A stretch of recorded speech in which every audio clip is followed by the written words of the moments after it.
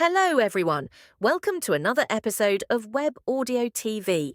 If you enjoy my content, make sure to subscribe to my channel and hit the like button.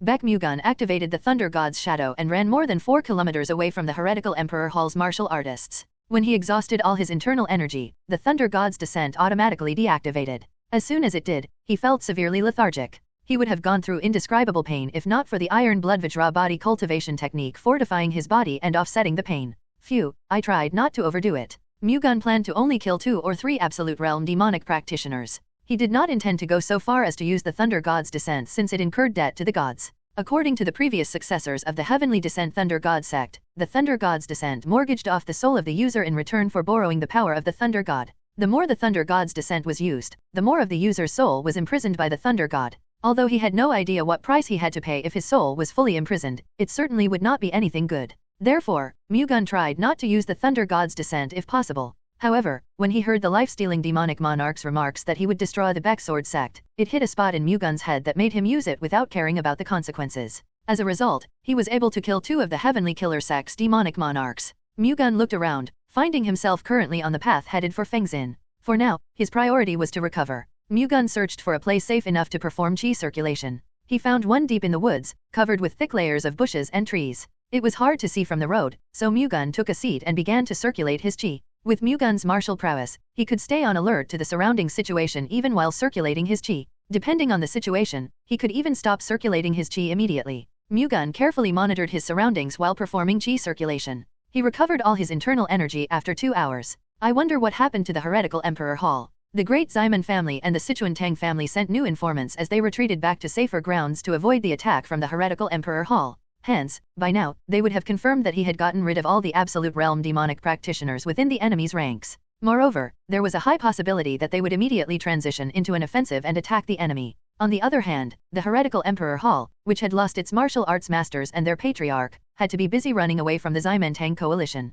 Mu-Gun decided to head toward the Sky Flower House in Nanchang for now. Meanwhile, the Ximen-Tang coalition was shocked beyond belief when they received news from their informants that Mu-Gun, who went to investigate the heretical Emperor Hall's forces, annihilated all 5 demonic monarchs from the 9 celestial demons sect and the higher demons who followed them. Double-checking the reliability of the information only confirmed it to be true. How strong must he be to infiltrate the heretical Emperor Hall's battle camp alone and kill all 5 Absolute Realm demonic practitioners from the 9 celestial demons sect and their subordinates? Ximen Ying wondered. He still seemed to be in disbelief. That is something that is impossible to do unless he is a Supreme Realm Master. No, even a Supreme Realm Master would find it difficult to single-handedly kill 5 Absolute Realm demonic practitioners and over 10 Upper Peak Realm demonic practitioners. To top it all off, he did it in the middle of the enemy camp. That means young Patriarch Baek has already reached at least the Supreme Realm, but even if he is the Thunder God's successor, that should have been impossible. Young Patriarch Baek is only 24 years old. Even if he started learning martial arts while he was still in his mother's womb, no, even if he started from his previous life, he could not have achieved the Supreme Realm at that age. Tang Murim and Ximen Dao looked baffled as they discussed Mu-Gun's martial realm. The Thunder God's martial arts simply possess strength that cannot be explained by the level of his martial realm. Moreover, I heard that the Thunder God's successor possesses an ultimate technique that allows him to borrow the power of the Thunder God. If young Patriarch Baek used it, then that would explain how he annihilated 5 Absolute Realm demonic practitioners and their subordinates. Tang Sa-Dok had more information about the Thunder God's successor than the other 3, so he was roughly able to come to a conjecture about the current situation. His explanation somewhat convinced the other 3 martial arts masters. I don't know if it is okay to leave young Patriarch Baek alone, though, Ximen Ying carefully said. Are you saying you want to kill him?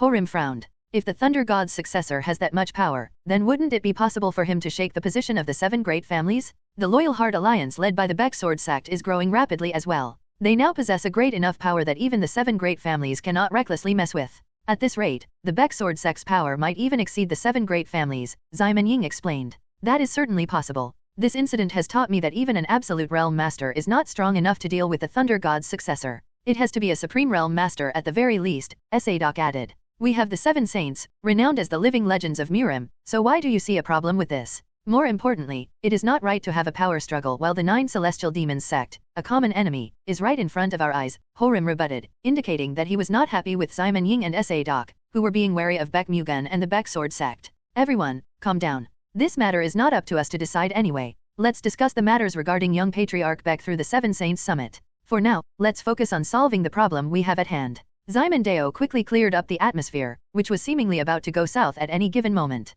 The other three masters also agreed with Simon Deo. Hence, they discussed the issue that involved the heretical Emperor Hall instead. Thanks to young Patriarch Baek, the heretical Emperor Hall has lost all their absolute realm martial arts masters. It would be a piece of cake to deal with them now. Naturally, we should chase them down and wipe them all out. Simon Ying insisted on annihilation. I agree as well. Everyone seems to feel the same way, so let us not delay any longer. With all four executives agreeing to chase down the heretical Emperor Hall, they immediately took action. Meanwhile, Mu-Gun arrived at the Skyflower House in Nanchang. Upon entering the establishment, So Yeonhwa quickly headed out and confirmed that Mu-Gun was safe. Are you alright? Are you hurt anywhere? Yeonhwa asked worryingly. You must have been very worried. Why are you so reckless? Why did you take such a risk when even the great Ximen family and the Sichuan-Tang family decided to do nothing? Yeonhwa snapped after confirming that Mu-Gun was safe. Her anger made Mu-Gun realize how worried she was about him. Only I could do this. I came back safely anyway, didn't I? Stop being angry already. You're lucky nothing happened to you. There is no guarantee that you will still be safe next time.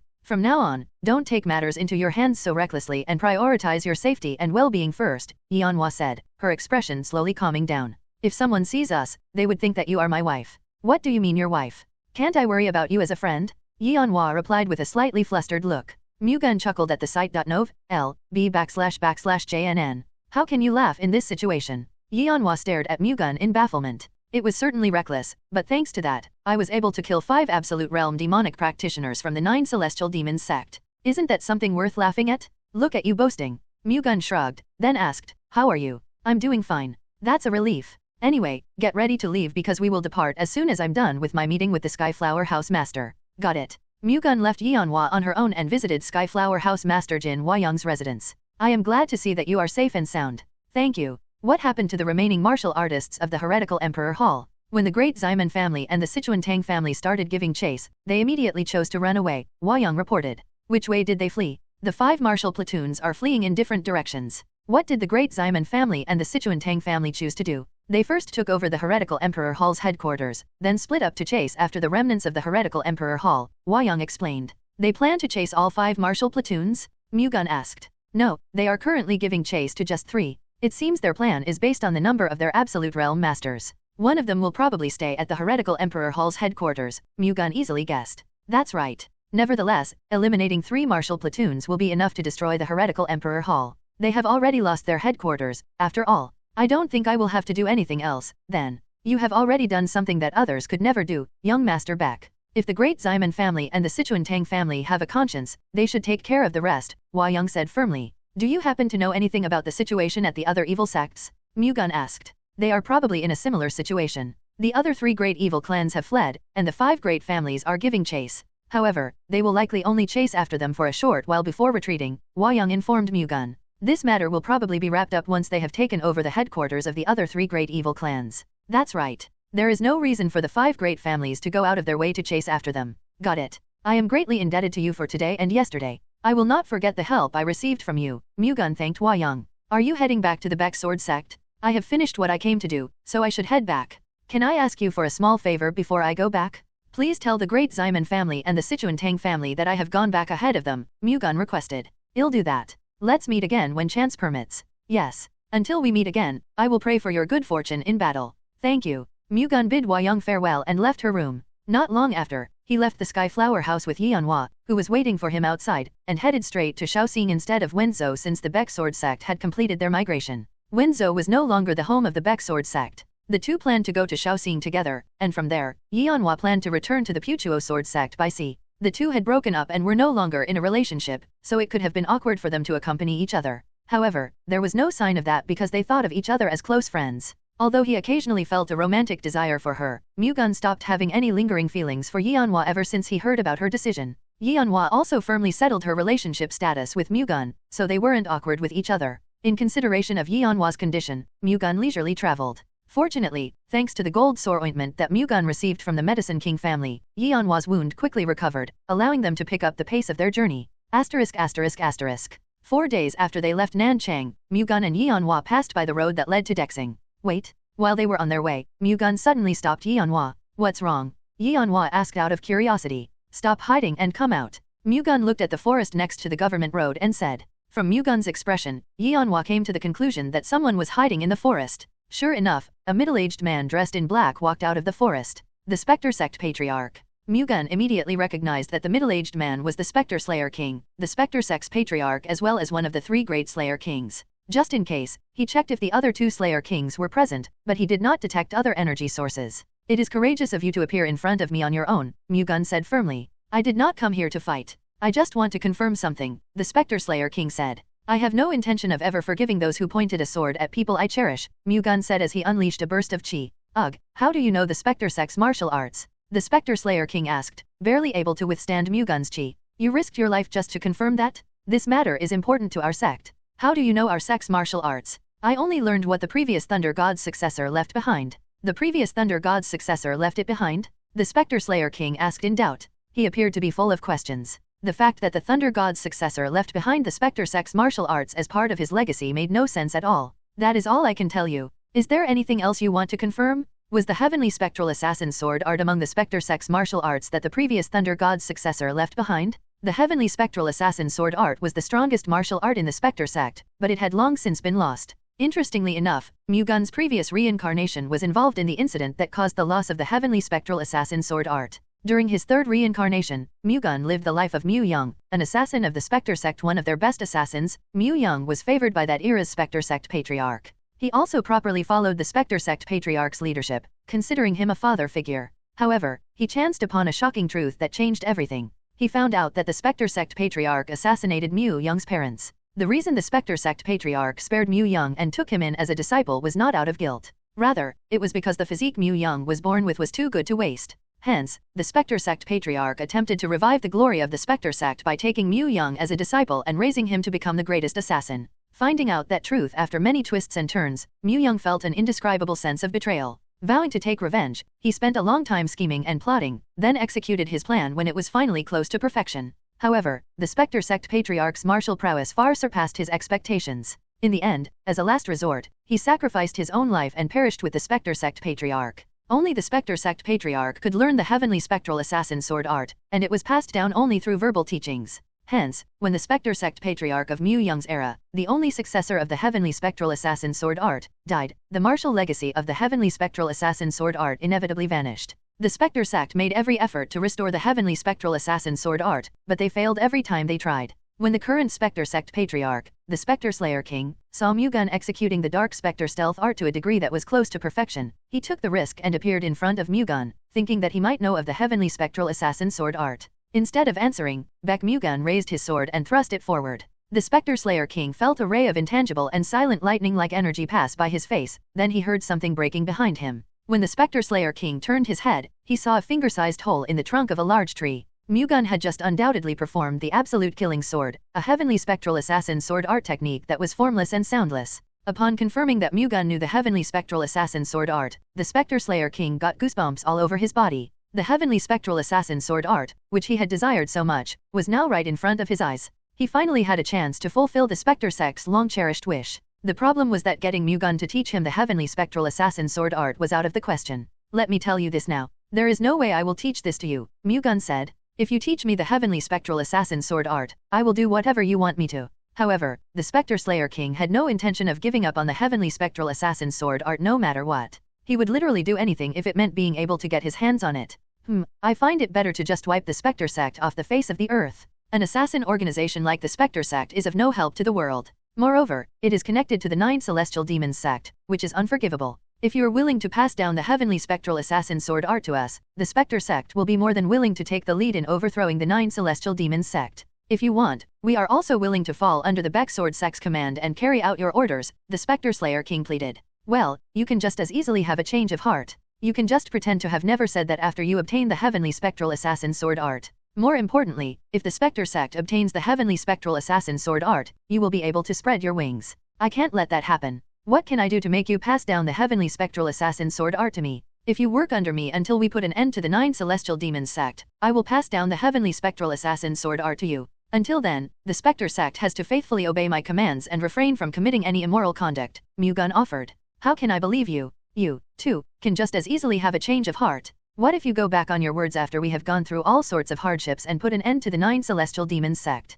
That would render all our efforts worthless, the Spectre Slayer King said in a displeased tone. It is fine if you don't want to do it. I have nothing to lose. Anyway, we still have a long way to go, so it's about time we put an end to this. Mu-Gun raised his sword not just to intimidate the Spectre Slayer King but to actually kill him. Wait! The Spectre Slayer King shouted when murderous intent leaked from Mu-Gun's sword. Don't try to negotiate with me any further. What I have said is the only condition I am willing to offer you. Fine, I will accept your terms. The Spectre Slayer King decided to comply with the conditions Mu-Gun had set forth. You're going to comply with my conditions? Mu-Gun asked in surprise. Yes. I don't have a choice in the first place, do I? If I don't follow your conditions, you will kill me. Moreover, as I have already mentioned, I will do anything as long as it means I can get my hands on the heavenly spectral assassin sword art. In return, make a firm promise that if the Spectre sect successfully fulfills your condition, you will definitely pass down the heavenly spectral assassin sword art to us, the Spectre Slayer King said firmly. I promise. If just words are not good enough, we can ask the Puchuo sword sect's young matriarch here to bear witness. Mu-Gun promised. As the Puchuo sword sect's young matriarch, I will bear witness to the promise that the Baek sword sect's young patriarch has made to the Spectre sect. So Yeonhwa gladly stood witness to the promise between them. She did not like the idea of making a deal with the Spectre sect, an assassin organization, but she decided to authenticate the promise between them because she concluded that it would be best for Murim to have the Spectre sect contribute to defeating the 9 celestial demons sect. You are not going to go back on your word later because of your relationship with the Golden Shield Sword Dragon, are you? Should I promise to handle this matter fairly with the name of the Puchuo sword sect on the line? Yeonhwa said. I will take your word for it. Do we have a deal, then? Mu-Gun asked. Yes. What should I do now? Sever your ties with the 9 celestial demons sect. Afterward, bring your sect members and move to Shaoxing. You have 2 months. As you wish. Having decided to follow Mu-Gun's order without hesitation, the Spectre Slayer King left the area. Will the Spectre sect keep their promise? He is probably just pretending to make a deal with you to save his life, Yeonhwa said in doubt. That's certainly possible, but the Spectre sect won't be able to give up on the heavenly spectral assassin sword art. As the Spectre Slayer King said, they will do anything if it means obtaining it. What do you plan to do with the Spectre sect? Yeonhwa asked. Well, use them in our fight against the 9 celestial demons sect. Well, the fact that they are not on the 9 celestial demons sect's side alone is already beneficial to Murim. It would be best if we can reform the Spectre sect with this opportunity and let them be reborn as a righteous sect. We should not expect that to happen. The other righteous factions will not acknowledge them either way, Mu-Gun replied. You have a point. More than a clan or two out there probably harbor resentment against the Spectre sect. However, if you pass down the heavenly spectral assassin sword art to the Spectre sect, they will be able to commit more murders. Will that be okay? I'll worry about that when it comes. Mu-Gun had no intention of letting the Spectre sect live. They would only commit evil if they were to remain in the world. However, he had no intention of handling this himself either. He planned to dwindle the Spectre sect's forces as much as possible through the fight with the 9 celestial demons sect. It could be seen as a dirty trick, but Mu-Gun thought that it would be best to get rid of organizations like the Spectre sect even if he had to use underhanded methods. Using them to fight against the 9 celestial demons sect would give them an opportunity to atone for the sins they had committed. Some would likely criticize Mu-Gun's methods, but at the very least, Mu-Gun was firm with his intentions. After meeting the Spectre Slayer King, Mu-Gun and Yeonhwa quickly resumed their journey. They reached Shaoxing 28 days after they departed from Nanchang. As soon as Yeonhwa arrived in Shaoxing, she went separate ways with Mu-Gun and headed to the Puchuo sword sect. At the Heavenly Killer sect's secret cave, shadowless demonic monarch Jae Kongchen sought an audience with Heavenly Killer divine demon Dak Gosong. He had a heavy expression. What's wrong? Why do you look so stiff? The 2 demonic monarchs who were tasked to get rid of the Golden Shield Sword Dragon have been killed. Their higher demons have also been annihilated, Kongchen reported. What do you mean by that? Who killed them? Gosong asked, clearly baffled. The Golden Shield Sword Dragon. What nonsense is that? How in the world could the Golden Shield Sword Dragon kill them when the 3 great Slayer Kings were also with them? Gosong continued to question the preposterous report he received. I received news that the Golden Shield Sword Dragon is the Heavenly Descent Thunder God sect's successor. Did you just say the Heavenly Descent Thunder God sect? Yes. I heard that they clearly witnessed the Golden Shield Sword Dragon using a golden thunderbolt sword. Are you sure about this? Yes, there is no doubt about it. After confirming that the Golden Shield Sword Dragon is the Heavenly Descent Thunder God sect's successor, 2 demonic monarchs retreated to the heretical Emperor Hall. Didn't you say that they were killed a while ago? Yes. However, they did not die at Mount Yahua. What? Continue your report. Gosong said. It seems they gave up on the Golden Shield Sword Dragon and instead joined up with the Underworld sect's demonic monarchs at the heretical Emperor Hall. Together, they planned to eliminate the Ximentang coalition, which tried to attack the heretical Emperor Hall, Kongchen continued to explain. But they took advantage of the darkness of the night to attack the Ximentang coalition, but the Golden Shield Sword Dragon appeared. According to the reports, he killed 2 of our demonic monarchs and 3 of the Underworld sect's demonic monarchs. The higher demons under them were also all killed. The Golden Shield Sword Dragon did all that by himself? Gosong asked in disbelief. That is right.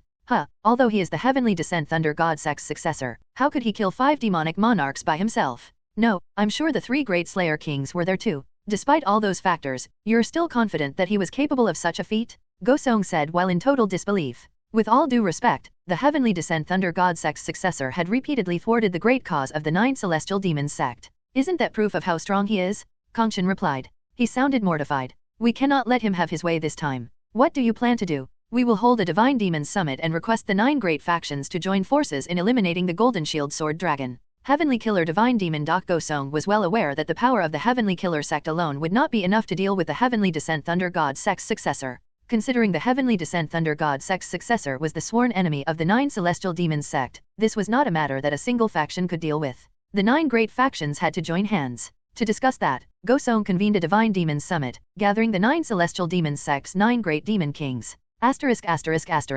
Upon returning to the Baek Sword sect, Baek Mu-Gun explained everything that happened in Jiangxi province to Baek Shinseng. Shinseng was shocked to hear that Mu-Gun single-handedly defeated 5 of the 9 Celestial Demons sect's demonic monarchs.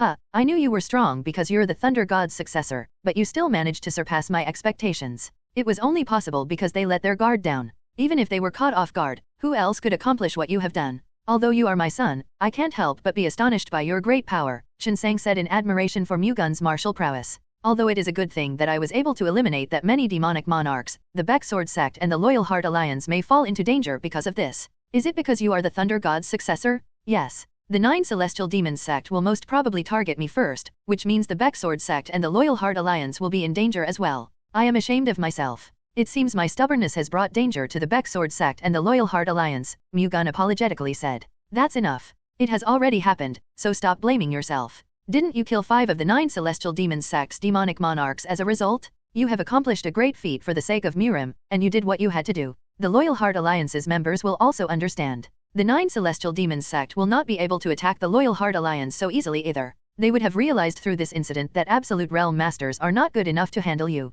To make sure they can defeat you, they will have to deploy a Supreme Realm Master, which means the 9 Celestial Demons sect's 9 great demon kings will have to take action themselves. The 9 Celestial Demons sect cannot just allow that, Shinseng reassured Mu-Gun. Mu-Gun had also thought of that. The reason the 9 Celestial Demons sect had not appeared before them yet could be because the 9 great demon kings' martial arts were yet to be completed, making it unlikely for the 9 great demon kings to personally move. However, that could be wishful thinking on Mu-Gun and Shinseng's end. They also had to always assume the worst situation and prepare countermeasures for it when dealing with the 9 Celestial Demons sect. That would normally be the case, but they are up against the Thunder God's successor. It would not be strange if the 9 divine demons personally take action since the Thunder God's successor is their mortal enemy, Mu-Gun replied. What do you suggest we should do, then? I have been thinking a lot about it on the way here. The best we can do is request help from the 9 prominent sects. The 9 prominent sects? Will they actually help us? Shinseng said in doubt. The 9 prominent sects know how important the Thunder God's successor is. They will gladly deploy their martial arts master to protect the Thunder God's successor. As the Thunder God's successor, Mu-Gun had built a friendly relationship with the 9 prominent sects through several of his previous reincarnations. Many of the former martial arts masters of the 9 prominent sects had a strong friendship with the Heavenly Thunder Divine Sword Guiyanghui, which was Mu-Gun's previous reincarnation. Hence, Mu-Gun thought that they would try to help the Thunder God's successor in consideration of their friendship with Guiyanghui. Why don't we ask the 7 great families too, then? Shinseng suggested. To protect their own safety, the 7 great families will definitely not send a master above the absolute realm, Mu-Gun said. But you never know, right? I can't comment much about the other great families, but the great Namgang family will definitely not turn a blind eye, Shinseng insisted. I doubt that, but let's try requesting their help anyway, Mu-Gun unwillingly said. Okay. On another note, the Spectre sect, one of the 3 greatest assassin organizations, might come to Shaoxing soon. What? Is the Spectre sect going to attack us? Shinseng asked in surprise. No. They have joined us in the fight against the 9 Celestial Demons sect. Mu-Gun explained. Why would they stand with us? Shinseng prodded, finding it hard to believe. The 3 greatest assassin organizations were worse than the evil sects. Due to their nature, it would make more sense for them to be connected to the 9 Celestial Demons sect. There was little possibility of them joining hands with a righteous faction. I have what they desire the most. And what could that be? Shinseng asked curiously. A martial art, Mu-Gun said. A martial art? Mu-Gun explained that he knew the Heavenly Spectral Assassin Sword Art, which was the Spectre sect's long-lost martial art. The Spectre sect decided to stand on the Baek Sword sect's side to get their hands on it. How did you get the Heavenly Spectral Assassin Sword Art? It is one of the martial arts that the Heavenly Descent Thunder God sect has left behind along with their legacy, Mu-Gun said, coming up with a made-up story. Even if this is a coincidence, this is truly fortunate. However, will they take our orders just because of it? Shinseng worriedly asked. The Spectre Slayer King appeared before me with his life at stake just to confirm if I knew the heavenly spectral assassin sword art. That is how much they desire its scriptures. That's also evidence that they will uphold their end of the bargain. Will you also keep the promise you made with them? Qinseng asked. If the Spectre sect survives the fight against the 9 Celestial Demons sect, then I have to. Qinseng guessed that Mu-Gun was trying to wipe out the Spectre sect by using them in the fight against the 9 Celestial Demons sect. He did not like Mu-Gun's idea of using the Spectre sect and abandoning them after. Even if they were a wicked assassin organization, Qinseng thought that Mu-Gun should not go against his promise. However, he decided to respect Mu-Gun's idea. Even if there were some radical aspects to it, Mu-Gun's determination to protect the justice and peace of Murim was as serious as it could get. Got it. Is there anything else you want to tell me? Qinseng changed the subject. No, that is all for now. Anyway, what happened to the deployment of forces to the Loyal Heart Alliance United Corps? Of the 12 clans, all 11 except the Wei Sword Sect have deployed their elite forces to the United Corps. The Wei Sword Sect decided to pay 100,000 silver niang as the operating funds of the United Corps instead of sending their elite forces. Qinseng briefed Mu-Gun about the situation. Did all the patriarchs of the 12 clans come? Mu-Gun asked. Yes. As planned, we have also formed a council consisting of the patriarchs of the 12 clans.n/o/vel/b/in.c//om. The patriarchs of the 12 clans would act as delegates of the council to keep the alliance leader Baek Qinseng's arbitrary decision-making in check. Furthermore, they would also discuss important and trivial matters regarding the Loyal Heart Alliance. The formation of the council and the United Corps makes me feel as if the Loyal Heart Alliance has been properly established, Mu-Gun said happily. Honestly, this still feels like a dream. I stayed in the countryside all my life, but now I have become the Loyal Heart Alliance leader, which encompasses the clans not only in Zhejiang province but also in Fujian province. This is all thanks to you, Qinseng gratefully said. Not at all. This is all the fruits of your efforts, father. No matter how hard I try, it would not have been possible had you not been by my side, helping me. Let's keep getting along well. Qinseng thanked Mu-Gun again. I will do my best. Good. Enough chatting, you should get going. My daughters-in-law are probably earnestly waiting for you. Understood, Mu-Gun briefly answered. After talking to Qinseng, Mu-Gun was guided to Namgang Haiyan AHS residence. This used to be the Black Sword Gang's manor, so Mu-Gun did not know his way around yet. When Baek Mu-Gun arrived at Namgang Haiyan AHS residence, he found Namgang Haiyan and Dan Seil-young waiting outside, having heard the news about his return. Welcome back. I am glad you're safe. The two greeted Mu-Gun with a smile. How have you two been? You seem to have gotten prettier since the last time we met. Mu-Gun responded with a smile as well. Let's head inside for now. The three went into the room. Haiyan then prepared and served Mu-Gun and Seil-young tea. Thank you. I missed the tea you make for me very much, dear. Thank you. Mu-Gun and Seil-young savored the cup of tea that Haiyan personally brewed. I heard about your accomplishments. However, I did not expect you to do something so reckless. Do you know how surprised I was when I heard about it? Seil-young, who waited until Mu-Gun finished drinking his tea, brought up the matters that transpired in Jiangxi province. It was not reckless. Are you saying that it is not reckless to fight alone in the midst of an enemy camp that had 9 absolute realm masters? It would normally be seen as reckless, I agree. However, I acted under the assumption that I had a good chance of winning. The result is as you have already heard. Fine, let's say that you did it because you were confident. Fortunately, everything turned out well. However, as a result of that, not only did the 9 Celestial Demons sect find out that you are the Thunder God's successor, but it also made them realize how dangerous your existence is, my dear husband. The 9 Celestial Demons sect will make getting rid of you the highest priority. You are the Thunder God's successor, after all. Their 9 factions will most likely unite for that purpose. It would not be an exaggeration to say that you are the factor that encouraged the 9 factions of the 9 Celestial Demons sect to join hands, Seil-young stated. I am well aware of that. However, my identity had already been revealed when I went to save Lady So. The fact that I was the Thunder God's successor would have been a good enough reason in itself to make the 9 Celestial Demons sect's 9 factions join forces. In that situation, the best I could do was show them how powerful I truly am. In doing so, they now have to think twice about carrying out an attack against us. Even if that was not the case, it would have been for the best to get rid of the martial arts masters of the 9 Celestial Demons sect anyway. There is no use crying over spilled milk. What point would there be in shifting the blame? One way or another, the fact that our dear husband was able to kill the 9 Celestial Demons sect's martial arts masters and their subordinates is a commendable feat in itself. Wouldn't it be better to discuss countermeasures for it rather than nitpick over it? Haiyan told Seil-young. You're right, Sister Namgang.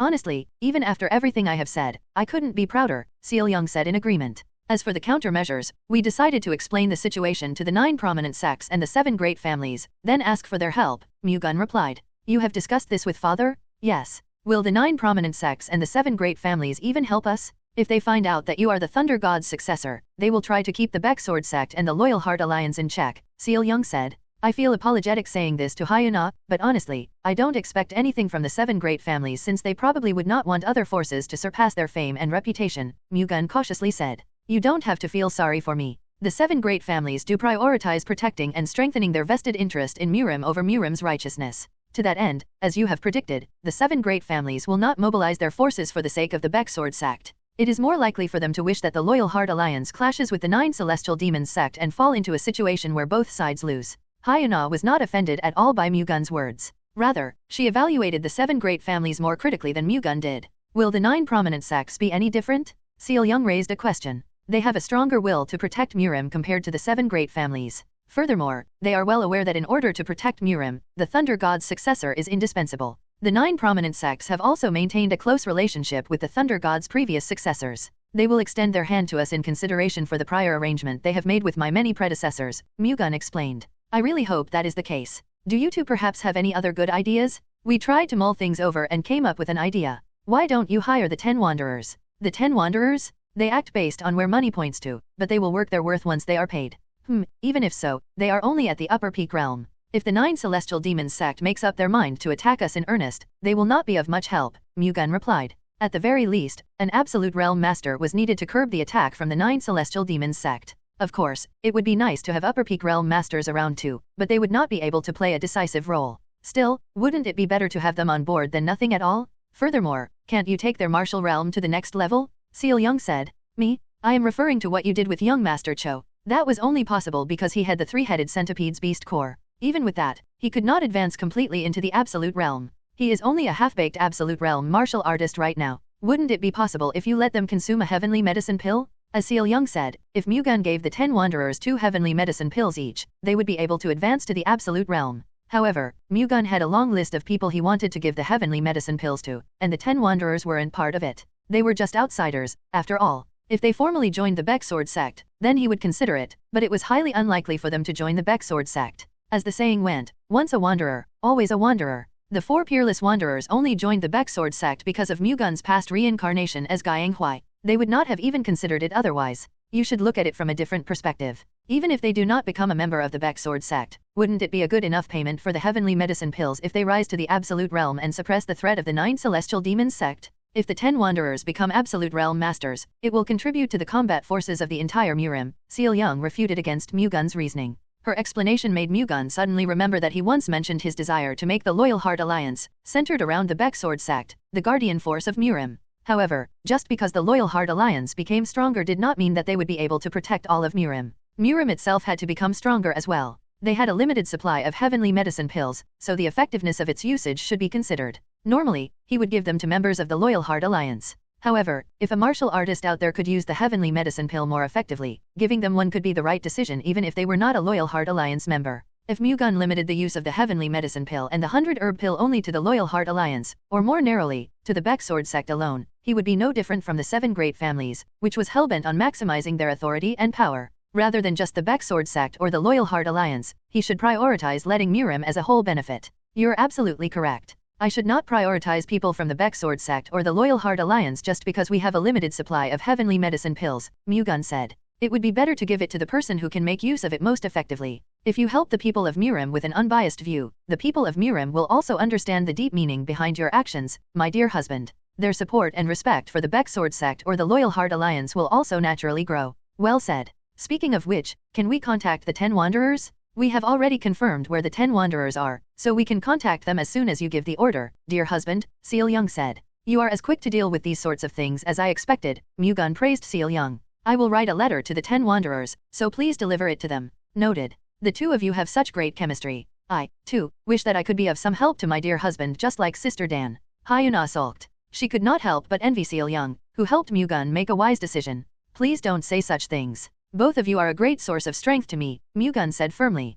Yes, I am helping him now, but if you achieve huge success in the martial arts that you have learned from our dear husband, you will be much more helpful in the future, Seol-young reassured Hyuna. For that to happen, I should put more effort into my martial arts. Don't overdo it, though. As you are well aware, practicing martial arts at a steady pace is far better, Mu-Gun advised Hyuna.n/o/vel/b/n.c//om. I know, Hyuna meekly answered. Anyway, what happened to the 4 great evil clans? Mu-Gun asked. The Ximentang coalition has eliminated most of the heretical Emperor Hall's forces, so they are now on the verge of collapse. On the other hand, the other three managed to avoid their pursuers and escape, Seal Young explained. Has the 5 great families stopped giving chase? Mu-Gun asked again. Yes. They have occupied the headquarters of the 3 evil sects and are now simply observing the situation. What are the 3 evil sects doing? I doubt they are in a good situation. They just lost their headquarters, after all. Looking at their travel route, it seems all 3 evil sects are trying to get past the borders. The borders? Mu-Gun asked. Since the 5 great families cannot do anything right now, the evil sects are probably trying to retreat past the borders and marshal their forces for battle.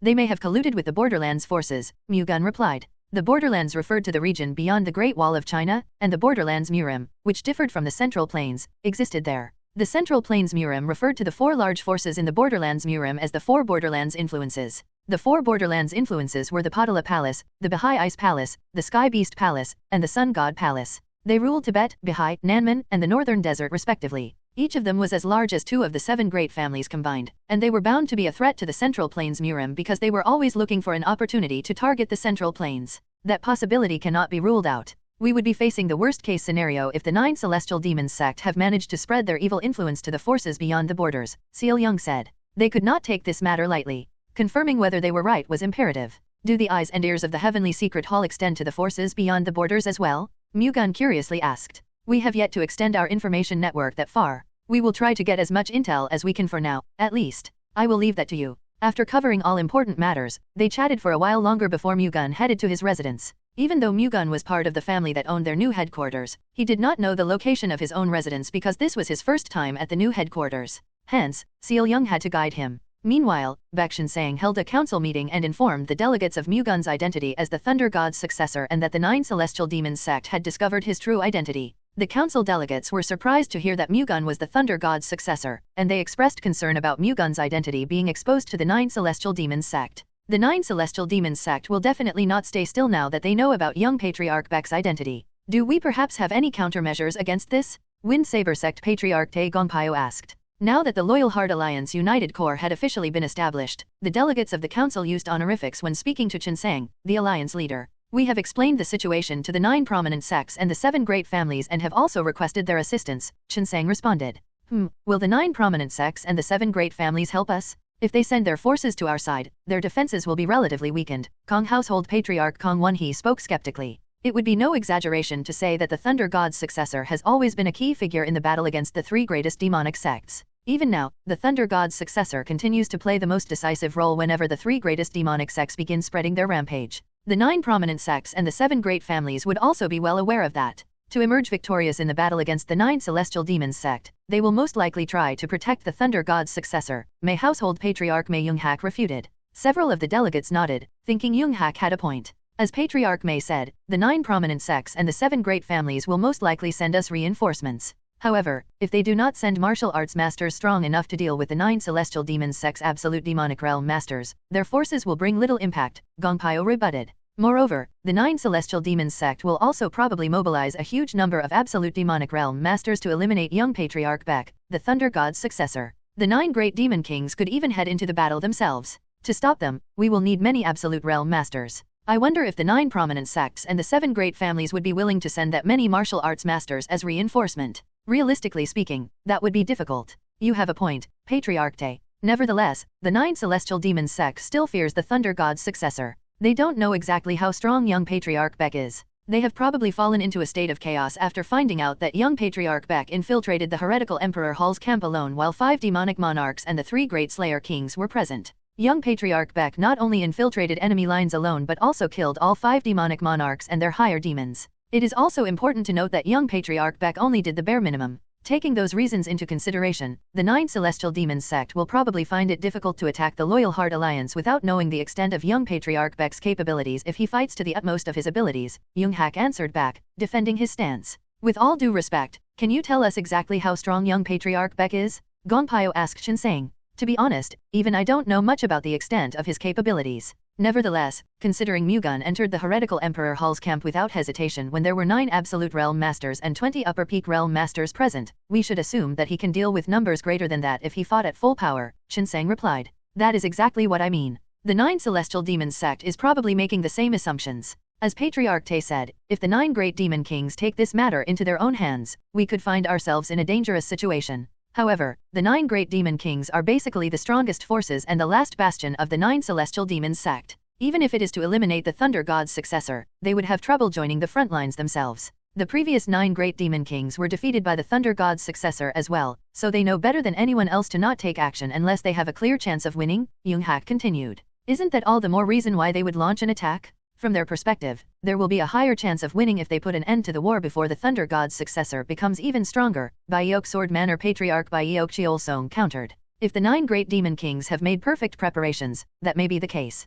However, considering the 9 celestial demons sect is moving discreetly instead of being out in the open, they probably aren't completely ready to resurface yet. Yoonghak calmly opposed Cheolsong's opinion. That's a good point. Cheolsong nodded, seemingly convinced. As Patriarch May said, even if we assume there is little chance the 9 celestial demons sect would launch an all-out attack, isn't it still better for us to prepare countermeasures to it for as long as the possibility exists? Although we have requested assistance from the 9 prominent sects and the 7 great families, I think we should come up with our own countermeasures as well, Draconic Tiger Gang Patriarch Yong Gunsong told Chinsang. That goes without saying. I convened this council meeting today to discuss what countermeasures we should prepare as well. For that reason, I hope you all express your opinions without hesitation. The best option we have right now is to gain enough power to defend even against one of the 9 great demon kings' attacks, but that is practically impossible. We have to come up with a way to preserve our forces in case of an emergency, Flying Lance Sect Patriarch Jo Jin Maiyang suggested. You want to create an escape plan? Juhua Sect Patriarch Lee Geometry Wan said with a dissatisfied expression. Running away is not always shameful, Jin Maiyang answered calmly. Rather than fighting recklessly even though we have no chance of winning, it would be wiser to escape first and preserve our forces for future battles. I already have an escape plan in mind, so don't worry, Baek Chinsang said. In the worst-case scenario, Chinsang thought of evacuating the Loyal Heart Alliance's forces to the Sea Dragon Archipelago. Not even the 9 Celestial Demons sect would be able to do anything against its fantasy fog array. Can you share your plan with us? Tae Gongpyo asked, wanting a more definite answer. I unfortunately cannot. Truthfully speaking, the plan involves a closely guarded secret of our sect. However, with the evacuation measures we have prepared, I guarantee that we will be able to evade the 9 Celestial Demons sect's threat if the situation calls for it. Of course, it would be best not to be in a situation that requires it at all. Although they did not get a specific answer, Chinsang's guarantee convinced the council's delegates for now. They knew fully well that Chinsang was not the type to lie about a plan that did not exist. Although it is necessary to come up with evacuation measures in the worst-case scenario, I find it far more important to devise a surefire way to win against the 9 Celestial Demons sect, Yong Gunsong said, implying that having an evacuation plan was not enough.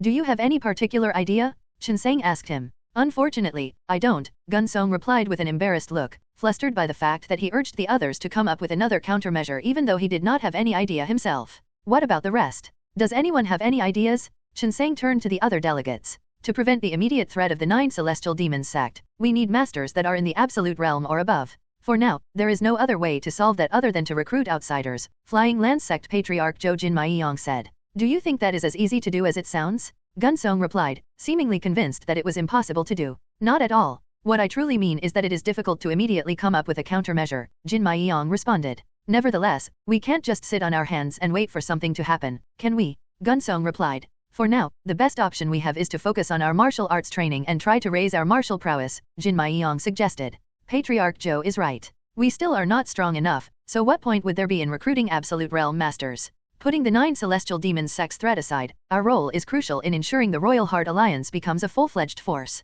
We have to be powerful enough to support that cause, Zhang Wonho spoke in support of Jo Jin Maiyang. This is suddenly becoming a time for self-reflection, Iron Palm Sect Patriarch Dam Hwasong said with a bitter smile. That just means we are not skilled enough. Bluntly speaking, if we were all at the Absolute Realm, we would not have to worry about the 9 Celestial Demons sect's threat as much, Wonho said. Everyone wants to advance into the Absolute Realm, but it's not something we can achieve just because we want to. Many martial artists in Murim strive to advance into the Absolute Realm all their lives. However, only less than 10,000 martial artists have managed to reach it. It is not something that can be achieved just by working hard, Clear Sun Sect Patriarch Shim Suk-gun said with choked-up emotions. Everyone present, including Suk-gun himself, put a great amount of effort into trying to advance into the Absolute Realm. However, when that did not work, they were left wondering what else they could do. Nonetheless, Jin Maiyang and Wonho did not suggest a specific method. Rather, they only said that they should put in more effort, which made Suk-gun emotional for some reason. I am not trying to belittle your efforts. I also know that no matter how hard we try, advancing to the Absolute Realm will still be difficult. To reach it, one must have talent and possess strong enough martial arts. A certain amount of luck and effort was also required just to barely knock on the door of the absolute realm. All this while, our martial arts were never good enough and we never had the luck to reach it, one Ho said. However, things are different now. We now have excellent martial arts thanks to the Baek Sword sect, and we are also fortunate enough to be able to consume spiritual pills. Although we cannot say that our martial talents are exceptional, that does not mean our talents are lacking. We also meet all the other conditions. All that is left for us to do is put in the effort. I believe that if we put in a great deal of effort, there is a good chance for us to advance into the absolute realm. The Loyal Heart Alliance also has a lot of absolute realm masters, including the alliance leader, Jin Maiyong added. I believe they will spare no effort in teaching us for the sake of our development. If we do our best, it is definitely possible to reach the absolute realm. I agree with the two patriarchs. Our sect's martial arts masters and I will fully support you all in this endeavor. Your advancement into the absolute realm will solidify the Loyal Heart Alliance as a strong force. Once that happens, no one will be able to recklessly touch the Loyal Heart Alliance, not even the 9 Celestial Demons sect, Chinsang reassured them. As the alliance leader said, we should do our best to reach the absolute realm for our own sake as well as for the Loyal Heart Alliance. I believe that everyone here will be able to reach the absolute realm without much difficulty. I will also do my best to come up with a way to protect the Loyal Heart Alliance at the earliest. If any delegates here have come up with a good method, please let me know immediately, Chinsang made a final remark. Understood. Let's call it a day for now. This meeting is now adjourned. Realizing that further discussions would not result in any brilliant ideas, Chinsang ended the council meeting. Asterisk. 4 elderly men had gathered in the annex of the Henan Inn, which was the finest inn in Suchang, Henan province. They were all members of the Seven Saints, renowned as living legends of Murim. The well-groomed Peng Muhui, the Hebei Peng family's sovereign elder, sat at the entrance of the annex. The great Namgang family's sharp-eyed sovereign elder Namgang Baiok sat to Muhui's left. The great Zudge family's sovereign elder Zudge Wen, who looked like a scholar, also accompanied them. Lastly, sitting opposite Muhui was a bald man known as the great Huangfu family's sovereign elder Huangfu Chong. They gathered in Suchang, Henan province, where their connections did not extend, to discuss matters regarding the Thunder God's successor. The other members of the Seven Saints could not join them because they were geographically situated quite far away. Hence, only 4 of them gathered given the urgency. I can't believe the Thunder God's martial legacy carried on even though the Heavenly Thunder Divine Sword died in the final battle against the Hellblood Demon sect, Muhui said in disbelief. It is certainly shocking. I did not expect the Heavenly Thunder Divine Sword to make a separate hidden base and leave his martial arts behind, Huangfu Chong also said in surprise. It is no surprise. Even the Heavenly Thunder Divine Sword was not confident in the fight against the Hellblood Demon, so it is only natural that he prepared for the worst-case scenario. Unlike the others, Zudge Wen seemed to have expected this much. Putting aside the fact that the Heavenly Thunder Divine Sword left behind the Thunder God's martial legacy, isn't it amazing how Baek Mu-Gun's progress has been? It has been less than a year since that child recovered from chi deviation, but he is already close to achieving the Supreme Realm, Namgang Baiok said, surprised more by Mu-Gun's advancement in martial arts. Isn't it a pleasant occasion for you since he became your grandson-in-law? Huangfu Chong commented. Why would it be a pleasant occasion? Even if he is my grandson-in-law, he is still only an outsider in the end. Do you not know that the hierarchy of parents or children is useless in the face of power? Even more so in our case since he is just my grandson-in-law. Namgang Baiok smiled bitterly. To use the Baek Sword sect, which had become in-laws with them, the great Namgang family would have to be able to control them with utmost superiority. However, the Baek Sword sect had already grown beyond a level that the great Namgang family could control. Even if Mu-Gun was Namgang Baiok's grandson-in-law, he was useless to Namgang Baiok if he could not manipulate Mu-Gun as he wished. Taking that into consideration, Mu-Gun was basically no different from a stranger. I suppose we can freely discuss the matters regarding the Thunder God's successor without having to be wary of you, then, Muhui said, making Namgang Baiok look baffled. Do as you have always done. Since when did you walk on eggshells around me? Still, I was worried it would affect you since he is your grandson-in-law. What's the big deal about having a grandson-in-law? There is nothing more important to me than the great Namgang family. For its sake, I would be willing to mercilessly cut anyone if even those more precious than him. I heard that when you get older, your heart becomes more merciful. However, the way you're behaving right now makes me think that it is all just nonsense. It has been a long time since I desired to spill blood with my sword. That's brutal. Let's stop talking nonsense and discuss how we should deal with the Thunder God's successor. Zudge Wen pulled Namgang Baiok and Muhui back into the topic of their discussion while chatting around. Wouldn't it be difficult to do something about the Thunder God's successor right now? Although he's a problem, we cannot just ignore the forces of the Baek Sword sect and the Loyal Heart Alliance. Furthermore, we will need him for the battle against the 9 Celestial Demons sect. For now, I think we should just wait and see until the fight against the 9 Celestial Demons sect is over. Huangfu Chong was the first to give his opinion. What if he grows too strong for us to touch? At the rate he's improving, it will only be a matter of time before the Baek Sword sect's power grows beyond control. He is the Thunder God's successor, after all. Sooner or later, we may not be able to do anything to him anymore even with the 7 great families' powers combined, Muhui rebutted. It would be better to keep the Thunder God's successor around due to the threat of the 9 Celestial Demons sect, Namgang Byeok said, then looked at Zujwen. The best scenario would be to have the Thunder God's successor and the 9 Celestial Demons sect's 9 Great Demon Kings fight each other and for both of them to fall into a situation where they would both suffer heavy losses, but that is most probably unlikely, right? Considering the identity of the Thunder God's successor was revealed in the heretical Emperor Hall incident, the 9 Celestial Demons sect will also devise a strategy to eliminate the Thunder God's successor. The best we can do right now is to let the 9 Great Demon Kings personally deal with the Thunder God's successor. However, considering the 9 Celestial Demons sect has yet to fully resurface, we should assume that the 9 Great Demon Kings are not completely prepared to attack the Thunder God's successor anytime soon, Zujwen answered Namgang Byeok's question. Even if the 9 Great Demon Kings' martial arts have yet to be complete, I doubt the Thunder God's successor can do anything about it if the 9 Celestial Demons sect mobilizes a large number of demonic monarchs. Mu Hui raised a different view. What if they suffer losses that are difficult to recover from? The Loyal Heart Alliance is not the only enemy of the 9 Celestial Demons sect. They are facing the entire Murim, including the 9 prominent sects and the 7 great families. If they overdo things just to kill the Thunder God's successor and suffer huge losses as a result, their great cause will once again fail, Zujwen immediately rebutted. In other words, unless they are certain of victory, the 9 Great Demon Kings and their demonic monarchs will not make a move. Aren't we in the same situation? Even if the 9 Celestial Demons sect was not a threat, it would be difficult to try and get rid of the Thunder God's successor. Even if we, the 7 saints, work together, we're not confident of being able to defeat the Thunder God's successor. It was difficult for the other 3 to deny Zujwen's remarks. They knew better than anyone else how scary the Thunder God's successor was. Upon the activation of the Thunder God's descent, Mu-Gun would basically be an unkillable force to reckon with. Even if all the 7 saints joined forces, it would be difficult to guarantee victory. Of course, it was highly likely for Mu-Gun to be weaker than the Heavenly Thunder Divine Sword, the previous Thunder God's successor, but the Thunder God's descent allowed its user to transcend beyond their current martial prowess. Having personally witnessed the Thunder God's descent in the fight against the Hellblood Demon, the 7 saints were not confident of going head-to-head with the Thunder God's successor. It would be no different for the 9 Celestial Demons sect's 9 Great Demon Kings. Although they probably did not directly experience the strength of the Thunder God's successor as the 7 saints did, they would know his fearsome power better than anyone else due to the history of the 9 Celestial Demons sect. They would have confirmed those past encounters to be true through the godly power Mu-Gun showed in the fight against the heretical Emperor Hall.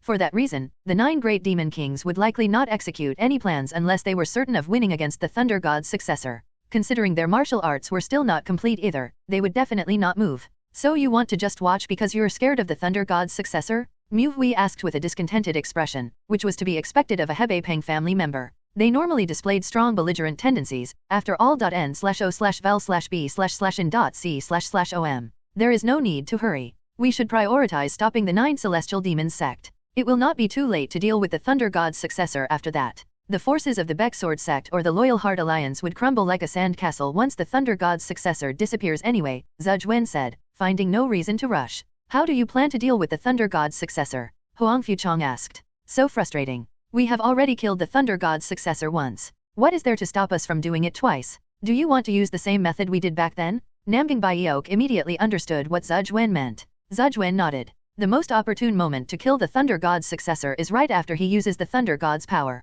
We should take full advantage of that. If so, then we should maintain a friendly relationship with the Thunder God's successor until then. Just like in the past. Namgang Byeok said as his lips curved into a smirk. That goes without saying. Shouldn't we externally support the Loyal Heart Alliance, then? It would be best to leave that to the patriarchs. We should just observe the situation for now. So be it. If this is what you have decided to do, then why didn't you just let me know about this through a letter? I would not have had to bother walking all the way here for no reason, Mu Hui grumbled. It isn't that bad to see each other after so long, is it? Moreover, meeting and talking in person like this is better when it comes to gathering our opinions and avoiding misunderstandings. Zujwen shrugged. Fine. We don't know how many more times we can meet in the future anyway. It is nice to see you all again, Huang Fuchong replied. Forgive my slip of the tongue. Let's finish this meeting and go for some drinks. All this talking has made me quite thirsty, Mu Hui suggested. I agree. It has been a long time since we last drank to our heart's content, Namgang Byeok said in favor of the drinking session. Not long after, the 4 members of the 7 saints headed elsewhere and drank as much as they desired.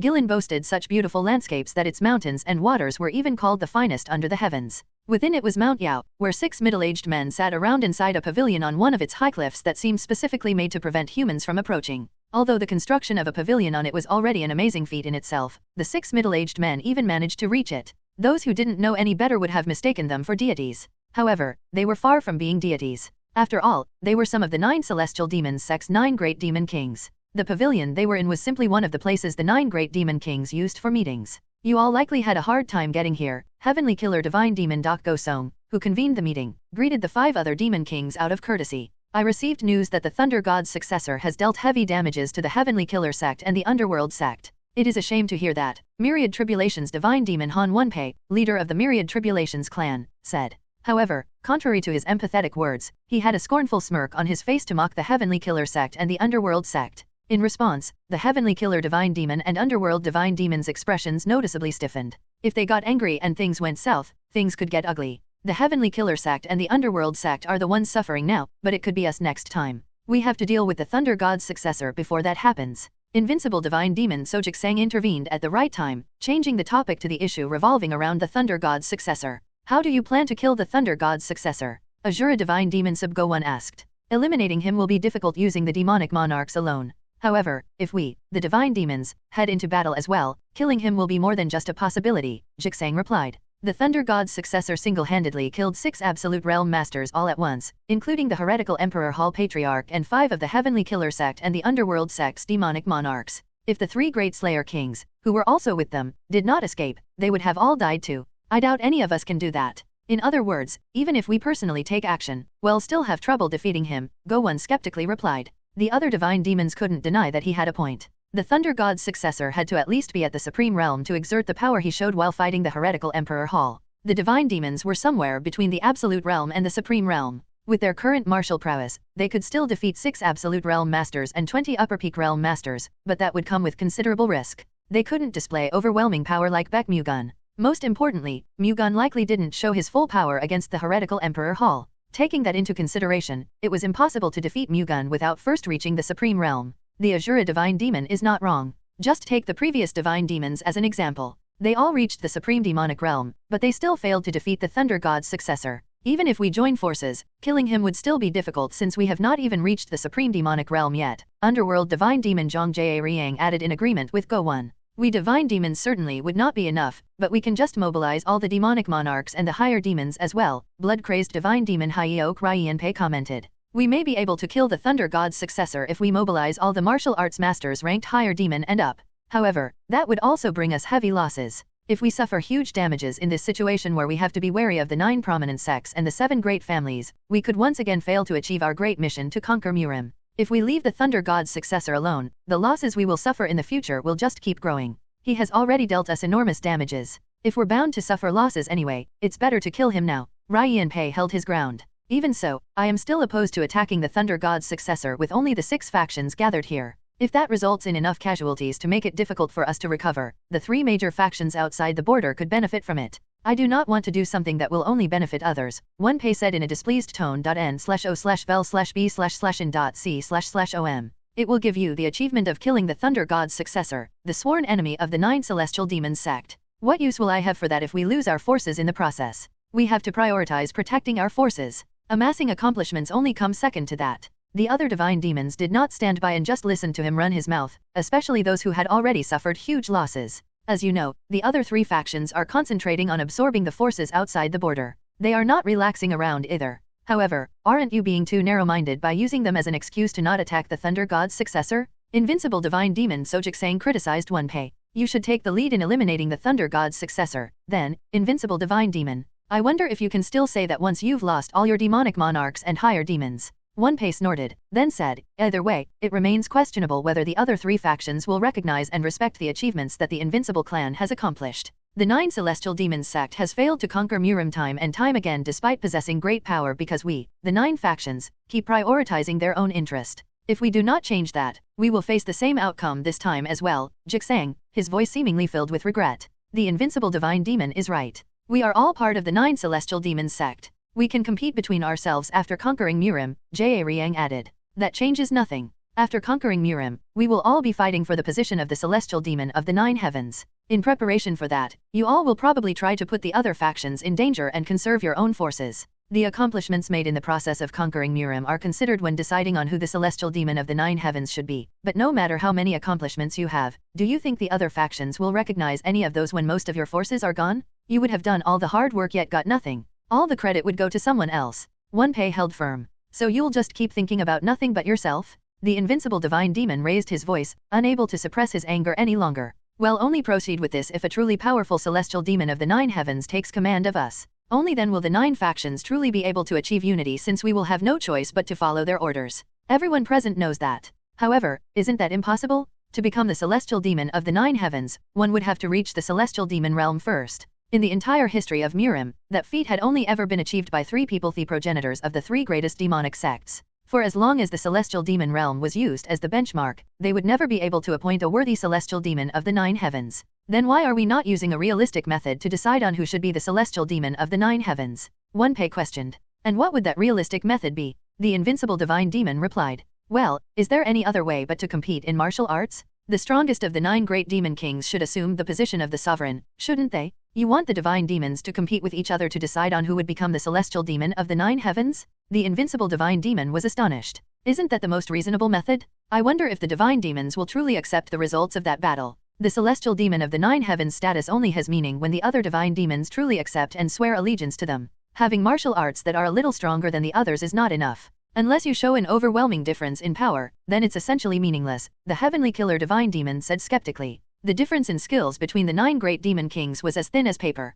Victory or defeat could be flipped on any day depending on their physical condition and the compatibility of their martial arts. That alone was not enough. The celestial demon of the 9 heavens had to be so overwhelmingly powerful that others would have no choice but to acknowledge their rule. That was why the celestial demon realm was a requirement to become the celestial demon of the 9 heavens. There is no way to make everyone truly acknowledge it anyway. All that matters is honesty. We have to stay true to the rules we set. If we all stand by our faith, the myriad tribulations divine demon's suggestion would certainly be a reasonable method. The invincible divine demon finally agreed. Will all the divine demons show good faith, though? Go-Won asked with a bitter smile. The 9 celestial demons sect would have already conquered Murim long ago if they did. Even Go-Won himself hated the idea of serving another divine demon who became the celestial demon of the 9 heavens. That was the same for the other divine demons. Considering the trials and errors that we have experienced so far, we have to change our ways now. As long as we keep thinking that no one besides ourselves is worthy to become the celestial demon of the 9 heavens, the 9 celestial demons sect will never be able to conquer Murim. How much longer are we going to live in the dark?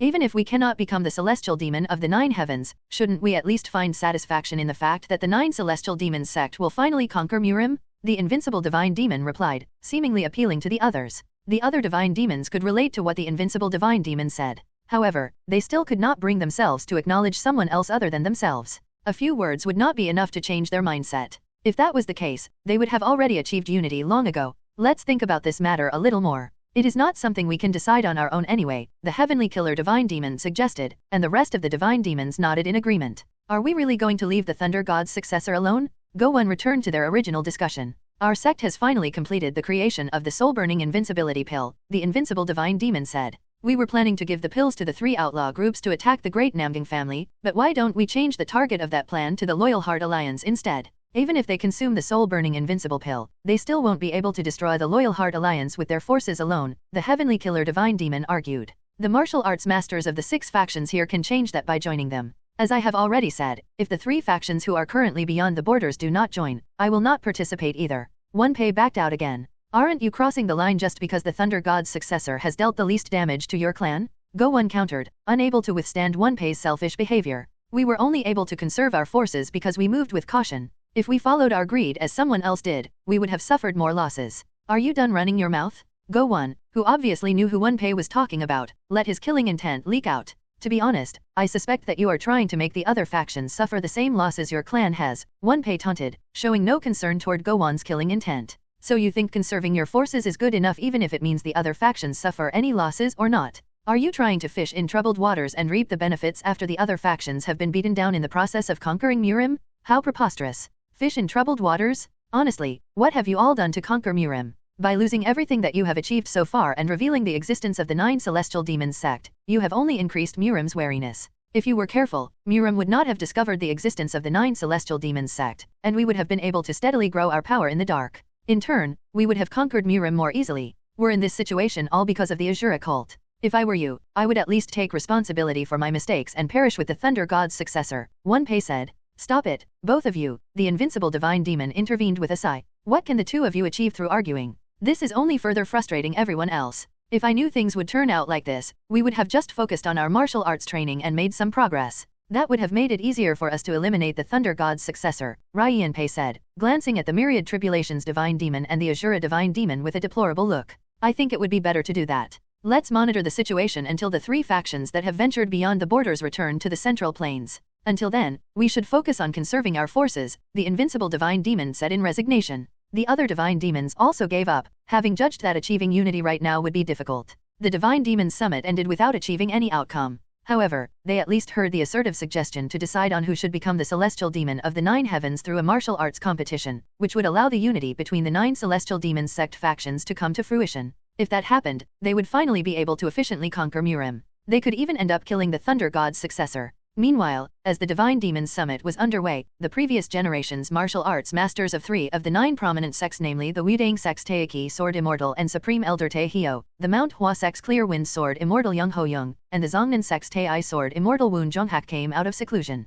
They decided to come out of their long retirement when they heard that the Thunder God's successor had appeared and that the 9 Celestial Demons sect could target him. The 3 Sword Immortals had a good relationship with Guiyang Huai, the previous Thunder God's successor. After all, Guiyang Huai was the one who saved their lives in the past. Not having forgotten the grace he showed them, they decided to repay their debt through Mu-Gun, Guiyang Hui's descendant. As soon as they left their respective headquarters, the 3 immediately headed to Shaoxing, Zhejiang province. Upon returning to Shaoxing, Baek Mu-Gun devoted himself to his martial arts training. He was currently at the entrance of the Supreme Realm. His enlightenment had already entered it, but he lacked the body and internal energy to support it. Hence, Mu-Gun intensively focused on increasing his internal energy and using the Iron Blood Vajra body cultivation technique. However, those alone weren't enough to achieve substantial growth within a short period. Should I buy an elixir or something from somewhere? The best way to swiftly increase internal energy was to consume elixirs or spiritual pills, but those were hard to come by. In addition, the normal kind was less effective in increasing the Heavenly Thunder Constellation Divine Arts Thunder God Chi.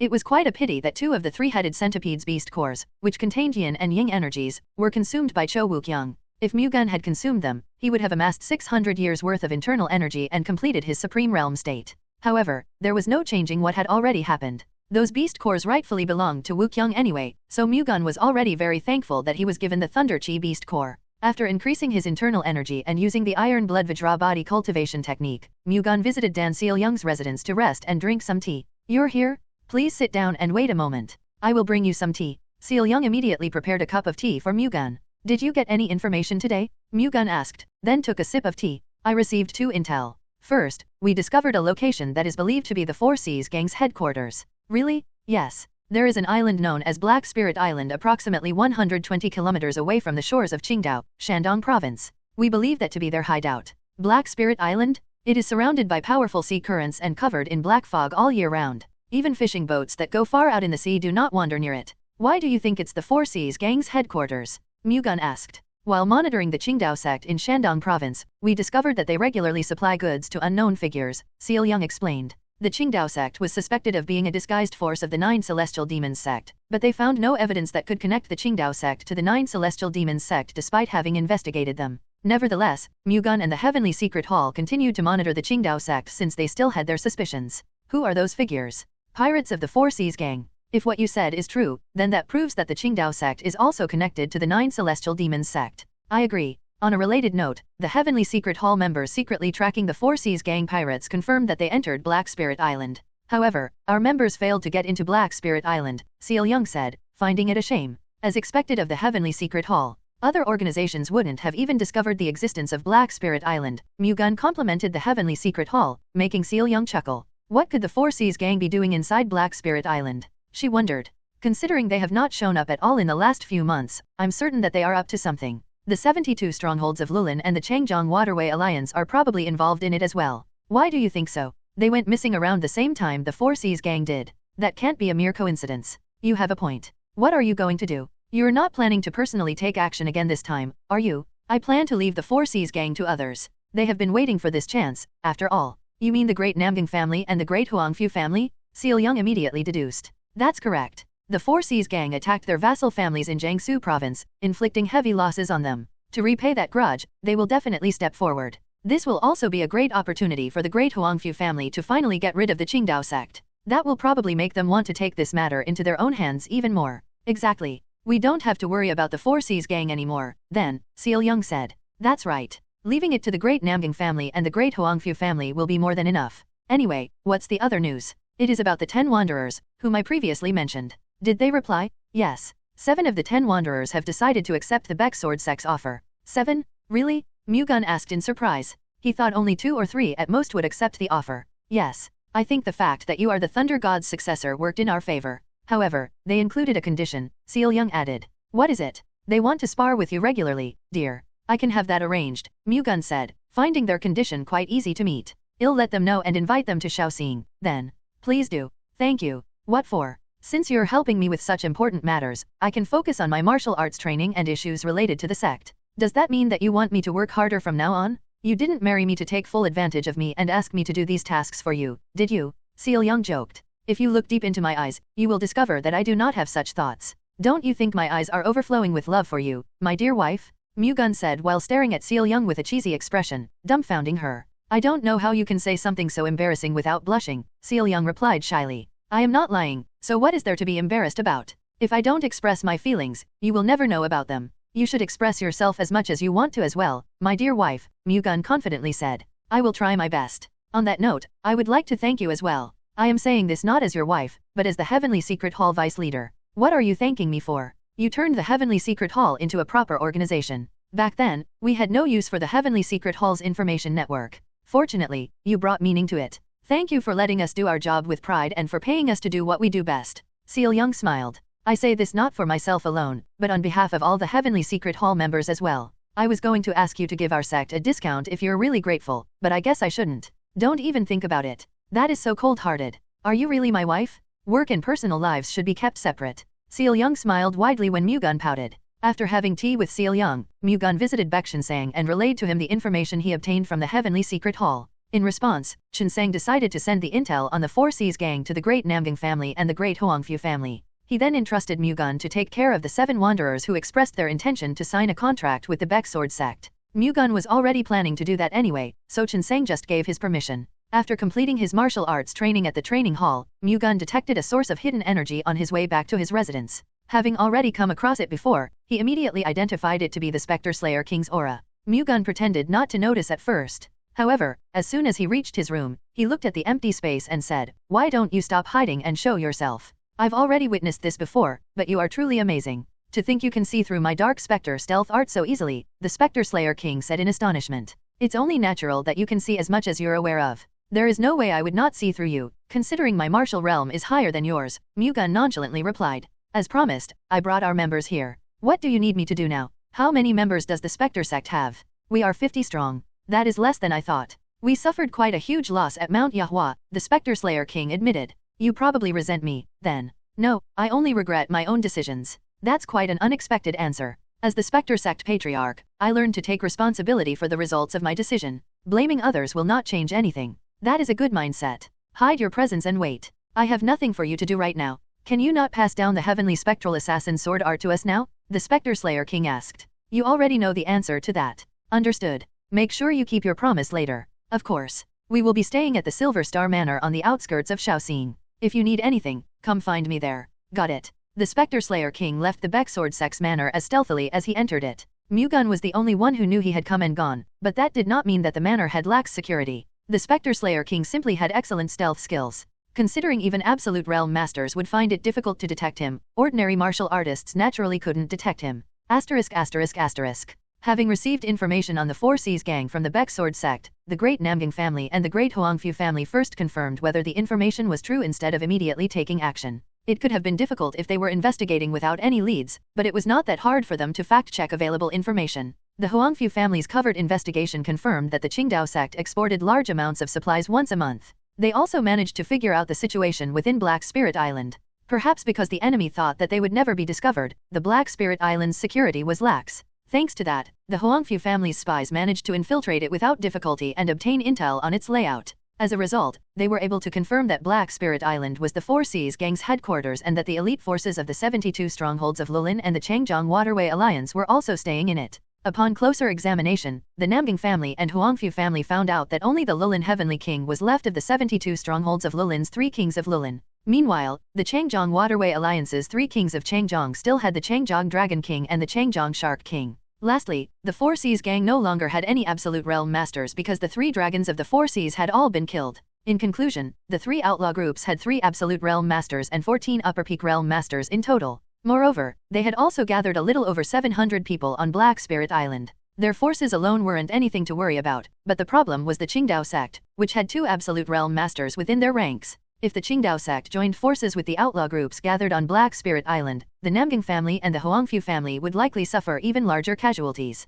The best way to tackle this was to separate their opponents and defeat them one by one. They could attack the Qingdao sect first before attacking the enemy on Black Spirit Island, but as soon as the Namgang family and the Huangfu family mobilized their forces, the Qingdao sect would immediately figure out what they were planning. The Qingdao sect's forces were nothing to laugh at, so it would be difficult to attack them with only a small number of elite personnel. The moment the Qingdao sect detected the Namgang family and the Huangfu family's movements, they would likely join forces with the 3 outlaw groups as fast as they could. Hence, the Namgang family and the Huangfu family decided to ask for the Hebei-Peng family's help. If the Hebei-Peng family's forces cooperated with them, their enemy would not be a problem at all even if they joined hands. Fortunately, the Hebei-Peng family willingly accepted their request, allowing them to deploy a total of 8 absolute realm masters and 9 martial platoons. The Hebei-Peng family and Namgang family, who were far away, first sent their forces to Shandong province, and the Huangfu family waited for them to arrive so they could advance to the Qingdao sect together. Considering the distance, it would take them a month at the earliest to actually begin their attack on the Qingdao sect. The intelligence syndicate swiftly caught wind of their movements, which was only natural since they were moving quite a large force. The Qingdao sect's intelligence organization, which was secretly monitoring the 9 prominent sects and the 7 great families, immediately informed the Qingdao sect about it. After deducing that the 3 families were marching to attack the outlaw groups at Black Spirit Island, Heavenly Killer Divine Demon Go Song immediately relayed the information to the Invincible clan. The Great Namgang family, the Great Huangfu family, and even the Hebei-Peng family are on the move? Invincible Divine Demon Sojik Sang asked. Yes, Spirit Manifestation Demonic Monarch Nung Mong Han replied. N/O/vel/b/in.c//om. Which one do you think they are aiming for, the Qingdao sect or Black Spirit Island? Considering the movements of their forces, they seem to have both the Qingdao sect and Black Spirit Island in mind. I knew it, Jiksang said. If they only wanted to attack one of the two, they would not have mobilized such a large force, Mong Han inferred. This timing is quite unfortunate. They decided to attack us just as we completed the production of the soul-burning invincibility pill and were about to mobilize the forces at the Black Spirit Island, Jiksang said, clearly displeased. On the contrary, I think this is beneficial to us. We can just wipe out the forces marching to the Qingdao sect and the Black Spirit Island, then destroy the Great Huangfu family afterward. That is a good idea. It would certainly be better if they could wipe out the incoming enemy forces and then both the Huangfu family and the Namgang family instead of just the latter. I will instruct the Death Shadow Demonic Monarch to act accordingly, then. Go. After making adjustments to their plan, the Invincible Divine Demon had it delivered to the Death Shadow Demonic Monarch, who was currently at Black Spirit Island. On a fine afternoon, 3 sword immortals visited the Baek sword sect at Shaoxing to help Baek Mu-Gun, who was the descendant of their savior, Heavenly Thunder Divine Sword Guiyang Huai. When Mu-Gun heard that they had come to the Baek sword sect, he stopped training and hurried over to see them. Mu-Gun found the 3 sword immortals drinking tea in the living room. He couldn't help but feel glad to see the 3 sword immortals, who reminded him of faces of the past even though they had grown old. Showing no regard for their age, the 3 sword immortals showed close friendship with Guiyang Huai despite already being in their 50s at the time. Guiyang Huai liked their character and broad-mindedness, and he sincerely respected them. To honor that friendship, they came running over without hesitation to help Mu-Gun. I am Baek Mu-Gun, the Baek sword sect's young patriarch. It is an honor to meet you all, esteemed sword immortals. I sincerely thank you for your willingness to help me and our sect. It is my first time seeing you today, young patriarch Baek, yet I already feel a sense of familiarity with you. It's as if I have known you for a long time, and I feel as if I am looking at the Heavenly Thunder Divine Sword. Is that because you're the Thunder God's successor? The Taiki Sword Immortal, Supreme Elder Tae Hyo, commented while looking at Mu-Gun, who gave off a familiar vibe. That is the most likely answer. However, seeing that I, too, do not see the 3 esteemed Sword Immortals as strangers, we may have had a close relationship in my previous life.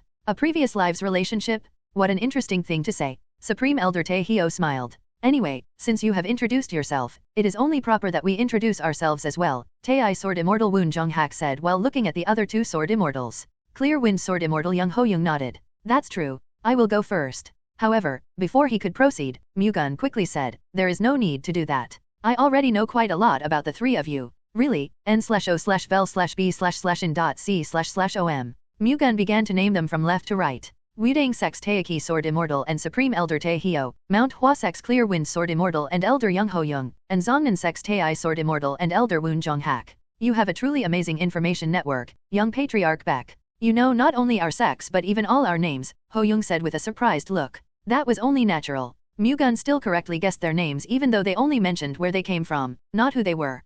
Considering they had been living in seclusion in their headquarters for quite some time now, his information network was truly amazing. Mu-Gun immediately came up with an excuse. I learned about you three because I was interested in the martial arts masters of the previous generation. I see. Anyway, on the way here, I heard that the great Namgang family and 2 other families were on their way to attack the Qingdao sect. Do you know anything about that? Zhang Hak asked. Not long ago, it was confirmed that the Qingdao sect has been supplying goods to the headquarters of the Four Seas Gang, Mu-Gun explained. The 9 Celestial Demons sect is controlling the Four Seas Gang, so the Qingdao sect is probably connected to them as well. Exactly. The 3 families judged that the Qingdao sect is a subordinate of the 9 Celestial Demons sect, and they are trying to punish them for it. I wonder how the 9 Celestial Demons sect will react. I doubt they will just sit by and watch, Zhang Hak said.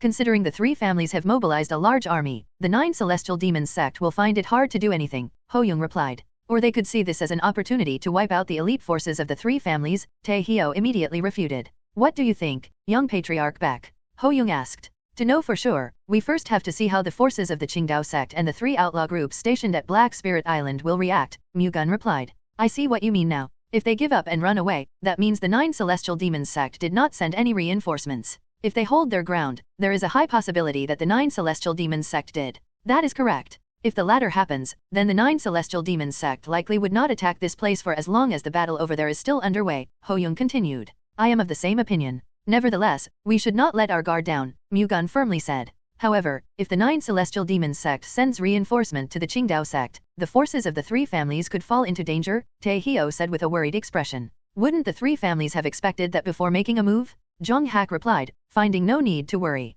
I don't think so. Tae Hyo shook his head. Since the 3 families have shown their cards first, the 9 Celestial Demons sect can send forces strong enough to wipe them out if they decide to help. That's a good point. If so, then shouldn't we at least send reinforcement to the 3 families? Tae Hyo shook his head. We do not know how the 9 Celestial Demons sect will act, so we cannot just recklessly send support. While we are gone, the 9 Celestial Demons sect may target this place. We should not let that happen. The 3 Sword Immortals came out of retirement to protect Mu-Gun, the Thunder God's successor. It would be great if they could help their allies, but they had to prioritize Mu-Gun's safety. I will figure out a solution for that issue, so you 3 should take a rest first. I will guide you to the residence where you can stay. I heard that the 4 peerless wanderers are here. Could you have us stay somewhere close to them? Ho Yung requested. The 3 Sword Immortals had a good relationship with the 4 peerless wanderers, so they wanted to spend time with them if they could. The place we prepared is actually near their residence. Elder Kyunkan Hands and Elder Daybreak Sword Master are also nearby, so I'm sure you will not be bored during your stay here, Mu-Gun said.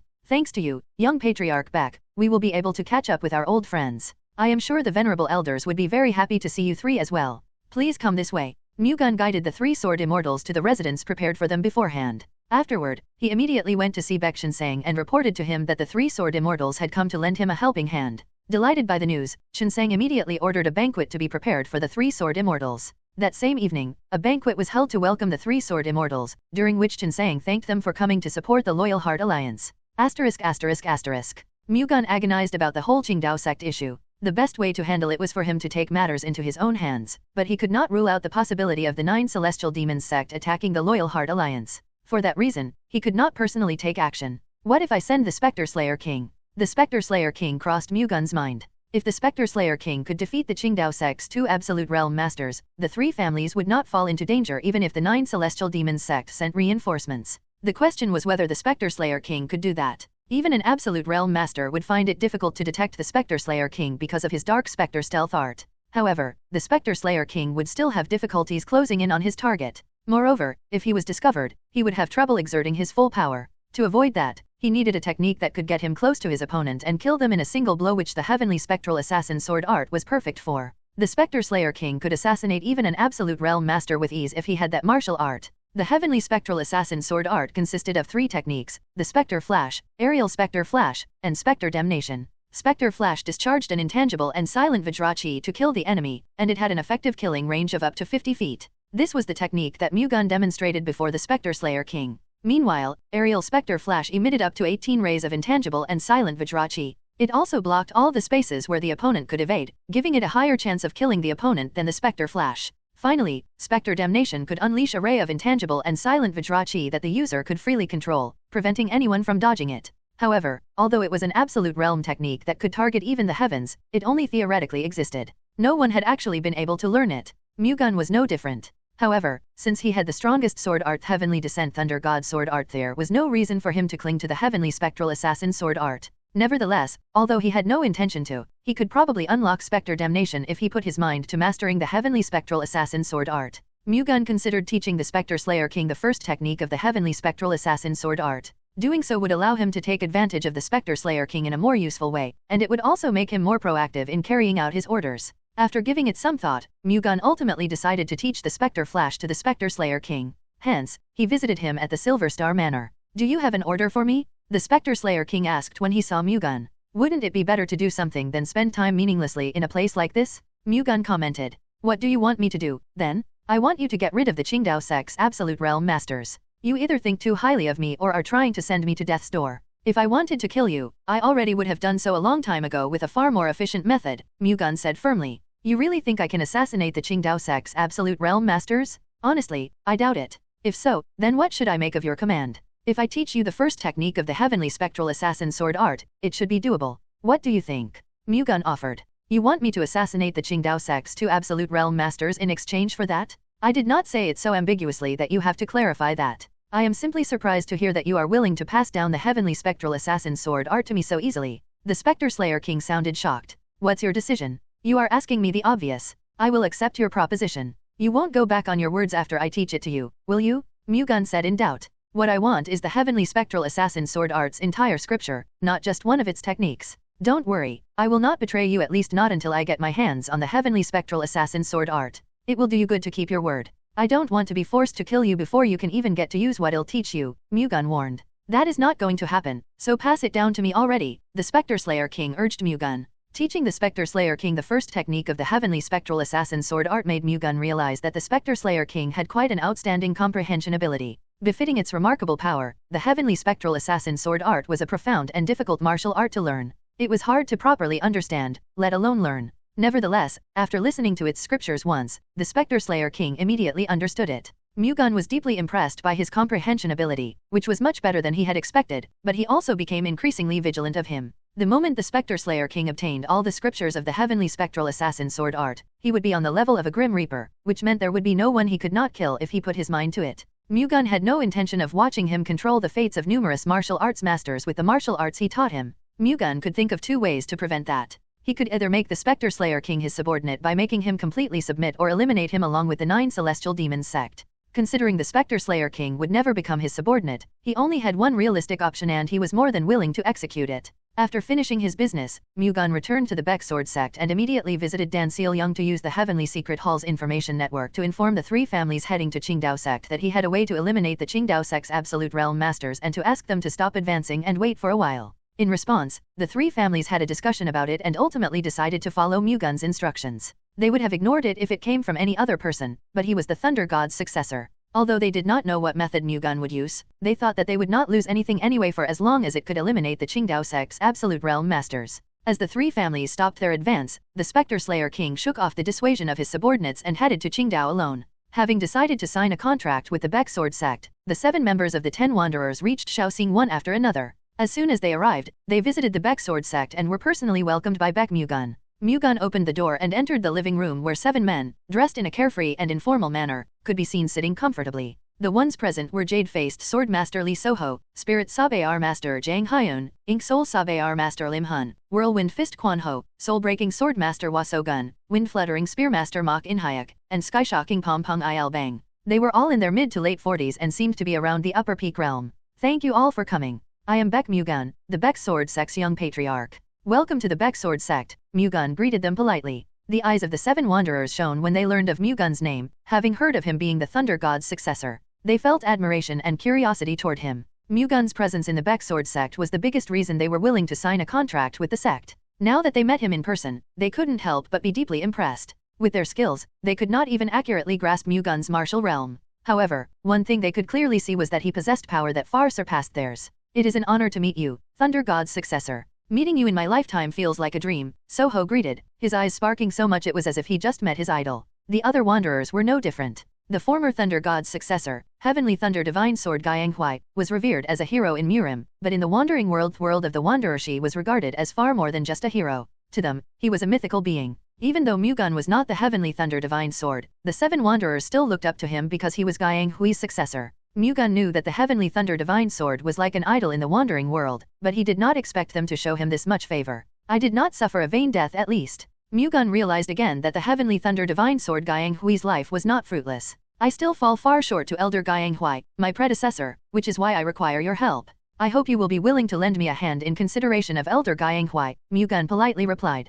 Don't worry. We have already decided to sign a contract with the Baek Sword sect. Once that process is done, we would be willing to risk our lives for you and the Baek Sword sect, young patriarch Baek, Ink Sol Sabe our master Lim Hun said in a heavy voice. The other wanderers nodded in agreement. Thank you. I will also think of you all as family members of the Baek Sword sect, not just as contracted vagabonds. However, we should still write a contract. The Baek Sword sect has prepared this in advance. Please read it and feel free to let me know if you don't like any of the clauses or if you want to add anything. Mu-Gun handed the contract he had prepared beforehand to the 7 wanderers, who then accepted and read through the terms and obligations written on it. The terms were as follows.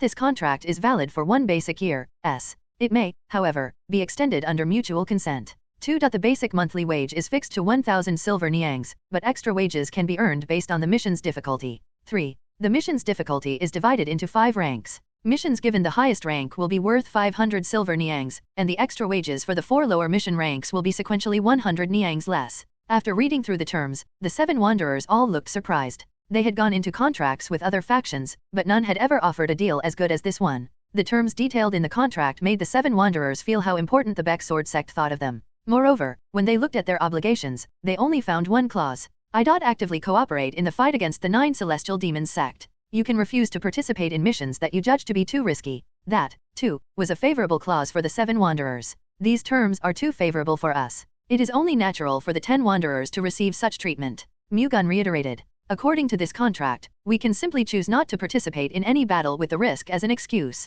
Nevertheless, the Baek Sword sect will still pay us a basic monthly wage of 1,000 silver niangs. In other words, we can just sit still and wait for the money to enter our pockets, Quan Ho said. If so, I would simply have to bear the losses as a consequence of being mistaken about the 7 of you. However, I believe that you all have the pride of a wanderer. The pride of a wanderer?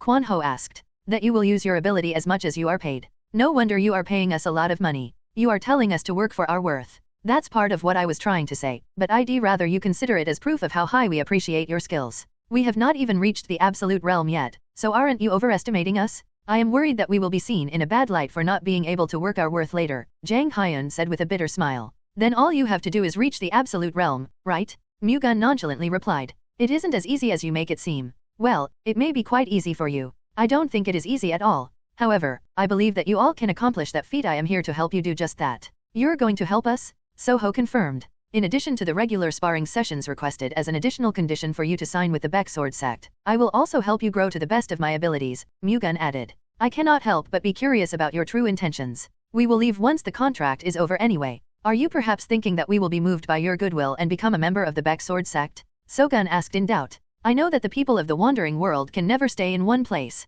Then why are you willing to help us reach the absolute realm? It is for Murim's sake. For Murim? If you 7 wanderers can advance into the absolute realm, Murim will become equally stronger. That alone will be a great help in suppressing the threat of the 9 celestial demons sect. Just because of that? Of course, it would be a great pleasure if you all decide to become a member of our sect. However, that is not the reason I am helping you progress your martial realm. The way you prioritize Murim is a testament to your identity as the Thunder God's successor, Soho replied, feeling Mu-Gun's heartfelt feelings for Murim. Anyone would want to protect Murim from the 9 celestial demons sect. I don't think the 7 of you are any different. Ho, in other words, you are setting us up so that we will have no choice but to fight the 9 celestial demons sect. Even if I did not say so, you all would have wanted to protect Murim against them anyway. On another note, I am curious how you plan to help us with our martial realm advancement, Bang wondered. I can't tell you that yet, but not because I have ulterior motives. I simply don't want you all to have the mindset of opportunity makes the thief. I will tell you when you have signed the contract with our sect, Mu-Gun firmly replied. The curiosity is making me want to sign the contract even more. Don't tell me this is exactly what you were aiming for? I did not mean for this to happen, but I'm glad it turned out this way, Mu-Gun grinned. Fine.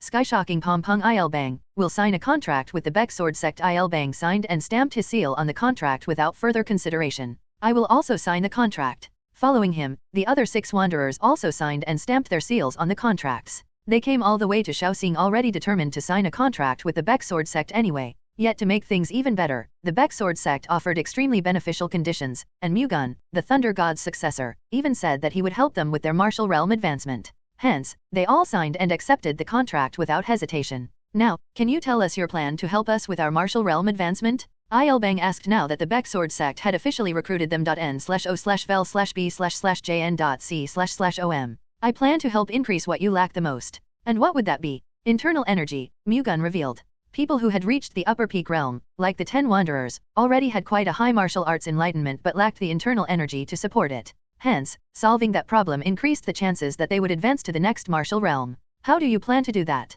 I will give each of you a spiritual pill. You are going to give us a spiritual pill? To all 7 of us? Ilbang asked in surprise. The other Wanderers' reaction was no different. Procuring a spiritual pill was hard not because it was expensive but because it was rare. It was a precious product. Hence, they were naturally surprised when Mu-Gun claimed he would give each of them, who were not even Baek Sword sect members, something so precious. That is right. We will provide you all a spiritual pill that will help you gain 60 years worth of internal energy. Of course, we are giving it to you at no cost, Mu-Gun reassured them. You do not expect anything in return for something such an amazing treasure? It is not that there is no price. If the spiritual pill helps you advance into the absolute realm, then in return, we would like you to use that power to protect Murim from the 9 celestial demons sect. Is that really all the Baek Sword sect is asking for? As I have already told you, as long as we can protect Murim, that by itself is enough. Your offer is truly amazing, young patriarch Baek. Normally, spiritual pills would be given to one's own members rather than us, who are outsiders. I am giving the spiritual pills to you because I believe that doing so would bring out greater effects than giving them to members of the Baek Sword sect or the Loyal Heart Alliance.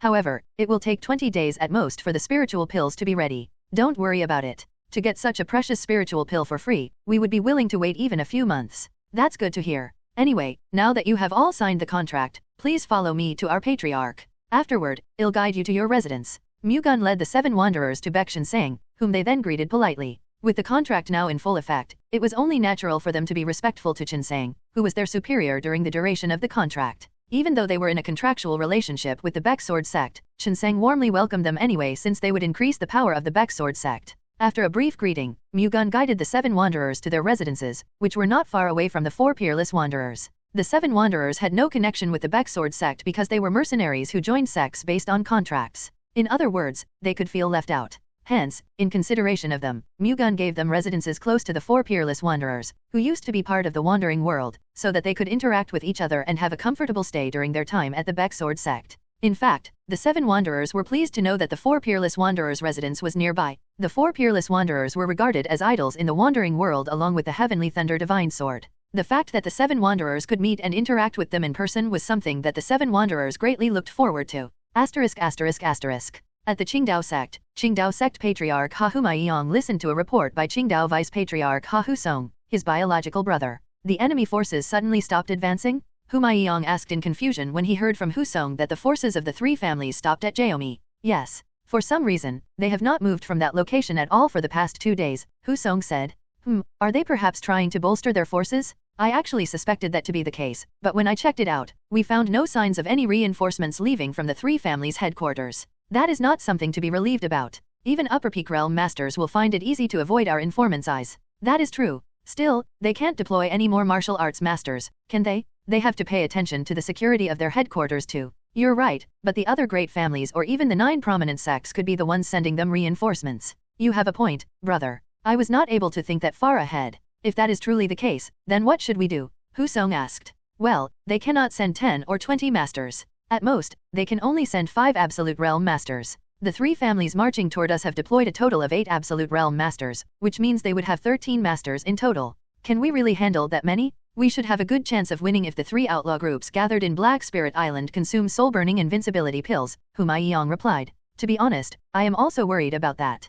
Husong spoke cautiously. Why's that? Those outlaws swore their allegiance to the 9 Celestial Demons sect, yet the 9 Celestial Demons sect has no care about those outlaws' lives. What if we're treated like them in the future? Sacrifices have to be made to achieve big things. Those outlaw groups are making valuable sacrifices for the sake of the 9 Celestial Demons sect's great cause. In addition, the Invincible clan has stated that they will not make Absolute Realm Masters consume the soul-burning invincibility pill, which means we won't have to sacrifice our lives through it, Humaiyang reassured Husong. Brother, with all due respect, do you think that the 9 Celestial Demons sect can truly conquer Murim? How can I be sure of that? All I know is that we have to do our best for the 9 Celestial Demons sect's great cause. We are basically in the same boat as them. The glory of the 9 celestial demons sect is our glory. Just think of it that way, Humayong replied. Understood. That aside, should we report the 3 families' movements to the Invincible clan? Convinced, Hu Song changed the topic. That goes without saying. I will take care of it, though, so don't worry about it and just focus on monitoring the 3 families instead. Understood. Having judged that the 3 families stopped advancing simply to reinforce their personnel, it never occurred to Humayong and Hu Song that the 3 families were waiting for the Spectre Slayer King to assassinate them.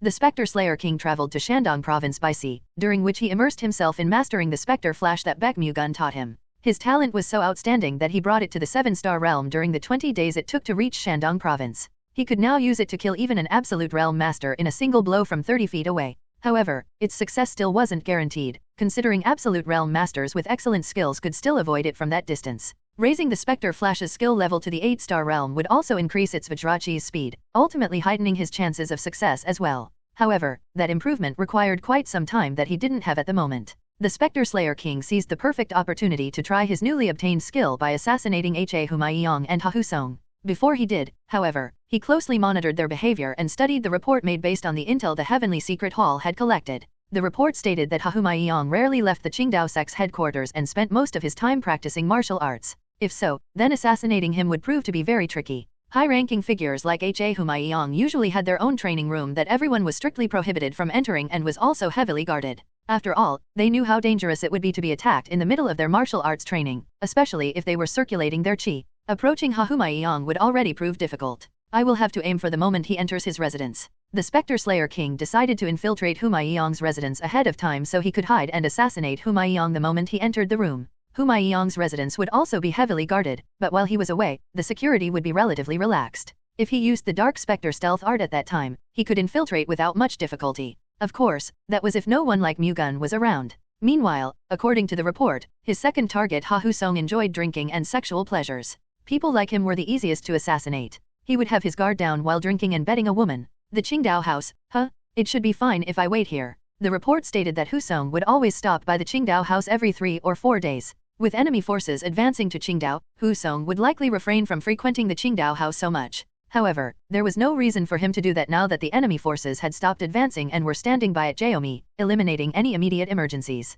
In fact, he was still frequenting the Qingdao house every 3 to 4 days. Hence, the Spectre Slayer King could easily assassinate Ha Song if he just waited at the Qingdao house. After coming up with a rough plan, the Spectre Slayer King recalled what Mu-Gun told him about passing on all the scriptures of the Heavenly Spectral Assassin Sword Art if the Spectre Slayer King obeyed his orders until they had defeated the 9 Celestial Demons sect. The Spectre Slayer King believed that Mu-Gun, the Thunder God's successor, would not lie. The problem was whether he could survive until the 9 Celestial Demons sect was defeated. Bluntly put, Mu-Gun would not have to keep his promise if the Spectre Slayer King died and the Spectre sect was wiped out. The Spectre Slayer King thought that Mu-Gun could try getting the Spectre sect and the 9 Celestial Demons sect killed in battle. Even so, the Spectre Slayer King had no intention of condemning Mu-Gun. If he were Baek Mu-Gun, he would have done the same as well. Moreover, he accepted Mu-Gun's deal while fully aware of that. Hence, even if Mu-Gun made an unreasonable demand now, the Spectre Slayer King would have no choice but to follow it. If he refused, Mu-Gun would definitely not pass him the scriptures to the other Heavenly Spectral Assassin Sword Art techniques. Learning the Spectre Flash made the Spectre Slayer King think that he had to get his hands on the other scriptures of the Heavenly Spectral Assassin Sword Art no matter the cost. That was how powerful the Spectre Flash was. If the first technique was already at this level, how amazing would the second and third techniques be? It did not matter what he had to do. The Spectre Slayer King wanted to get the Heavenly Killing Spectre Sword Art's full scriptures even if it meant he had to pretend to die in front of Mu-Gun for it. For as long as he survived until the very end, he would achieve his goal. However, to stay alive, he had to grow stronger by training non-stop. The Spectre Slayer King began to immerse himself in mastering the Spectre Flash again. A few days later, he arrived in Qingdao, Shandong province. No one knew that he had come, of course. He simply checked into an inn and waited for the night to come. When the skies darkened, he wore clothes perfect for stealth operations and headed to the Qingdao sect. However, it wasn't to assassinate his targets. He was just going to do a preliminary investigation today. Although the Heavenly Secret Hall had provided him with an interior map of the Qingdao sect, he still had to see it with his own eyes. When the Spectre Slayer King arrived at the Qingdao sect, he waited until the night had fully settled. Perhaps because the heavens were also helping him, clouds covered the moon and shrouded the area in complete darkness. Activating the Dark Spectre stealth art, he secretly infiltrated the Qingdao sect, finding its security to be quite tight. Although the martial artists of the 3 families had stopped advancing, no one knew when or what would happen, so they increased the manor's security. Nevertheless, none of the guards noticed the Spectre Slayer King infiltrating all the way to the entrance of Humayong's residence. After closely examining its security, he immediately returned to the inn and formulated an assassination plan. He would first assassinate Husong, who was relatively easier to kill, at the Qingdao house. The step after that was crucial. He would have to get to the Qingdao sect and assassinate Humaiyang before the Qingdao sect learned of Husong's death. Once Husong's death was discovered, their security would inevitably tighten, and Humaiyang would thoroughly put countermeasures in place for his own safety, making it several times more difficult to assassinate him. Hence, the Spectre Slayer King had to kill Humaiyang before he learned of Husong's death. According to the report from the Heavenly Secret Hall, Humaiyang usually practiced martial arts until the end of He Shi 1. Taking that into consideration, the Spectre Slayer King had to assassinate Husong by the end of Sulshi 2, then infiltrate the Qingdao sect and kill Humaiyang. He had plenty of time to spare unless Husong visited the Qingdao house too late. With that plan in mind, the Spectre Slayer King visited the Qingdao house the next evening as a guest and booked one of the 4 gentlemen rooms 3, the Qingdao house's most expensive rooms, on the 2nd floor. He then picked a random woman. The 4 gentlemen rooms were the only rooms that Husong used. Befitting their price, they were isolated from other rooms, allowing one to enjoy drinking and women without disturbance. Above all, the Qingdao house's top-grade gizaangs were only available if one booked one of the 4 gentlemen rooms. Ordinary people could not even think about booking such a room. However, its price was nothing to Husong, the vice-patriarch of the sect that held supremacy over Qingdao. After all, he didn't even have to pay. The moment the Qingdao sect set their sights on the Qingdao house, they would never be able to do business in Qingdao again, so they could not dare demand Husong to pay. Rather, they simply let him use their services to his heart's content. The Spectre Slayer King booked the Plum Room, which was the first of the 4 gentlemen rooms. As its name suggested, the Plum Room was decorated with paintings and poems related to plum blossoms. Even though it was only a brothel room, it was both gorgeous and elegant. As he waited in the room, he was soon served a table of drinks and snacks. Following that, Hong Mei, one of the best gizaangs in the Qingdao house, entered the room. Hong Mei wore a flowery dress embroidered with plum blossoms. Her beauty was so out of this world that one would think that she was the best gizaang in the Qingdao house. The common man would have fallen for her the moment he laid eyes on her. However, the Spectre Slayer King's eyes and expression remained filled with coldness, having attained a cold-hearted state of mind. The other gizaangs and Hong Mei wanted to leave the room immediately after seeing the Spectre Slayer King's cold expression. Nevertheless, Hong Mei followed her strong work ethic and forced herself to greet him. "Nice to meet you. I am Hong Mei. It is an honor to be able to serve you today." "Sit down," the Spectre Slayer King said, clearly annoyed. Hong Mei reluctantly sat down, and the Spectre Slayer King continued to listen to what was happening outside without even looking at Hong Mei. This situation was bound to be baffling to Hong Mei. If she could do as she pleased, she wanted to scream at him and ask what he was doing, but she could not treat someone who had booked one of the 4 gentlemen rooms so recklessly. If she did that, the house manager, who only cared about money, would not let her get away with it. Hong Mei calmed herself down and asked in the cutest voice she could muster, "May I know your name, oh great hero?" "You don't have to know. Just keep quiet and don't bother me." Why did you ask for me, then?" Hong Mei asked with bewilderment. "I called you in because they said I had to use the services of a gizaang to book a 4 gentlemen room. So you had no choice but to call me in because it was a must to use the services of a gizaang?" Hong Mei asked, doubting what she just heard. "Exactly. That's why you don't have to try to do anything. You just have to spend some time here and go out after. If you're wondering what you can do while staying here, feel free to drink and eat." "I can't do that. I am paid to do this, so let me pour you a drink at least," Hong Mei offered. "I can drink on my own, so you don't have to do that." The Spectre Slayer King closed his eyes after saying so. It was a silent gesture to stop her from talking to him. His ridiculous attitude dumbfounded Hong Mei. At the same time, she was in a bad mood because she felt as if she was being ignored. Hong Mei was one of the top 4 gizaangs in the Qingdao house, and she was so precious that many Qingdao men wished to see her before they died. However, the man before her did not even spare her a glance. Hong Mei felt as if her love confession to a man was met with rejection. This is so offending. Hong Mei clenched her teeth. However, her pride stopped her from speaking first again. "Fine, if you ignore me, I will just do the same and ignore you as well." She decided to completely ignore the Spectre Slayer King and began to drink and eat the food spread out on the table. The Spectre Slayer King could not care less, however, having focused only on observing the situation outside.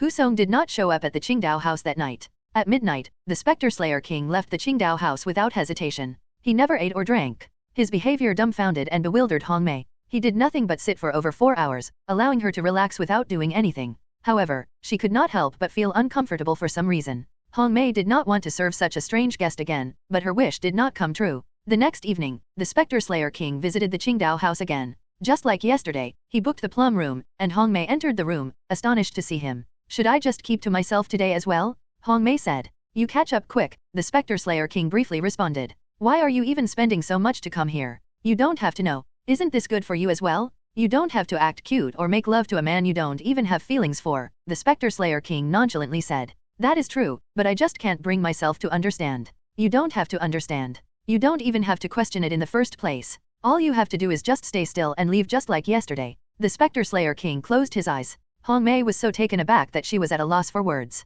She could not help but wonder if the Spectre Slayer King had serious mental problems. He wouldn't be wasting huge amounts of money to do something so meaningless for 2 consecutive days otherwise. Well, it's none of my business. Hong Mei decided not to care anymore. As the man said, all she had to do was rest comfortably and leave afterward. Hong Mei began to drink and eat as she desired without paying attention to the Spectre Slayer King. She only realized it now because she always had to match the pace of the men who booked her, but the taste of alcohol and food was quite delicious. Eating her fill, she glanced at the Spectre Slayer King, who still had his eyes closed. He's cold, but he's also good looking. Tisk. The Spectre Slayer King was handsome, and his only flaw was his cold expression. However, that in itself was also attractive. Hong Mei started to grow curious about him. Who was he? What did he do for a living? Why did he come to the brothel and sit around doing nothing? If she could, she wanted to ask him in person, but she held it in when she remembered that she was told not to bother him. At midnight, the Spectre Slayer King rose from his seat. Hu Song did not come to the Qingdao house that day either. Are you coming tomorrow, too? Hong Mei quickly asked. The Spectre Slayer King ignored her and left the room, making Hong Mei pout. She was hoping that he would come to the Qingdao house tomorrow and that he would find her again. She wasn't sure why, but she felt as if it would sadden her if he did not come or find her. Fortunately, the next day, the Spectre Slayer King visited the Qingdao house and asked for Hong Mei again. TCH, if you were going to come, why didn't you just tell me yesterday? Hong Mei pouted. Because there is no reason for me to. Just stay still and keep quiet today too. You are free to leave when I do, the Spectre Slayer King nonchalantly replied. No, I can't do that today. Hong Mei refused. What? The Spectre Slayer King frowned. I cannot call myself a Gizaeng if I just sit still and leave without doing anything for 3 days, Hong Mei said firmly. Isn't that better than laughing and selling your body to a man you don't even have feelings for? The Spectre Slayer King said. If it was someone else, that would probably be true, but you are different. You have piqued my curiosity. I want to know more about you. I am not interested, so keep your mouth shut and leave once I'm done. Even if I do this? Refusing to yield despite the Spectre Slayer King's indifference, Hong Mei began to strip down, revealing all of her. You are being a nuisance. Unshaken despite looking at her naked body, the Spectre Slayer King raised his hand. Swoosh! Qi gathered at his fingertips and unleashed a gust of wind, striking Hong Mei's cup ointment. Hong Mei fell to her side, her consciousness fading. Not long after, she fell asleep. I should have done this long ago. The Spectre Slayer King looked satisfied as he returned his focus to what was happening outside the room. It was as if he had removed an annoying lump. 1 He-She lasts from 9 p.m. to 11 p.m. 2 Sulshi is 7 p.m. to 9 p.m. Nov, L, B // JNN. 3 In Chinese art, the Four Gentlemen is a collective term referring to 4 plants, the plum blossom, the orchid, the bamboo, and the chrysanthemum. He's here? The Spectre Slayer King opened his eyes, having detected an enormous amount of energy coming from outside the room. Only an Absolute Realm Master could possess such an aura. There were only 2 Absolute Realm Masters in Qingdao, namely Hu Maiyang and Hu Song. Among them, only Hu Song visited the Qingdao house. After waiting for 3 days, Hu Song finally appeared. The bell rang to announce the time of Sulshi not too long ago, so the Spectre Slayer King had plenty of time. He waited until Hu Song completely lowered his guard. The perfect opportunity to assassinate him would be when he was about to bed a woman after drinking quite a bit of alcohol. 2 hours later, the Spectre Slayer King rose from his seat, exited through the plum room's window, and skillfully climbed onto the roof. Afterward, he stealthily headed toward the chrysanthemum room, where Hu Song was. Having activated the Dark Spectre stealth art, the Spectre Slayer King left no traces and made no sound as he moved. He had also memorized the structure of the 4 gentlemen rooms beforehand, allowing him to reach the roof of the chrysanthemum room without difficulty. Every step the Spectre Slayer King would take from here on out was crucial. He carefully removed some of the roof tiles and put them aside, revealing the wooden pillars supporting the roof and the ceiling of the chrysanthemum room right below it.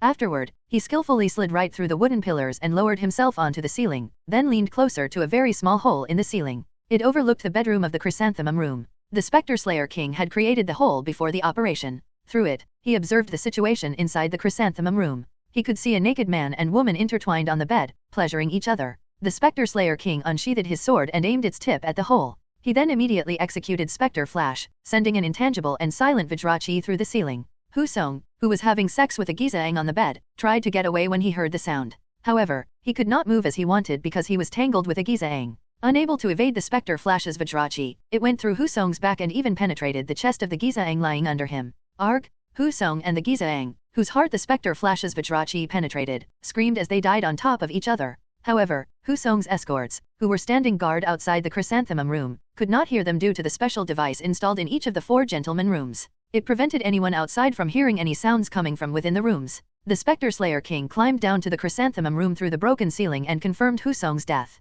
Although he killed an innocent Gizaang to assassinate Hu Song, he did not care at all. All that mattered to him was completing his objective. The Spectre Slayer King escaped through the ceiling and headed to the Qingdao sect, taking a little over 30 minutes to reach his destination. As soon as he arrived, he activated the Dark Spectre stealth art and went to Humaiyang's residence. Just like last time, none of the Qingdao sect's members detected him. Dozens of martial artists stood guard around Humaiyang's residence, but that didn't give the Spectre Slayer King any problems. He easily slipped into Humaiyang's residence and, after making his way to the bedroom, completely suppressed his aura. Now, all he had to do was wait for Humaiyang to return from his martial arts training. After a little over 30 minutes of waiting, the Spectre Slayer King detected a presence from the corridor leading to the bedroom. He was certain that the Absolute Realm aura belonged to Humaiyang. The Spectre Slayer King unsheathed and pointed his sword at the door, then conjured internal energy, causing chi to swirl around his sword. When the door opened, he immediately fired the Spectre Flash's Vajrachi. With a deafening roar, the half-opened door was destroyed, and Humaiyang, the man who was about to enter the bedroom, was pushed back.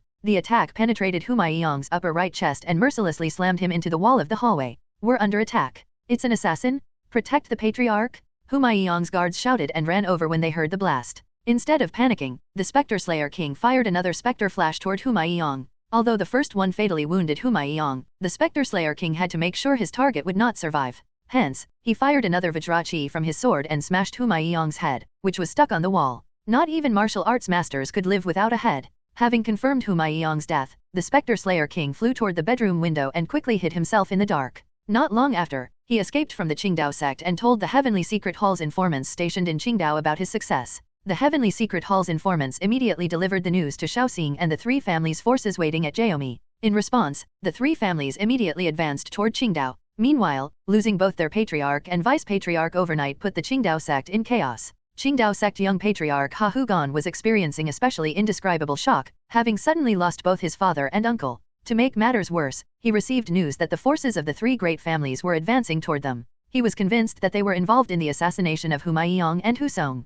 Hu-Gan encouraged the members of the Qingdao sect to stay despite losing their Absolute Realm masters and even though they had fallen into disarray. At the same time, he delivered the news to the Death Shadow demonic monarch, who was stationed at the Black Spirit Island, about the three families' movements. He also requested reinforcement. However, Hu-Gan deliberately excluded Humaiyang and Hu Song's deaths. He knew that if the Death Shadow demonic monarch found out about it, they would give up on the Qingdao sect. In response, the Death Shadow demonic monarch immediately led the 700 martial artists of the three outlaw groups at Black Spirit Island to Qingdao. Including the Qingdao sect's 400 members, they would have more than 1,000 warriors. The Death Shadow demonic monarch only managed to learn about Humaiyang and Hu Song's deaths when he arrived at the Qingdao sect. He wanted to kill Hu-Gan for deceiving him, but without him, it would be difficult to order the Qingdao sect's members around. After all, the Nine Celestial Demons sect only had control over its executives, not all of its members. The Death Shadow demonic monarch had to prioritize keeping their combat force. Nevertheless, although they outnumbered the opponent, they only had a total of 4 Absolute Realm Masters and 23 Upper Peak Realm Masters. 5 of the Upper Peak Realm Masters were from the Qingdao sect, 6 from the 72 strongholds of Lulin, and 4 from the Changjiang Waterway Alliance. The remaining 4 were the higher demons that the Death Shadow demonic monarch brought with him. Meanwhile, the three families had 8 Absolute Realm Masters and 15 Upper Peak Realm Masters. In terms of martial arts masters alone, the forces gathered at the Qingdao sect were inferior. However, they had the soul-burning invincibility pills to change the outcome of the battle. If the outlaw group's 14 Upper Peak Realm Masters consumed those pills, they would be able to exert Absolute Realm level martial prowess. Considering they lacked the enlightenment to support it, true Absolute Realm capabilities should not be expected from them. However, that didn't matter all that much. They would still have a total of 18 Absolute Realm Masters if they made the Upper Peak Realm Masters consume soul-burning invincibility pills. Moreover, they could also make the Peak Realm Masters consume the pills to instantly get dozens more Upper Peak Realm Masters. It would have been easier if Humaiyang and Hu Song were around, but even without them, the 9 Celestial Demons sect still had more than enough forces in the Qingdao sect to overpower the three families. The Spectre Slayer King thought that the Qingdao sect would retreat to Black Spirit Island because they were now inferior to the three families' incoming forces due to Humaiyang and Hu Song's deaths. Contrary to his expectations, however, the forces on the Black Spirit Island headed over to the Qingdao sect instead. That meant they still planned to fight. They're standing their ground even though they have lost 2 Absolute Realm Masters? The Spectre Slayer King found it odd. As far as he knew, even the elite forces of the Four Seas Gang, the 72 strongholds of Lulin, and the Changjiang Waterway Alliance at Black Spirit Island were nothing compared to the elite forces of the three families. The same could be said with the Qingdao sect. The fact that they still planned to fight head-on meant that they still had something up their sleeves. Did the 9 Celestial Demons sect deploy a large number of demonic monarchs? That was the only reason the Spectre Slayer King could think of right now. If he was right, then the three families' forces could suffer huge losses. Normally, he would not care about that at all, but they had to defeat the 9 Celestial Demons sect first before he could get the Heavenly Spectral Assassin Sword Art. It would be detrimental to his goal if the three families lost a large part of their forces. I don't know about the Absolute Realm Masters, but should I at least help reduce the number of the enemy's Upper Peak Realm Masters? Baek Mu-Gun did not order him to, but the Spectre Slayer King thought of helping the three families anyway. It would not be that difficult to assassinate Upper Peak Realm Masters. However, Hu Maiyang and Hu Song's deaths would have likely made the Qingdao sect tighten their security. The Spectre Slayer King pondered about it for a while before finally shaking his head. There was no reason for him to take a risk. He had already completed Mu-Gun's orders, after all. Above all, unlike when he assassinated Hu Maiyang and Hu Song, he had no information on the situation right now. Even identifying the Upper Peak Realm Masters in the Qingdao sect's manor, which would be heavily guarded, would already be difficult. Moreover, if any of the 9 Celestial Demons sect's demonic monarchs discovered him in the process, he could find himself in a dire situation. Defeating the 9 Celestial Demons sect was important, but he had to prioritize staying alive. JNN. Hence, the Spectre Slayer King gave up swiftly and left Qingdao. Just as the Spectre Slayer King was about to leave Qingdao, Mu-Gun heard about the situation in Qingdao from Dan Seal-young. The forces on Black Spirit Island went to the Qingdao sect even though 2 of its Absolute Realm Masters have been assassinated? Mu-Gun asked in surprise. Yes.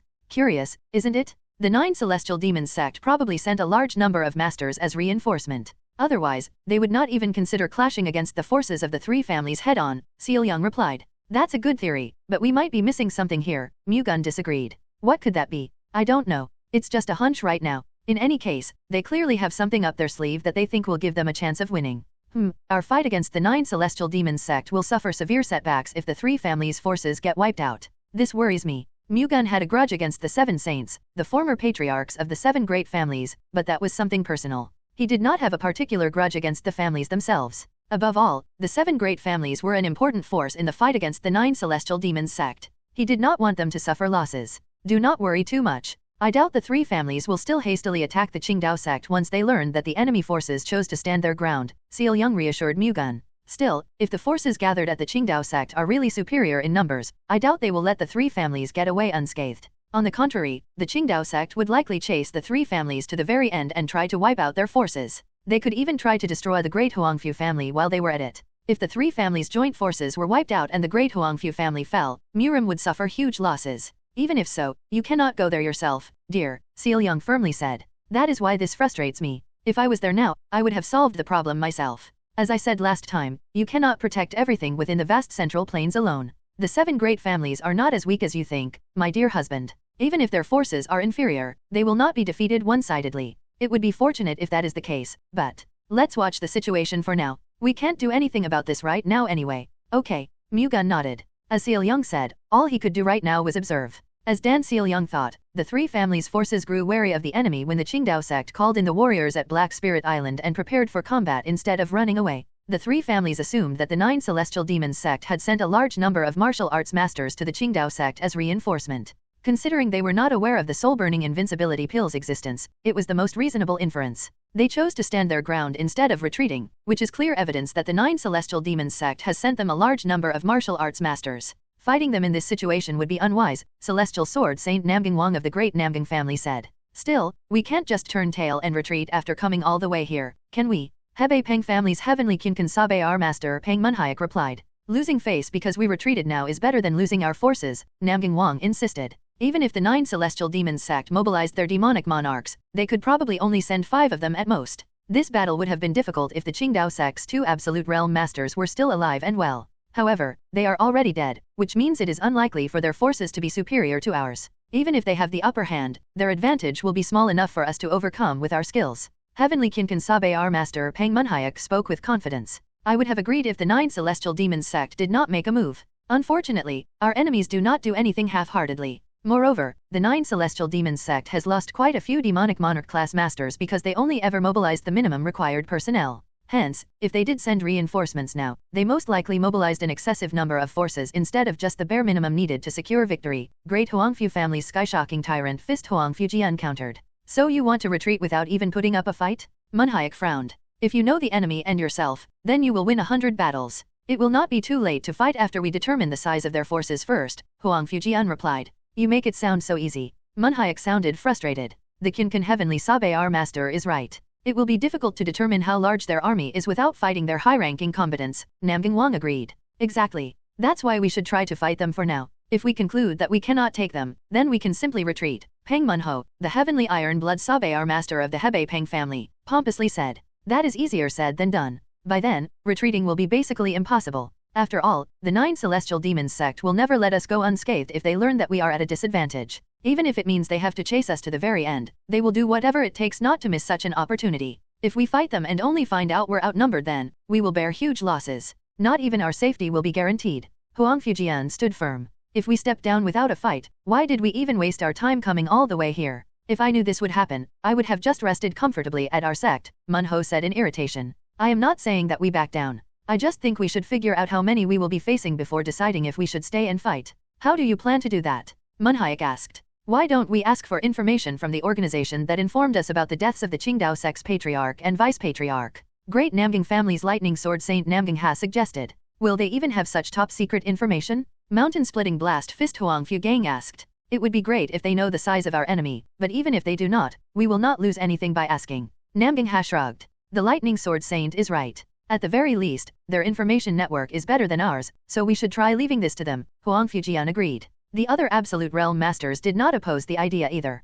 It was the most practical method available at that moment, after all. The Absolute Realm Masters immediately called for the Heavenly Secret Hall's informant, who was staying in the Three Great Families campsite to facilitate smooth information, and requested confirmation about how many Absolute Realm Masters gathered at the Qingdao sect. In response, the Heavenly Secret Hall's informant immediately reported their request to his superior. The forces of the three families held off their advance to the Qingdao sect and waited for intel from the Heavenly Secret Hall. At the same time, they remained fully prepared to retreat at a moment's notice because the enemy could launch a preemptive attack. Meanwhile, before the three families even requested it, the Heavenly Secret Hall was already trying to figure out how many high-rank forces were in the Qingdao sect. Based on the information collected through their spies in the Qingdao sect, the enemy had around 4 or 5 Absolute Realm Masters. The information was not completely accurate since it was not directly confirmed but rather inferred through available information. Nevertheless, the real number likely would not deviate much from their conclusion. The Heavenly Secret Hall informed Baek Mu-Gun of their findings first. After hearing about it from Dan Seal-young, Mu-Gun could not help but harbor some suspicions.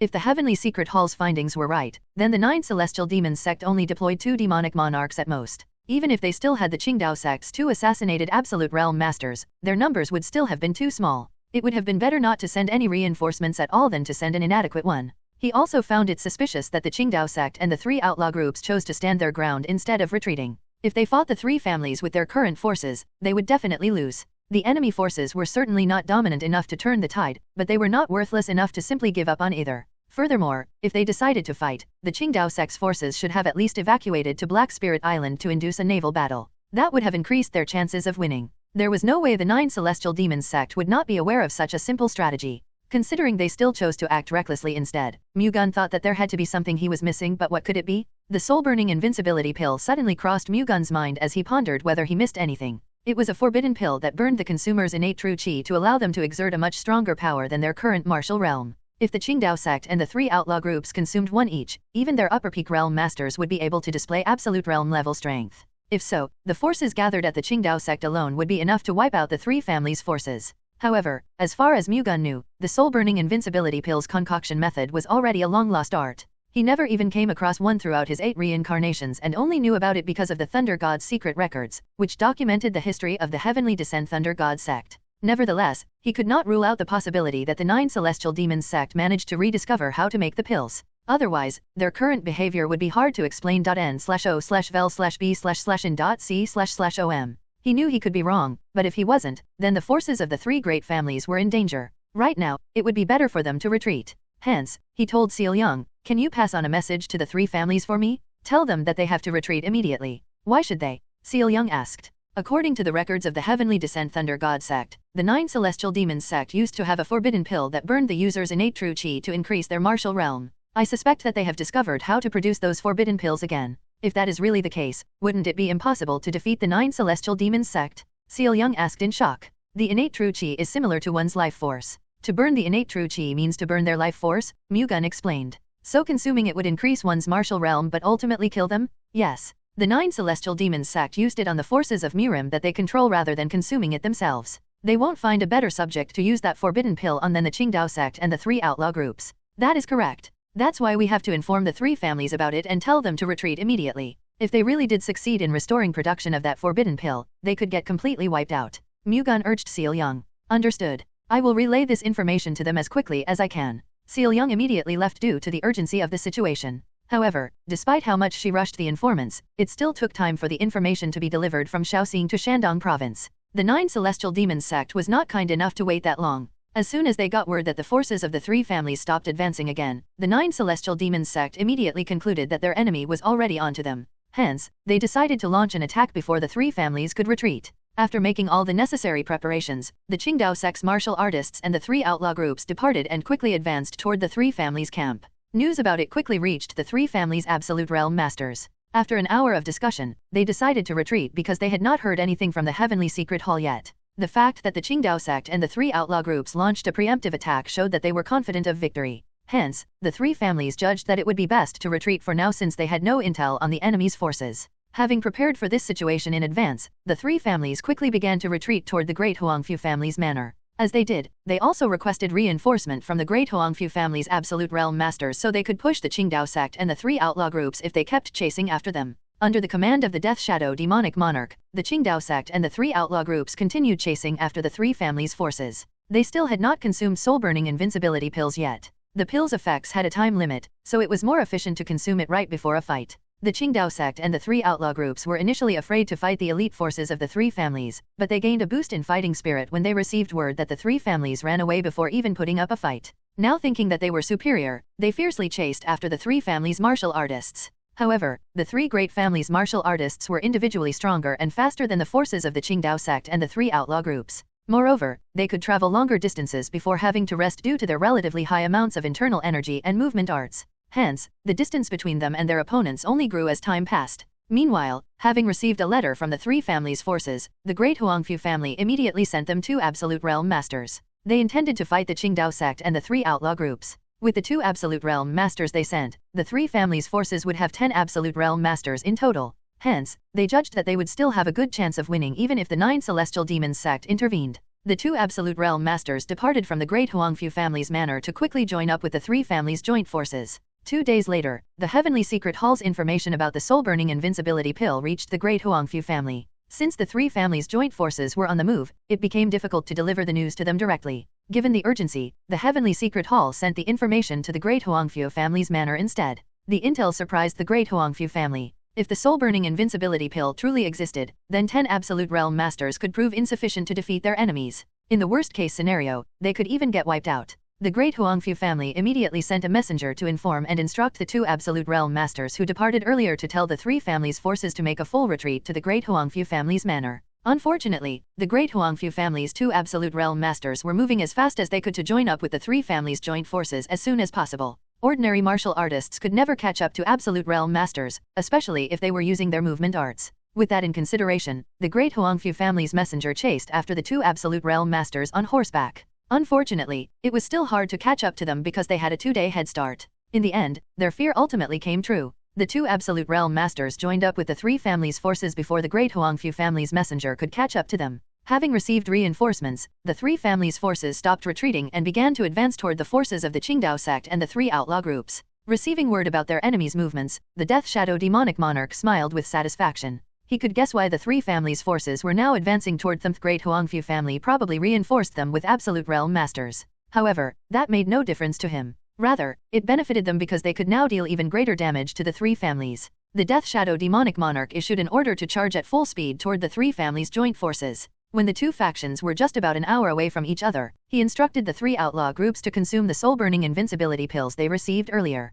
The three outlaw groups knew that the soul-burning invincibility pill was a spiritual pill that temporarily raised their martial realm, but they were not aware that it would ultimately kill them in return. If they did, they would not have consumed it. Not long after, the three families' joint forces reached them. Charge! Show them your power! The Death Shadow demonic monarch shouted toward the three outlaw groups' martial artists. As ordered, the three outlaw groups dashed toward the three families' martial artists. They were in high spirits due to their heightened power. The Qingdao sect's martial artists followed behind them. The three families' martial artists were very displeased when the three outlaw groups rushed at them without any hesitation. They were the elite forces of the 7 great families, not opponents that the three outlaw groups should dare look down on. Nevertheless, the outlaws' behavior right now showed otherwise. Feeling as if they were being looked down upon, the three families' forces boiled with anger. They wanted to show how scary the three families were to the outlaws and the Qingdao sect's members, who came charging without knowing their place. Motivated by that desire, they rushed toward their opponents. The three families' 800 martial artists and the Qingdao sect and three outlaw groups' 1,100 martial artists clashed head-on on the vast plains.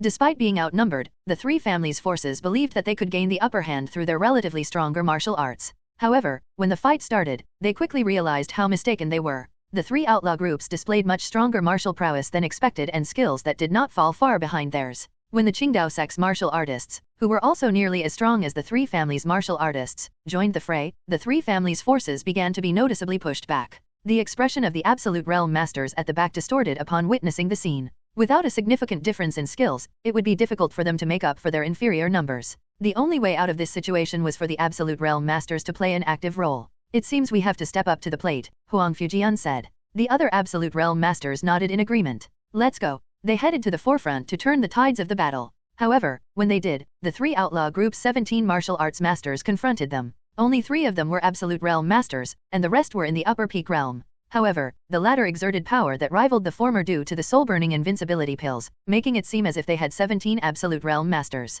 The three families' forces had 10 Absolute Realm Masters. The outlaws' 3 Absolute Realm Masters each fought 1, while their upper peak realm masters faced the remaining 7 in pairs. The three families' masters could not help but be flustered when the outlaws' martial arts masters, whom they thought were in the upper peak realm, began to display absolute realm strength. Although they paled in comparison to those who had truly reached the realm, the difference was insignificant. They also attacked in pairs, which increased the threat they posed to the three families' absolute realm masters. Nevertheless, the three families' absolute realm masters had skills so outstanding that they were not greatly pushed back. They could not easily overwhelm the pair of upper peak realm masters either, but at this rate, they would at least eventually emerge victorious. Unfortunately, the longer their battle lasted, the more damage their forces suffered. It made them feel as if time was against them. On the other hand, impatience would do them no good in a confrontation between martial arts masters. Stay calm, don't forget that the more you rush, the more we will lose. Namgang Wang shouted. The three families' forces were regrettably suffering more and more casualties, but their martial arts masters had to focus on the fight in front of them.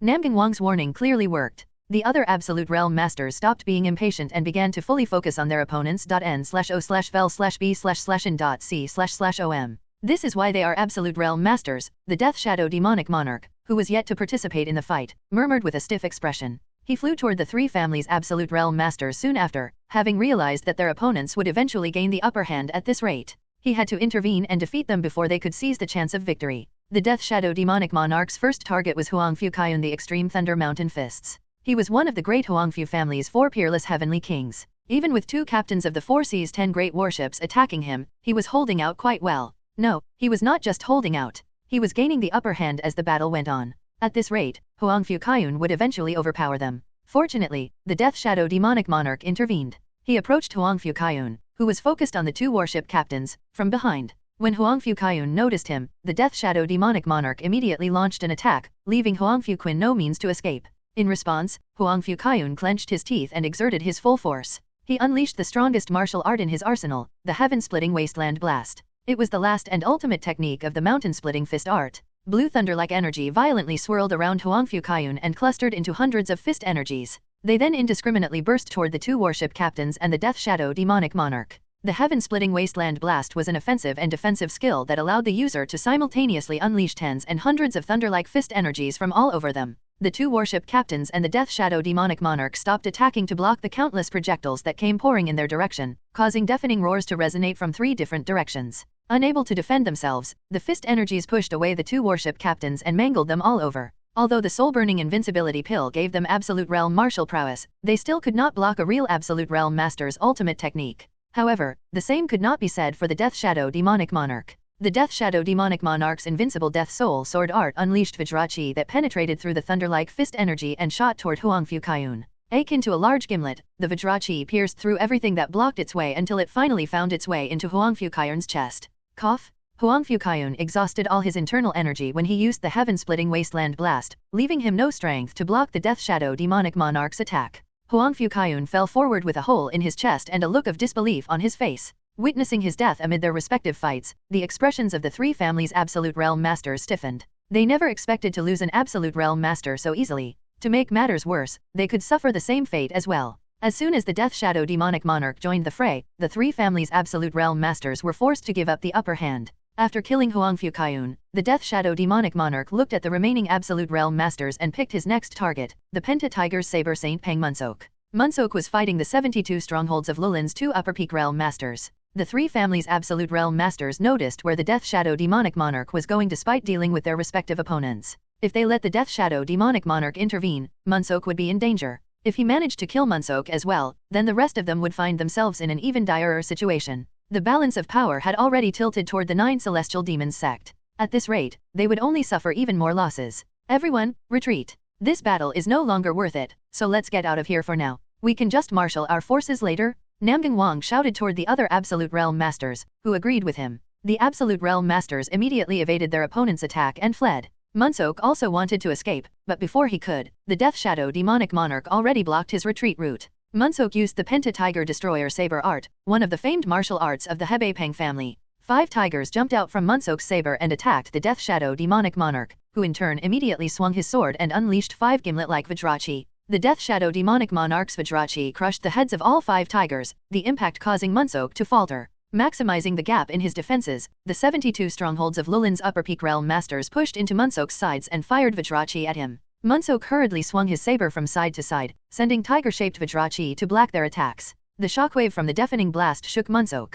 As he did, the Death Shadow Demonic Monarch dashed forward and tried to stab him in the chest. Munsok gritted his teeth and raised his saber to block the incoming attack, but the Death Shadow Demonic Monarch's sword split into 2, avoiding Munsok's saber and penetrating both sides of his chest at the same time. Cough! Munsok stumbled and collapsed to the floor with an agonizing scream. The 8 remaining Absolute Realm Masters felt guilty for Munsok's death. Munsok's cousins, Pang Munhyuk and Pang Munho, were especially saddened. They wanted to avenge Munsok, but doing that now would be foolish. They could get killed before they could even get revenge. Their grudge could be repaid at any time anyway for as long as they could escape from this place. Munhyuk, Munho, and the other Absolute Realm Masters spared no effort in escaping alive. The 3 families' martial artists also began to retreat as fast as they could when the Absolute Realm Masters ordered them to. However, retreating proved difficult with the Qingdao sect and 3 outlaw groups persistently chasing after and raining down attacks on them. The Absolute Realm Masters had the same problem. The Death Shadow Demonic Monarch and the martial arts masters of the 3 outlaw groups had no intention of letting the 3 great families' Absolute Realm Masters get away that easily.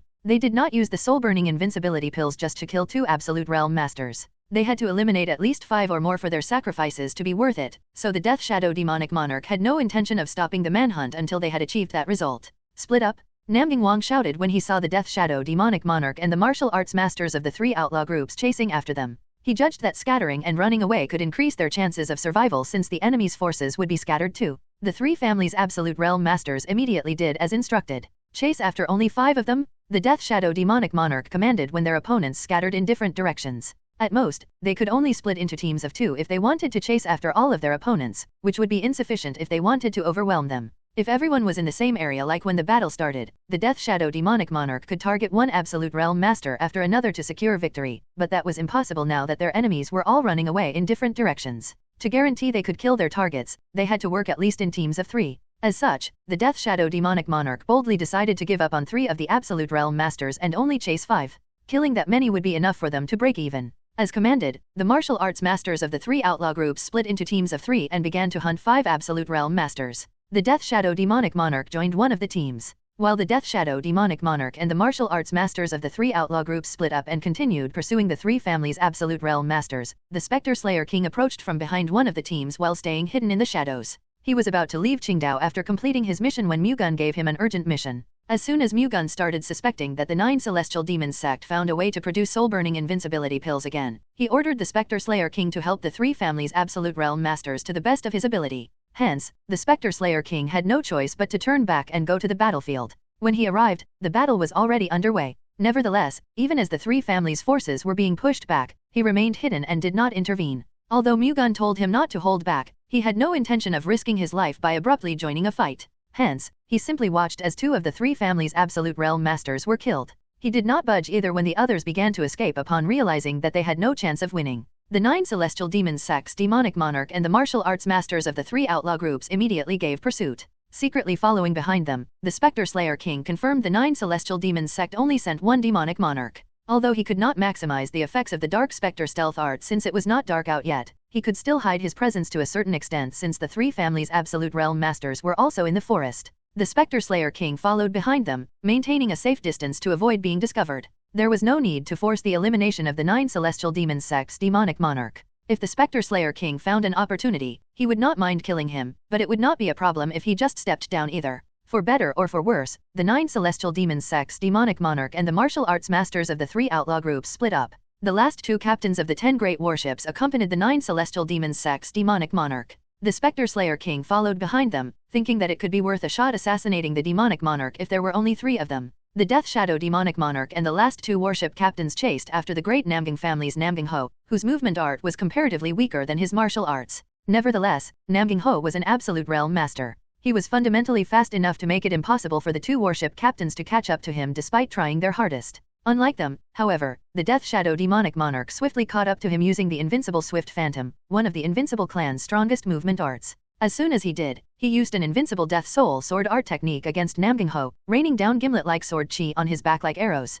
In response, Namgang Ho quickly rolled to the side, evading the Death Shadow demonic monarch's sword chi. He then immediately stood back up and tried to use his movement art again. However, before he could, the Death Shadow demonic monarch stood in his way. A renowned martial arts master of the great Namgang family trying to run away makes for quite the memorable scene. Do you not know that among the 36 stratagems fleeing is best? Since ancient times, running away has always been the best course of action when one is in a disadvantageous situation. That's why I see no reason for me to be ashamed of running away now. However, now that everything has come to this, I will put an end to your life instead, Namgang Ho arrogantly said. Well, I think the results will be the other way around. No, I am more than enough to kill you for as long as you are alone, Namgang Ho confidently said. As soon as he was done, he thrust his sword toward the Death Shadow demonic monarch, causing a violently whirling divine wind Vajrachi to rampage toward him. Finding the situation ridiculous, the Death Shadow demonic monarch swung his sword in response. A gimlet-like Vajrachi penetrated through the divine wind Vajrachi and burrowed toward Namgang Ho. Startled, Namgang Ho evaded the gimlet-like Vajrachi.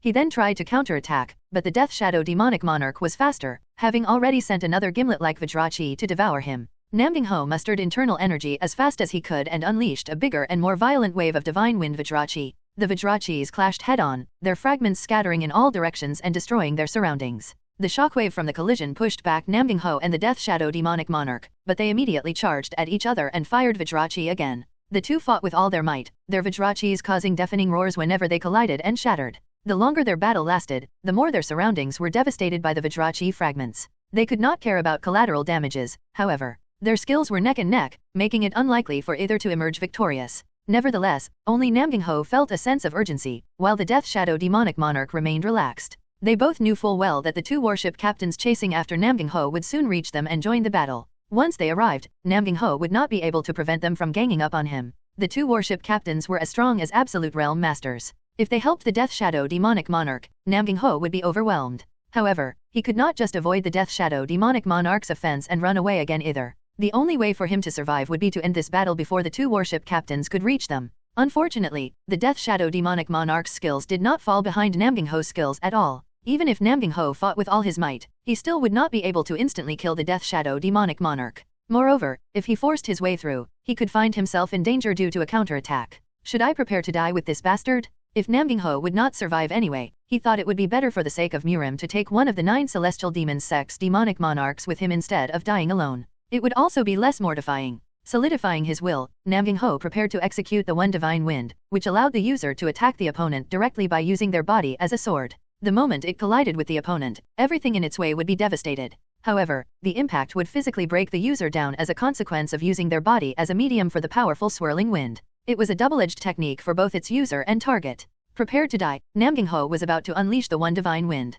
However, before he could, an invisible energy went past him and pierced the Death Shadow demonic monarch's head. The impact blasted the Death Shadow demonic monarch to the side, causing him to crash to the ground. Surprised, Namgang Ho turned his head to where the invisible energy came from, finding a black-masked man Spectre Slayer King pointing a sword at the Death Shadow demonic monarch, who died before he could even do anything about it. The Spectre Slayer King had already killed the 2 warship captains as well. First of all, I would like to thank you for saving my life, but who are you? Namgang Ho asked, wary of the Spectre Slayer King. Although the Spectre Slayer King killed the Death Shadow demonic monarch, it was hard for Namgang Ho to let down his guard due to the aura of death that the Spectre Slayer King emanated. Pass your gratitude to young patriarch Baek Mu-Gun. I came here at his request. The Spectre Slayer King smiled bitterly when he noticed Namgang Ho's wariness. Young patriarch Baek? Namgang Ho asked in surprise. Ask him if you want to know more. I'll be leaving now. Having no intention to chat, the Spectre Slayer King immediately left the area. He is probably an assassin, Namgang Ho murmured as he watched the Spectre Slayer King quickly disappear. Only the 3 great Slayer Kings could possess that level of skill. Is young patriarch Baek connected to the 3 great Slayer Kings? Despite his curiosity about the relationship between Mu-Gun and the Spectre Slayer King, he could not get answers to that right now. I wonder what happened to the others. Namgang Ho worried about the safety of the other Absolute Realm Masters. If he could, he wanted to go and help. However, they scattered off in different directions, and quite some time had passed. Even if he went now, he would likely already be too late. Worse, he could find himself in danger again. After pondering about what to do, Namgang Ho decided to head to Qingzhou first. Meanwhile, the 3 outlaw group's martial arts masters managed to catch and kill 3 of the 4 other Absolute Realm Masters that they were chasing, namely Namgang Ha, Huangfu Suk, and Peng Mun Ho. Moreover, their martial artists also managed to kill over half of the 3 families' forces. Fortunately, the soul-burning invincibility pills effects expired, causing the 3 outlaw group's martial artists to fall to the ground. Otherwise, the 3 families' forces would have been completely wiped out. The martial artists and Absolute Realm Masters who survived gathered near Qingzhou. Sorrow was evident on the faces of the Absolute Realm Masters. Not only did the enemy manage to kill half of their forces, but they also lost 5 of the Absolute Realm Masters. It was far too painful. They could only take comfort in the fact that the 9 celestial demons sects Death Shadow Demonic Monarch and those who consumed soul-burning invincibility pills all died. If we learned about the existence of the soul-burning invincibility pill a little sooner, we would have been able to avoid all these losses, Huangfu Jian said with regret. There is no point regretting what has already happened. Isn't revenge more important now? Kinkan Heavenly Sabayar Master Pang Munhyak commented. N/O/vel/b/in.c//om. You want to attack the Qingdao sect's surviving members? Do you plan to just leave them alone? Aren't we stronger than what remains of their forces? The enemy only had the 72 strongholds of Lulin and Changjiang Waterway Alliance's 3 Absolute Realm Masters and the Qingdao sect's Upper Peak Realm Masters left. Even if they took the higher demons, the followers of the Death Shadow Demonic Monarch, into consideration, the 3 families' forces and 5 Absolute Realm Masters should be more than enough to overpower them. If the Qingdao sect's surviving members consume soul-burning invincibility pills as well, we will lose the rest of our forces, which we barely managed to save, Namgang Wang said in disagreement. If they had more, then why did they not consume them earlier? If they did, they could have wiped us out. They probably do not have enough pills for the Qingdao sect as well, Munhyak countered. We can't just decide based on that. If the 9 celestial demons sect wants to destroy not only the 3 families' forces but also the entire Great Huangfu family, then they will have to save some soul-burning invincibility pills for later. The Qingdao sect's forces are far too weak to accomplish that. Even if they consume soul-burning invincibility pills, they would still have trouble destroying the Great Huangfu family. Moreover, I doubt they will take the pill now that they know doing so would eventually kill them. If I were the 9 celestial demons sect, I would have made them consume it before they learned about that. The Kinkan Heavenly Sabayar Master has a point. Even though the Qingdao sect and the 3 outlaw groups are under the 9 celestial demons sect's control, I doubt they are loyal enough to them to willingly give up their lives. The most plausible reason why only the 3 outlaw group's martial artists were given soul-burning invincibility pills is that they could not produce enough for the Qingdao sect as well, Huangfu Jian commented. When Huangfu Jian insisted on fighting the Qingdao sect as well, Namgang Wang stared at Namgang Ho with a perplexed look. What do you think, brother? I also doubt they are planning to use the soul-burning invincibility pills for a separate occasion. Furthermore, the Sovereign Elder the Heavenly Divine Fist deity of the 7 saints with the Great Huangfu family. Even if the demonic monarch was still alive, they would have still had difficulties destroying the Great Huangfu family with their current forces. If they had more soul-burning invincibility pills lying around, they would have chosen to use them to ensure the annihilation of the 3 families' forces rather than saving them to attack the Great Huangfu family, the results of which would have been unpredictable even if they consumed the pills, Namgang Ho replied. I feel the same way as well. If they had more soul-burning invincibility pills, they would have used it when they were chasing us. Leaving us alive would make it impossible to attack our sect, Huangfu Gang added. I find it suspicious that the Qingdao sect's remaining forces haven't retreated yet, though. If they really don't have any soul-burning invincibility pills left, wouldn't it be best for them to hurry and retreat? Namgang Wang asked. Retreating now would be no different from admitting that they do not have any soul-burning invincibility pills left. They are deliberately holding out and waiting for us to retreat first, Huangfu Jian answered. Good point. Namgang Wang nodded. Either way, if we let the remaining forces of the Qingdao sect escape now, they will certainly cause more trouble in the future. We have to deal with them properly this time. In consideration of the 3 families' images as well, we should not step down now. The Absolute Realm Masters all agreed with Munhyak. Although they could not rule out the possibility that the Qingdao sect's surviving members still had soul-burning invincibility pills, they concluded that it would be best to force them to use those pills now. If they left them alone, the Qingdao sect's surviving members could use the soul-burning invincibility pills to attack the Great Huangfu family and cause more damage. The 3 families' Absolute Realm Masters immediately took action. Although their earlier defeat dampened their forces' morale and martial artists now feared the soul-burning invincibility pills, they still attacked the Qingdao sect's forces without hesitation. Meanwhile, the three Absolute Realm Masters at the Qingdao sect's campsite, namely Lulin Heavenly King Zhang Samyang, Changjiang Dragon King Simjin, and Changjiang Shark King Jie Jinoke, took command of the Qingdao sect's martial artists on behalf of Qingdao sect young patriarch Hu-Gon. Hu-Gon and the Qingdao sect's strongest martial arts masters, the Qingdao Five Sword Masters, were forced to yield to the three Absolute Realm Masters' martial prowess. The Qingdao sect needed the three Absolute Realm Masters' power to guarantee their survival, while the Absolute Realm Masters required new forces to command now that all their elite subordinates were dead. However, none of this would matter if they failed to escape from the three families. Although the three families' forces had been reduced to half, they still had more than enough power to annihilate what remained of the Qingdao sect. The three outlaw group's Absolute Realm Masters initially intended to flee to Black Spirit Island before the three families' forces attacked, but if they did, the three families would have chased them down. Hence, they waited instead. They were hoping that the three families' forces would retreat out of fear that they still had more soul-burning invincibility pills. However, they were not so lucky. After assuming battle formation, their enemies immediately advanced toward the Qingdao sect's campsite. The outlaw group's Absolute Realm Masters immediately ordered the Qingdao sect's martial artists to retreat, then broke off from the formation and ran away on their own. If they stayed with the Qingdao sect's forces, the three families' martial arts masters would have eventually killed them. Hence, they chose to abandon the Qingdao sect and guarantee their survival instead. Their plan was wicked, but they had always been that way. Realizing that the Absolute Realm Masters were nowhere to be found, Hu-Gon gritted his teeth. The Absolute Realm Masters shamelessly abandoned the Qingdao sect as soon as the situation became unfavorable to them. Hu-Gon could not help but resent the Nine Celestial Demons sect as well for leaving them in this situation and playing dumb instead of taking responsibility. If Hu-Gon knew this would happen, he would not have followed the Nine Celestial Demons sect. However, there was no use regretting things now. He had no time to waste on unnecessary matters. All he could do now was prioritize escaping the three families' pursuit. The 36 Stratagems is a Chinese essay that illustrates a series of stratagems used in politics, war, and civil interaction. The Qingdao sect's remaining forces ran away as fast as they could, and the three families' forces chased after them with all their might. When they got right under the three families' noses, young patriarch Hu-Gon had a quick discussion with the Qingdao Five Sword Masters and concluded that running away blindly was meaningless. However, they were no match against their opponents either. Fighting them would mean total annihilation. Eventually, Hu-Gon and the Qingdao Five Sword Masters chose to split up and run away. It was every man for himself. They would not be able to shake off the pursuit if they stayed together. On the other hand, even the three great families would find it impossible to chase after them all if they scattered. Hu-Gon and the Qingdao Five Sword Masters gathered all their members and told them to escape by themselves. Their members initially thought that Hu-Gon and the Qingdao Five Sword Masters wanted to abandon them, but hearing Hu-Gon's explanation convinced them otherwise. Hu-Gon and the Qingdao Five Sword Masters ordered the Qingdao sect's members to try their best to shake off their pursuers and gather at Hung's Lake in Jiangsu province. They decided to leave their headquarters in Qingdao, create a new home, and reorganize their forces somewhere the great Huangfu family's influence was yet to reach. Following the command of the upper brasses, the Qingdao sect's members split up into groups of 2 or 3 and scattered in different directions in an effort to escape. Hu-Gon and the Qingdao Five Sword Masters also split into pairs and ran away. The situation flustered the three families' forces. With the Qingdao sect's members scattered, chasing after them all became impossible. Eventually, the three families' forces gave up on pursuing the Qingdao sect's remnant forces and headed to Qingdao instead to claim the Qingdao sect's headquarters and take over Qingdao.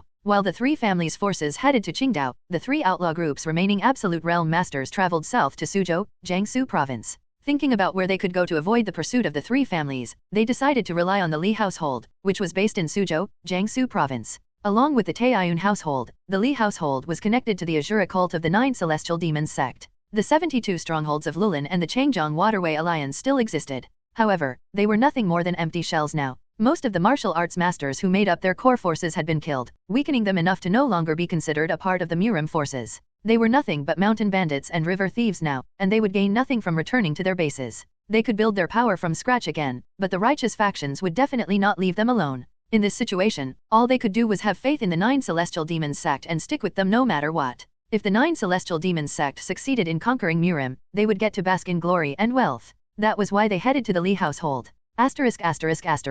Through Dan Seal-young, Baek Mu-Gun received news that the three families lost 5 Absolute Realm Masters and more than 400 martial artists. On the other hand, they managed to kill the 3 outlaw groups' elite forces and a demonic monarch of the Nine Celestial Demons sect. He also learned that the Qingdao sect's surviving members scattered in all directions and escaped. It is regretful that they lost 5 Absolute Realm Masters. They would have suffered even greater losses if you did not send the Spectre Slayer King to aid them, dear husband, Seal-young comforted Mu-Gun. I actually did not expect that the Spectre Slayer King would do such a good job. He even killed the 9 celestial demons sect's demonic monarch. That is true. We still shouldn't let our guard down around him, but this incident showed us how determined he really is. You're right. Anyway, what happened to the outlaw group's 3 absolute realm masters? Mu-Gun asked. When the situation worsened for them, they abandoned the Qingdao sect's remnant forces and escaped on their own, Seolyang briefed Mu-.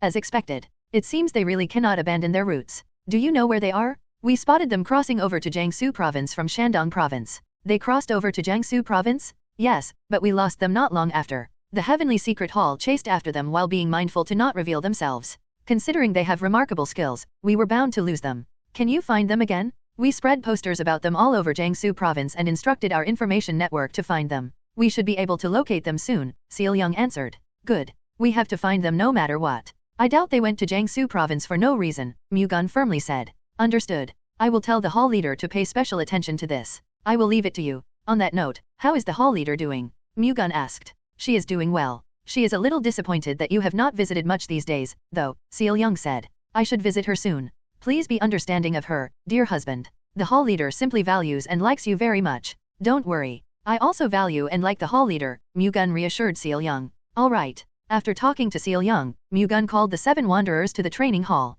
The 7 wanderers immediately answered his summons. Welcome, Mu-Gun greeted. Why did you ask us all to come? Jade-faced swordmaster Lee Soho asked. Over the past month, the 7 wanderers had frequently visited the training hall for their sparring sessions with Mu-Gun. However, Mu-Gun never gathered all of them like this before. Do you remember the promise I made when we first hired you all? Mu-Gun smiled widely and asked. Are you talking about the spiritual pill? Whirlwind Fist Quan Ho answered. That's right. We are done producing the spiritual pills we will be giving to you. Really? Yes. As promised, I will give each of you 2 heavenly medicine pills. Each one contains 30 years worth of internal energy. Consuming 2 heavenly medicine pills would give them 60 years worth of internal energy. The 7 wanderers possessed over 120 years worth of internal energy right now. If they absorbed the energy of 2 heavenly medicine pills, they would have a total of 180 years worth of internal energy, which was the requirement to reach the absolute realm. Of course, that growth did not necessarily mean that their advancement into the absolute realm was certain. They would have to first gain enough enlightenment to use all that internal energy to break through the heaven and earth gateway and undergo metamorphosis.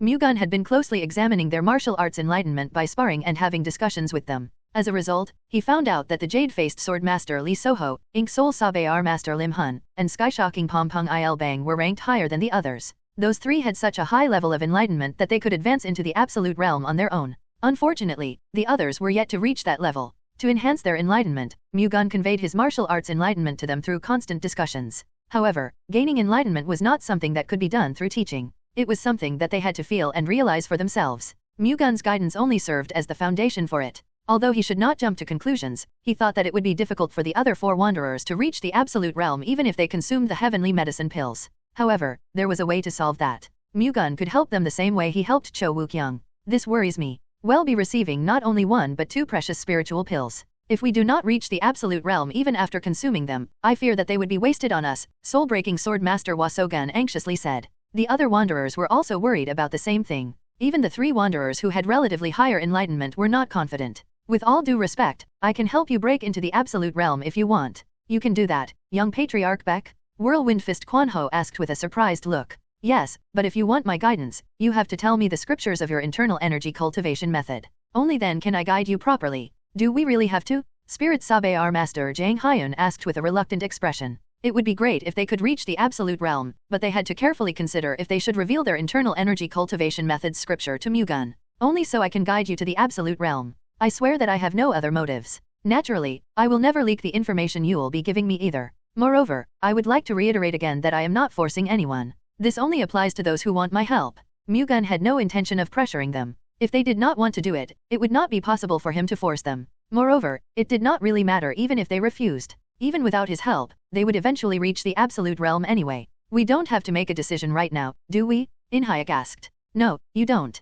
The heavenly medicine pills should be consumed 7 days apart anyway. You just have to make a decision before consuming the second pill, Mu-Gun explained. I will give it some thought for now, then. Understood. I will now distribute the heavenly medicine pills to everyone. As I have already said, please consume the 2 heavenly medicine pills separately 7 days apart so you can properly absorb their medicinal properties, Mu-Gun said as he handed 2 heavenly medicine pills each to the 7 wanderers. Thank you very much for giving us such precious spiritual pills even though we are not members of the Baeksword sect. Even if you are doing it for the sake of Murim, you are still truly big-hearted. I promise to emulate your generosity and do my best in the fight against the 9 celestial demons sect, Soho said in a determined tone. Mu-Gun sensed that Soho truly meant what he said. He could even feel his sincerity. We promise the same thing as well. The other 6 wanderers seemed sincere as well. That makes me feel glad. I knew I was not wrong to give you all 2 heavenly medicine pills each. Mu-Gun was not planning on recruiting the 7 wanderers into the Baek sword sect, but it would still be great if they joined on their own accord because his actions touched them. Either way, that was not something he could accomplish using force.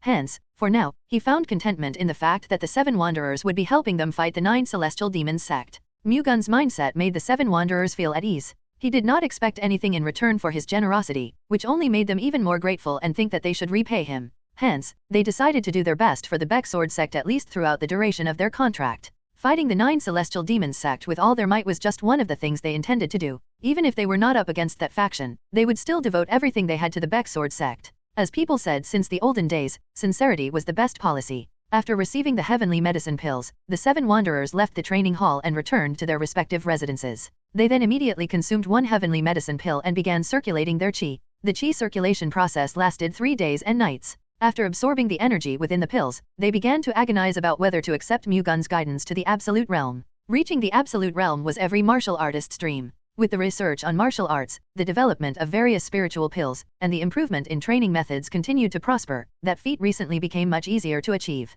That was why there were more Absolute Realm masters now than ever. Despite that, they only accounted for the very few martial artists in all of Murim who could reach the Absolute Realm. After all, even in this day and age, only the chosen ones could reach it. That made the opportunity to reach the Absolute Realm all the more valuable. If they accepted guidance from Baek Mu-Gun, the Thunder God's successor, they would likely be able to achieve such a feat. No, considering Mu-Gun's martial realm, it would be safe to say that it was a certainty. With that in mind, they would have already accepted Mu-Gun's guidance if not for the fact that they had to tell him the scriptures of their internal energy cultivation method first. Despite how excellent their internal energy cultivation methods were, they were still nowhere near as great as the Thunder God's martial arts. However, telling someone the scriptures of their internal energy cultivation method was like revealing their own weakness. No matter how much they trusted Mu-Gun, it was still difficult to reach a decision.n/o/vel/b/jn.c//om. After a few days of consideration, the 7 wanderers finally made up their minds. Soho, Lim Hun, and Ilbang chose to reach the Absolute Realm on their own. Since they had relatively higher martial arts enlightenment and were confident in their own martial arts, they did not require Mu-Gun's help.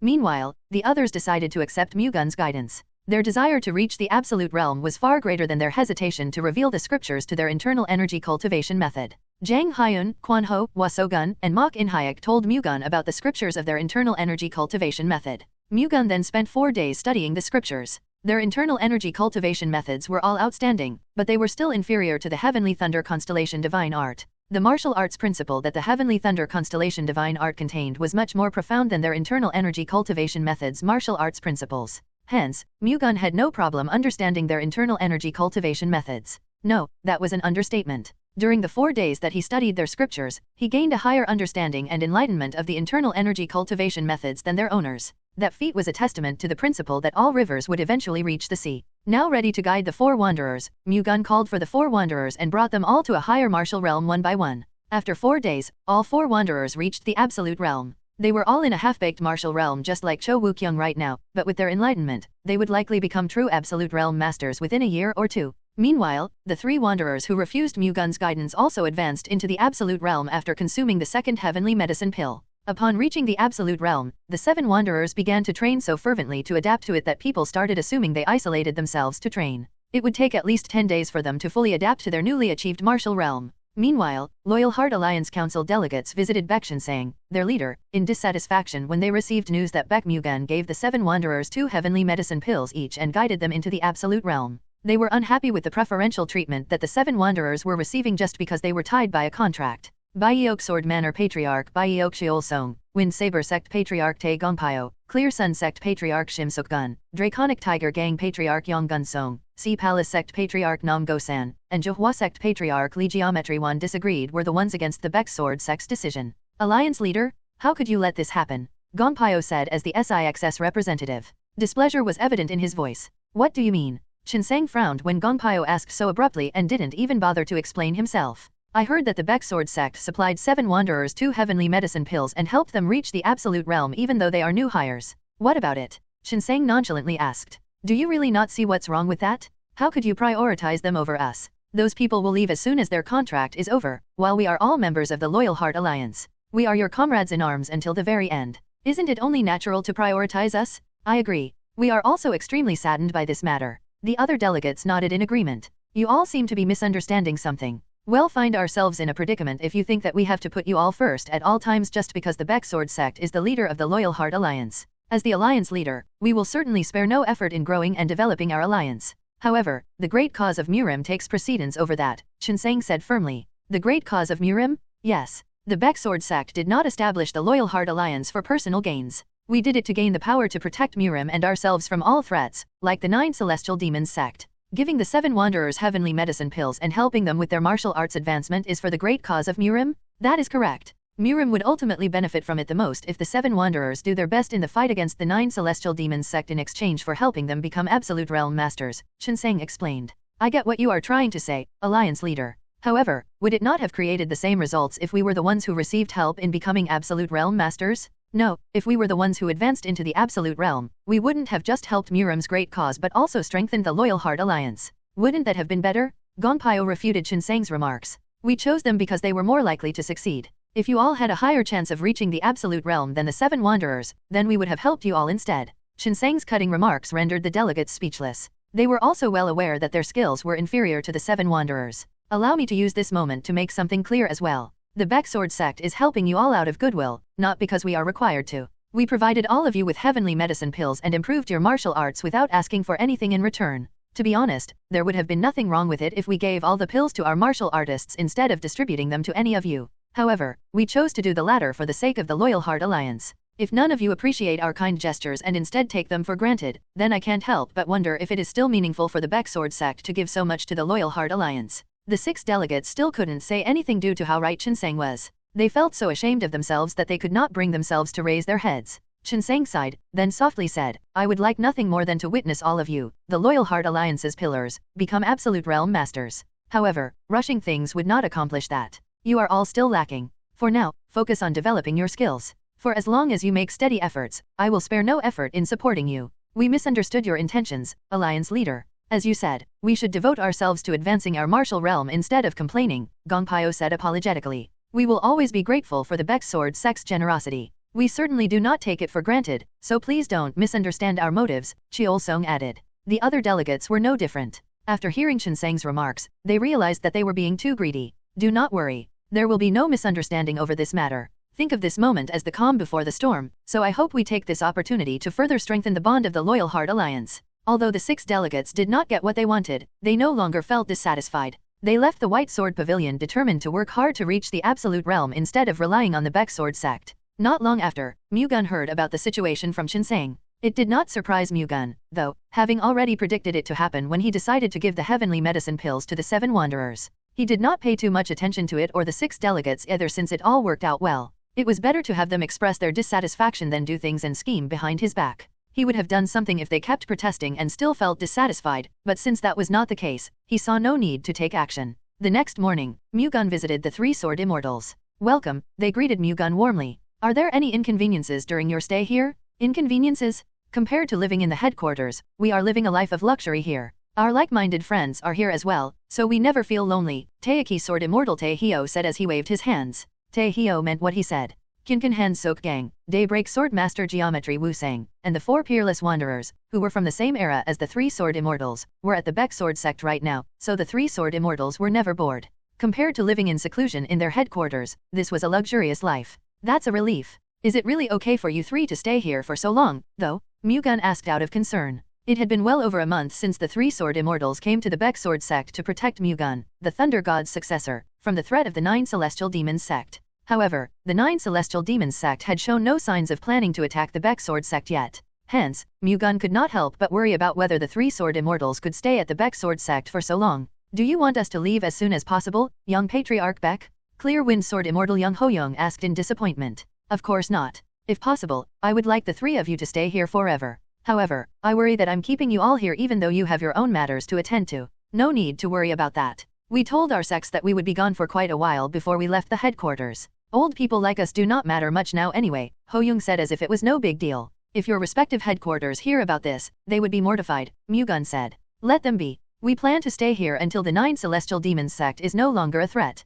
Mu-Gun could not ask for more. Understood. If you are uncomfortable or need anything, please feel free to let me know, Mu-Gun said appreciatively. We are very well taken care of here. You should cross swords with us every now and then, though, Taei Sword Immortal Woon Jonghak commented. A wall was blocking the 3 sword immortals from advancing to the Supreme Realm, and they were expecting to find a way to break through it from Mu-Gun, the Thunder God's successor. In fact, that was also one of the reasons why they came to the Baek Sword sect. Alright, I will come by again as soon as I have time, Mu-Gun replied. He would also benefit from sparring with such outstanding martial artists anyway. Not long after, he left the residence of the 3 sword immortals and headed to the training hall. When he arrived, he found Namgang Hyuna, dressed in white martial attire, focused on her martial arts training. Mu-Gun erased his presence to avoid breaking her concentration as he watched her. Hyuna's talent was definitely remarkable. Even though it had only been 4 months since Mu-Gun had taught her the Cold Moon Sect's martial art, she could already use it as smoothly as flowing water. She was not simply skillfully executing the techniques but also naturally imbuing the Cold Moon Glacier cultivation method's chi into them. Considering her current skills, she has probably reached the peak realm now. Before learning the Cold Moon Sect's martial arts, Hyuna was just in the first-rate realm, which meant she reached the peak realm in just 4 months. Although her outstanding talent played a major role in achieving that feat, it was also because of how sophisticated the Cold Moon Sect's martial art was. That was why martial artists desired Ascension Realm martial arts so much. Even with similar levels of talent and under the same conditions, one could grow faster than the other if they were practicing an Ascension Realm martial art. Of course, no matter how amazing the martial art was, it was useless if they did not have the talent to absorb it. Oh? When did you get here? Hyuna asked, finally noticing Mu-Gun. I've been here for quite some time now. You should have told me. You were so focused that I decided to just stand by and watch. What do you think, dear husband? Hyuna asked. You are doing better than I thought. Really? If you keep going at this rate, you may be able to reach the upper peak realm within a year at the earliest, Mu-Gun replied. I don't think that's possible. No, it definitely is for as long as you have enough internal energy to support it. Really? Hyuna asked in disbelief. There is usually a martial art that suits each person. I think that's what the Cold Moon Sect's martial art is for you. For as long as you keep making steady efforts, you should be able to achieve the upper peak realm in a year. Didn't you say that I need to have enough internal energy to support it first? Considering the Cold Moon Sect's martial arts are based on ice chi, it will be difficult to build my internal energy with ordinary spiritual pills. Focus on martial arts training for now. I will solve that problem even if it means having to bring the Myriad Ice Essence, the Bahai Ice Palace's treasure, over. Mu-Gun reassured Hyuna. You'll steal the treasure of the Bahai Ice Palace just to increase my internal energy? Does that make sense to you? Hyuna asked. It's just an example. Anyway, I'll handle it, so just focus on your martial arts training, dear. Got it. Well then, keep training. Mu-Gun bid farewell to Hyuna. You're leaving already? Did I forget to do anything? n/o/vel/b/in.c//om. Not really. I am just upset that you only stayed for a bit, Hyuna said dejectedly. Do you want to spar or something, then? Can we go outside and get some fresh air instead? It has been a long time since I went out with you, dear husband.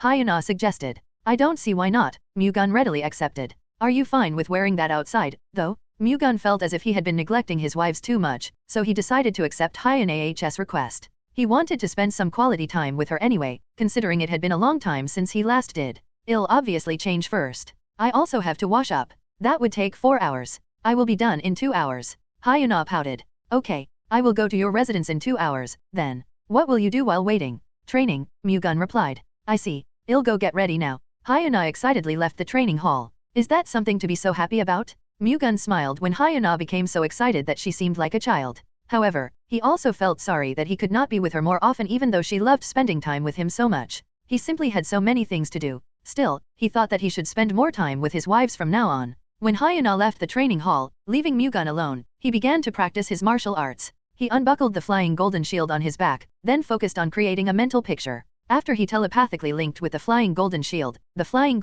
began to violently rotate and rise into the air. Mu-Gun was not using the flying golden shield scripture right now. The flying golden shield scripture allowed the user to imbue their chi into the flying golden shield and control it through the string attached to the user and the shield. However, Mu-Gun was controlling the flying golden shield through telepathy right now. Golden Thunder God Chi covered the fiercely rotating flying golden shield, took its shape, and materialized another shield in the form of a shield aura. The shield aura moved so slowly that it was still visible at first, but the longer Mu-Gun controlled it, the faster it became. Eventually, it became so fast that it became hard to track with the naked eye. Nobody could have survived being inside the training hall, which was painted gold by the afterimages that the shield aura left in its tracks. Its fearsome movements were made possible through Sword Chi Link, which only Supreme Realm Masters could use. The Sword Chi Link allowed the user to control their sword with Chi. Since Mu-Gun was using it on a shield, it would be more accurate to call it the shield chi link. Having reached the supreme realm in his previous life, Mu-Gun already knew how to use the sword chi link. His cultivation method had simply been too weak to activate it, which prevented him from using it until now. Absorbing the three-headed centipede's beast core and strengthening his cultivation method made it possible for him to use the sword chi link again. Combined with the training he had done the past few months, he could now use the sword chi link as skillfully as he did during his previous life. In other words, Mu-Gun had gone past the absolute realm and reached the supreme realm. Being able to use the sword chi link was not the only difference between the absolute realm and the supreme realm. The power of one's martial arts also grew as their martial realm rose. That applied to the heavenly descent thunder god's sword art as well. Case in point, the power and speed of its first technique, the thunder sword cannon, doubled when Mu-Gun's martial realm rose to another level. Now, even absolute realm masters would fail to defend against it if it came from 30 feet away. Even activating protective Vajrachi would prove useless. Mu-Gun's improved thunder sword cannon would just tear through their protective Vajrachi and keep going. Mu-Gun did not really have to use it, though. After all, he could just attack with the flying golden shield, which was also extremely difficult to block. After training for an hour, Baek Mu-Gun briefly washed up and got changed. He then headed to Namgang Hyun AH's residence. When Mu-Gun arrived, Hyuna came out to meet him in an elegant green dress.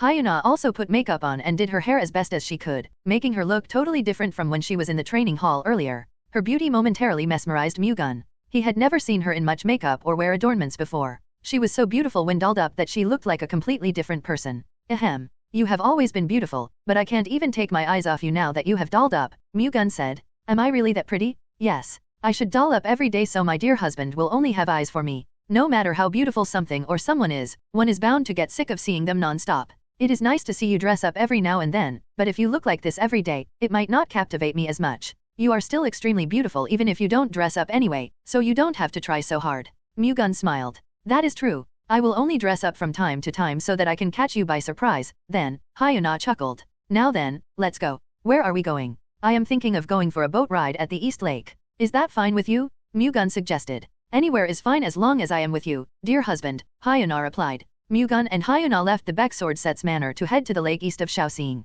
Just like the West Lake in Hangzhou, the East Lake was regarded as one of the most beautiful places in the Central Plains due to the picturesque sceneries it offered. Although they had been in Shaoxing for quite some time, Mu-Gun and Hyuna had yet to see the East Lake. Hence, they finally decided to visit it today. After about an hour, their carriage finally reached the East Lake. Mu-Gun and Hyuna rode a boat at the entrance and took their time sightseeing. The East Lake used to be a quarry, but it turned into a lake when water filled it. Even though it was not that big, the unique rocks and strange stones surrounding it like a folding screen drew the admiration of many. The high-ranking officials' manors and villas along the shores of the East Lake were also worth seeing. After sightseeing, Mu-Gun and Hyuna visited the tea house that was known as one of the East Lake's must-visit tourist attractions for lovers because of the view it had of the entire East Lake. Living up to its fame, the tea house was filled with many young couples. Mu-Gun and Hyuna sat at the highest floor of the tea house, the tables of which cost several times more than the other seats. Each table on the top floor was so expensive that many were available. Having taken a seat at a table that had a clear view of the East Lake, Mu-Gun and Hyuna ordered tea.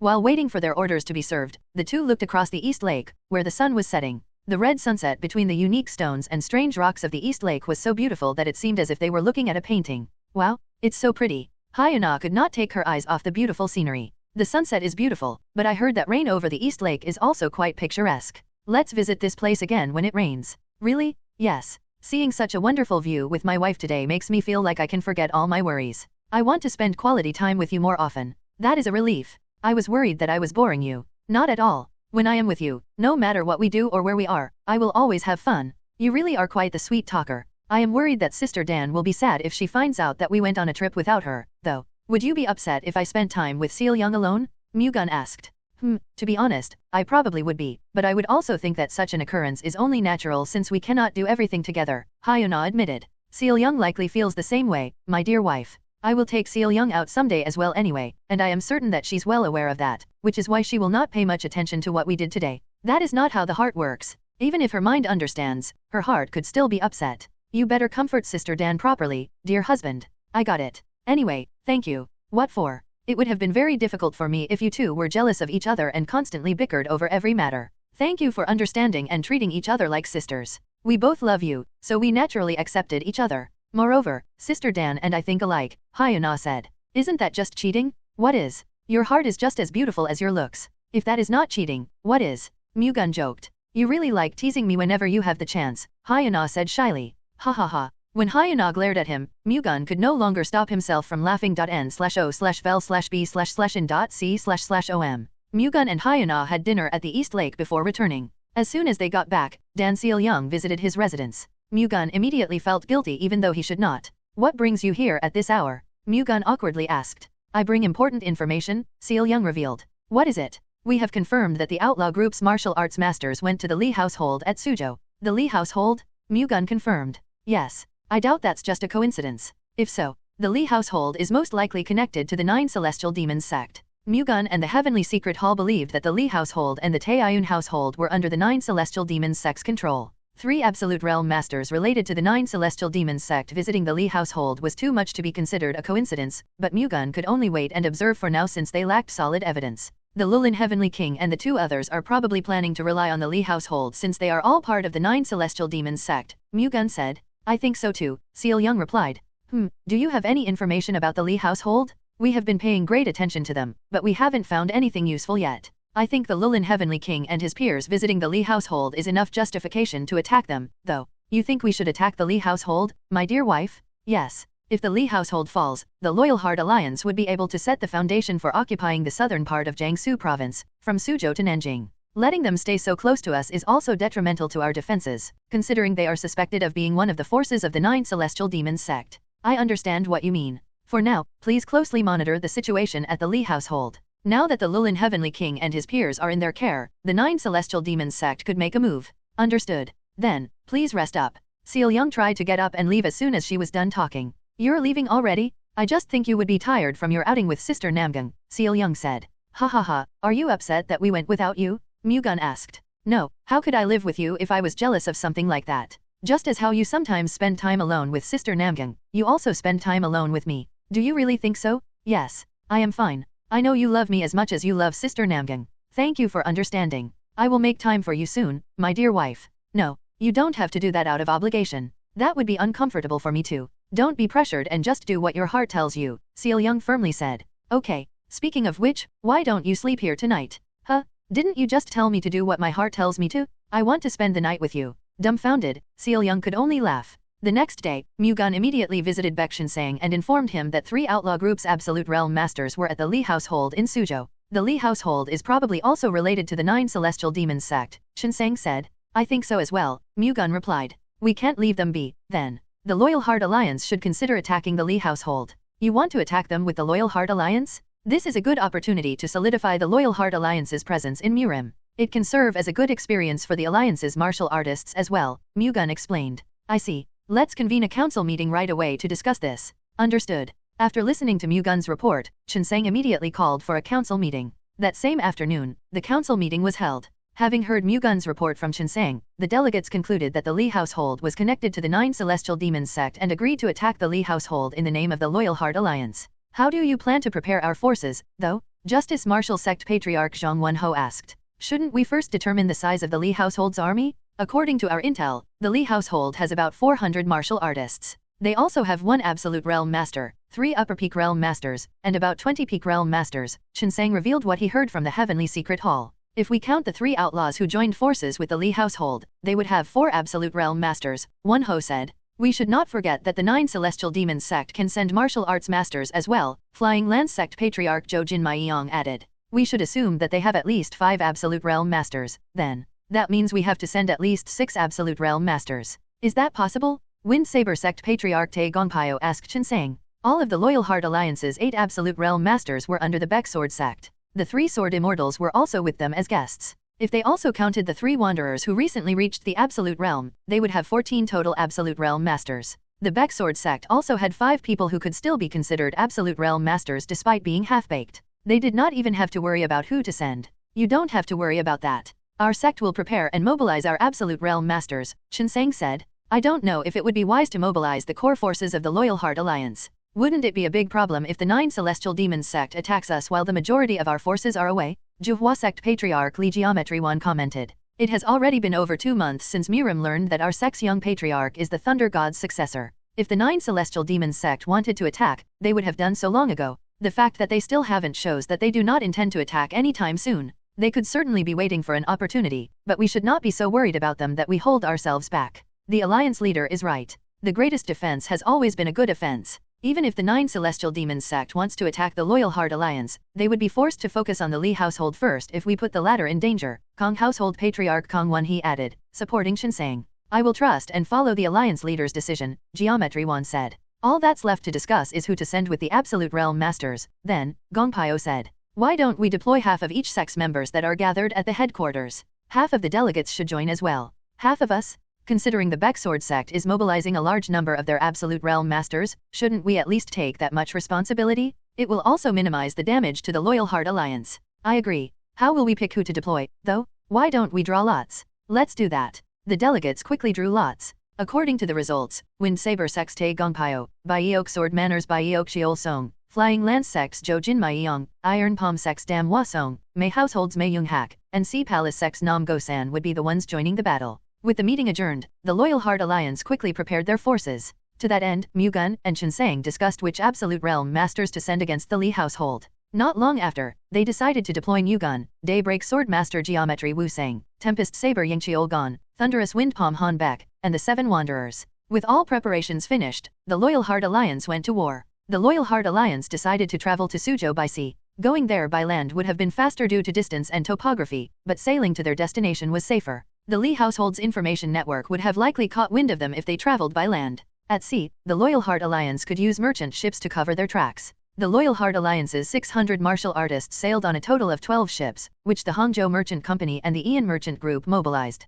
They set sail at Hangzhou, disembarked at Taekang, and immediately advanced to Suzhou. It would take them 2 days to reach their destination. Meanwhile, the Azura cult's patriarch, Azura Divine Demon Sub-Go-1, appointed the outlaw group's 3 Absolute Realm Masters as demonic monarchs. The Azura cult had always been the weakest among the 9 Celestial Demons sects factions. To make matters worse, Baek Mu-Gun had already killed 3 of their 5 demonic monarchs. Azura Sword Monarch Wig Wook and Azura Saber Monarch Yeon Jae Guang, who were in charge of the Li household and the Taeyun household respectively, were the only demonic monarchs left in the Azura cult. Taking advantage of that, the outlaw group's 3 Absolute Realm Masters hoped to jump onto the Azura cult's bandwagon. They used to be under the Blood-Crazed clan and Myriad Tribulations clan's control, but those clans did nothing when the 72 strongholds of Lulin and the Changjiang Waterway Alliance were wiped out. Instead, they left the 3 Absolute Realm Masters to the Invincible clan, which in turn used them until even all their elite forces were killed. Feeling betrayed, the 3 realized that they had to find a clan in the 9 Celestial Demons sect that would accept them as comrades, not treat them as tools.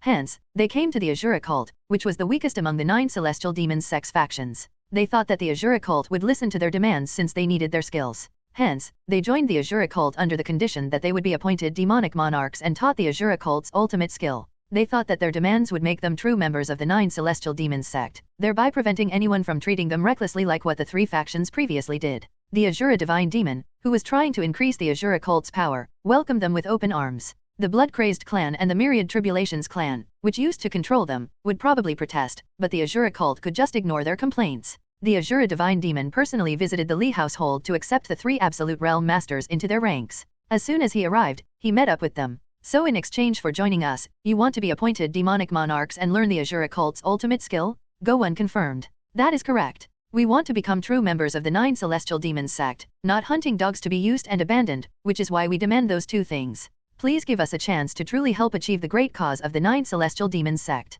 We are determined to give our lives for the 9 Celestial Demons sect and the Azura cult, Lulin Heavenly King Jang Samyang said as their group's representative. Does everyone feel the same way? Go-Won asked. Yes. I acknowledge your devotion to the 9 Celestial Demons sect. The 9 Celestial Demons sect normally do not grant the status of demonic monarchs to those who do not possess demonic blood. Are you aware of that? We are. However, your devotion has moved my heart. I will make an exception for you 3. That means? Yes. I will appoint you 3 as demonic monarchs of the Azura cult. I, Azura Divine Demon Sub-Go-1, grant you all the status of demonic monarch and demonic blood lineage. Thank you. I swear my undying loyalty to you, esteemed divine demon, Samyang fervently promised. I offer you my loyalty as well. The others followed suit. It is time I bestow upon you your new title and identity plaque. Come forward, Jang Samyang. Samyang came up to the front and knelt. You are hereby dubbed Azura Green Monarch. Accept this identity plaque. Thank you. With both hands, Samyang politely accepted the identity plaque that the Azura Divine Demon handed to him. Following Samyang, Simshan and Jie Jinoke were given identity plaques and the title of Azura Dragon Monarch and Azura River Monarch respectively. Afterward, Go-Won passed down the ultimate skill of the Azura cult. The trio had Ascension Realm martial arts, but even they were inferior to the Azura cult's ultimate skill. Go-Won selected and passed down the suitable ultimate skill for each of them. The Azura cult's ultimate skills were extremely different from the trio's current martial arts. After all, the ultimate skills were demonic arts. Perhaps that was why the trio had a hard time understanding it. The trio took longer than expected to learn the martial arts. Fortunately, instead of constantly rushing or scolding them, the Azura Divine Demon surprisingly remained calm and kind while teaching them. As a result, they learned the martial arts without feeling pressured. However, their comfort did not last long. After some time, they received a report that the Loyal Heart Alliance's elite forces were advancing to Suzhou. Reducing their time for sleep, the Loyal Heart Alliance reached Suzhou within a day and a half. Since the Li household wasn't expecting them to attack and they did everything they could to hide their presence from the Li household, the Loyal Heart Alliance's movements went unnoticed until they were already quite close to Suzhou. What happened? Why is the Loyal Heart Alliance suddenly marching toward this place? The Azura Divine Demon asked, unable to understand the reason behind the Loyal Heart Alliance's actions.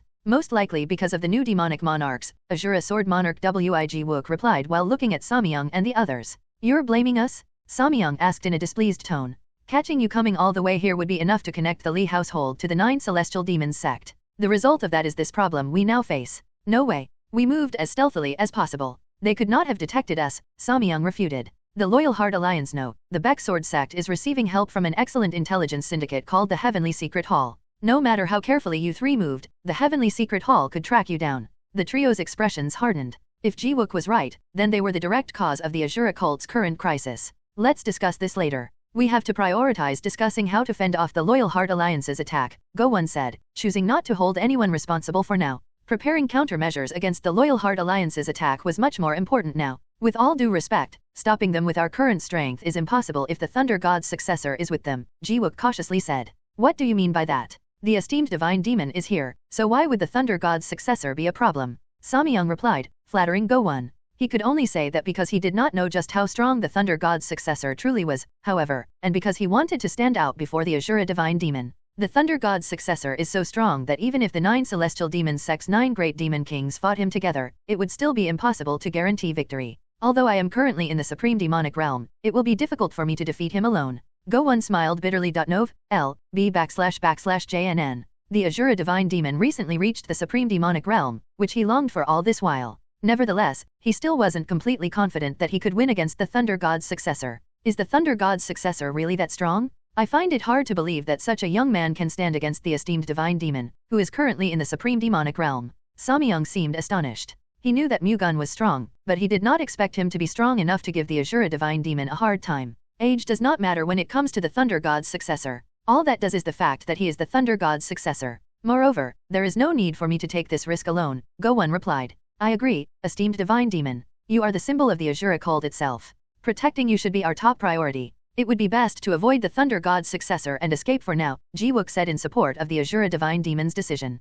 You want to just abandon the Li household? Samyang asked. Quite the contrary. The Li household will inevitably be associated with us if we stay here. However, if we leave now, the enemy will find no evidence that the Li household is connected to the 9 celestial demons sect. That would allow them to stop the Loyal Heart Alliance's attack. I see. Where will we go, though? We have a safe house in Lake Tai, Ji-wook answered, then turned to Go-Won. We should leave before the Thunder God's successor storms in. Let's go now, then. The Azura Divine Demon stood up. With him in the lead, the 5 demonic monarchs left the Li household with the Azura Sword Monarch and Azura Saber Monarch's higher demons. Not long after, a flare shot up and illuminated the sky. The Loyal Heart Alliance's martial arts masters are probably moving ahead of their forces. We have to pick up the pace, Ji-wook said. Move as fast as you can, Go-Won told them, then sped up. As he did, a golden thunderbolt sword flew toward him like a ray of light from his left side. In response, he immediately extended his left hand to block the golden thunderbolt sword. Red Vajrachi enveloped his hand, but it shattered when the golden thunderbolt sword collided with it.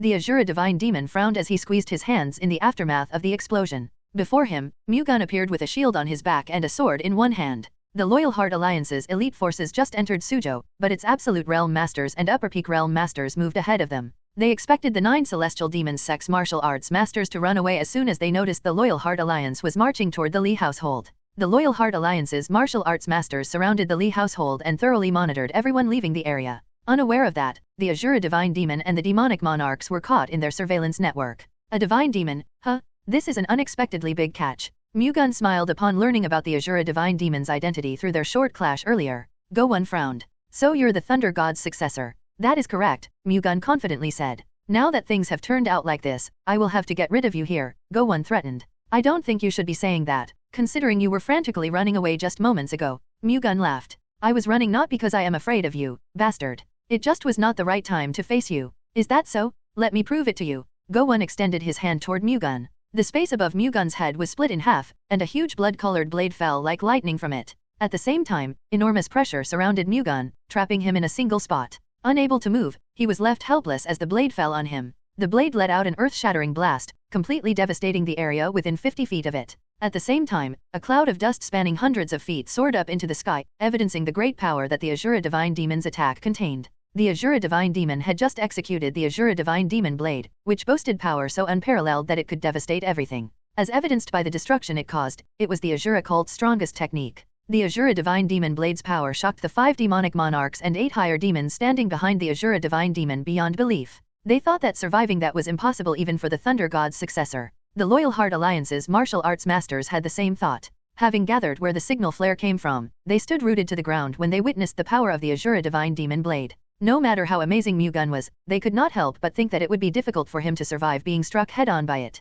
Assuming Mu-Gun got killed, the Loyal Heart Alliance's martial arts masters fell into despair. They doubted that they could stop that attack if the Azura Divine Demon used it on them. Meanwhile, as the cloud of dust disappeared, a figure could be seen standing in the middle of it. Something surprising was revealed amid the cloud of dust that was dissipating. On impact, the Azura Divine Demon Blade left behind a crater that was 50 feet wide and over 30 feet deep. Everyone thought Baek Mu-Gun had been killed. Sure enough, there were no signs of him in the crater. The Azura cult's demonic monarchs could not be happier, while the Loyal Heart Alliance's martial arts masters could not help but be devoured by sorrow. What the two factions had in common was that they all thought that Mu-Gun was dead. However, Azura Divine Demon Go-Won looked quite worried. His attack clearly hit his target, but he still felt as if something was off. While he was staring at the crater with his guard still up, an explosion took place in the center of it. At the same time, Mu-Gun soared into the sky with Golden Thunder God Chi enveloping him. The Loyal Heart Alliance's martial arts masters looked relieved when they saw him. On the other hand, the expressions of the Azura cult's demonic monarchs became distorted, clearly shocked that Mu-Gun survived a direct hit from the Azura Divine Demon Blade. Mu-Gun stepped out of the crater with the flying golden shield in hand. Just before Go-Won's attack dropped on him, Mu-Gun raised the flying golden shield over his head and blocked it. However, he still got buried deep in the ground due to the impact, so he had to jump back out. The Azura Divine Demon Blade is incredibly powerful. If I did not know about it, I would have been in deep trouble. The 9 celestial demons sect's 9 great demon kings each possessed transcendental martial arts that borrowed the authority of the demon god. The Azura Divine Demon Blade was Go-Won's. Transcendental martial arts, like Mu-Gun's, were leagues beyond normal martial arts. Those unaware of how they worked would already be deep in trouble by the time they realized they were against such martial arts. Fortunately, Mu-Gun was well aware of the 9 celestial demons sect's transcendental martial arts. Otherwise, he would have failed to immediately respond to Go-Won's attack. Go-Won was dumbfounded. The Azura Divine Demon Blade hit Mu-Gun head-on, yet the young man looked unscathed. He just got buried in the ground for a brief moment. It should have been impossible for even the Thunder God's successor to simply block the Azura Divine Demon Blade. Well, you've had your turn. It's only proper that I attack you this time. Mu-Gun raised his sword. Golden Thunder God Chi exuded out of Mu-Gun's sword and momentarily soared into the air. Not long after, 1,000 Golden Thunderbolt swords rained down at lightning speed on the Azura Divine Demon. Mu-Gun had just executed the Heavenly Thunderstorm Burst, the 5th technique of the Heavenly Descent Thunder God Sword art. The Golden Thunderbolt swords simultaneously crashed to the ground, causing deafening roars to resonate as they devastated everything within 50 feet of them. On impact, the Golden Thunderbolt swords sent streaks of lightning in all directions, showcasing such overwhelming power that the Azura cult's 5 demonic monarchs froze in fear. Sensing that they could never defend against that attack if it fell on them, they immediately realized that Mu-Gun was an unstoppable force. Nevertheless, when the golden lightning waves subsided, Go-Won came into view with blood-colored blades surrounding him. He was using the Azura Divine Demon Blade defensively. Impressive. Mu-Gun could not help but admire Go-Won's adaptability. Wasting no time, he immediately threw the flying golden shield at him. A stream of Golden Thunder God Chi enveloped the flying golden shield, forming an even larger shield that had a diameter of 10 feet. Flew like a ray of light toward the blood-colored blades surrounding Go-Won. With their roles now reversed, the golden shield and the blood-colored blades collided with a deafening roar. Nov. L. B //JNN. The Azura Divine Demon immediately thrust the blood-colored blades outward to push the flying golden shield back. However, the flying golden shield, which rotated so fast that it seemed to have stopped in time, had outrageous destructive capabilities. Despite being imbued with the demon god's authority, the Azura Divine Demon Blade failed to withstand the incoming force. This crazy fuck.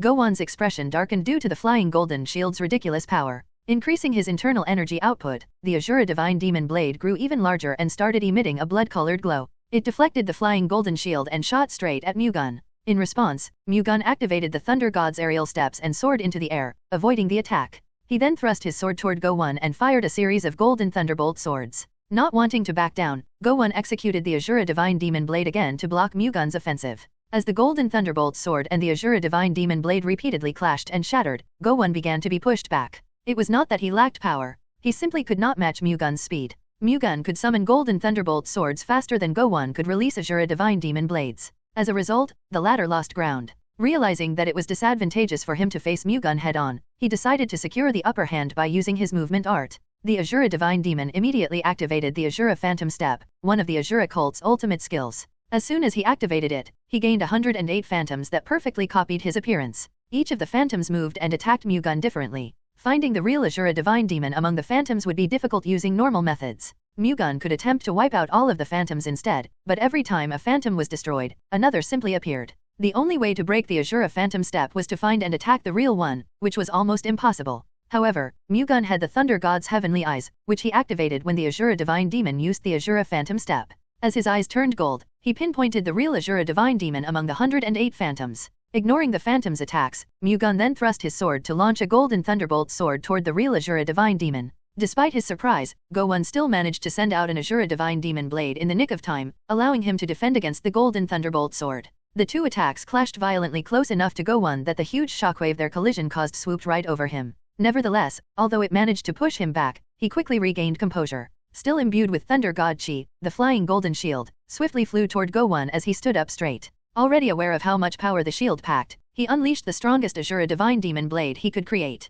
The flying golden shield and the Azura Divine Demon Blade's collision deflected them back to where they came from, but it did not take long for them to rush toward each other and clash once more. As the two attacks kept trying to overpower and break one another, Mu-Gun disappeared from Go-1's view and appeared beside him in the blink of an eye. Wasting not even a second, Mu-Gun used the Heavenly Descent Thunder Strike against Wo-Gon. Catching him by surprise, the golden lightning hand struck his chest and blasted him away. The Heavenly Descent Thunder Strike could shatter an Absolute Realm Master's protective Vajrachi like glass. Although Go-1 was a Supreme Demonic Realm Master, even he would not come out unscathed from being directly hit by it. Still, Go-1 was fine. Before the technique hit him, he managed to activate the Azura Shadow Slip art, which protected the user by using his shadow as a shield. The technique effectively halved the Heavenly Descent Thunder Strike's destructive power. Mu-Gun once again threw the flying golden shield at Go-1, who in turn swiftly used the Azura Divine Demon Blade to defend. However, Go-1 sustained a huge amount of shock earlier despite having reduced the Heavenly Descent Thunder Strike's destructive power. Hence, the Azura Divine Demon Blade he created was significantly weaker than the ones before. The Azura Divine Demon Blade shattered into pieces when it collided with the flying golden shield, which now quickly rampaged toward Go-1. Go-1 quickly activated his movement art to avoid it, but Mu-Gun adjusted its trajectory and made it chase after him. Despite constantly changing directions to evade, Wo-Gon could not shake the shield off his trail. At that moment, he realized that if he kept going on the defensive, he would eventually lose. He could not allow that to happen. It's all or nothing now. Go-1 stormed at Mu-Gun with the determination to die together. Narrowing the distance between them, he used all his internal energy to create another Azura Divine Demon Blade. As he did, the space above Mu-Gun's head split in half again, and huge blood-colored blades dropped from it. Heavy pressure firmly restrained him as well, preventing him from moving even an inch as the blades piled up and fell on him. Go-1 was using the same attack as he did earlier. Back then, Mu-Gun blocked it with the flying golden shield, which he did not have in hand right now since he sent it flying. Mu-Gun could not evade it either due to the vacuum that the heavy pressure created. Even he would have difficulty destroying it. The only way out was to either block or destroy the blood-colored blades, but he wasn't certain any of those could be done. As he began to have doubts, a golden beam of light soared from Mu-Gun and collided with the huge blood-colored blades falling on him. The space where the two collided warped and exploded, shaking the land within a radius of hundreds of feet. It was as if the clash caused an earthquake. Eventually, the Azura Divine Demon Blades shattered and exploded. As it did, the golden beam of light soared 100 feet into the sky and took the shape of a sword. Mu-Gun had just used the Infinite Lightning Sword, the last and strongest technique of the Heavenly Descent Thunder God Sword art. The Infinite Lightning Sword merged 10,000 Thunderbolt swords to form one giant sword so perfect that it could cut and destroy anything. Mu-Gun immediately swung the Infinite Lightning Sword toward Go-1. People would have doubted that a sword that was more than 100 feet tall could be used effectively, but no sword in the world was faster than the Infinite Lightning Sword. The huge golden sword fell on Go-1 faster than a ray of light, instantly splitting the ground it hit and unleashing a gigantic explosion. The Azura Divine Demon activated the Azura Shadow Slip art and dodged to the side as soon as he saw the Infinite Lightning Sword fall, allowing him to avoid being directly hit by it. However, the Infinite Lightning Sword did not end with a single attack. After hitting the ground, it split into 10,000 thunderbolt swords, which in turn spread to both sides at lightning speed. Go-Won used his movement art to the best of his capabilities, but he could not avoid all the incoming thunderbolt swords. No, Go-Won screamed when he saw the golden thunderbolt swords flying toward him. However, his cry could not even slow them down as they pierced through him and ripped him to shreds, his pieces scattering all over the devastated ground.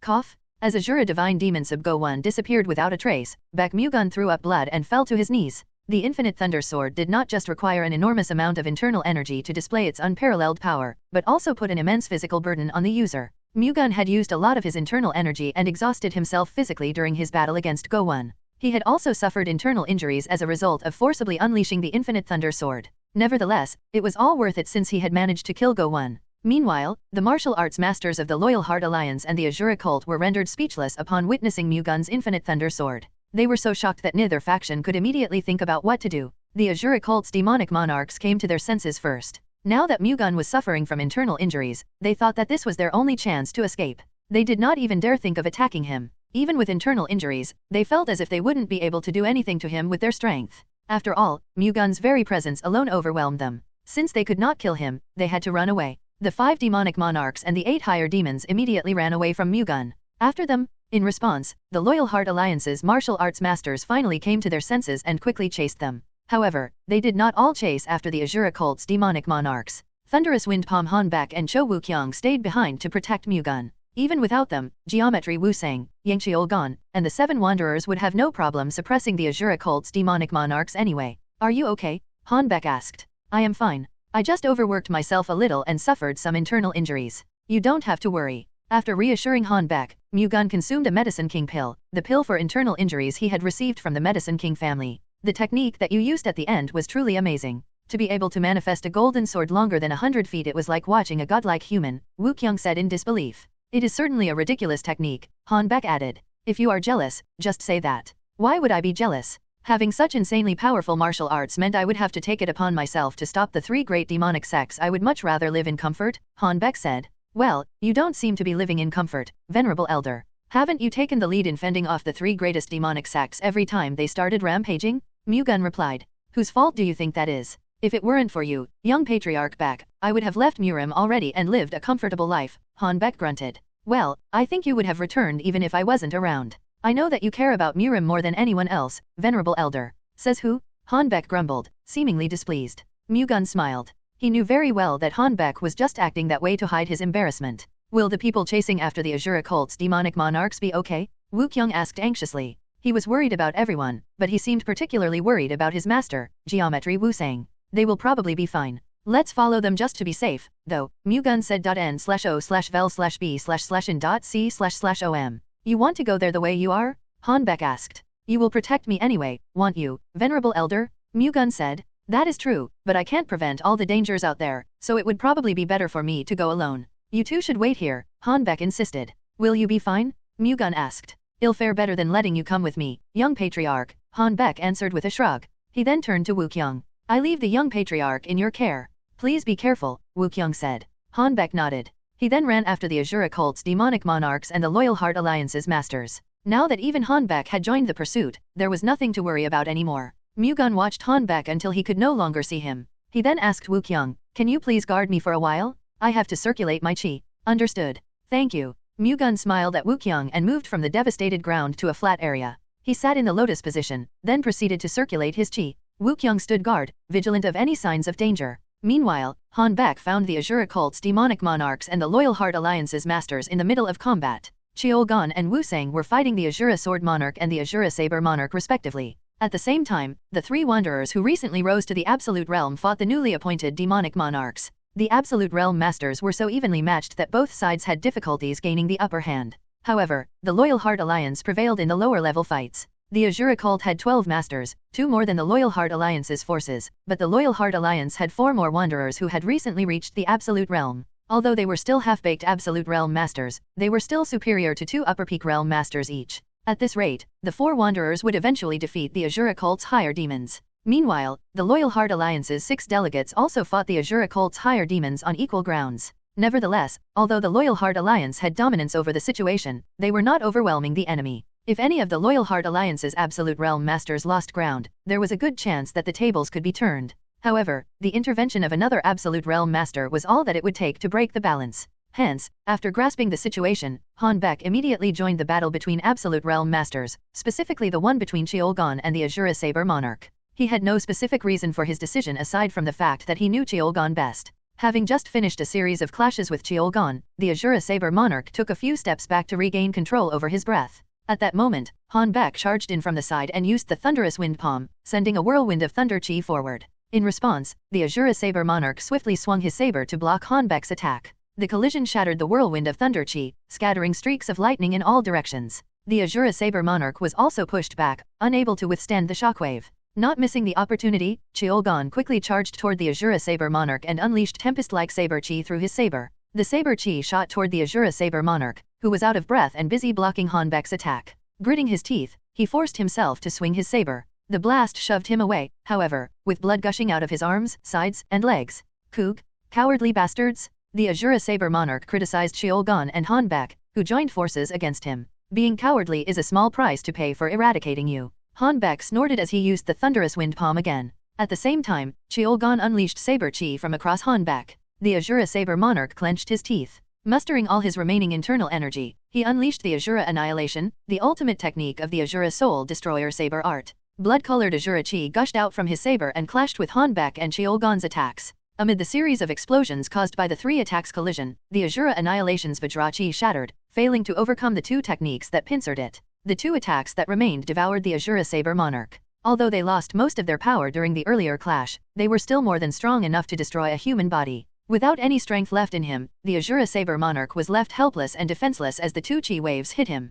He soon fell to the ground, his flesh and bones ripped and broken to pieces. After defeating the Azura Saber Monarch, Han Baek and Cheolgon immediately attacked the other demonic monarchs. Unable to do anything against the joint offensive of the two Absolute Realm Masters, it did not take long for all 5 demonic monarchs to be wiped out. The Alliance then eliminated all the higher demons, a task far easier than a piece of cake for so many Absolute Realm Masters. Having killed all the demonic monarchs and higher demons, the Alliance's masters returned to where Mu-Gun and Wookyung were. "Thank you for all your hard work," Mu-Gun, who had circulated his chi, said in appreciation. "We were only able to defeat them because you killed the Azura Divine Demon, young Patriarch Baek. Otherwise, the Azura cult's demonic monarchs would have been the ones standing here, not us. The victory we achieved this time is all thanks to you." Daybreak Sword Master Geometry Wusang praised Mu-Gun. The others agreed with Wusang's remarks. "What does it matter whose contribution is greater? What is important is that we managed to kill the Azura Divine Demon and all the Azura cult's demonic monarchs," Mu-Gun humbly replied. "Still, it is only proper that we acknowledge the fact that you killed the Azura Divine Demon, young Patriarch Baek. If this achievement of yours becomes known, everyone in Murim will look up to you," Wind Saber Sect Patriarch Tae Gongpyo said. "Anyway, I am glad that you are all safe. Let's rest up until the Loyal Heart Alliance's remaining forces arrive." "We're not going to attack the Lee family?" Baeok Sword Manor Patriarch Baeok Sheol Song asked. "We should leave the Lee family to the Loyal Heart Alliance's warriors. There is nothing better than actual combat when it comes to helping martial artists grow," Mu-Gun replied. "I see what you mean. Now that we have killed all the Azura cult's masters, they should be more than capable enough to eradicate the Lee family's forces even without our help," Sheol Song said. The Loyal Heart Alliance's martial arts masters surrounded the Lee family's manor and waited for the arrival of the Loyal Heart Alliance's warriors. As soon as they arrived, they immediately attacked the Lee family. The Lee family resisted until the very end, but they were ultimately wiped up due to their inferior numbers. After eradicating the Lee family, the Loyal Heart Alliance took control of the Lee family's territory, which was centered on Suzhou and Lake Tai. Meanwhile, Mu-Gun pondered how he should deal with the Taeyun family, which was likely colluding with the 9 Celestial Demons sect as well. The Loyal Heart Alliance had clear evidence that the Lee family had ties with the 9 Celestial Demons sect. However, they had nothing on the Taeyun family. Mu-Gun could not attack just based on pure suspicions, so he decided to keep monitoring them through the Heavenly Secret Hall instead and be satisfied with eradicating the Lee family for now. ******.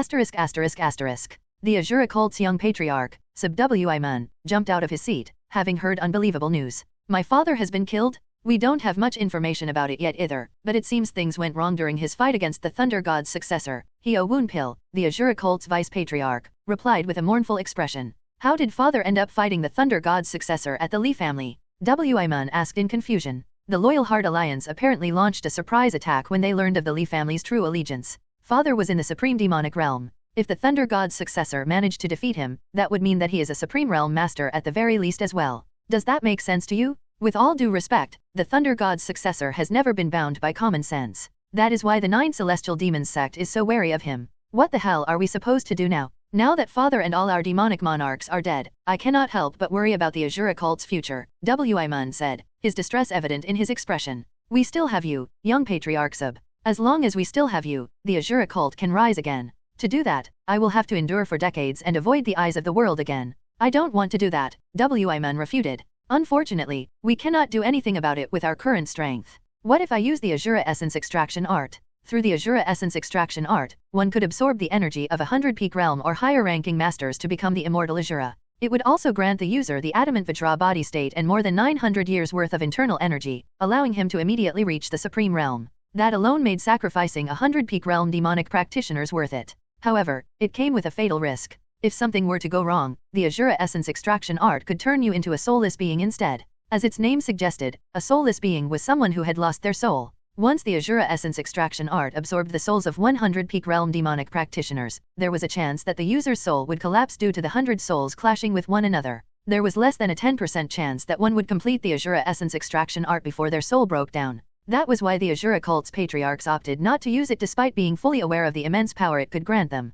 Mun was also well aware of that, but he thought taking that risk was far better than enduring and waiting for decades. After all, if he succeeded, he would be able to become a supreme demonic realm master. For the Azura cult's sake, that risk is nothing. I have already decided to do it, so just prepare accordingly, Mun firmly said. Losing you as well would mark the end of the Azura cult. I recommend thinking this over again, Woonpil worriedly said. Even if things go wrong with me, my brother is still around to continue the Azura cult's legacy. Let's stop wasting time and prepare for the extraction art already, Mun replied, standing his ground. Understood. Woonpil had no choice but to carry out the order due to Mun's stubbornness. The Loyal Heart Alliance returned to Shaoxing after organizing the Li family's territory. Baek Mu-Gun personally greeted them and even held a grandiose banquet to appreciate their contributions. Winning the battle against the Li family, which colluded with the 9 celestial demons sect, gave the alliance's martial artists confidence and increased their pride and loyalty to the Loyal Heart Alliance as high as could be now. Improving morale was as important as developing their martial prowess. Loyalty to their organization and confidence in their skills would not simply lead to psychological improvements but also an improvement in their force's strength.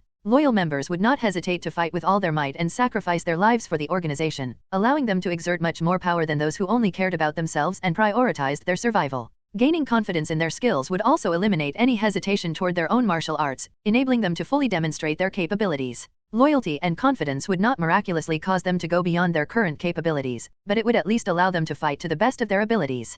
Considering far more martial artists couldn't do that in actual combat than those who could, it was a very important factor. Their battle against the Li family was certainly very beneficial for the Loyal Heart Alliance's overall growth. The fact that the Loyal Heart Alliance invaded the Li family and wiped them out would soon spread all over Murim, especially since they informed the 9 prominent sects and the 7 great families about it themselves. The two factions found nothing wrong with the Loyal Heart Alliance's claim that the Li family had ties with the 9 celestial demons sect. After all, there was no clearer evidence than the fact that the Azura divine demon and the Azura cult's demonic monarchs were in their headquarters. The 9 prominent sects and the 7 great families rejoiced when they heard that Mu-Gun had killed the Azura divine demon. The death of one of the 9 great demon kings gave them a tremendous advantage in their future battles with the 9 celestial demons sect. The other forces of Murim also praised Mu-Gun for defeating the Azura divine demon. They even gave him the new title of Golden Shield Thunder God, replacing Golden Shield Sword Dragon. Although Mu-Gun couldn't really care less about it, his presence in Murim grew quite a lot.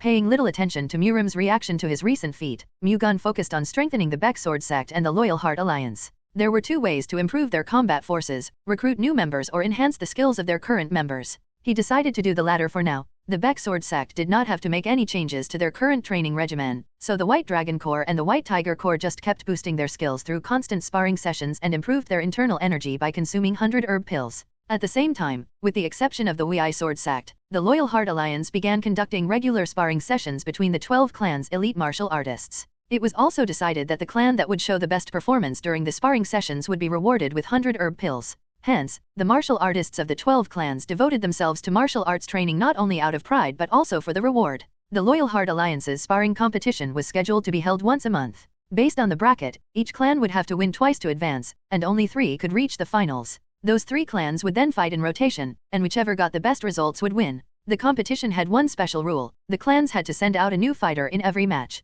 This was to prevent the sparring competition from being dominated by a small group of outstanding martial artists and ensure as many members as possible could participate. That was also why joining the competition 2 months in a row was not allowed. As the 12 clans devoted themselves to training for the sparring competition, Mu-Gun decided to begin training the 2nd generation of their reserve forces. Hence, he recruited 130 orphans from Jiangsu Province, Zhejiang Province, and Fujian Province through the Heavenly Secret Hall and sent them to the Sea Dragon Archipelago. He then instructed the first-generation reserve forces, who had been training on the Sea Dragon Archipelago for nearly a year now, to pair up with the second-generation reserve forces and to take good care of them. As the Loyal Heart Alliance's status and reputation grew, the number of martial artists coming to Shaoxing to join them reached hundreds. It was a significant increase, but the Loyal Heart Alliance couldn't help but agonize over it. It would be great to recruit more martial artists, but they could not just let anyone join their ranks since that would only result in a heavier financial burden, not an increase in quality. Furthermore, it would also pose problems in security, considering they could unknowingly recruit an enemy spy. Still, they could not let that stop them from recruiting talented people either. Hence, Baek Shinseng and the Alliance's council had a discussion about it. They eventually decided to hold an evaluation and limit their recruitment to martial artists in the first-rate realm or higher. Most of the martial artists who visited Shaoxing to join the Loyal Heart Alliance were second-rate or third-rate, and fewer than 50 were above the first-rate realm. Nevertheless, the Loyal Heart Alliance selected only those who could immediately become elite martial artists. In addition to the evaluation, they also had the Heavenly Secret Hall conduct a background check on the new prospects to determine if any of them were spies from the 9 Celestial Demons sect. Of course, not even the Heavenly Secret Hall could obtain information on all the new prospects, but it could at least serve as a layer of safety net. Just like how the Baek Sword sect conducted recruitment, the evaluation was divided into 2 parts: physical strength evaluation and martial arts evaluation. First, the applicants without any foundations were filtered out through the physical strength evaluation. Of the 500 people who applied, the screening eliminated about 300. The standards for the physical strength evaluation set by the Loyal Heart Alliance were at a level that even second-rate realm martial artists could sufficiently pass. It would be pointless for those who could not even pass a test at that level to proceed with the martial arts evaluation. The applicants went on to the second round, namely the martial arts evaluation, after passing the physical strength evaluation in the first round. The martial arts evaluation was carried out through a spar against the 13 clans' successors, who had first-rate realm martial arts and were now members of the Latent Dragon Squadron. The council unanimously approved Mu-Gun's proposal to create the Latent Dragon Squadron because Mu-Gun planned to become its leader, which meant they could expect their clan's successors to receive a lot of help from him in terms of martial arts. That would ultimately allow them to grow exponentially. Among the successors, the Wind Saber Sex Tae Mu-Gang, Baiok Sword Manners Baiok Jin-Woon, Justice Martial Sex Zhong Ho-Gun, and Flying Lance Sex Jo Won-Yi were on the verge of reaching the peak realm. All of the successors were skilled enough to act as opponents of the new applicants during the martial arts evaluation. For the sake of safety, it would have been best to let the most capable among the Latent Dragon Squadron take the role of sparring partners. However, Mu-Gun wanted the successors to use this opportunity to reflect on their own martial arts and grow even more powerful. That was also why the successors themselves insisted on taking charge of the martial arts evaluation. Aware of his intentions, the council's delegates approved of his decision.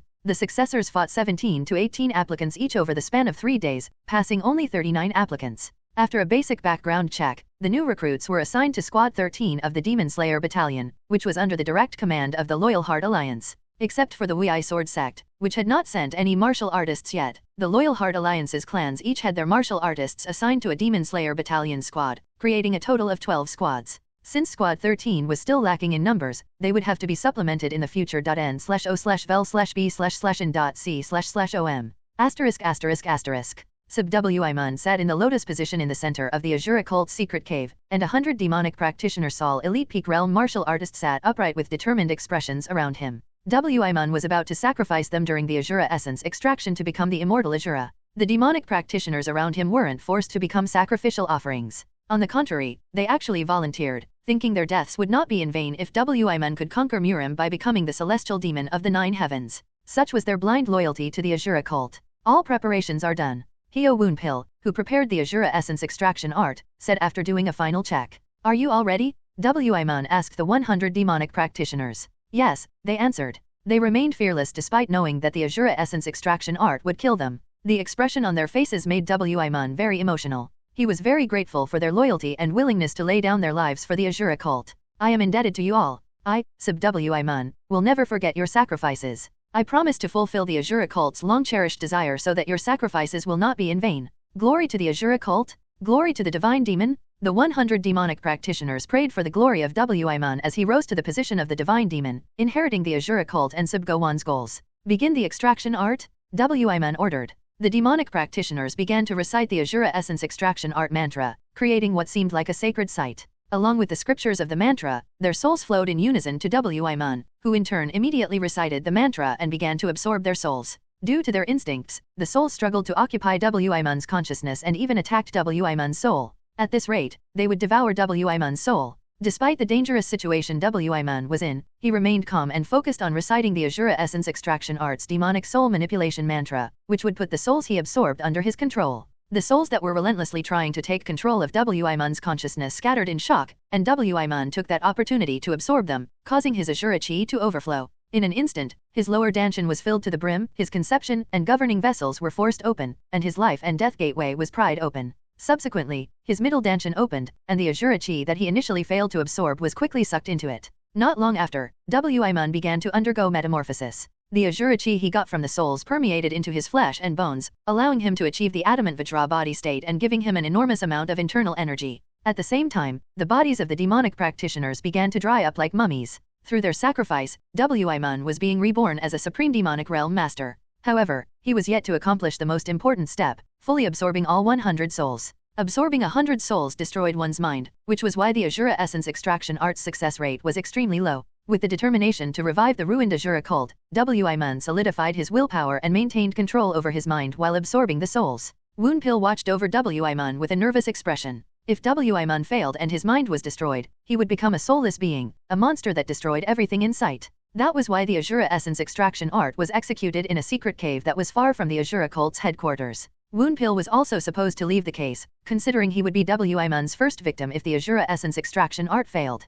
However, he could not bring himself to leave Wi-Mun behind for his own sake. Instead, he chose to watch the ritual until the very end, determined to share his fate with Wi-Mun no matter what happened to him. The Asura Essence Extraction Art took a minimum of 3 days before it could be completed. Through it all, Woonpil watched over Wi-Mun and prayed to the demon god non-stop for the success of the Asura Essence Extraction Art. The Demon Slayer Battalion gathered at the Loyal Heart Alliance United Corps Grand Training Hall. Baek Mu-Gun and the Alliance's delegates sat at the seats of honor prepared in the southern area of the hall, giving them a clear view of the sparring stage set up in the center for the sparring competition between squads 1 to 12. After a fierce preliminary round, the 1st, 2nd, and 11th Demon Slayer squads, comprised respectively of the Baek Sword Sex White Dragon Corps, the Winder Saber Sex Swift Wind Platoon, and the Sea Palace Sex Heavenly Might Corps, advanced to the final round. The Baek Sword Manor's 3rd Demon Slayer squad, which had the strongest martial arts along with the Baek Sword sect and the Wind Saber sect, failed to reach the final round, having been defeated by the Baek Sword sect in the second match. On the other hand, the Sea Palace sect advanced to the final round because they got lucky in the preliminary matches.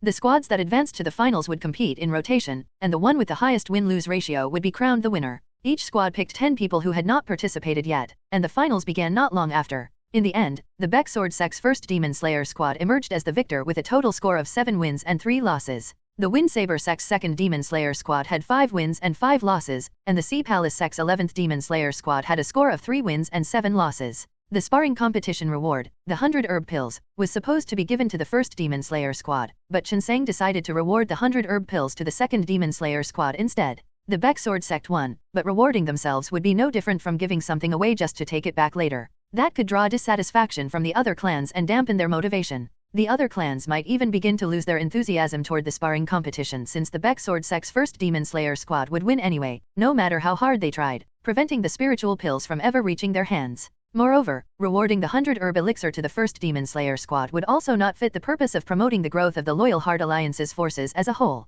Delighted for having been awarded the 100 herb pills, Wind Saber sect patriarch Tae Gongpyo expressed his gratitude to Chinsang. Meanwhile, the other patriarchs looked at Gongpyo with envy as they vowed to win the next sparring competition. While the Demon Slayer Battalion's first sparring competition was coming to a successful end, Baek Mu-Gun was busy sparring with the Baek Sword sect's martial arts masters. Aside from his regular sparring with the 6 White Wolves and Cho Woo-kyung, he also sparred with the 7 Wanderers and the 3 Sword Immortals at least once a week. To top it all off, Kinkan Han's Sok Gang, Daybreak Sword Master Geometry Wu-sang, and the 4 Peerless Wanderers frequently requested to spar with him as well. Mu-Gun already had a tight schedule with all that alone, but now, he also had to take care of the clan's successors in the Latent Dragon Squadron. It was no exaggeration to say that his day started and ended with a sparring match, but he did not find it annoying or difficult at all since he found it rewarding that they could grow because of him. Their skills visibly improved because he did not just spar with them but also enlightened them on their martial arts according to their level. The 7 Wanderers had particularly remarkable growth. Compared to the orthodox martial artists such as the 9 prominent sects and the 7 great families, they relatively lacked martial arts enlightenment.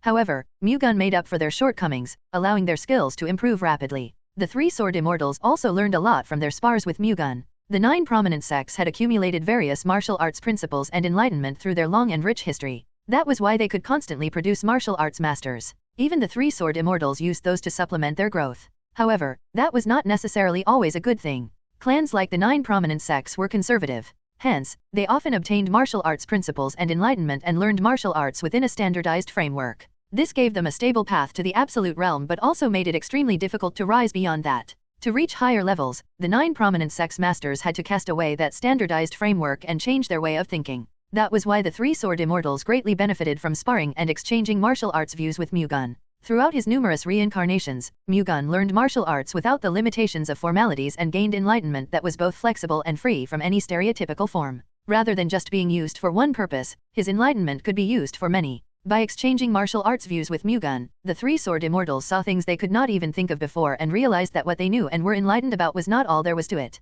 It broadened their horizons. If they could build their enlightenment up like Mu-Gun's, they would be able to break down the wall blocking them from reaching a higher level. Gaining hope that they could finally improve their stagnating martial realm, the three-sword immortals began making plans to permanently settle down at the Baek Sword sect. Considering they were some of the strongest absolute realm masters out there, the Baek Sword sect found no reason to refuse. Even though he was already busy with martial arts training and sparring, Mu-Gun still managed to put effort into expanding the Medicine King family's medical clinics. Following the 2 branches in Wenzhou and Hangzhou, the Medicine King family and the Baek Sword sect decided to set up more branches in Zhejiang province. Building 3 different clinics at the same time would have cost the Baek Sword sect quite a lot. Fortunately, the Loyal Heart Alliance's other clans wanted the Shening Clinic to open branches in their territories, having discovered that the Baek Sword sect's reputation noticeably improved when the Shening Clinic became renowned in Wenzhou and Hangzhou. To that end, they were even willing to sponsor a fraction of the expenses. After discussing it with the Medicine King family, the Baek Sword sect decided to open a branch in 3 locations, Jinhua, Ningbo, and Shaoxing, which was where the alliance's headquarters was.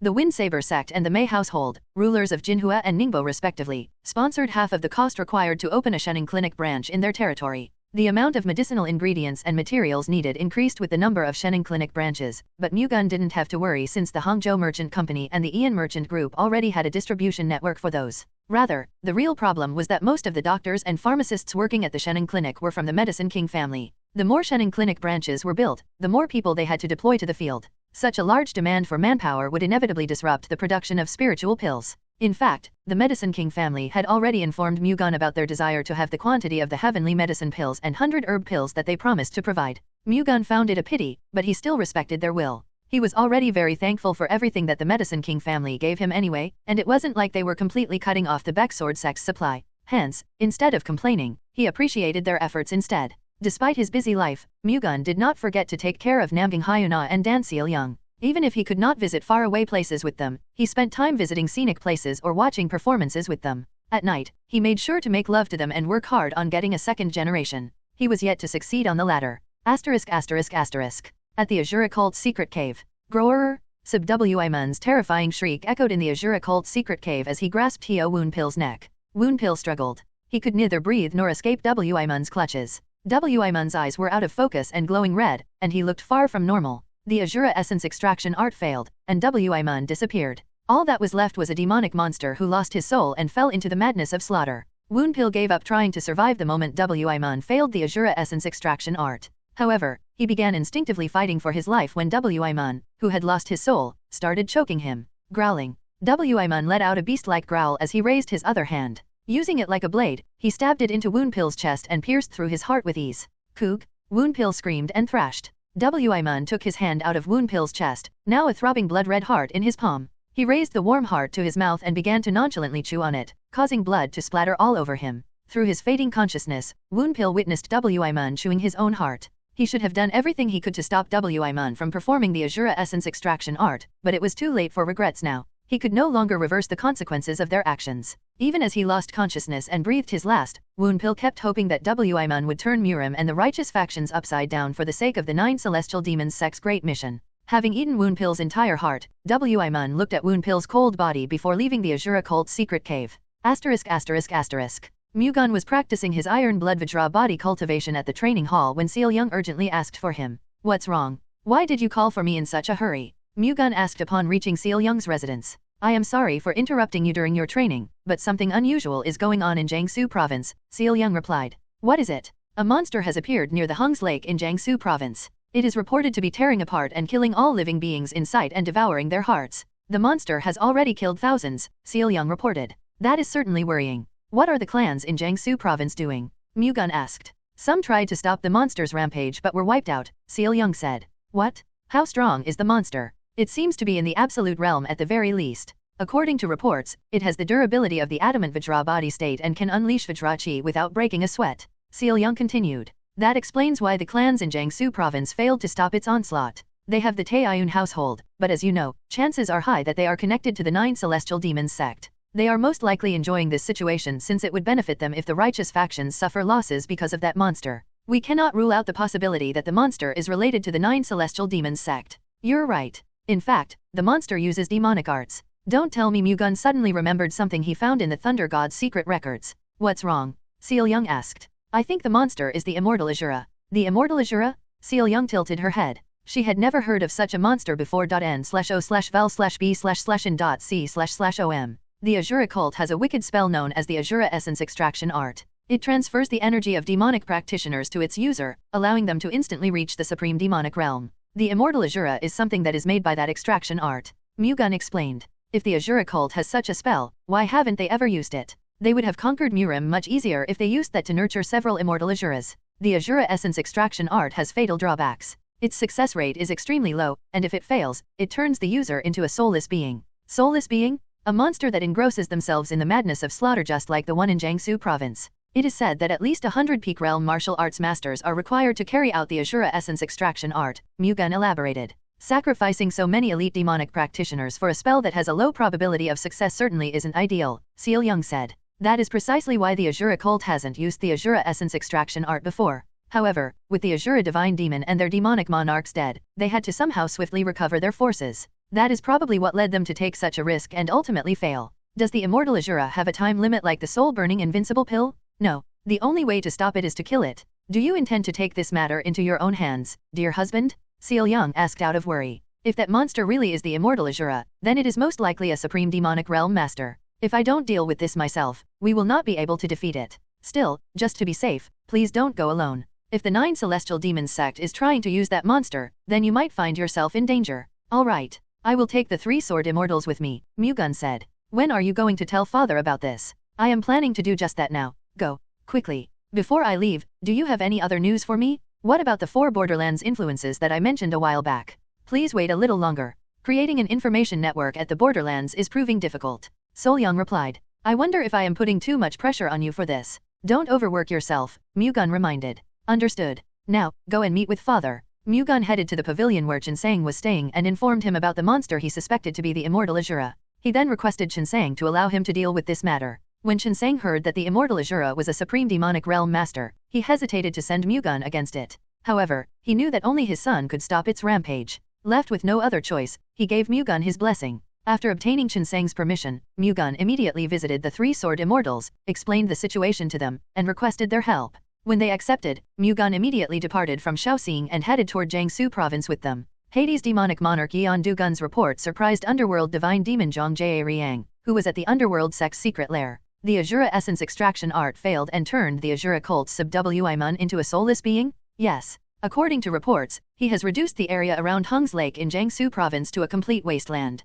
Du-Gun continued. He probably lost his mind while performing the Azura essence extraction art, which has less than 10% probability of success. Zhang Jia-Riang clicked his tongue at Wi-Mun's recklessness. Why don't we use the Great Underworld Revenant art to make sub-Wi-Mun our puppet? Du-Gun suggested. The Great Underworld Revenant art? The Great Underworld Revenant art was a demonic art that suppressed the opponent's soul. Anyone affected by it would become the user's servant, forced to obey their orders. If we succeed, we will gain control over a supreme demonic realm master. That would get you closer to becoming the celestial demon of the 9 heavens and conquering Murim, esteemed divine demon. Jia-Riang was tempted, but he soon shook his head. Subduing sub-Wi-Mun with the Great Underworld Revenant art is practically impossible, considering he has absorbed 100 souls. Only Zhang Jia-Riang, the underworld sect patriarch, could perform the Great Underworld Revenant art. Moreover, it would only succeed if his soul was stronger than the target's. Jia-Riang could easily overpower Wi-Mun's soul, but the latter also had 100 other souls inside him. Although they clashed with each other, and Wi-Mun was now a soulless being, their power itself existed in a state of chaos.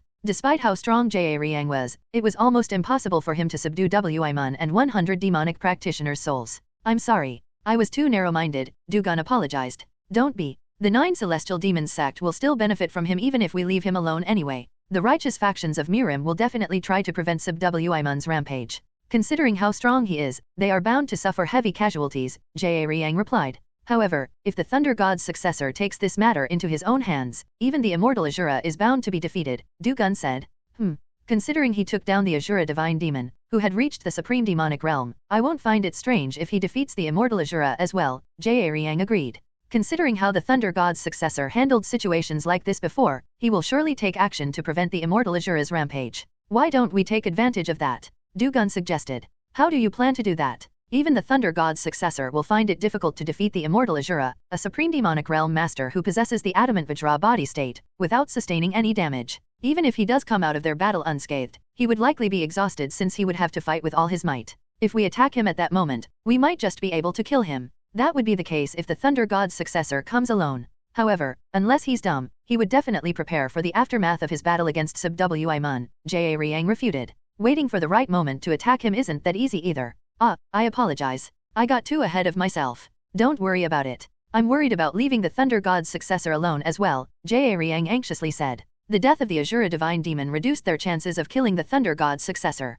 If they lost one or two more divine demons, killing him could become impossible. Jaeriang regretted not joining forces with the other divine demons to defeat the Thunder God's successor during the last divine demons summit. How can we do anything about it if the other divine demons refuse to unite against him? Under these circumstances, the best we can hope for would be for all the divine demons to reach the supreme demonic realm, Du-gun commented. Jaeriang nodded in agreement. They had no other option. The other divine demons would not listen even if he requested them to join forces and defeat the Thunder God's successor, and they couldn't just make the 3 divine demons currently beyond the borders return immediately either. The best they could do was become as powerful as they could to prepare for future battles. Unable to make use of Wimun, they decided to watch the situation for now. The 9 celestial demon sect's other factions were no different. They, too, sought a way to use Wimun and defeat the Thunder God's successor but ultimately failed. None of them had any intention to take on the risk alone either. Of course, the divine demons could certainly change this outcome if they worked together. They further realized that when the Thunder God's successor killed the Azura divine demon, like the underworld divine demon, the other divine demons decided to focus on improving their martial prowess for now. They no longer paid any attention to the matter regarding Wimun, but deep within their hearts, they hoped that Subwimun and Baek Mu-Gun would find themselves in a situation where neither could win.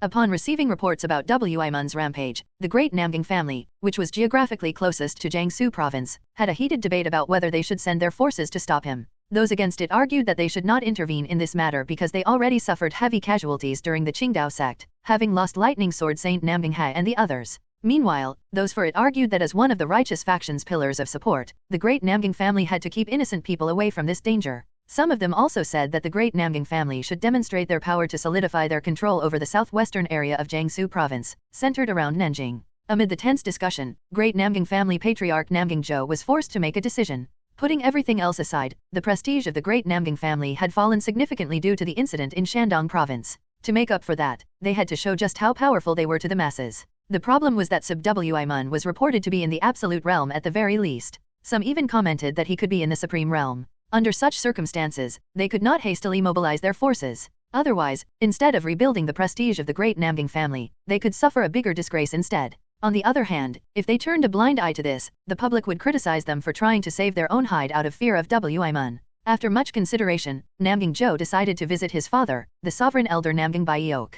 Considering you sought me out and told me this story, you probably have something you want to ask from me, Namgang Baeok said. With all due respect, I would like for you to deal with that monster, father, Namgang Zhou pleaded. Me? Why? There are speculations that the monster is a supreme realm master. Only you can defeat it. If so, then even I cannot guarantee victory. I have no doubts that my father can defeat it, Namgang Zhou replied, expressing his faith in Namgang Baeok.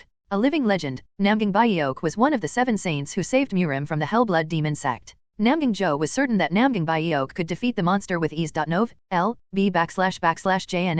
His son's firm belief made Namgang Baeok smile bitterly. Even if we don't do anything, Baek Mu-Gun, that child, will act. Why should we go out of our way to handle this? Father, as you said, Baek Mu-Gun would probably do whatever it takes to stop that monster. However, if he succeeds, his reputation will grow even further. Countless martial artists are already cheering for him and hoping to join the ranks of the Loyal Heart Alliance. Resolving this incident ourselves will not only prevent him from becoming even more illustrious but also help rebuild the prestige of the great Namgang family. Mu-Gun was Namgang Baeok's grandson-in-law and Namgang Zha's son-in-law, yet they talked about him as if he was a stranger. Unless he could be of some use to the great Namgang family, that was all he was worth to them. As the central pillar of the Loyal Heart Alliance, Mu-Gun was growing beyond the strongholds known as the Seven Great Families. Hence, the two could not help but see him as a competitor capable of shaking their family's status. The Loyal Heart Alliance's power has certainly grown too much recently, Namgang Baeok agreed. At the rate they're improving, they could even exceed the Seven Great Families, Namgang Jo cautiously added. Fine. I'll put a stop to that monster myself. Namgang Baeok felt the need to thoroughly confirm to the world that the great Namgang family was the central pillar of Murim. Even if the Thunder God's successor was eliminated in the future, it still would not benefit them if the power and reputation of the Loyal Heart Alliance grew too big. Thank you. To be safe, I will send 2 of the great Devas to accompany you. Okay. Accompanied by 9 Thunderclaps Sword Saint Namgang San and Great Swarm Sword Saint Namgang Sung, Namgang Baeok left the great Namgang family's manor and headed to Jiangsu province. Pandemonium broke out in Jiao County, Jiangsu province, when a monster covered in blood entered it and ripped its people apart at random. Jiao County's martial artists and constables tried to stop the monster, but all it took was one technique from the monster to kill them all. The civilians tried running away, but the monster was far faster than they could imagine. It chased them down and brutally tore them to pieces as if they were playing a deadly game of tag. Every now and then, it would rip out and eat their hearts while they were still alive. The monster was no different from the devil. Realizing that they would never be able to escape the monster's clutches even if they tried to escape, the people of Jiao County gave up trying to run away and instead prayed desperately for someone Yun to show up and slay it. Was it because their prayers touched the hearts of the heavens? As Wimon, the blood-soaked monster, tore and killed the people of Jiao County, Namgang Baeok, and 2 great Devas arrived. Their expressions hardened the moment they saw what they could only describe as mountains of corpses all over the ground. Sovereign Elder. Even Namgang San and Namgang Sung, who had gone through hell and high waters before, also looked at Namgang Baeok with a pale face upon seeing the horrendous scene. The monster seems crazier than we expected.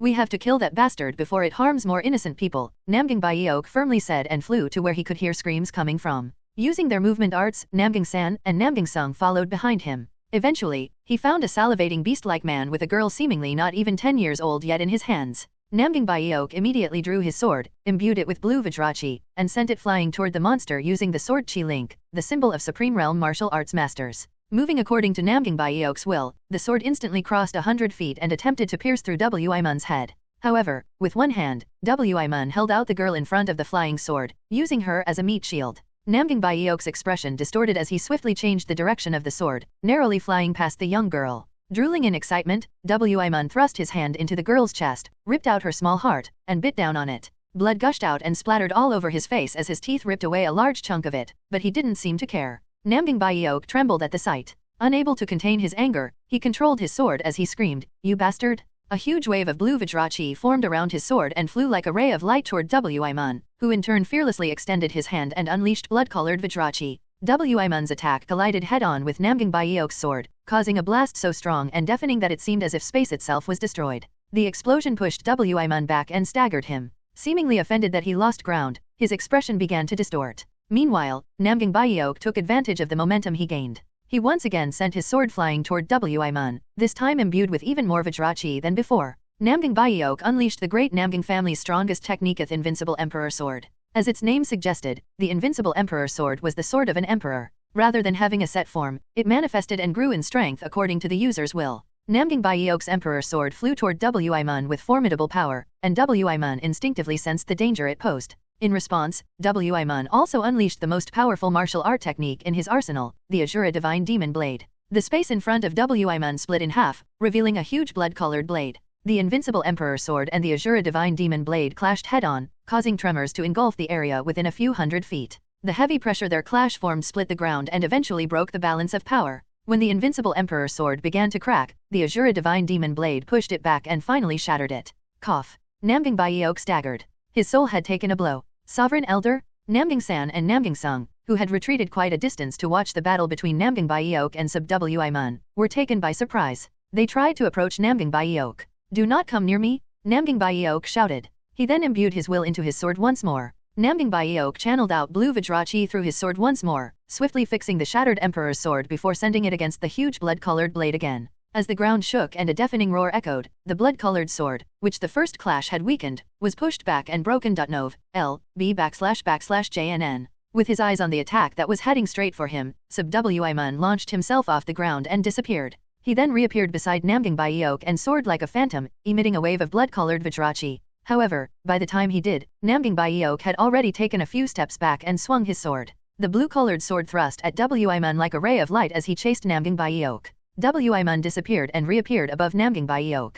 He tried to cut him down with his Vajrachi, but Namgyng Baeok swiftly moved away from him and launched a counterattack again. Realizing that he would not be able to do anything to Namgyng Baeok simply by moving quickly, Wimon immediately changed plans. He activated the Azura Phantom Step, creating 108 clones that moved and attacked Namgyng Baeok in different ways. In response, Namgyng Baeok tried to find the real Wimon, which was hidden in the Azura Phantom Step. However, distinguishing him from the phantom clones without the right technique proved difficult. If I can't tell the difference between the true body and the phantom clones, I will just get rid of them all. Instead of complicating things, Namgyng Baeok swung his sword. The blue Vajrachi he unleashed split into dozens of strands and stretched out in all directions, tearing apart the clones. Wimon avoided the attack while replacing the clones that Namgyng Baeok tore apart. In response, Namgyng Baeok once again spread his Vajrachi in all directions, destroying the newly created clones with ease as well. However, this time too, Wimon created new phantom clones and attacked Namgyng Baeok with them. Namgyng Baeok frowned. Destroying the phantom clones was not a problem, but he couldn't indefinitely spread his Vajrachi. If he depleted his internal energy now, he wouldn't have any defenses against the real Wimon's attacks. He had to find him quickly, a task nearly impossible to accomplish with his martial arts. If I can't find him, then I'll just make my attacks unavoidable. Deciding to wipe out Wimon and his phantom clones with one attack, Namgyng Baeok mustered all his internal energy. He then unleashed the Emperor's Invincible Stance, an invincible Emperor sword art technique. It sent a wave of blue Vajrachi swirling from the tip of his sword, which was aimed at his opponents. Hundreds of blue rays, each one powerful enough to pierce through everything in its path, poured forth, encroaching on the space before him. They covered everything within over 100 feet around Namgyng Baeok, making it virtually impossible for Wimon and his clones to dodge. The Emperor's Invincible Stance was his strongest attack. Not only could it not be evaded or blocked, but it also contained the enlightenment that Namgyng Baeok accumulated throughout his lifetime. As Namgyng Baeok expected, the blue rays didn't just pierce through the phantom clones but also prevented Wimon from evading. However, Wimon did not just let himself get hit. Rather, he executed the Azura Divine Demon Blade, creating multiple huge blood-colored blades and using them to form a gigantic barricade in front of him. As if to clearly flaunt the power of Namgyng Baeok's technique, the blue rays easily penetrated the layers of Azura Divine Demon Blades, which could shatter sword chi links. However, Wimon remained unfazed. He simply continued to materialize Azura Divine Demon Blades. No matter how strong the blue light rays were, he thought that they could not penetrate through all the Azura Divine Demon Blades he could create. After all, he had more than 900 years worth of internal energy. Wimon's fierce defense eventually stopped the barrage of blue rays. Once free from the assault, he immediately launched a counterattack using Heaven's Web, the ultimate technique of the Azura Divine Demon Blade art. The space above Namgyng Baeok split in half, revealing a gigantic blood-colored blade. Heavy pressure then flooded from all sides, firmly restraining Namgyng Baeok. Namgyng Baeok tried to escape from the immense pressure, but it contained so much force that he couldn't even move an inch. As he squirmed in place, huge blood-colored blades stacked up and fell in piles above him. Namgyng Baeok couldn't do anything but watch, having exhausted most of his internal energy to use the Emperor's Invincible Stance earlier. Is this how it ends? Namgyng Baeok felt despondent at his own unexpected end. He regretted dying before seeing the great Namgyng family become the absolute ruler of Murim, but he did not live a fruitless life, at least, having left his mark on history as one of the 7 saints. Namgyng Baeok closed his eyes, sifting through his final thoughts in the short instance he had left, as the Azura Divine Demon Blades dropped on his head. However, before they could hit him, golden beams flew in and struck the blades from 100 feet away, causing them to explode in midair and a deafening blast to reverberate. Upon hearing the explosion, Namgyng Baeok opened his eyes and turned his head in the direction where the golden beams came from. In the distance, he saw a young man with his sword extended in front of him. As soon as he saw him, he immediately realized that the young man was the Thunder God's successor. It seemed his time wasn't up yet. When Baek Mu-Gun arrived, Namgyng Baeok and Wimon were already in a heated battle. The moment he saw Namgyng Baeok, one of the people who betrayed him during his previous reincarnation, a great deal of anger overwhelmed him. If he could have his way, he would have let Wimon kill Namgyng Baeok. After all, Namgyng Baeok no longer had the power to block Wimon's Heaven's Web. However, Mu-Gun instead chose to fight against his inner conflicts until he finally mustered enough willpower to save Namgyng Baeok. Namgyng Baeok was one of the strongest martial arts masters in Murim. He was vital in preventing the 9 celestial demons' sex rampage, which took precedence above all else. Hence, Mu-Gun decided to temporarily set aside his grudge against the 7 saints until the 9 celestial demons' sect was destroyed. Fortunately, he unleashed the Infinite Thunder Sword and blocked Heaven's Web just in time. Capitalizing on his momentum, Mu-Gun then molded another sword with his golden beams and launched it toward Wimon. The Infinite Thunder Sword flew fast enough to make it hard to believe that it was more than 100 feet long. Mun instinctively knew that he could not block the incoming attack and that the best he could do for his survival was to run away. Following his instincts, which dominated his desire to slaughter everything in sight, he avoided the infinite thunder sword and quickly began to flee. However, despite how fast he was nowhere near the speed of light. Mu-Gun split the infinite thunder sword into 10,000 thunderbolt swords. In response, Mun immediately turned around and created a wall of Azura divine demon blades. However, Mu-Gun's attack easily destroyed them all upon impact. Mun materialized even more blades, but he couldn't make enough in time to stop 10,000 golden thunderbolt swords. The swords destroyed the blades as soon as they appeared until they finally pierced through Mun. Mun was in the adamant Vajra body state, making his physique so durable that not even Vajrachi could leave a mark on him. However, even water droplets could puncture through a boulder if enough fell on it. The 10,000 thunderbolt sword struck Mun endlessly, sending enough impact to eventually crack his defenses. The moment his adamant Vajra body state broke down, the thunderbolt swords riddled him with holes. Mun lifelessly fell to the ground as blood trickled down his wounds. Mu-Gun was completely exhausted, but he did not suffer any internal injuries like last time. "Are you okay?" Taeki Sword Immortal and Supreme Elder Taehyo worriedly asked upon noticing how exhausted Mu-Gun was. "Yes. I just used too much strength." "That is a relief." On another note, "I wasn't expecting to see the Infinite Thunder Sword again in my lifetime," Supreme Elder Taehyo said as he reminisced about the past, which still seemed fresh in his memory. He had witnessed the previous Thunder God's successor use the same technique in the past. "I feel the same way. This is my second time witnessing it, but I still find it unbelievable. This is why the Thunder God's martial legacy is said to be the strongest of all time." The three sword immortals couldn't help but express their astonishment. After all, the Infinite Thunder Sword did not just depend on one's martial realm. Even a Supreme Realm Master would find it nigh on impossible to use a similar technique since the martial art itself was on an entirely different level. The three sword immortals were extremely shocked when they witnessed Heavenly Thunder God swordsman Guiyang Huai use the Infinite Thunder Sword, and their reaction wasn't any different now. Although their martial realm was much higher now than before, the Infinite Thunder Swords were still in a domain that they could not reach. Through it, they were reminded of the greatness of the Thunder God's martial arts. Mu-Gun smiled awkwardly as the three sword immortals continued to express their astonishment. Turning to his side, he found Namgang Byeok and the two great devas approaching him. His anger welled up again when he saw Namgang Byeok's face, but he knew this wasn't the time to bare his fangs. Hence, he tried his best to calm the rage within him instead. "Nice to meet you, dear grandfather," Mu-Gun calmly greeted, hiding his anger toward Namgang Byeok.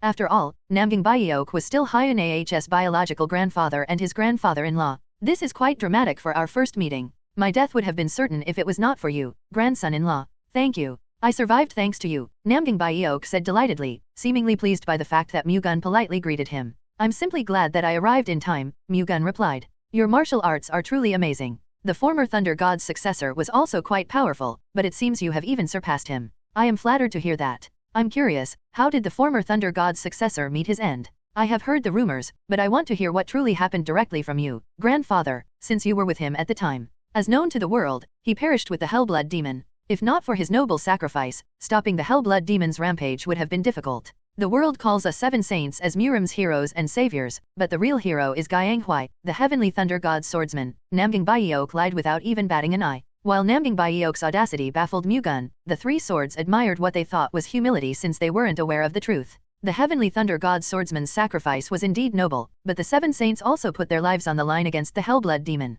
That gives you all the right to be revered as heroes too. That's why the whole of Murim still reveres the seven saints, Taei Sword Immortal Woon Jonghak said, praising the seven saints. "This incident alone evidences your heroism. You risked your life to prevent that monster from harming more innocent people. Isn't that proof enough that you care greatly for Murim and the world, Elder Sword Emperor?" Clear Wind Sword Immortal Young Ho Young also praised Namgang Byeok. "Since ancient times, power has always come with responsibility. Considering the power I hold as a martial artist, it is only right that I help the powerless and innocent. Don't you all also feel the same way? Unfortunately, this old body of mine does not act as I want anymore." Namgang Byeok smiled bitterly. "I don't think that is something that someone who is still considered one of the strongest martial arts masters in Murim should be saying." "One of Murim's strongest martial arts masters? I think the title of Murim's strongest should be given to young patriarch Baek, who defeated the monster with just one technique," Namgang Byeok complimented. Mu-Gun found the compliment completely unwelcome. "I do not deserve such a title. I am just fulfilling my mission as the Thunder God's successor," Mu-Gun firmly replied.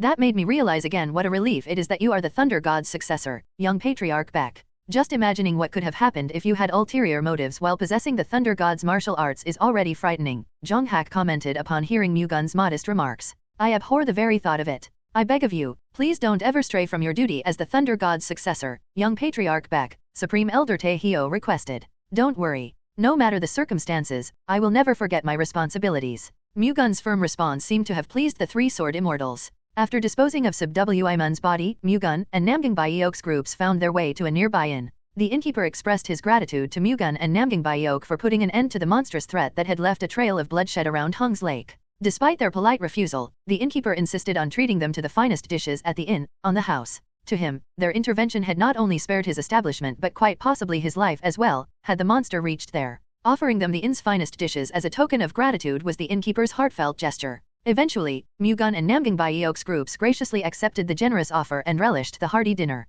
Despite any underlying discomfort, Mu-Gun remained composed and concealed his true feelings while sharing the meal with Namgangbaeok. The Loyal Heart Alliance is in high spirits lately. Namgangbaeok abruptly cut through the various topics they were discussing. We are still inferior to the 9 prominent sects and the 7 great families.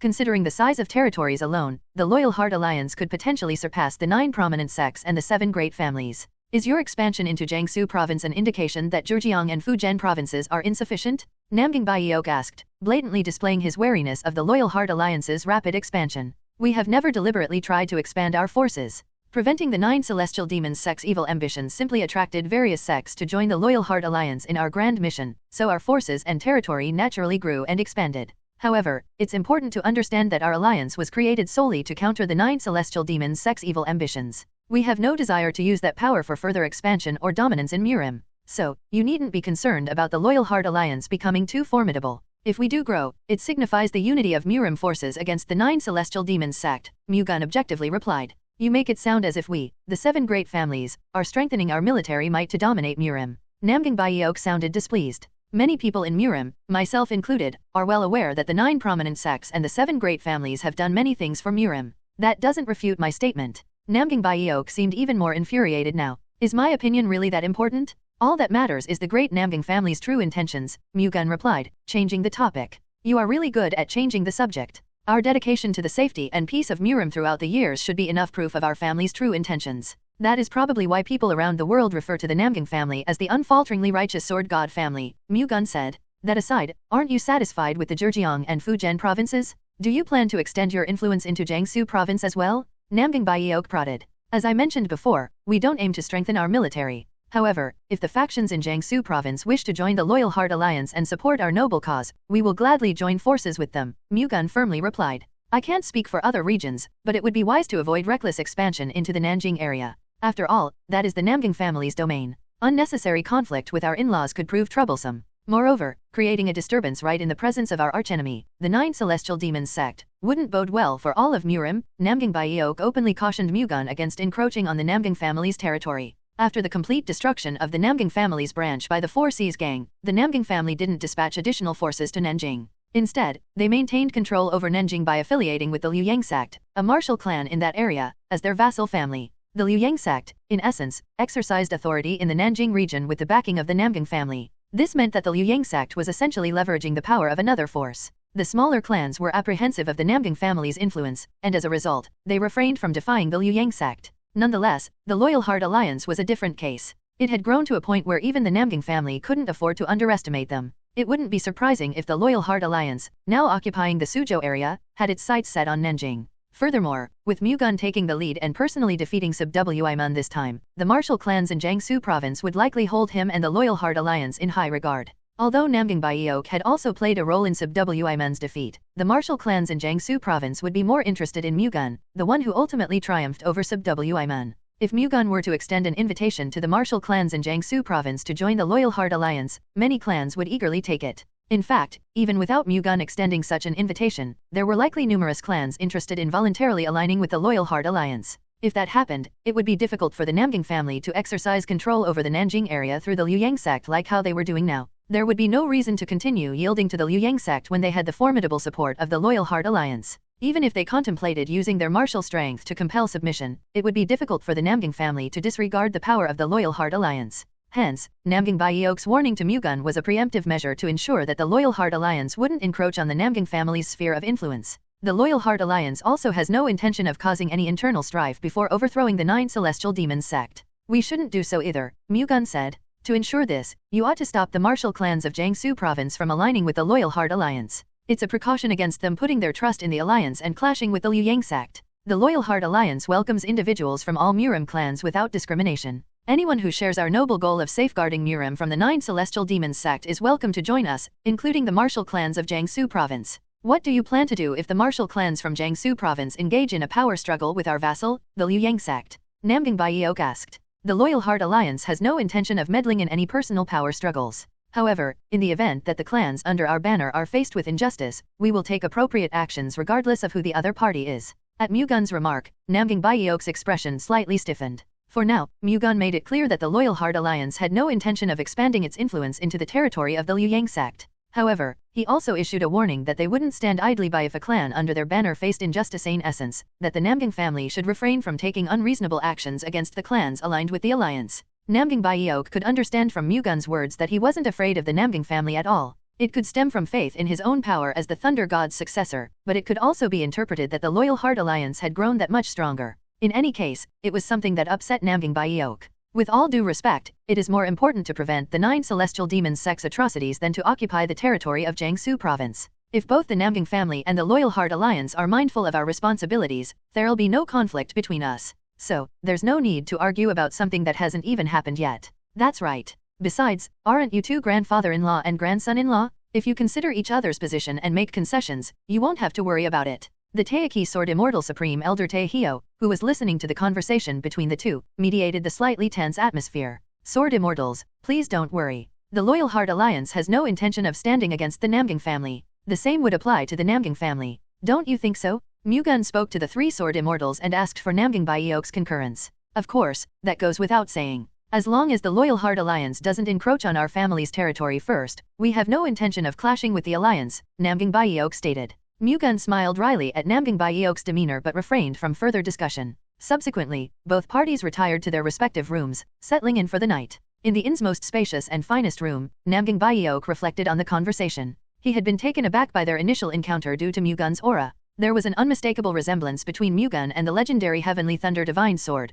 Guiyang Huai. This impression only grew stronger the more Namgang Baiyok observed and interacted with him. Most notably, Mu-Gun's gaze raised suspicion. At times, there was an unexplained hostility in his eyes, despite no apparent reason for such a look. It would be a different matter if Mu-Gun knew the truth behind the Heavenly Thunder Divine Sword's demise. However, unless he was the reincarnation of Guiyang Huai, there was no possibility of him being aware of that. Namgang Baiyok believed that the source of suspicion lay in Mu-Gun's hidden ambition. He surmised that Mu-Gun concealed his aspiration to rise to prominence within Murim through the Loyal Heart Alliance. Furthermore, he suspected that Mu-Gun aimed to surpass the 7 great families, which could explain his perceived hostility towards Namgang Baiyok to some extent. As expected, he is a dangerous guy. Namgang Baiyok contemplated that if Mu-Gun were allowed to continue, the glory of the 7 great families might fade. In the interest of preserving the honor of the 7 great families, the best course of action would be to eliminate him. While Namgang Baiyok felt a pang of remorse for Namgang Hyuna, his granddaughter, the importance of the Namgang family took precedence. However, he recognized that this wasn't the right time.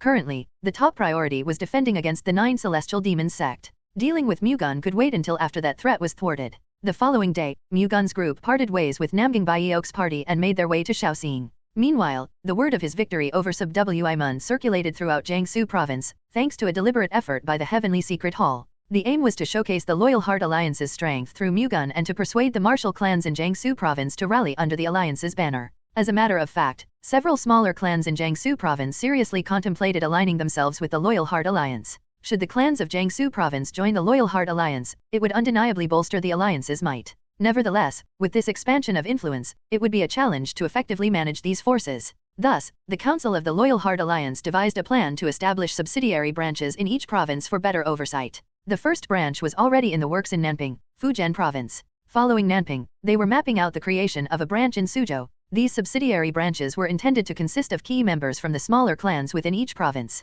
The Loyal Heart Alliance also had plans to provide exclusive martial arts techniques tailored for martial artists within the subsidiary branches, whose martial prowess was not as great. These martial arts were designed by Mu-Gun himself. At dusk, a raggedly dressed group made their way into downtown Shenyang, Liaoning province. The group consisted of 5 people, their faces concealed by bandanas, though their physique suggested they were likely women. They found an inn, and after checking into a room, they locked the door and closed the window, ensuring no one could enter. After insulating themselves from the outside world, the 5 women removed their bandanas, revealing their striking beauty. A subtle chill seemed to emanate from their bodies, suggesting proficiency in ice-based martial arts. They were women from the Bahai Ice Palace, the rulers of Bahai. Among the 5 women, the most beautiful was Baek Mu-Gun, the young matriarch of the Baha'i Ice Palace, and the other 4 were the Baha'i 4 shadows, who were in charge of guarding her. Young matriarch? What do you plan to do now? Dong Jie-kyung, the oldest among the Baha'i 4 shadows, asked Baek Mu-Gun. I heard that the Thunder God's successor has appeared in the Central Plains. I plan to ask him for help. Baek Mu-Gun replied. N/O/vel/b/in.c//om. Will the Thunder God's successor help the Ice Palace? He doesn't have any reason to help the Ice Palace, but the story would be different if it concerns the 9 celestial demons sect. The Thunder God's legacy considers it their destiny to protect Murim from the 3 greatest demonic sects. The Baha'i Ice Palace was being dominated by the Spindle sect, one of the 9 great factions of the 9 celestial demons sect. Baek Mu-Gun, the young matriarch of the Baha'i Ice Palace, avoided the evil clutches of the Spindle sect and escaped from the Baha'i Ice Palace, arriving at the Central Plains. At first, she planned to ask for help from the 9 prominent sects or the 7 great families. However, after arriving at the Central Plains, she changed her mind after hearing rumors about the Thunder God's successor. The 9 prominent sects or the 7 great families wouldn't willingly help the Baha'i Ice Palace, a force from the borderlands. However, it would be different for the Thunder God's successor, whose mission was to protect Murim from the 3 greatest demonic sects. But will the Thunder God's successor be able to defeat the 9 celestial demons sect's demonic practitioners who took control of the Ice Palace? We must pray that he can. Moreover, we have no other choice right now. He is our only hope. The only person that Baek Mu-Gun could believe in was Mu-Gun, the Thunder God's successor. Baek Mu-Gun and the Baha'i 4 shadows departed from Shenyang early in the morning after spending a night at the inn. They headed to Donggang, located south of Shenyang. As its name suggests, Donggang 1 was a port city, and Baek Mu-Gun's party planned to take a ship from there to travel to Shaoxing, where the Loyal Heart Alliance's headquarters was located. To avoid any potential pursuit by the Spindle sect, Baek Mu-Gun's group swiftly and discreetly relocated to Donggang. 7 days after departing from Shenyang, they reached Donggang and looked into any ships departing for Shaoxing. Unfortunately, there were no direct vessels from Donggang to Shaoxing. Consequently, they had to take a ship from Donggang to Dalian and then transfer to another ship bound for Qingdao, Shandong province. Lastly, they would need to board yet another ship from Qingdao to reach their destination in Shaoxing. Although the schedule involved 2 ship transfers and was quite cumbersome, Baek Mu-Gun's party had no alternative. Consequently, they embarked on the first leg of their journey by boarding a ship from Donggang headed for Dalian. The Hanja for gang is, which translates to port. Upon his return to Shaoxing, Baek Mu-Gun resumed his daily life. Meanwhile, the Loyal Heart Alliance established its first branch, the Iron Blood Branch, in Nanping, Fujian Province. This new branch consisted of over 700 members from small martial clans in Fujian Province. Given the size of this group, a substantial facility was required to accommodate them. After careful consideration, the Loyal Heart Alliance decided to repurpose the Evil Blood Gang's manor as the headquarters for the Iron Blood Branch. The manor was spacious enough to house up to 1,000 individuals, making it more than sufficient to accommodate them. However, gathering martial artists from various small clans was only the beginning. It was important to establish leadership to guide them and personnel dedicated to enhancing the martial prowess of the Iron Blood Branch. To that end, the Loyal Heart Alliance appointed Nam Sungyo, the commander of the Sea Palace Heavenly Might Corps, a combat unit within the Sea Palace sect, as head of the Iron Blood Branch. Additionally, they designated Li Jinwan, the commander of the Zhuhua Dragon Sword Corps, a combat unit of the Zhuhua sect, as the deputy head. Afterwards, 20 instructors were tasked with teaching martial arts to the members of the Iron Blood Branch, all of which hailed from the Baek Sword sect. They had received training from Mu-Gun in the specific martial arts intended for the branches. These included the Loyal Iron Blood Cultivation Method, which focused on internal energy cultivation, as well as the 12 Iron Blood Sword Art. Both of these martial arts were creations of Mu-Gun, drawing inspiration from various martial traditions. While they weren't on par with Ascension Realm martial arts, they were easy to learn and held significant power. This made them an ideal choice for members of the branches who needed rapid growth. Once they arrived, the instructors sent by the Loyal Heart Alliance to Nanping immediately began teaching these 2 arts to the Iron Blood Branch members. Originating from small martial clans, the martial artists of the Iron Blood Branch had never received proper martial arts training. Most of the martial arts they were familiar with fell within the third-rate category, with some at best considered second-rate. The 2 arts they were being taught now were not at the Ascension Realm, but still far surpassed those used by small martial clans. Mu-Gun had poured his heart and soul into creating these martial arts. The martial artists of the Iron Blood Branch desired to learn genuine martial arts, and these arts more than fulfilled their desires. With access to these techniques, the Iron Blood Branch members dedicated themselves to learning and training with unwavering determination. However, not everyone possessed the same level of commitment. While they now had access to superior martial arts, those lacking the will to truly train only went through the motions for the sake of appearances. The instructors responsible for teaching these martial arts to the Iron Blood Branch didn't invest their time in reforming these individuals. They found it more efficient to focus on instructing those martial artists who were genuinely motivated to learn, rather than attempting to correct the apathetic ones. Most of the Iron Blood Branch's martial artists trained with a newfound passion. Also, several martial clans in Jiangsu province began to express interest in joining the Loyal Heart Alliance. Among them were the martial clans previously under the authority of the Liu Yang sect. The Council of the Loyal Heart Alliance engaged in discussions regarding the inclusion of these clans. At its core, the Loyal Heart Alliance remained open to anyone desiring to join its ranks. Nevertheless, accepting the martial clans under the Liu Yang sect's influence would effectively encroach upon the territory of the Namgang family. If we accept them, the Namgang family will definitely not take it lightly, said the Zhuhua sect patriarch, Li Geometry Wan, expressing his concern.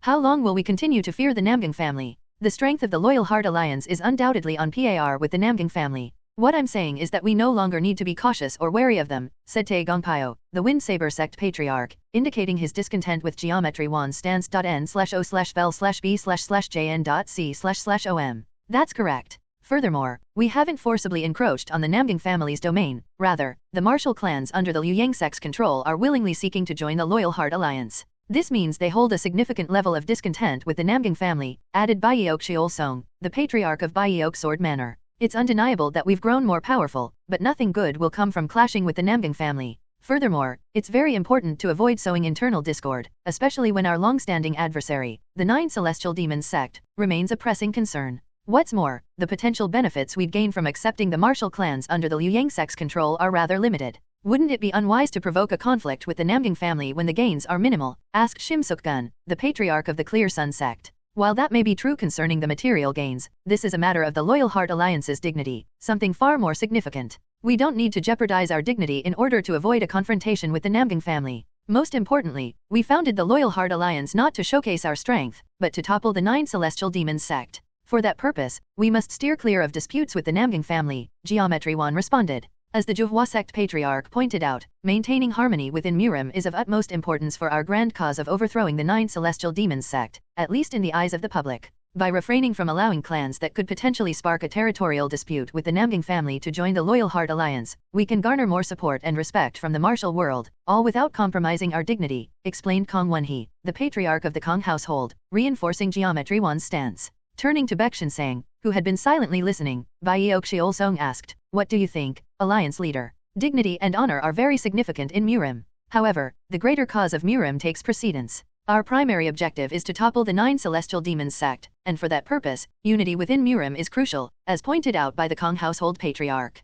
I believe it's best not to accept the martial clans under the Liu Yang sect's control into the Loyal Heart Alliance, not out of fear for the Namgang family, but because the greater cause of Murim should come first," Shinsang expressed his viewpoint. "I totally agree with what the alliance leader said. Murim's grand cause must be our top priority," stated Zhang Wenho. Zhou Jinmaiyang stated, "I think so too." Moreover, the concerns raised by the Wind Saber sect patriarch and the Baeok Sword Manor patriarch may not hold much weight. There won't be many who interpret our decision as fear of the Namgang family. It's important to remember that the Thunder God's successor, who defeated two Supreme Realm demonic practitioners, the Azura Divine Demon and the Azura Undying Immortal, during the recent incident, is with the Loyal Heart Alliance. With such a remarkable member in our ranks, there is no reason for anyone to doubt our resolve. His mention of the Thunder God's successor brought conviction and agreement from a substantial number of delegates. Then, we've discussed a lot about this, it's time to vote. As previously stated, we will base our decision on a majority vote. Those in favor of accepting the martial clans under the Liu Yang sect's control into the Loyal Heart Alliance, please raise your hands.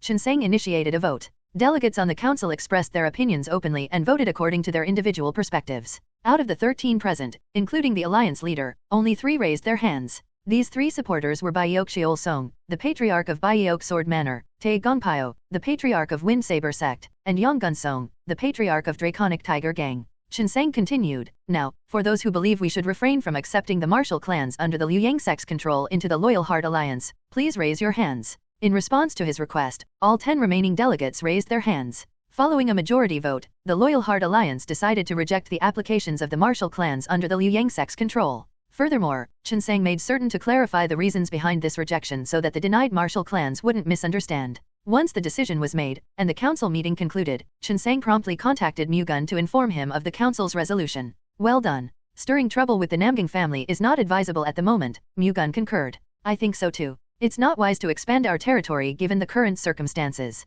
Exactly. We should prioritize internal stability and manage the number of martial clans seeking entry into the Loyal Heart Alliance. If we establish 2 more branches in Shaoxing and Suzhou, and train their members using the martial arts you've developed, we can indeed bolster our internal stability. That's true. The delay in establishing the branch in Shaoxing was primarily due to lacking a suitable base to accommodate its members. The Shaoxing headquarters of the Loyal Heart Alliance United Corps was still under construction. Essential facilities such as the Alliance Leader Hall, the 12 Council Halls, and the 13 Demon Slayer quarters had only recently been completed. With no provisions for the branch members to lodge and dine, the formation of the branch was postponed. However, due to hastened construction efforts, the branch would soon become a reality. By the way, how do you plan to lead the Loyal Heart Alliance in the future? Chinseng asked. Mu-Gun replied, the Loyal Heart Alliance has evolved into a significant power in Murim. Even if we don't promote the Baek Sword sect itself, we can still embody its noble ideals through the Loyal Heart Alliance. In that case, the Baek Sword sect should remain the leader clan of the Loyal Heart Alliance. Father, your martial skills make you a strong candidate to lead the Loyal Heart Alliance.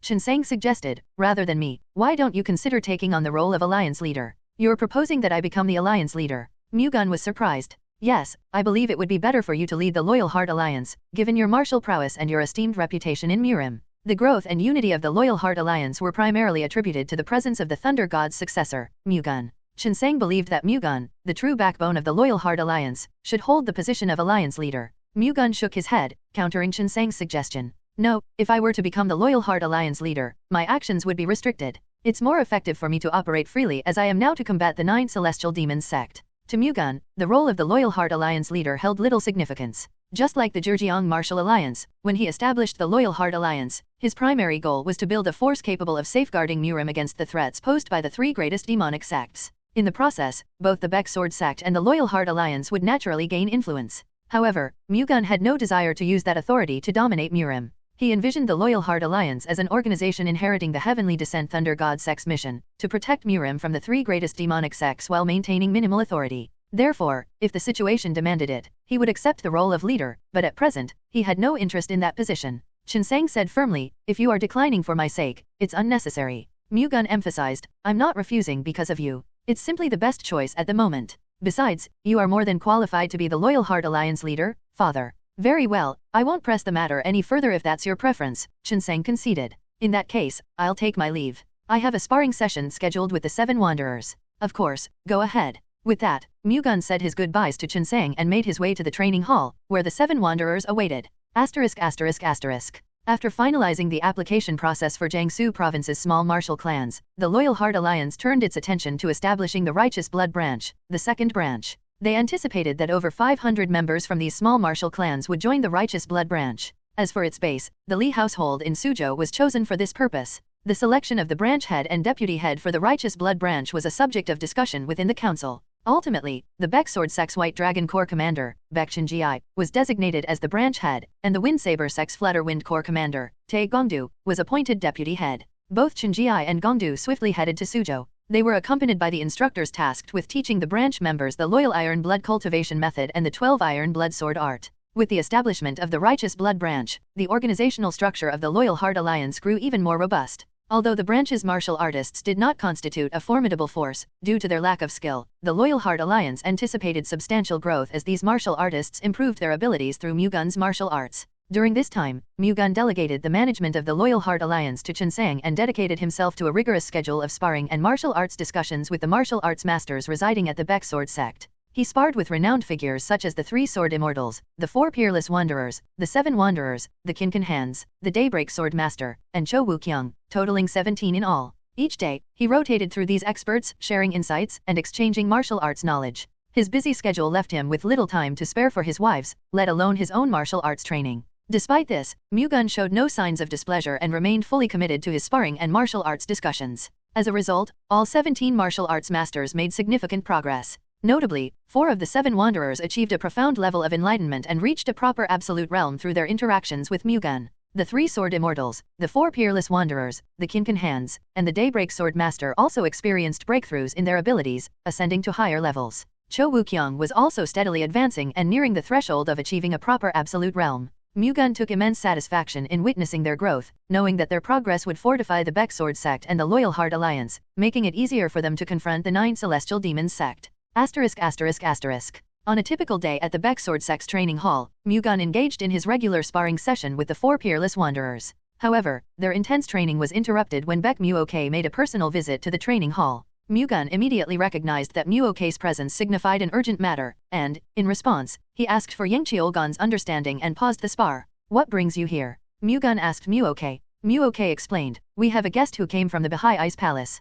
The Baha'i Ice Palace? Mu-Gun asked, surprised. Mu-OK confirmed, yes, the Baha'i Ice Palace's young matriarch has asked to see you, brother. Mu-Gun's surprise deepened. The Baha'i Ice Palace's young matriarch personally sought me out. Yes, it seems there are some troubles at the Baha'i Ice Palace. Troubles. Recently, there has been treacherous behavior reported within the forces beyond the borders, and I think it is related to that, Mu-OK reported. Treacherous behavior? It is not yet certain, but there is a possibility that those rebel groups are connected to the Nine Celestial Demons sect. Mu-OK continued. It is certainly possible that it is the Nine Celestial Demons sect. So, where is the Baha'i Ice Palace's young matriarch right now? Mu-Gun asked. For now, I guided her to the distinguished guest hall. Okay, I will quickly wash up, so make sure she is treated hospitably. Understood. I think we will have to finish our sparring session early today. Mu-Gun turned to the four peerless wanderers, seeking their understanding. Is our sparring that important? Don't worry about it, the four peerless wanderers said. Mu-Gun swiftly exited the training hall and made his way to his residence. After a quick wash, he put on fresh clothes and proceeded to the distinguished guest hall.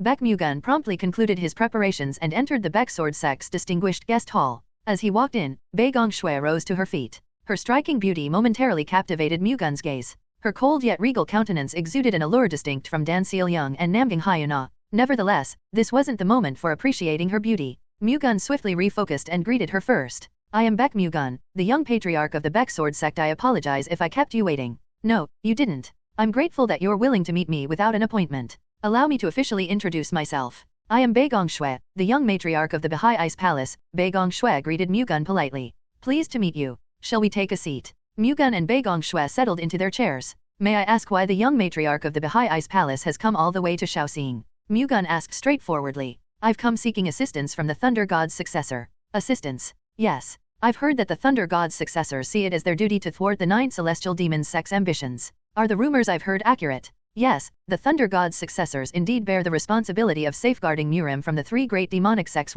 including the Nine Celestial Demons sect. I'm fully committed to fulfilling that mission, Mu-Gun affirmed. In that case, please assist the Baha'i Ice Palace, Bae Gong-shui pleaded. You mean that the crisis at the Baha'i Ice Palace is connected to the Nine Celestial Demons sect? Mu-Gun asked. That's correct. There was recently a rebellion at the Baha'i Ice Palace, incited by my uncle, Bae Gong-han. Or so everyone thinks. In fact, the person claiming to be my uncle is actually a demonic practitioner from the Nine Celestial Demons sect in disguise, Bae Gong-shui explained. Are you certain about this? The individuals involved in the rebellion, including my supposed uncle and 9 members of the 13 gangs of the Baha'i Divine Ice Corps, were found to be using a form of demonic art, unrelated to the Baha'i Ice Palace's martial arts. The only entity capable of controlling the Baha'i Ice Palace using such demonic arts is the Nine Celestial Demons sect, Bae Gong-shui clarified. If that's the case, the Baha'i Ice Palace appears to be under the influence of the Nine Celestial Demons sect. How can I be of assistance? Do you believe I can take them all on single-handedly? Mu-Gun inquired with skepticism. No need to be concerned about that. The Baha'i Ice Palace has its own guardians who will support the Thunder God's successor, Bae Gong-shui assured.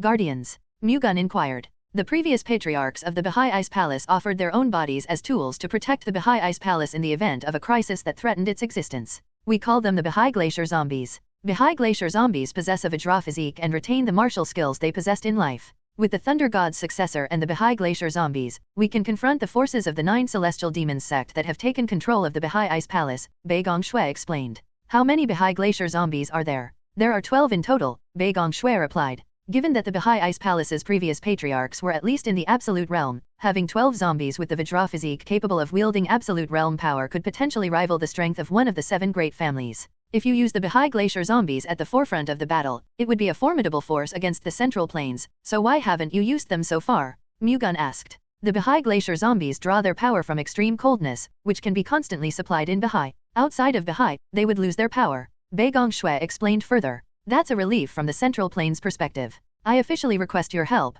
Thunder God's successor. Please save the Baha'i Ice Palace from the grip of the Nine Celestial Demons sect. I will never forget this. Bae Gong-shui knelt before Mu-Gun and begged. There's no need to do this. Please, stand up. I won't stand up until you agree, Thunder God's successor, Bae Gong-shui insisted. Well, I wish I could make this decision on my own, but it's not solely up to me. I have to consider the consequences for others, as I do not belong to myself alone. Each time Mu-Gun was away from his post, he couldn't help but worry that the Nine Celestial Demons sect might target the Loyal Heart Alliance. Additionally, the journey to the Baha'i Ice Palace was a long one, taking several months at the least. Even if it was for the sake of ultimately defeating the Nine Celestial Demons sect, it wasn't a decision to be made lightly. The Nine Celestial Demons sect has taken control of the Baha'i Ice Palace and they will likely utilize the palace's forces to attack the Murim forces in the Central Plains. These are enemies you will have to confront eventually. Wouldn't it be more advantageous for the Thunder God's successor to face them in Bahai, where you can receive support from the Bahai Glacier zombies? Mu-Gun couldn't refute Baek Mu-Gun's reasoning. As she pointed out, the 9 Celestial Demons sect might use the Bahai Ice Palace's forces to attack the Murim in the Central Plains.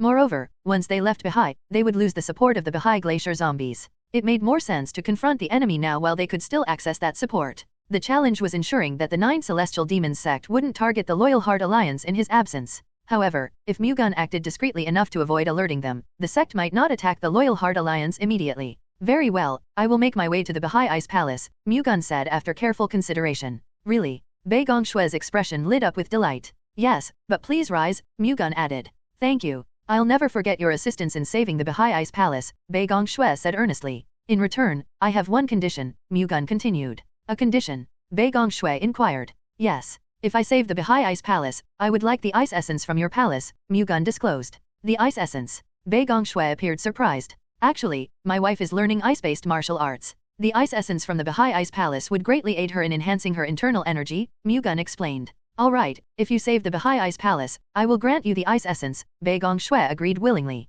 The ice essence was an invaluable treasure that even the Bahai Ice Palace found difficult to obtain. Nevertheless, Baek Mu-Gun was willing to offer something of greater worth than the ice essence if it meant saving her palace. Since it's getting late today, please rest in our distinguished guest hall. We will set out tomorrow morning, Mu-Gun suggested. Understood. Baek Mu-Gun wasted no time in seeking out Baek Shinseng after his meeting with Baek Mu-Gun. He explained the situation with the Bahai Ice Palace and his intention to go there. Shinseng, recognizing Mu-Gun as the Thunder God's successor, decided not to constrain him within the Baek Sword sect or the Loyal Heart Alliance, understanding that Mu-Gun's strength wasn't only valuable to these factions but to all of Murim. With Shinseng's approval secured, Mu-Gun then informed his two wives about his journey to the Bahai Ice Palace and requested their understanding. Although Hyuna and Seol-young were worried about Mu-Gun's safety, they didn't object to his decision, knowing it was made after careful thought. Since Mu-Gun would be away for an extended period, he spent a passionate night with the two. The following day, he departed from Shaoxing and headed to the Bahai Ice Palace, accompanied by Baek Mu-Gun and her group. They traveled by sea, just as Baek Mu-Gun's group had come to Shaoxing. During the voyage, Mu-Gun and Baek Mu-Gun shared the ship but spent most of their time focused on their individual martial training. Mu-Gun's dedication had allowed him to advance to the Supreme Realm and master the Infinite Thunder Sword, the ultimate technique of the Heavenly Descent Thunder God Sword. Although he had yet to fully recover his internal energy, most of his martial prowess from his previous reincarnation had returned. However, his quest for martial perfection continued. Despite experiencing multiple reincarnations, he had yet to reach the mythic realm, a seemingly unattainable state that elevated a martial artist to godlike status. The mythic realm required more than just enlightenment, it was a realm beyond comprehension, and the martial artists that could attain it throughout Murim's history could be counted on one hand. Mu-Gun persisted in his relentless pursuit of this legendary martial realm. Achieving the mythic realm was a profound endeavor, requiring the understanding and embodiment of the universe's creation as a divinity. The successors of the Heavenly Descent Thunder God sect, such as Mu-Gun, embodied the principle of thunder and lightning as the Thunder God, elevating themselves to godlike status. To reach the mythic realm, Mu-Gun needed to embody everything in the universe within himself. The Thunder God's descent had given Mu-Gun a glimpse of the mythic realm and the knowledge of what was required to reach it. However, he lacked the concrete steps to attain it. All he could do was study and seek the truth of the universe that he had caught a glimpse of. His pursuit was a remarkable feat in itself, as most martial artists never had such an opportunity. Baek Mu-Gun, on the other hand, was eager to learn martial arts from the Thunder God's successor. At 26, she had already reached the upper peak realm, a remarkable achievement. However, meeting Mu-Gun changed her perspective. Despite his younger age, Mu-Gun had attained the Supreme Realm. Even taking into consideration that Mu-Gun was the Thunder God's successor, it was still a great shock to Baek Mu-Gun. Baek Mu-Gun's encounter with Mu-Gun had opened her eyes to the vast world of martial arts, making her realize that she had been like a frog in a well, limited by her previous perspective. She felt an intense desire to become stronger, especially for the sake of saving the Bahai Ice Palace, and threw herself into martial arts training, even cutting down on her eating and sleeping time. However, her dedication alone wouldn't guarantee advancements in her martial realm. Recognizing her need for a teacher who could guide her to higher levels, Baek Mu-Gun believed that Mu-Gun was the best candidate for this role. Nonetheless, she struggled with the idea of asking him for instruction. She had already imposed on him by requesting his help to save the Bahai Ice Palace, and asking for martial arts guidance felt like asking too much. After a few days of much contemplation, however, she decided to set aside her shame and make the request, understanding that her current responsibilities as the Bahai Ice Palace's young matriarch demanded her to be as strong as possible. When Mu-Gun left his cabin for dinner, Baek Mu-Gun seized the opportunity to ask him for guidance. I know it's a rather bold request, but could I ask for your guidance in martial arts, young Master Baek? You want me to teach you? Yes, I believe my progress has its limitations. With your higher martial realm, I think your guidance would be invaluable. Baek Mu-Gun looked earnest. No matter how cold-hearted someone was, it was impossible to remain so when faced with Baek Mu-Gun's expression. Her earnest expression tugged at Mu-Gun's heartstrings, and he couldn't bring himself to decline her request. All right, I'll dedicate 2 hours a day to help you with your martial arts during our journey to Bahai, Mu-Gun agreed. Really? Yes, we'll spend 1 hour sparring and the other hour discussing our martial arts and analyzing our sparring sessions. So, be ready for it. Mu-Gun intended to teach Baek Mu-Gun just as he had instructed the martial arts masters of the Baek Sword sect. While the Bahai Ice Palace might eventually pose a threat to the Murim of the Central Plains as a borderland force, Mu-Gun was confident that Baek Mu-Gun, once familiar with his skills through their training, would never consider an invasion of the Central Plains. Even if she did, Mu-Gun had the means to handle such a situation. All he had to do was wipe out the entire Bahai Palace. Is there perhaps anything you want from me in exchange for teaching me? Please tell me if you have something you want in return, and I will try to fulfill it. Baek Mu-Gun was known for her straightforward personality, believing in reciprocating whatever she received, whether it was kindness or resentment. She was determined to give something in return for Mu-Gun's guidance.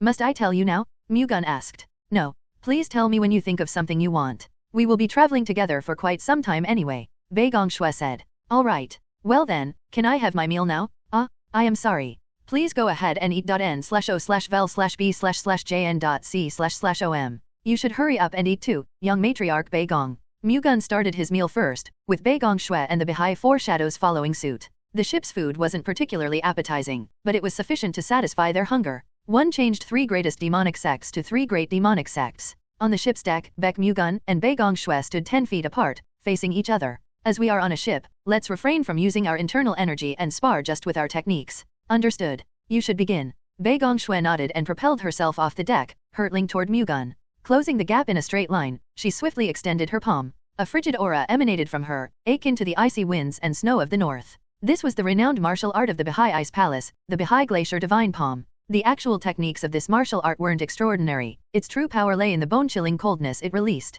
This was known as the Bahai Glacier Chi, and it possessed a potent capability to instantly reduce the surrounding area to absolute zero temperatures. Once the Bahai Glacier Chi reached a certain level, even absolute realm masters would struggle to withstand it. Against an opponent of equal level, they would find their movements hampered by the freezing effect of the Bahai Glacier Chi. Mu-Gun couldn't help but be amazed as the Bahai Glacier Chi from Baek Mu-Gun's palm instantly froze the surrounding space. However, this cold threat posed no real danger to Mu-Gun. Rather than the disparity in realms, this was actually due to the hot aura of the Thunder God's energy, which neutralized the bone-chilling effects of the Bahai Glacier Chi. Mu-Gun met Baek Mu-Gun's Bahai Glacier Divine Palm head-on and countered with the Heavenly Descent Thunder Strike. To minimize damage to the ship, Mu-Gun employed just the minimum amount of internal energy necessary. Baek Mu-Gun, rather than directly colliding with the Heavenly Descent Thunder Strike, used the Bahai Snow Shadow Step, slipping past Mu-Gun to his side. In a graceful and agile display of footwork, she extended her palm once more, her movements as fluid as a sled gliding over snow. It was a remarkable sight to behold. However, it wasn't enough to pose a real challenge for Mu-Gun.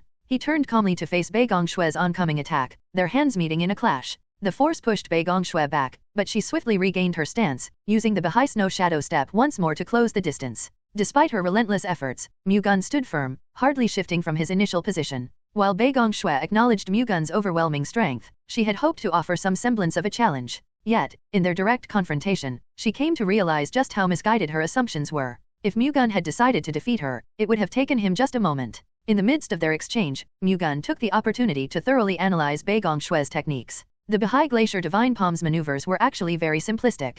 Of course, with the added power of the Bahai Glacier Chi, even the simplest technique carried significant impact. However, if she met an opponent who was not affected by the Bahai Glacier Chi, the straightforwardness of these techniques could prove to be a fatal disadvantage. While the swift and agile movements of the Bahai Snow Shadow Step complemented the basic nature of the Bahai Glacier Divine Palm, there were inherent limitations to relying solely on these tactics. After a thorough exchange, Mu-Gun concluded that Baek Mu-Gun's techniques held no extraordinary surprises. With this assessment in mind, Mu-Gun chose to end the sparring session. Stop. I think this is enough. You are really incredible, Baek Mu-Gun said. Your martial arts are also not bad, young matriarch.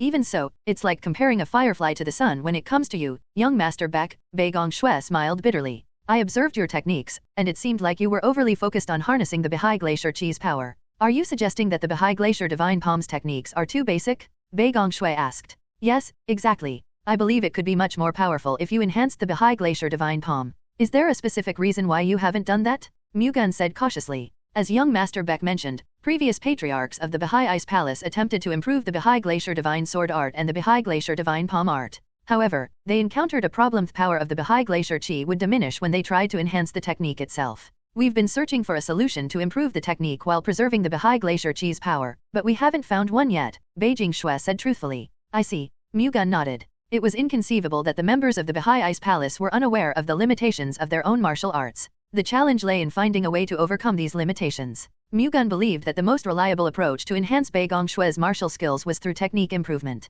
However, this was far from a straightforward task. To begin with, Mu-Gun needed a comprehensive understanding of all the Baha'i Ice Palace's martial arts. From Beigong Shui's perspective, sharing her martial arts with a stranger like Mu-Gun wasn't an easy decision to make. What's more, even if she did disclose these techniques, there was no guarantee that Mu-Gun could enhance them without compromising the power of the Baha'i Glacier Chi. While Mu-Gun possessed a profound understanding of martial arts, it wasn't all-encompassing. Given these challenges, there seemed to be no immediate solution to improving Beigong Shui's martial skills. It appears that the focus of your martial arts, and indeed the Baha'i Ice Palace's martial arts, is enhancing the Baha'i Glacier Chi, which serves as their power source. Mu-Gun shared his analysis. You are correct, Beigong Shui acknowledged. Furthermore, to strengthen the Baha'i Glacier Chi, the most effective path would be to increase your internal energy, Mu-Gun continued. That's also true. However, immediate increases in your internal energy will be challenging. In that case, there's only one way forward. Firstly, you should enhance your internal energy management skills to maximize the Baha'i Glacier Chi's power with your current internal energy. Then, once you've honed your ability to handle internal energy, you will need to refine your rather simplistic martial arts techniques, Mu-Gun explained. Fundamentally, the latter seems nearly impossible. Beigong Shui sounded a bit disheartened. As you pointed out, it's a fundamental problem. But in any endeavor, mastering the basics is crucial. Moreover, while improving martial arts techniques without diminishing the Baha'i Glacier Chi's power is a challenge, it's not entirely impossible. It sounds like you're suggesting that what was impossible for the Baha'i Ice Palace's former patriarchs might be possible for you, young Master Baek, Beigong Shui said, doubtful. The Baha'i Ice Palace's patriarchs possess unrivaled knowledge of their own martial arts. Nonetheless, every river eventually flows into the sea. It's somewhat embarrassing to say, but I have reached a level of mastery in the Thunder God's martial arts, considered one of history's strongest. This is a testament to my deep understanding of martial arts. I don't intend to belittle the Baha'i Ice Palace's ancestors, but it's possible that their enlightenment wasn't as profound as mine. Therefore, I might see possibilities they haven't, Mu-Gun explained. Beigong Shui found it difficult to dispute Mu-Gun's words.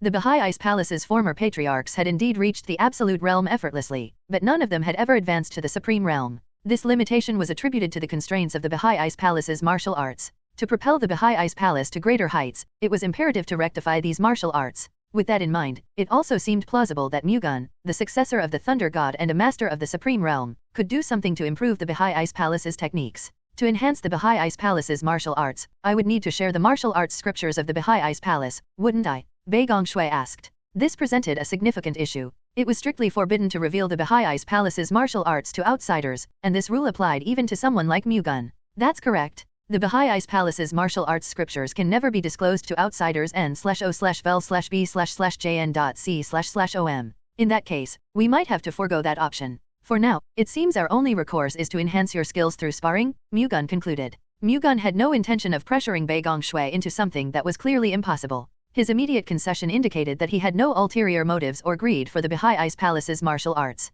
In fact, given Mu-Gun's exceptional martial prowess, the Baha'i Ice Palace's techniques wouldn't hold much allure for him. Beigong Shui was left with a choice, one that weighed the importance of upholding the Baha'i Ice Palace's taboo against the necessity of enhancing their martial arts. After careful consideration, she made her decision. Despite the potential violation of the taboo, she resolved to improve the Baha'i Ice Palace's martial arts. I'm willing to share the Baha'i Ice Palace's martial arts scriptures with you. In return, please promise that you will not disclose them to anyone else. I promise you in the name of the Thunder God, Mu-Gun assured. Thank you. In that case, I will tell you now. Before we proceed, there's one thing I need to clarify, Mu-Gun interjected. What's that? I will give it my all, but there is a chance that I may not succeed in enhancing the Baha'i Ice Palace's martial arts. I understand. Instead, I trust that you'll keep your promise to do your best, Beigong Shui replied. You can rest assured of that. With Mu-Gun's promise, Beigong Shui relocated to the cabin with him and began revealing the Baha'i Ice Palace's martial arts scriptures. The Baha'i Ice Palace possessed 4 martial arts disciplines: the Baha'i Glacier Cultivation Method, the Baha'i Glacier Divine Sword Art, the Baha'i Glacier Divine Palm Art, and the Baha'i Glacier Vajrachi. After receiving this knowledge from Beigong Shui, Mu-Gun dedicated several days to analyzing it. Mu-Gun soon discerned why the Baha'i Ice Palace's martial arts had to remain simple. The scriptures and the application of internal energy related to the Baha'i Glacier Chi were inherently complex and intricate. With it being an Ascension Realm technique, this was only natural. Manifesting the Baha'i Glacier Chi was already a daunting task, and it was virtually impossible to wield an Ascension Realm technique simultaneously. There were two potential approaches: either diminish the power of the Baha'i Glacier Chi for the sake of using an Ascension Realm technique, or forego the technique and maximize the Baha'i Glacier Chi's power.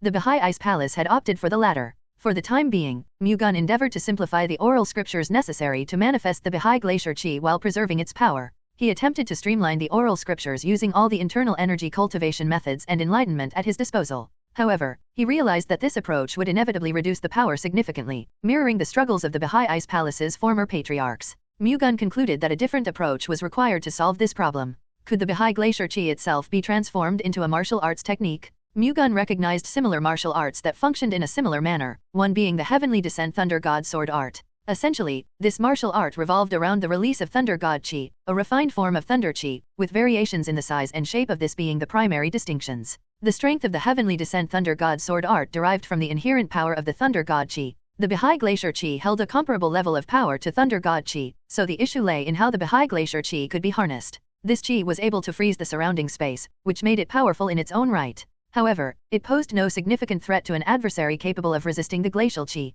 To make it effective in combat, Mu-Gun needed to utilize the freezing ability of the Baha'i Glacier Chi as a standalone offensive technique. Mu-Gun contemplated how to best harness the Baha'i Glacier Chi's freezing capability and envisioned a storm of icy and onslaught of blades infused with glacial Chi, capable of cutting through anything. Even the mere thought of it suggested formidable power. Mu-Gun aptly named this technique the White Ice Blade Storm. Then, he came up with techniques one after another to support the White Ice Blade Storm. First, the White Ice Flash Blade, which unleashed blades of ice clumped together by glacial Chi. Second, the White Ice Death Web Blade. It wove a deadly web using ice blades clustered together with glacial Chi. Third, the White Ice Explosive Flying Blade. This technique caused ice blades imbued with glacial Chi to explode and scatter ice fragments in all directions. Fourth, the White Ice Death Bloody technique that unleashed a chain of glacial Chi blades. Finally, the White Ice Impregnable Wall, which constructed a protective barrier of ice blades, formed with glacial Chi, capable of blocking the opponent's attacks. Mu-Gun conceived a martial art that encompassed all 6 of these techniques and decided to name it the White Ice Divine Sword Art. However, at this point, the White Ice Divine Sword Art was merely a concept. To bring it to fruition, a scripture that could harness the Baha'i Glacier Chi effectively needed to be crafted. Mu-Gun locked himself in the cabin, channeling all his energy into the creation of the White Ice Divine Sword Art. Creating something from nothing would have been an impossible task, even for Mu-Gun. However, he had a perfect reference in the form of the Heavenly Descent Thunder God Sword. Mu-Gun began to mold the techniques of the White Ice Divine Sword Art based on the foundation of the Heavenly Descent Thunder God Sword. Like this, 20 days passed. In the meantime, Mu-Gun, Baek Mu-Gun, and their companions passed through Qingdao, Shandong Province, en route to Dalian, Liaoning Province. Baek Mu-Gun and the Baha'i Four Shadows felt a mixture of excitement and concern as Mu-Gun secluded himself in the cabin, laboring to invent a new martial art. Is it really possible for young Master Baek to improve the Baha'i Ice Palace's martial arts? Dong Jiekyong, the first of the Baha'i Four Shadows, asked Baek Mu-Gun. Who can say? What's evident is that young Master Baek is giving it his all. All we can do now is hope for a favorable outcome, Baek Mu-Gun replied. Baek Mu-Gun couldn't predict the future, so she had no choice but to wait and pray for Mu-Gun's success. A few days later, as the ship neared Dalian, Mu-Gun emerged from the cabin. How did it go? Baek Mu-Gun asked with anticipation. Mu-Gun beamed at her, and from that smile, Baek Mu-Gun was convinced that Mu-Gun had indeed succeeded in improving the Baha'i Ice Palace's martial arts. Baek Mu-Gun managed to complete the White Ice Divine Sword Art in precisely 25 days. Deviating from the original plan, he introduced an additional technique, the White Ice Infinite Sword. This new technique allowed him to amplify the Baha'i Glacier Chi instantaneously and unleash a colossal ice sword spanning hundreds of feet. What made the White Ice Infinite Sword truly formidable was that the entire area covered by the immense ice sword would be frozen. The process started with a comprehensive freezing effect, and afterward, the colossal ice sword obliterated everything in its path. While the White Ice Infinite Sword remained a theoretical concept, its potential power was so fearsome that it could instantly freeze and obliterate an absolute realm master. If a Supreme Realm Master unleashed the White Ice Infinite Sword at full force, it had the potential to freeze and annihilate dozens of Absolute Realm Masters in a single strike. With the completion of the White Ice Divine Sword Art, now comprising a total of 7 techniques, Mu-Gun faced a moral dilemma. The sheer power of the White Ice Divine Sword Art was overwhelming, making him question whether it was okay to pass it on to the Baha'i Ice Palace, a potential adversary to the Central Plains martial arts community. Mu-Gun worried about the safety of the Central Plains and whether delivering the White Ice Divine Sword Art could be akin to arming potential adversaries. He questioned whether it might have been better to decline Baek Mu-Gun's initial request or to reduce the art's power. Initially, Mu-Gun had entertained the idea of reducing the White Ice Divine Sword Art's power. However, as he delved into its creation, his ambition grew, resulting in a martial art that rivaled the heavenly descent Thunder God's sword art. After coming this far, it seemed lackluster to diminish the White Ice Divine Sword Art's potency. After much contemplation, Mu-Gun made the decision to teach the White Ice Divine Sword Art to Baek Mu-Gun. Given its immense power, mastering the art would be an exceedingly challenging task. Even for a martial arts prodigy like Baek Mu-Gun, the prospect of fully mastering the White Ice Divine Sword Art was rather slim. Mu-Gun believed that teaching it in its entirety wouldn't pose a significant problem. However, he recognized the need for precaution. He thus chose to withhold the seventh and final technique, the White Ice Infinite Sword, and refrained from instructing Baek Mu-Gun on it. This particular technique was far too dangerous to be passed down to the Baha'i Ice Palace. After making this decision, Mu-Gun exited the cabin. Seeing him, Baek Mu-Gun approached with anticipation. "How did it go?" Baek Mu-Gun asked. In response, Mu-Gun offered her a wide, reassuring smile. Then, they moved over to her cabin. "Rather than enhancing the Baha'i Glacier Divine Sword Art and the Baha'i Glacier Divine Palm, I've created an entirely new martial art," Mu-Gun said. "You've created a new martial art?" Baek Mu-Gun exclaimed, taken aback. "It's called the White Ice Divine Sword Art, and it's a martial art that harnesses the Baha'i Glacier Chi as an offensive weapon," Mu-Gun explained. "The White Ice Divine Sword Art, I like the name. In that case, I'll teach it to you right away." The White Ice Divine Sword Art has a total of 6 techniques. Let's begin with the first one, the White Ice Flash. Mu-Gun explained the core principles of the White Ice Flash and went into detail about how to manipulate the Baha'i Glacier Chi. Baek Mu-Gun, being unfamiliar with the distinct approach of the White Ice Divine Sword Art, found it challenging to grasp initially. Mu-Gun adapted his explanations to make them as comprehensible as possible, easing Baek Mu-Gun's understanding of the underlying principles of the art. Afterward, Baek Mu-Gun began to learn the steps of the White Ice Flash. Regardless of whether it was executed with a sword or her palm, the key to the White Ice Flash lay in condensing the Baha'i Glacier Chi to an exceptional degree and releasing it instantaneously. Right from the beginning, Baek Mu-Gun encountered difficulties as she struggled to condense the Baha'i Glacier Chi into a specific form. The unique trait of the Baha'i Glacier Chi was its tendency to disperse when released over a wide area. However, when condensed into a specific form, the cold Chi's range would diminish while its concentrated power increased significantly. The challenge lay in condensing the Baha'i Glacier Chi into a limited space, which was a mentally demanding task. Baek Mu-Gun made dozens of attempts, but her initial efforts resulted in repeated failures. During this time, their ship arrived at Dalian, and the group decided to stay overnight at an inn. After a modest dinner, Baek Mu-Gun resumed her training of the White Ice Flash. Mu-Gun observed her and provided guidance, but Baek Mu-Gun still struggled to execute the technique successfully. This was not an indication of her lacking talent. In fact, Baek Mu-Gun possessed remarkable talent. The complexity of the White Ice Flash technique was the primary challenge. It took Baek Mu-Gun 3 days of dedicated practice to finally master the White Ice Flash. From her sword, an icy energy reminiscent of the northern wind and snow emerged, forming into a massive ice blade that she propelled forward. The path of the ice blade left a trail of freezing destruction in its wake. As it traveled, it caused a rapid and chilling freeze to overtake the area it passed through. Additionally, a huge ripple formed on the sea's surface where the ice blade grazed, and the sea froze solid as the ripple extended. Baek Mu-Gun gazed wide-eyed at the immense power of the White Ice Flash she had just released. Even though she was the one who had executed it, she had not anticipated that it would demonstrate such remarkable strength. She turned her astonished eyes toward Mu-Gun. "How do you like it?" Mu-Gun asked with a triumphant expression. "It's truly incredible. How did you create a martial art with such astounding power?" Baek Mu-Gun asked in sheer astonishment. "To be honest, young matriarch Baek Mu-Gun, after creating the White Ice Divine Sword Art, I had many thoughts about whether I should teach it to you," Mu-Gun confessed. "Is it because it's too powerful?" Baek Mu-Gun asked. "Yes, precisely. Given the relationship between the Central Plains and the Baha'i Ice Palace, I couldn't help but worry that the might of the White Ice Divine Sword Art might be directed toward the Central Plains," Mu-Gun explained sincerely. "In that case, why did you teach me?" Baek Mu-Gun asked with curiosity. "It's because there's no other clan capable of using the White Ice Divine Sword Art except the Baha'i Ice Palace," Mu-Gun replied. "So, it means that despite your concerns about the Baha'i Ice Palace's intentions, you don't want to bury the White Ice Divine Sword Art that you worked so hard to create," Baek Mu-Gun deduced. "Yes. Don't worry. As long as I'm alive, at least, the Baha'i Ice Palace won't invade the Central Plains. With you around, you have no need to be concerned anyway, young Master Baek," Baek Mu-Gun reassured Mu-Gun. "In that case, why don't we include the condition that you'll assist us in our efforts to repel the 9 Celestial Demons sect?" Mu-Gun suggested. "Let's first rescue the Baha'i Ice Palace from the clutches of the 9 Celestial Demons sect before discussing that." "Very well. Then, continue your training. It's crucial that you maintain the feeling you had when you successfully executed the technique." "Understood." After nodding, Baek Mu-Gun fervently resumed her training of the White Ice Flash. Later that same night, Mu-Gun and Baek Mu-Gun's group reached Donggang in Liaoning province. They spent the night there and then embarked on a land journey to Shenyang. Even during the journey, Baek Mu-Gun continued her dedicated training. Once she had managed to wield the White Ice Flash to a certain extent, Baek Mu-Gun began her training in the White Ice Death Web, the second technique of the White Ice Divine Sword art. The White Ice Death Web involved simultaneously releasing 10 ice blades in all directions to attack the enemy. The important part of the White Ice Death Web lay in dividing the Baha'i Glacier Chi into 10 parts and directing it in various directions to prevent the enemy from evading. This was an exceptionally challenging technique, far more complex than the White Ice Flash, which simply created a single ice blade. It took Baek Mu-Gun 3 days just to comprehend the scripture of the White Ice Death Web, thanks in no small part to Mu-Gun's detailed explanations. Had she attempted to grasp it on her own, it might have taken several months to do so. While learning the White Ice Divine Sword art, Baek Mu-Gun increasingly appreciated Mu-Gun's remarkable abilities. At some point, she began to admire him. In Baha'i culture, the standards for men were primarily rooted in their strength. Baha'i women resided in harsh conditions and sought strong men who could protect and keep them safe from threats. Baek Mu-Gun was no exception to this norm. In her eyes, Mu-Gun was the most captivating man she had ever encountered.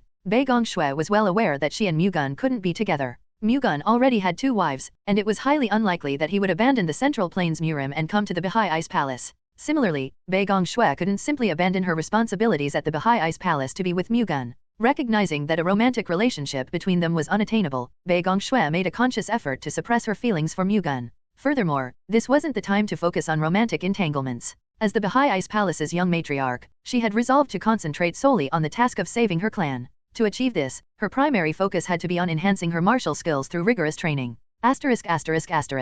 A month later, Mu-Gun and Baek Mu-Gun's group found themselves passing through Mount Daehae near Heilongjiang. The North Sea, where the Baha'i Ice Palace was situated, was still a month's journey away from Mount Daehae. During this past month, Baek Mu-Gun had tirelessly dedicated herself to training in the White Ice Divine Sword art without a moment's rest. As a result, she had progressed to mastering the 4th technique of the White Ice Divine Sword art, the White Ice Death Blade. Although her execution of the White Ice Death Blade fell short of its original power due to her limited internal energy and enlightenment, Baek Mu-Gun refused to give up and persisted in her training. Her continuous efforts also brought gradual improvements to her martial abilities. In the meantime, after becoming proficient in unleashing the White Ice Explosive Flying Blade, the 3rd technique of the White Ice Divine Sword art, Baek Mu-Gun began to spar with Mu-Gun once a day. The difficulty level significantly increased when using the White Ice Divine Sword art in the midst of combat, as opposed to merely practicing it in solitude. Naturally, the former presented a far greater challenge. Initially, Baek Mu-Gun was easily defeated by Mu-Gun before she could even fully deploy the White Ice Divine Sword art in their sparring sessions.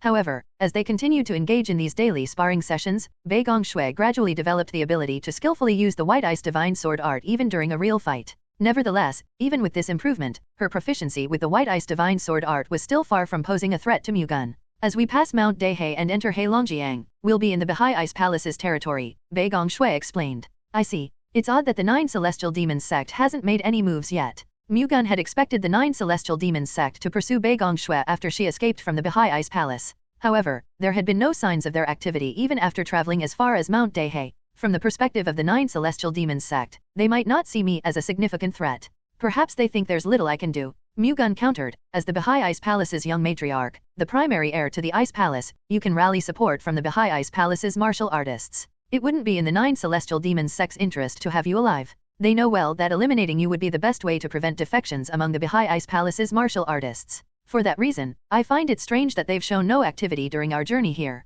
Could they be waiting for me to enter the Baha'i Ice Palace's territory? Mu-Gun remained skeptical. That might be a possibility, but if I were the 9 Celestial Demons sect, I would aim to resolve the issue outside the Baha'i Ice Palace's territory. It wouldn't benefit them to let the Baha'i Ice Palace's martial artists discover that their young matriarch had been killed. If that's the case, they might target us before we even cross Heilongjiang. We should definitely be ready for that, said Mu-Gun. But how should we prepare? Baek Mu-Gun sought guidance. Mu-Gun reassured her, I'm not suggesting any major preparations. I mean that we should remain vigilant because we don't know when they might strike. I see. Mu-Gun and Baek Mu-Gun's group made their way past Mount Daehae and proceeded upstream of Heilongjiang, maintaining constant vigilance for potential attacks by the 9 Celestial Demons sect. As they drew closer to Heilongjiang, the temperature dropped significantly. However, the extreme cold posed no challenge for Mu-Gun and Baek Mu-Gun's group. Mu-Gun, having reached the Supreme Realm, had attained the cold heat invulnerable body state, rendering the cold inconsequential to him. Baek Mu-Gun and the Baha'i Four Shadows practiced ice-based martial arts, so they were also impervious to the frigid conditions. This allowed Mu-Gun and Baek Mu-Gun's group to continue their journey without succumbing to the bitter cold. Somewhere along the shores of Lake Emo, which lay upstream of Heilongjiang, a middle-aged man with a thick fur robe draped over his shoulders sat at ease, sipping tea. This man was none other than Emo Youngguan, one of the 9 Spindle monarchs of the Spindle sect, known as the Spindle Ape Monarch. His face and hands were densely covered in hair, giving him the appearance of an orangutan, and this likeness had led to his moniker. In his earlier years, he had been the target of many jokes due to his peculiar appearance, but no one dared to mock him now. Anyone foolish enough to do so would be putting their life at grave risk. As Mo Youngguan leisurely enjoyed his tea, a burly man with a dark complexion entered the main hall. This man was Qi-Gon, known as the Giant Bear Demon, and he was one of the 4 higher demons who served the Spindle Ape Monarch. I have important news to report, revered demonic monarch. Qi-Gon greeted Youngguan and said, "What is it?" "We've located that bitch," Baegong Shui, Qi-Gon reported. "Really? Where is she right now?" Youngguan asked. "She is on her way here and has passed through Mount Dahe," Qi-Gon replied. The Spindle sect, having assumed control of the Bahai Ice Palace, had anticipated that Baegong Shui would return. In preparation, they dispatched their forces to Lake Mo, a crucial gateway leading to the Bahai Ice Palace's territory.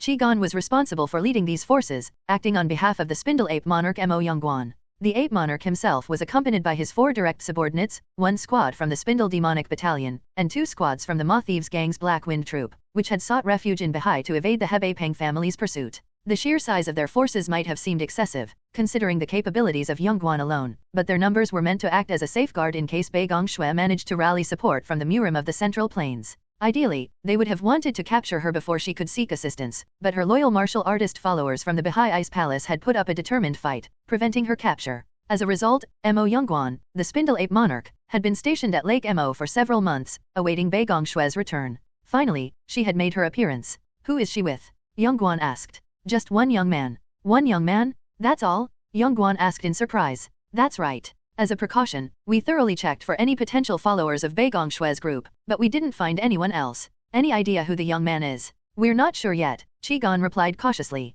Youngguan fell into deep thought, gently stroking his hairy face. The Giant Bear Demon, Qi-Gon, waited quietly for Youngguan to gather his thoughts. Did the young man happen to have a shield? N/O/Vel/B/C/in.C//OM. Youngguan was aware of the Thunder God's successor in the Central Plains, known for causing significant trouble to various factions within the 9 Celestial Demons sect. He was curious if the young man accompanying Baegong Shui might be the Thunder God's successor, recognizable by his distinctive golden shield. "Well, I don't recall seeing a shield." "Are you certain?" Youngguan asked for reassurance. As far as we could tell, the young man wasn't carrying a shield. "It might not be on the young man, but perhaps someone else has it, right?" "I can't confirm that. The fact that Baegong Shui returned to Bahai with just a young man suggests one of 2 things. Either she's given up, or that man is strong enough to save the Bahai Ice Palace on his own," Youngguan explained. "Is there anyone capable of single-handedly saving the Bahai Ice Palace?" Qi-Gon asked, genuinely curious. "It could be possible if it's the Thunder God's successor." "Do you think the Thunder God's successor would leave the Central Plains and come all the way to Bahai?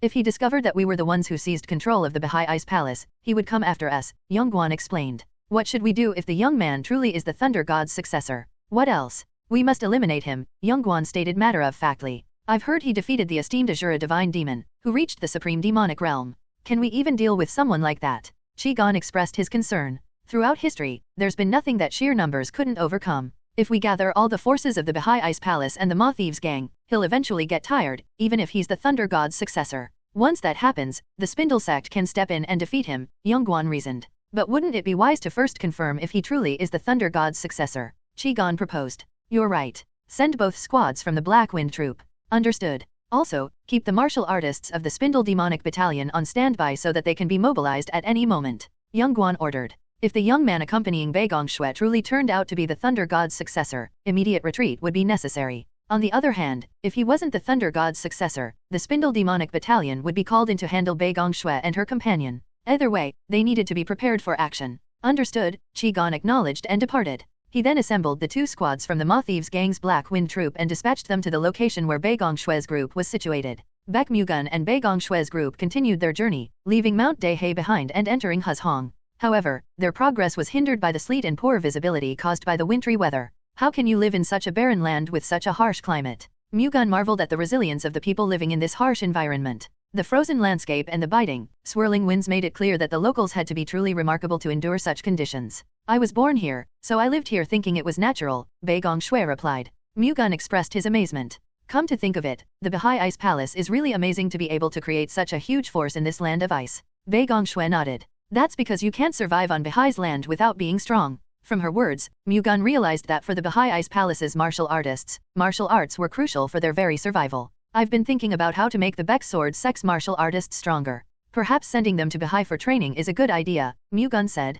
Anytime you want. But they'd better be well prepared. Bihai's land is more unforgiving than any other place. Mu-Gun chuckled at Baek Mu-Gun's intimidating remarks. Why are you laughing? Baek Mu-Gun asked curiously. I was just joking, and I couldn't help but laugh when you took it so seriously, young matriarch Baek Mu-Gun. Baek Mu-Gun smiled awkwardly. Really? I must have been too serious, I didn't realize that. You don't usually enjoy jokes, do you? Mu-Gun asked. Baek Mu-Gun responded, I'm not great at socializing, perhaps due to my lifelong martial arts training. People find my personality a bit dull, too. Normally, it doesn't matter if a beautiful woman like you isn't funny, Mu-Gun teased. Baek Mu-Gun responded with a crestfallen look, that means you agree that I'm not funny. Ahaha, that's not what I meant. It doesn't mean you're boring. Baek Mu-Gun couldn't help but laugh at Mu-Gun's explanation. Dumbfounded, Mu-Gun asked, are you making fun of me right now? He chuckled, but his expression suddenly stiffened. Baek Mu-Gun noticed his change. What's the matter? Baek Mu-Gun looked at him in confusion. Mu-Gun replied with a serious tone, it seems we have uninvited guests.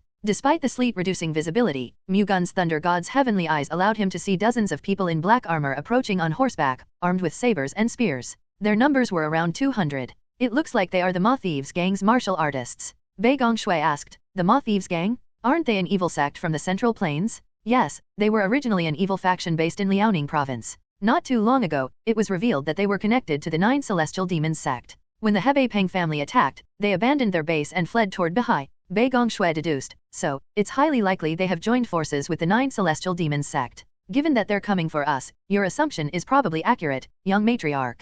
How many of them are approaching? There seem to be around 200 people. That's a lot. Mu-Gun reassured her, no worries, we should have the strength to overcome their numbers. Besides, they might just be bait sent to assess our combat capabilities. Bait. Mu-Gun explained, the 9 celestial demons sect would have grown suspicious due to my presence, especially since I'm traveling with you. You went to the Central Plains seeking assistance, but you returned with just one man? It's natural for them to suspect that this man might be an exceptionally skilled martial artist. They might even guess that you are the Thunder God's successor. Exactly. The Ma Thieves gang's martial artists are likely the forces sent to confirm this. Baek Mu-Gun expressed her concern. So, isn't it risky for you to reveal yourself, young Master Baek? That's why I intend not to employ the Thunder God's martial arts just yet. Baek Mu-Gun asked, can you defeat them without using the Thunder God's martial arts? Don't worry. I can use many martial arts techniques, not just the Thunder Gods. Baek Mu-Gun sighed in relief. You are a Supreme Realm Master, after all. I worried for no reason. You should remain here with your 4 guards, young matriarch Baek Mu-Gun. What are you going to do?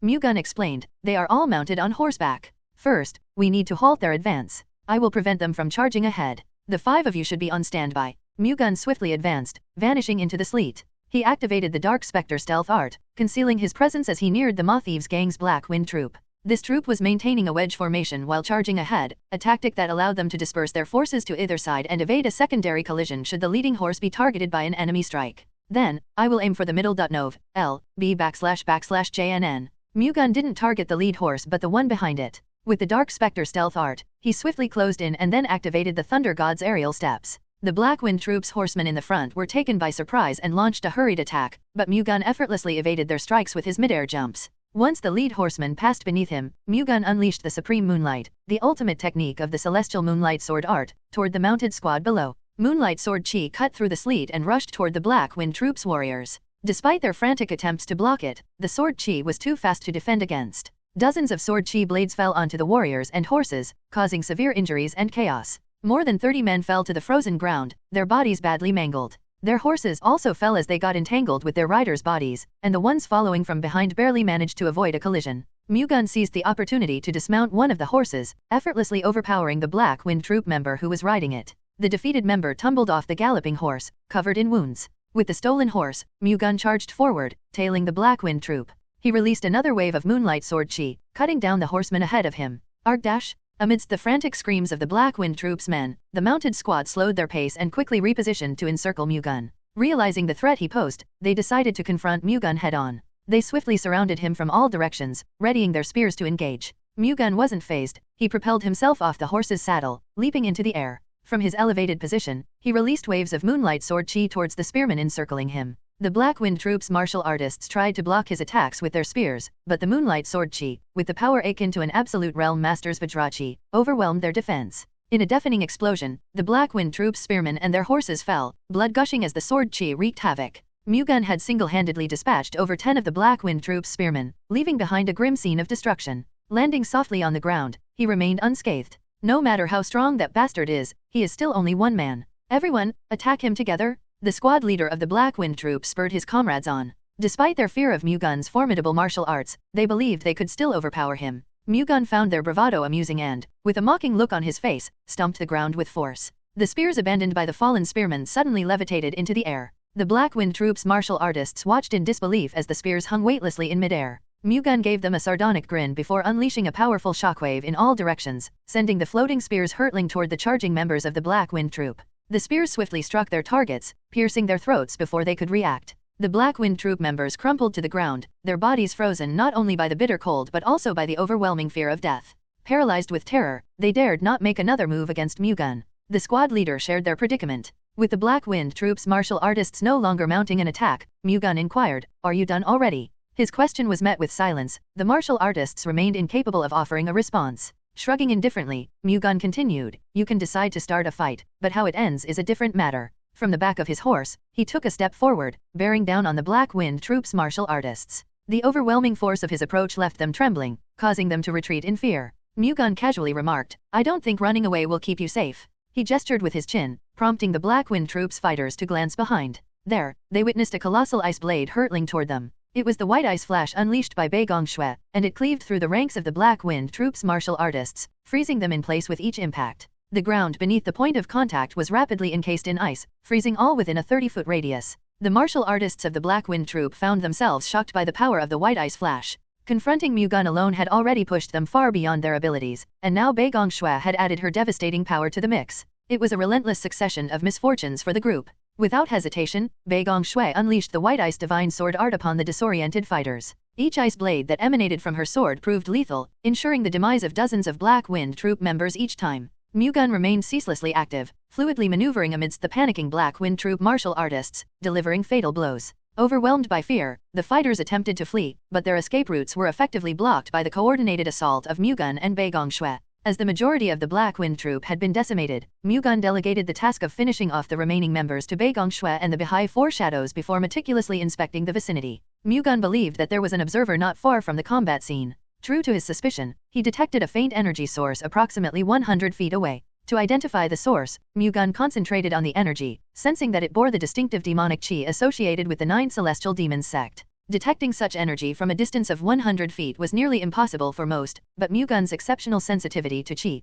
thanks to reaching the Supreme Realm, allowed him to achieve this feat. Mu-Gun thought that by pursuing this observer, they might lead him to the group from the 9 celestial demons sect. As Baek Mu-Gun and the Baha'i Four Shadows secured victory over the remnants of the Black Wind Troop, the observer who had been monitoring the situation decided to act. "I have an urgent matter to attend to, so I'll need you 5 to wait in a safe location for a while," Mu-Gun explained. "What kind of matter is it?" Baek Mu-Gun asked. "I'll explain when I return." Mu-Gun swiftly retrieved the flying golden shield, which he had entrusted to the Baha'i Four Shadows, and hurriedly followed the path where the 9 celestial demons sect's watcher had disappeared. Baek Mu-Gun had to put her many questions aside for the time being as she watched Mu-Gun's urgency. After Mu-Gun's departure, she and the Baha'i Four Shadows began searching for nearby villages. Baek Mu-Gun secretly tailed the watcher from the 9 celestial demons sect. The watcher remained oblivious to Mu-Gun's presence, allowing him to approach unnoticed. Mu-Gun speculated that the 9 celestial demons sect's forces aiming for Baek Mu-Gun might not be too great in numbers. They were likely led by a demonic monarch and accompanied by a few upper peak realm higher demons as their subordinates. Mu-Gun felt confident in his ability to handle such a group by himself. With that said, was it really necessary to separate from Baek Mu-Gun's group? The reason Mu-Gun had done this was that he was worried about the enemy retreating upon receiving the Watcher's report, rendering his efforts pointless. Even without using the Thunder God's martial arts, Mu-Gun's skills were impressive enough to raise suspicion. His objective was to eliminate the 9 celestial demons sect's forces one by one before they could regroup and join their main forces at Baha'i. It seemed wiser to confront them individually rather than let them amass their strength. Mu-Gun effortlessly trailed the Watcher, who was skilled in movement arts, displaying incredible stamina and speed. His chase was effortless. After more than half a day of tracking, they reached the location where the 9 celestial demons sect's forces were stationed. Mu-Gun's first priority was to assess the number and capabilities of the 9 celestial demons sect's forces. He estimated their numbers to be around 100, with cultivation ranging from the first-rate realm to peak realm. While he couldn't discern their specific faction within the 9 celestial demons sect, they appeared to be elite demonic practitioners. Based on this count, Mu-Gun's expectations were in line with his initial assumptions, with the presence of at most one demonic monarch among them. Even though he was sure that he could engage them head-on and emerge victorious, Mu-Gun opted for a stealthier approach and decided to deal with the demonic monarch first.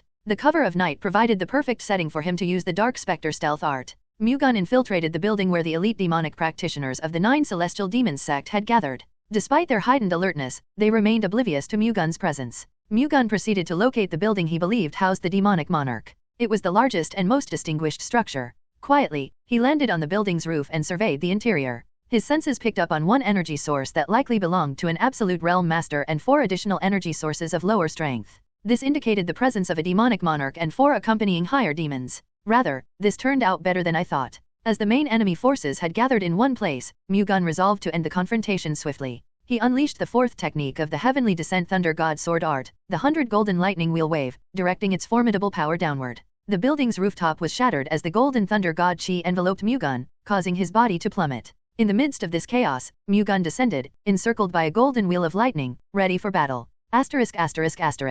Mo-Gun, the Spindle Ape Monarch, along with his 4 higher demons, got a report from the Watcher about the martial skills of the young man accompanying Baek. If he didn't use any shield or the Thunder God's martial arts, does that mean he's not the successor of the Thunder God? Asked Li Jia-chung, one of the 4 higher demons. JNN. Yet, considering his solo annihilation of 2 squads from the Black Wind Troop, we can't dismiss the possibility that he is the Thunder God's successor. Perhaps he's deliberately concealing his identity, said Hyuk-Chi-gon, the giant bear demon, opposing Jia-chung's stance. Why would he hide who he is? He might be trying to lure us in. If we discover he's the Thunder God's successor, there's a good chance we'd retreat instead of facing him, Chi-gon explained. Though that young man is remarkably powerful, Baek-Shue's martial arts are equally impressive. She unleashed a long-range blade of ice with the power to freeze a sizable area. It doesn't seem like the martial arts of the Bahai Ice Palace we're familiar with, Ho Baek-sang, the Red Tiger combat demon, cast doubt on Baek-Shue's abilities. Could the young man accompanying Baek-Shue have taught her new martial arts, pondered Hyuk-Chi-gon, expressing his thoughts. The young man did. It's highly likely if he's the Thunder God's successor. Now that I think about it, some aspects of Baek-Shue's martial arts did feel reminiscent of the Thunder God's techniques, acknowledged Ho Baek-sang. Having heard you mention it, it does seem that way, Mo-Gun nodded. If that young man is indeed the Thunder God's successor, it might be wise to retreat for now, suggested Hyuk-Chi-gon. Suddenly, the building's roof collapsed, and a figure surrounded by a golden wheel of lightning descended. The Spindle Ape Monarch and the 4 higher demons were shocked by the unexpected turn of events. Despite their confusion, they managed to launch an attack at the lightning-surrounded figure. Mo-Gun extended his fist, releasing a massive wave of flame Vajrachi. Simultaneously, the 4 higher demons unleashed their strongest martial arts attacks directly at the golden wheel of lightning enveloping Mu-Gun. An explosion resonated as their attacks struck, causing the golden wheel of lightning to tremble significantly. However, it remained unscathed, showing no signs of damage. Mu-Gun, having used the technique to repel their assaults, immediately launched a counterattack. The golden wheel split into 100 parts, forming numerous golden thunderbolt swords. Swiftly, these swords shot towards the 5 demonic practitioners like rays of light. Since they were too close to Mu-Gun for effective defense, the golden thunderbolt swords ruthlessly pierced their bodies. The 5 demonic practitioners crumpled forward, riddled with holes. Even the formidable Spindle Ape Monarch Mo-Gun succumbed to this onslaught, unable to fend off the deadly assault. Despite his remarkable martial arts prowess, blocking Mu-Gun's thunderbolt sword proved impossible, given his attainment of the Supreme Realm. Swiftly dispatching the 5 demonic practitioners, Mu-Gun deactivated the 100 Golden Lightning Wheel Wave. Sensing approaching demonic practitioners alerted by the earlier explosion, Mu-Gun ascended to the partially destroyed roof. Perched on the broken railing, Mu-Gun observed the gathering demonic practitioners below. As they charged towards him, he countered by hurling the flying golden shield in their direction. The shield repelled the oncoming attackers, leaving each struck practitioner with wounds and a caved-in chest. Undeterred, the 9 Celestial Demons Sect's demonic practitioners resumed their assault, despite Mu-Gun's formidable martial skills that had previously dispersed over 10 of their comrades with a single attack. Mu-Gun was perplexed and frowned at their relentless advance, once again launching the flying golden shield imbued with Thunder God Chi. The shield streaked through the oncoming demonic practitioners, violently rotating at their center before releasing numerous streams of Thunder God Chi. Struck by the golden lightning from the flying golden shield, the demonic practitioners convulsed, collapsing in its aftermath. Nearly half of them succumbed to this singular attack. Their external appearances didn't change, yet their hearts ceased beating due to the shock induced by the Thunder God Chi, resulting in instantaneous death. Despite this devastating blow, the remaining demonic practitioners from the 9 Celestial Demons sect persisted in their assault. Mu-Gun showed no mercy. Without retrieving the flying golden shield immediately, he swung his sword at the approaching demonic practitioners. Moonlight Sword Chi radiated like a fan, piercing the hearts of each practitioner and propelling them into the ground. With approximately 20 demonic practitioners remaining, Mu-Gun pressed on, extending his sword. Successive waves of Moonlight Sword Chi swept forth, beheading or piercing the hearts of his adversaries, leaving none standing. Once his relentless assault ended, Mu-Gun retrieved the flying golden shield and sheathed his sword, standing amidst the stillness that followed the demise of every demonic practitioner. As night descended, a pervasive stench of blood permeated the increasingly chilly air. Mu-Gun couldn't help but smile bitterly, contemplating the havoc he had wrought. This was a scene he had witnessed countless times across multiple reincarnations, each leaving a lingering bitterness. Yet, he harbored no regrets. Having chosen the path of a martial artist and inheriting the mantle of the heavenly descent Thunder God sect, Mu-Gun had long steeled himself for such consequences. He was prepared to stain his sword with blood if it meant bringing peace to Murim and the world.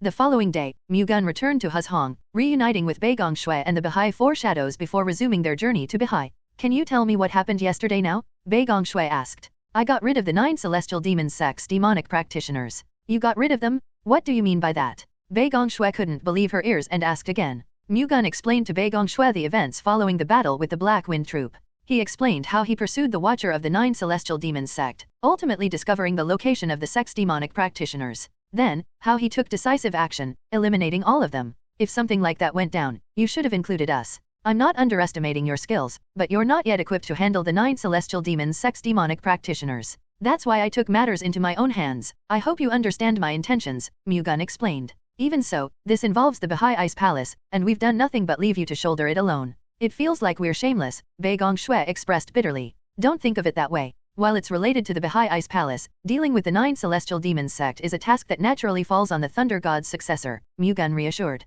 I've even learned martial arts from you, so it bothers me that I couldn't be of any help. All you need to do is awaken the former patriarchs of the Bahai Ice Palace properly, Baek Mu-Gun. Understood. For now, at least, we can move without worrying about attacks from the 9 celestial demons sect, Baek Mu-Gun said with relief. There likely won't be further threats on our way to Bahai, but we must remain cautious. Then, let's go. They resumed their journey to Bahai, reaching their destination 10 days later. Despite its name suggesting a sea, Bahai turned out to be a vast lake often mistaken for the sea. This expansive lake was dotted with over 30 large and small islands. Notably, the lake was frozen solid for more than half of the year, allowing easy movement between the islands without the need for a boat. Observing the ice-covered lake, Mu-Gun could understand why Bahai earned its reputation as the land of ice. Where can we find the resting place of the Bahai Ice Palace's former patriarchs? Their graves are on Baiming Island, located at the edge of Bahai, Baek Mu-Gun replied. Baiming Island. The people of Bahai believe in an afterlife beneath Baiming Island, at the edge of Bahai. Consequently, they bury the deceased in the ice walls of the icebergs constituting Baiming Island. The tombs of the former patriarchs are also situated there, though their bodies are enshrined separately elsewhere on the island, Baek Mu-Gun explained. I understand. How long does it take to reach Baiming Island? Mu-Gun asked. If we use a sleigh pulled by reindeer, it'll take about 15 days, Baek Mu-Gun responded. 15 days? Bahai is truly expansive. We'll be sleeping on the ice during our journey to Baiming Island, Baek Mu-Gun revealed. Sleeping on ice, huh? That's a new experience. I'm accustomed to it, but I worry it might be challenging for you, Mu-Gun, being your first time. Don't worry, I'm not that frail. Setting that aside, let's move quickly. I can't afford to spend too much time in Bahai. Okay. Mu-Gun and Baek Mu-Gun's party headed to Baiming Island using a reindeer sleigh procured by Baek Mu-Gun. The Bahai Ice Palace stood proudly on Divine Ice Island, the largest among the islands in Bahai. Surrounding it, 13 clans lived in groups on the remaining islands. The Baek Mu-Gun clan, responsible for producing patriarchs for the Bahai Ice Palace, held the greatest influence. Following them, the Bahai 5 great clans Seal, Nang, Han, and Myung families constituted the next significant forces. Within these clans, the Baek Mu-Gun, Seal, and Myung families maintained a stance against invading the Central Plains, acting as softliners. In contrast, the Nang and Han families took a hardline approach, advocating for the invasion of the Central Plains. Disguising themselves as executives from 9 clans, including the hardliners Nang and Han families, the Spindle sect of the 9 celestial demons sect took control. They incited a rebellion and overthrew the remaining 4 clans, including the Baek Mu-Gun family. While dissatisfied voices emerged within the clans controlled by the Spindle sect, they quelled complaints by declaring an invasion on the Central Plains. As they prepared for the impending invasion of the Central Plains, a variable emerged Baek Mu-Gun. To anticipate her return to Bahai, the Spindle sect dispatched the Spindle Ape Monarch and a squad from the Spindle Demonic Battalion to Lake Mo. However, they met total obliteration. The Spindle sect deduced that Baek Mu-Gun was likely accompanied by a young man who successfully wiped out the Spindle Ape Monarch and his squad. Prioritizing the elimination of Baek Mu-Gun and the young man before their Central Plains invasion, the Spindle sect initiated a search. The demonic practitioners of the Spindle Demonic Battalion mobilized extensively, swiftly picking up on the tracks of Baek Mu-Gun and the young man. Baiming Island, isn't that where they bury the dead? Asked Spindle sect's patriarch, Spindle Divine Demon Wijixang, with surprise. Baiming Island essentially served as a cemetery in Bahai. It was strange that Baek Mu-Gun chose to visit Baiming Island first upon arriving in Bahai, especially after bringing a martial artist from the Central Plains. That's correct, confirmed the spindle-flying monarch by Ryan Ha while reporting Baek Mu-Gun and Baek Mu-Gan's location. Jiksang mused to himself, did they go there because there was something they could gain? Is there something there that we don't know about? What do you mean by that? Ryan Ha elaborated, that place is where the former patriarchs of the Bahai Ice Palace are buried. There may be something they left behind there. Whatever it is, given that Baek Mu-Gun and that young bastard went to Baiming Island, we must give chase to them, the spindle-fist monarch Yak Jianshu insisted. It's not something we should think so simply of. Considering the annihilation of the Spindle Ape Monarch and one squad from the Spindle Demonic Battalion, the man accompanying Baek Mu-Gun is by no means an ordinary person. He may even be the Thunder God's successor, the Spindle Sword Monarch O Kyung Rei cautioned. But is there even a possibility for that man to really be the Thunder God's successor? In the face of the threat of the 9 celestial demons sect, it doesn't seem plausible for the Thunder God's successor to leave the Central Plains Murim alone and come all the way to Bahai, which is so far away, the Spindle Saber Monarch Li Chul-sung argued. However, considering that he single-handedly wiped out the Spindle Demonic Battalion and the Spindle Ape Monarch as well as the higher demons who follow him, it is highly likely that he is the Thunder God's successor, O Kyung Rei countered. At this point in time, as Kyung Rei said, it would be wiser for us to assume that he is the Thunder God's successor and form a plan based on that, the Spindle Palm Monarch Wang Wook supported. If he really is the Thunder God's successor, the esteemed divine demon, as well as all of us, will have to step up, Bai Ryan has stated. What nonsense are you saying? Even if that young man is the Thunder God's successor, he definitely won't be able to come out unscathed if the esteemed divine demon comes forward, said Yak Jianshu, baffled. With all due respect, even the Azura divine demon, who had reached the supreme demonic realm, also lost his life at the hands of the Thunder God's successor. As such, the esteemed divine demon should also practice caution, Bai Ryan Ha cautioned. What Ryan has said is correct. If that man is indeed the Thunder God's successor, deploying all the forces of the Spindle sect might not be enough, Wi Jiksang stated. The former Thunder God's successor had single-handedly defeated the former 9 divine demons, all of whom had reached the supreme demonic realm. Facing the possibility that the young man with Baek Mu-Gun was the Thunder God's successor, victory was far from guaranteed even with the entire might of the Spindle sect. What if we mobilize the forces of the Bahai Ice Palace? If we exhaust the young man's stamina with the Bahai Ice Palace's forces before confronting him, he won't be able to overpower us, even if he is the Thunder God's successor, suggested the Spindle Burst Monarch Myo Chongbang. Mobilizing the Bahai Ice Palace's forces could pose problems for our plan to conquer the Central Plains. We have no choice but to sacrifice the Bahai Ice Palace's forces. The key is to make the most of them. Although conquering the Central Plains is crucial, eliminating the Thunder God's successor is paramount. If we can achieve that, even at the cost of all the Bahai Ice Palace's forces, it would be several times more beneficial than using them to wipe out the Hebei family, explained Yak Jianshu. What the Chongbang said is right. Even if we lose all the Bahai Ice Palace's forces, it would be more beneficial for us to eliminate the Thunder God's successor. With him gone, overthrowing Murim will become much easier, Wi Jiksang agreed. But don't we need justification to mobilize the Bahai Ice Palace's forces? We used the pretext of invading the Central Plains to quell dissatisfaction about the rebellion. If they discover we're attempting to kill Baek Mu-Gun, their young matriarch, members of the Bahai Ice Palace may feel guilty. If things go wrong, they might even fall for her persuasion, said the concerned Li Chul-sung. What if we claim that Baek Mu-Gun has joined hands with the Central Plains Murim, attempting to hand over the Bahai Ice Palace to them? Myo Chongbang suggested. Will the Bahai Ice Palace's members believe that? Then, how about we use the fact that Baek Mu-Gun and that man are going to Baiming Island to our advantage? What if we say there are treasures left by the former patriarchs of the Bahai Ice Palace on Baiming Island, and Baek Mu-Gun is trying to desecrate the tombs to offer the treasures to the Central Plains people? The Bahai Ice Palace's members would be furious hearing that, Bai Ryan Ha proposed. I think that's a good plan, Wi Jiksang nodded in agreement. The other demonic monarchs expressed no particular disagreement. The tombs at Baiming Island held special significance for the people of Bahai. If they were to claim that Baek Mu-Gun intended to desecrate the tombs, extracting treasures to offer to the Central Plains people, the members of the Bahai Ice Palace would unquestionably harbor resentment towards Baek Mu-Gun. Gather all the forces of the Bahai Ice Palace immediately. Pursue Baek Mu-Gun and the man who went to Baiming Island. Also, as soon as the Spindle Demonic Battalion completes its preparations, deploy them to Baiming Island, ordered the Spindle Divine Demon. Understood. The 8 demonic monarchs of the Spindle sect swiftly took action. They rallied all the elite martial artists under their command, spreading the narrative that Baek Mu-Gun and the Central Plains man were attempting to desecrate the tombs on Baiming Island, taking treasures buried within. Furthermore, they insisted that Baek Mu-Gun and her companions must be punished according to Bahai's law. Simultaneously, in the clan infiltrated by the Spindle Ape Monarch under a disguised identity, they claimed that the Central Plains man accompanying Baek Mu-Gun had killed their leader, urging them to seek revenge. Fueled by anger at the perceived sacrilege on Baiming Island, the Bahai Ice Palace's members were convinced that Baek Mu-Gun and the Central Plains man deserved death. In response, the Bahai Ice Palace's elite forces, the Bahai Divine Ice Corps, were fully mobilized and set out for Baiming Island to eliminate Baek Mu-Gun and Mu-Gun. The Spindle Demon Battalion also followed, tailing the Bahai Ice Palace's elite forces. Although the Bahai Ice Palace's elite forces were aware of the presence of the Spindle Demonic Battalion trailing behind, they were under the impression that these forces were external allies, unaware that they belonged to the Spindle sect, one of the factions of the 9 Celestial Demons sect. The 8 Spindle Monarchs, disguised as heads of various Bahai clans, convincingly claimed that these external forces were a group they had secretly nurtured to aid in invading the Central Plains. The Bahai Divine Ice Corps accepted this explanation without a hint of skepticism.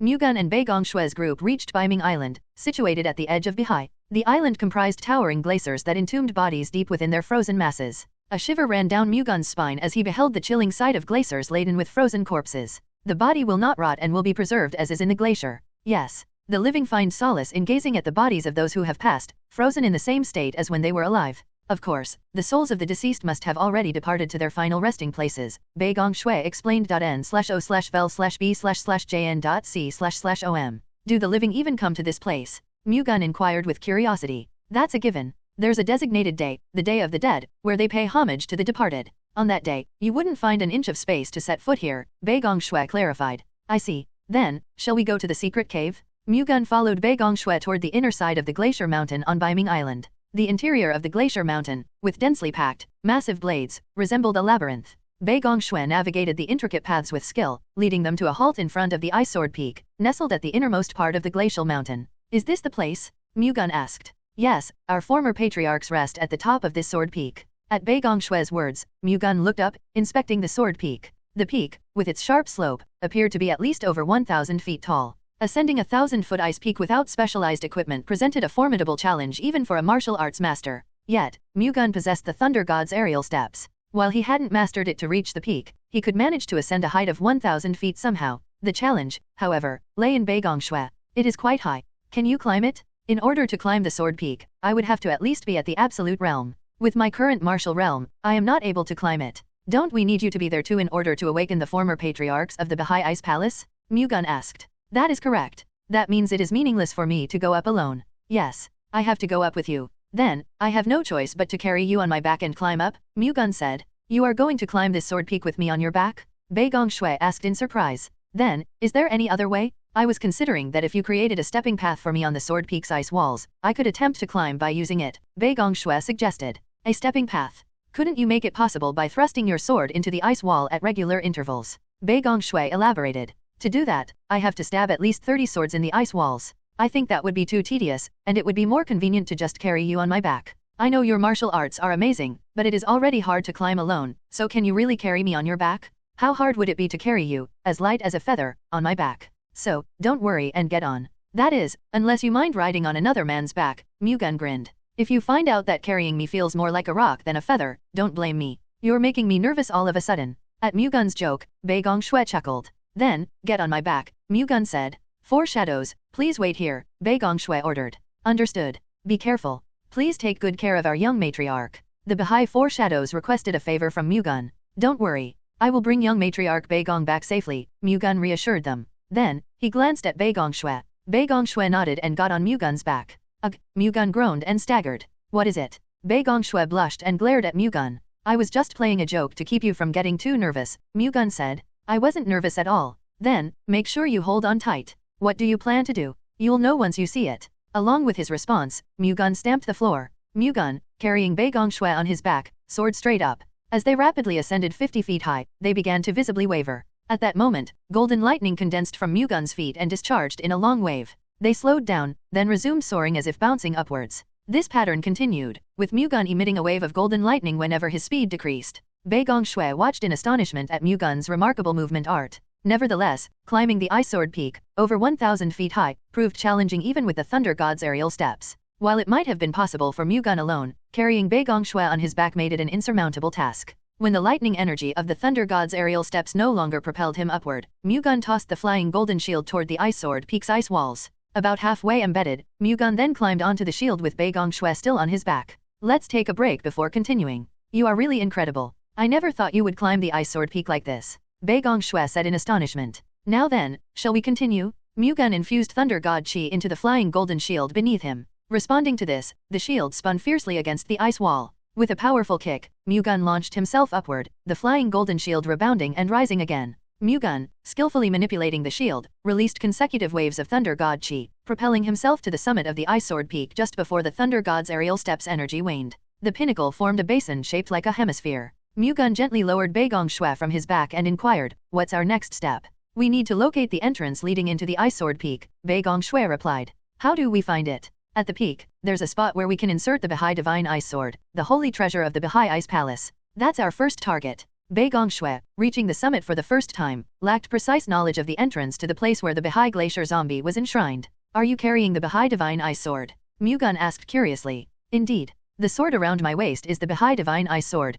Baek Mu-Gun pointed to the sword hanging at her side. "Let's locate the spot to insert the Baha'i Divine Ice Sword," Mu-Gun suggested. Agreed. Mu-Gun and Baek Mu-Gun began scouring the top of the Ice Sword Peak. "I found it." Baek Mu-Gun, after a while, joyfully announced her discovery at the basin's edge. Mu-Gun swiftly joined her. "Here it is." Pointing to a spot on the ice wall, Baek Mu-Gun indicated a small crack between the snow-covered walls. "What are you waiting for? If you've found it, insert the Baha'i Divine Ice Sword quickly," Mu-Gun urged. Baek Mu-Gun nodded and smoothly slid the Baha'i Divine Ice Sword into the ice wall's crack. The blade seamlessly reached the end, producing a sound like interlocking mechanisms. Then, the basin's surface around a particular point split in half, unveiling a descending staircase. Baek Mu-Gun and Baek Mu-Gun secured the Baha'i Divine Ice Sword and descended the stairs. After a considerable descent, they encountered a grand ice door, with a small hole in the floor before it. Without hesitation, Baek Mu-Gun slotted the Baha'i Divine Ice Sword into the opening. A resonant click echoed, causing the immense ice door to glide open. Beyond it revealed a vast ice chamber.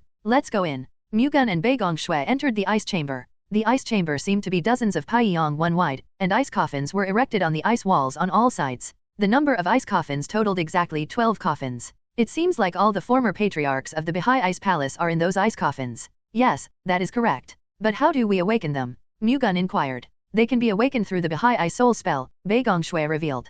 "Given your lower martial realm compared to the former patriarchs, can you control them?" "Yes, don't worry. The Baha'i Glacier Zombies recognize the possessor of the Baha'i Divine Ice Sword as their master, regardless of martial realm." "I'm relieved. What's our next step?" "First, we need to open the ice coffin lids," Baek Mu-Gun said. "Will they wake up suddenly?" "No, they won't wake until I use the Baha'i Ice Soul spell." Mu-Gun nodded and, with his supreme realm strength, opened the frozen lids of the orderly arranged ice coffins. The first revealed an elderly man, unmistakably lifeless but emanating a potent energy of the absolute realm, the highest rank. "Thank you," Baek Mu-Gun expressed gratitude as Mu-Gun opened the other lids. Stepping back, Mu-Gun allowed Baek Mu-Gun space for her spell. Holding the Baha'i Divine Ice Sword, she stood at the chamber's center, closed her eyes, and began the incantation. The sword responded with a resonant voice and a growing blue lighten effect of the myriad ice essence within the sword reacting to the Baha'i Ice Soul spell. As Baek Mu-Gun continued the incantation, the blue light intensified. Finally, after completing the spell, she stabbed the sword into the chamber floor. The blue light divided into 12 strands, spreading towards the locations of the 12 ice coffins.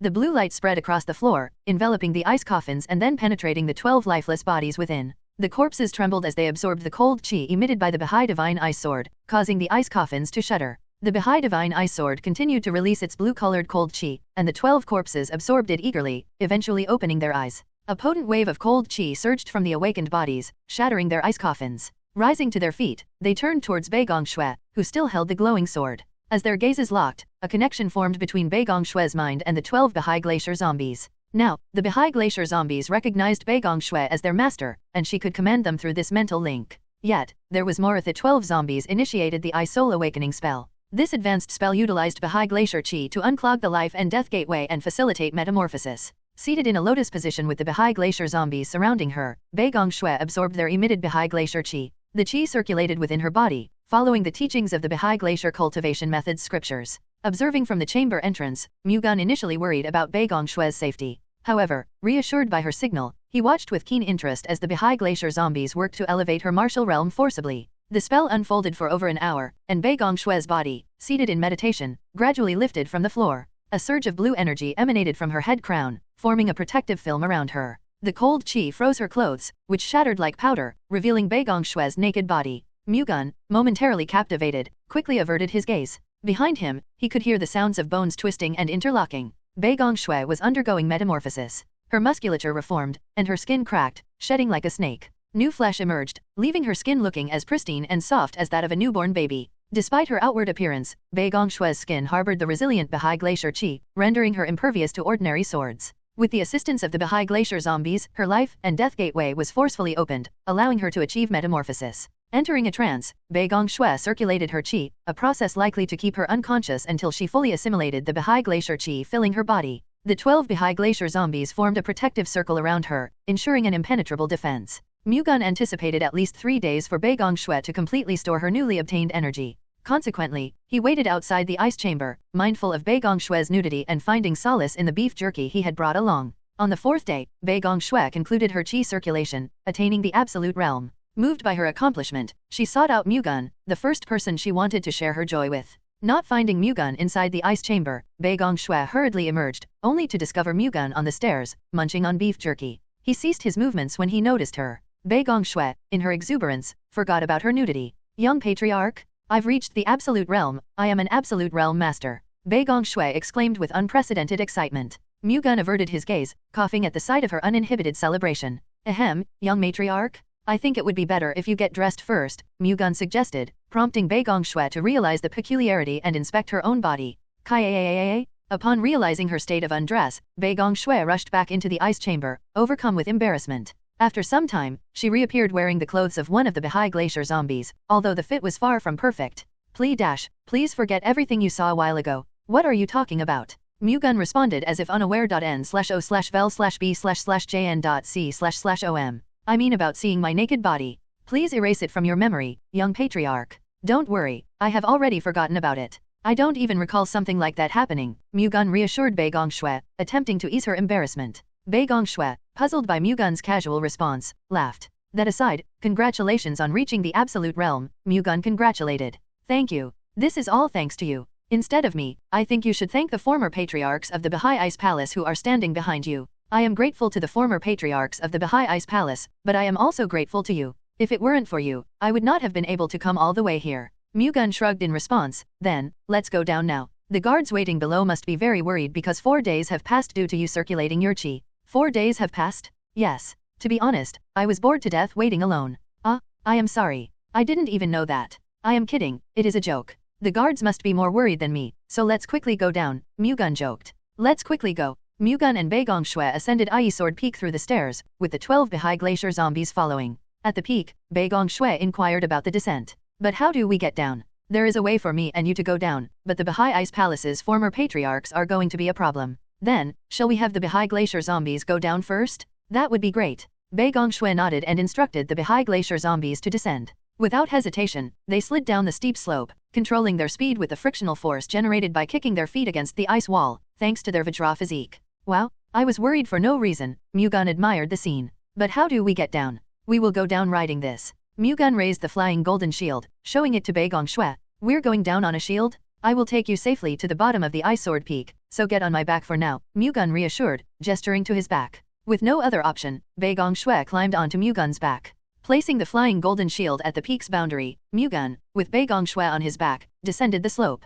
The flying golden shield, infused with the force from the flying golden shield scripture, zigzagged down the Ice Sword Peak. Mu-Gun expertly controlled the speed by creating friction with the ice walls whenever they changed direction, a technique similar to that employed by the Bahai Glacier zombies. On Mu-Gun's back, Bai Gongxue felt exhilarated as they slid down. She contemplated the idea of trying this descent whenever she needed a refreshing break. Little did she know that this experience would later inspire the creation of the ice skateboard, eventually becoming one of the most enjoyable pastimes in Bahai. 1 Pyong is the Korean unit of area and floor space, equal to a square gon or 36 square feet. 4 days after Baek Mu-Gun and Bai Gongxue left for the Ice Sword Peak, the Bahai Four Shadows began to feel nervous. Did something bad happen to the two? Should they climb the Ice Sword Peak and check on them? Despite their worries, the Bahai Four Shadows decided to wait 1 more day. If the two still hadn't returned by then, they would climb the peak. However, unexpected guests, the Bahai Ice Palace's members, appeared on Baiming Island. As soon as they arrived, they began searching for Mu-Gun and Bai Gongxue. Their search net gradually moved inward, eventually leading them into the Ice Sword Peak. There are people hiding over there, n/o/vel/b/jn.c//om. The Bahai Four Shadows tried to hide on one side of the Ice Sword Peak but were inevitably discovered by the massive search team. With the Bahai Ice Palace's members surrounding them, Neng In-ho, one of the executives of the Neng family, stepped forward. What do we have here? The Bahai Four Shadows, famously known as the Shadows of Bai Gongxue? Why are you the only ones here? Where's Bai Gongxue? Neng In-ho prodded, immediately recognizing the four. How disrespectful! You dare run your mouth and call the young matriarch by her name? Dong Jiekyung, the oldest of the Baha'i Four Shadows, yelled at Inho. Young matriarch? Inho snorted. Baek Mu-Gun no longer holds that position. Now, she is nothing but an insurgent who came to steal the treasures of Baiming Island after eloping with a man from the Central Plains. Stop spouting nonsense. You bastards are the insurgents here. You conspired with the 9 Celestial Demons sect and rebelled? This is preposterous. Did you really just accuse us of conspiring with the 9 Celestial Demons sect? All we did was punish the traitors who secretly communicated with the enemy to repeatedly delay the invasion on the Central Plains. Do you really think we would not notice? We already know that you bastards are demonic practitioners from the 9 Celestial Demons sect. You disguised yourselves as the clan's executives to take control of the Baha'i Ice Palace and use us as tools for conquering Murim? Inho frowned. You have a way with lies. Quit your false accusations and just tell us where Baek Mu-Gun and the man from the Central Plains are. Listen up, everyone. I witnessed the leaders of the 9 rebel clans use demonic arts to kill the patriarch firsthand. The clan leaders standing before you are merely demonic practitioners from the 9 Celestial Demons sect. Do not fall for their tricks. Jiekyung pleaded to the Baha'i Ice Palace's members standing behind Inho. The Baha'i Ice Palace's members looked baffled, finding Jiekyung's claim nonsensical. All things aside, the martial arts the 9 leaders used were undoubtedly Baha'is. Even if they could perfectly imitate faces, voices, and behaviors, they couldn't do the same with martial arts. Moreover, the 9 leaders had reached the absolute realm. No matter how great the 9 Celestial Demons sect's demonic practitioners were, it would be impossible for them to copy martial arts of such level. This is absurd. Did you really think that such baseless accusations would work?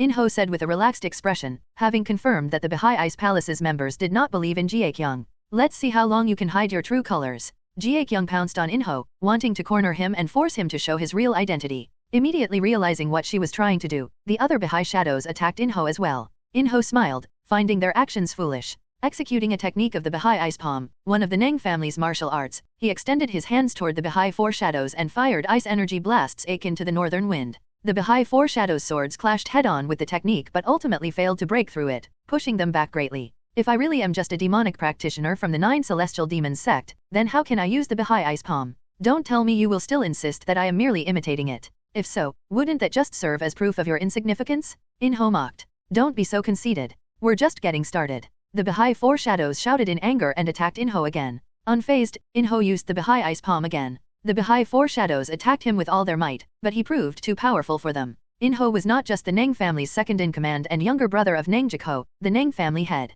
He had also reached the upper peak realm. It was almost impossible for the Baha'i Four Shadows, who were only at the peak realm, to gain the upper hand against him. Witnessing Inho's martial arts overwhelm the Baha'i Four Shadows convinced the Baha'i Ice Palace's members that Jiekyung's accusations were false. Inho's Baha'i Ice Palm had to be the real deal. As Inho said, if he really was just a demonic practitioner, he shouldn't be able to use the Baha'i Ice Palm. Inho, who instilled confidence in the Baha'i Ice Palace's members, gained more ground against the Baha'i Four Shadows. Not having the time to leisurely play with them, he unleashed even more internal energy, preventing the Baha'i Four Shadows from blocking his next attack. Arg! Hit by Inho's palm force, the Baha'i Four Shadows screamed as they fell to the cold ice floor. Subdue them all. Inho ordered while the Baha'i Four Shadows were still in so much pain that they couldn't easily get back up. However, as the Baha'i Ice Palace's members approached the four, they heard something being cut off. What is this sound? Inho listened to it in an attempt to search for its source, easily figuring out that it came from the top of the ice sword peak. Looking up, he saw 12 figures quickly sliding down the steep ice walls. His eyes widened at the incomprehensible sight.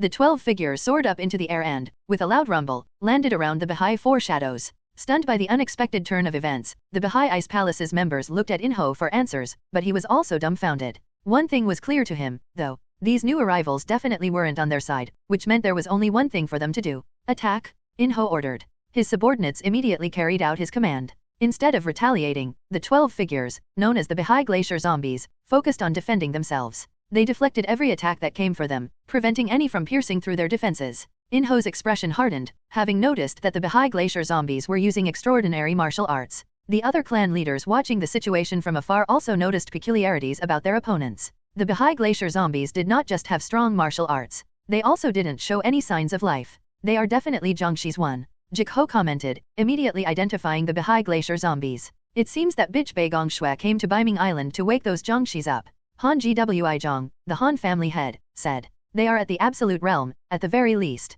The battle seems to have spiraled against our favor. Jikho frowned. If we just have to deal with the 12 Jiangxis, then we have a good chance of defeating them with the divine demon's help. The problem is the man who came with Baek Mu-Gun. If he really is the Thunder God's successor, then even if the Divine Demon and the entire Spindle sect join forces against him, our defeat will still be certain. Jiko, Gwi-jong, and the heads of the other 6 clans were demonic monarchs of the Spindle sect. Its higher demons were also disguised as executives of the 8 clans, and Inho, who was fighting the Baha'i 4 shadows, was one of them. Are you suggesting we retreat now? We have to make a decision before Baegong Shui and the Central Plains man appear. Once they reach this place, it will be too late to change plans, Gwi-jong replied. However, it was already too late. Riding the flying golden shield, Mu-Gun and Baegong Shui descended the Ice Sword Peak and landed in front of the Baha'i Glacier zombies. Baegong Shui, who was still on Mu-Gun's back, quickly got off him when the flying golden shield landed on the ground. She then looked at the 4 Baha'i shadows, who were being protected by the Baha'i Glacier zombies. Are you all okay? Yes, we're fine. What about you, young matriarch?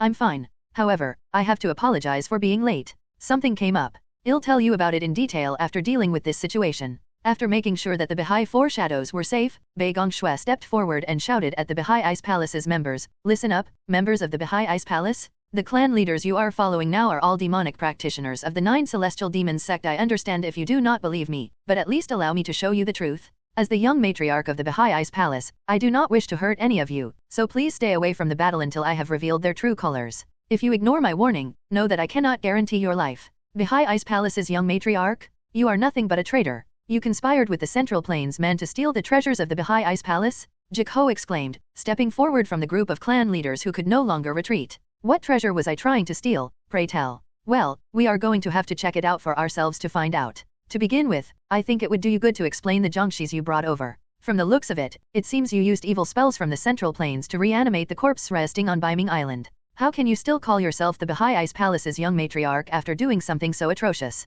Jikho replied, causing the Baha'i Ice Palace members to grumble and look at Baegong Shui with suspicion. "That is correct. The people behind me are Jiangshis, not living beings, but I did not awaken them with an evil spell from the Central Plains. The arrangements that the Baha'i Ice Palace made awakened them," Baegong Shui explained. "How ridiculous. Do not try to deceive our warriors with such groundless nonsense. You're the ones deceiving them, not me. I would like to inform you all that the people behind me are the former patriarchs of the Baha'i Ice Palace. They turned themselves into Jiangshis as a countermeasure against any disturbance within our organization. As the young matriarch of the Baha'i Ice Palace, I woke them up from their slumber at the Ice Sword Peak to save us from the 9 celestial demons sect," Baegong Shui countered, causing the Baha'i Ice Palace members to waver. They couldn't help but consider the chances that she was telling the truth. Baha'i had a legend about its heroes returning and saving the Baha'i Ice Palace if it was ever in extreme danger. However, if she was right, then the clan leaders really were demonic practitioners all along. "I have no idea why you accuse us of being demonic practitioners of the 9 celestial demons sect. We know you have a deep grudge against us for killing your father, but it is still troublesome for us if you keep slandering and ridiculing us."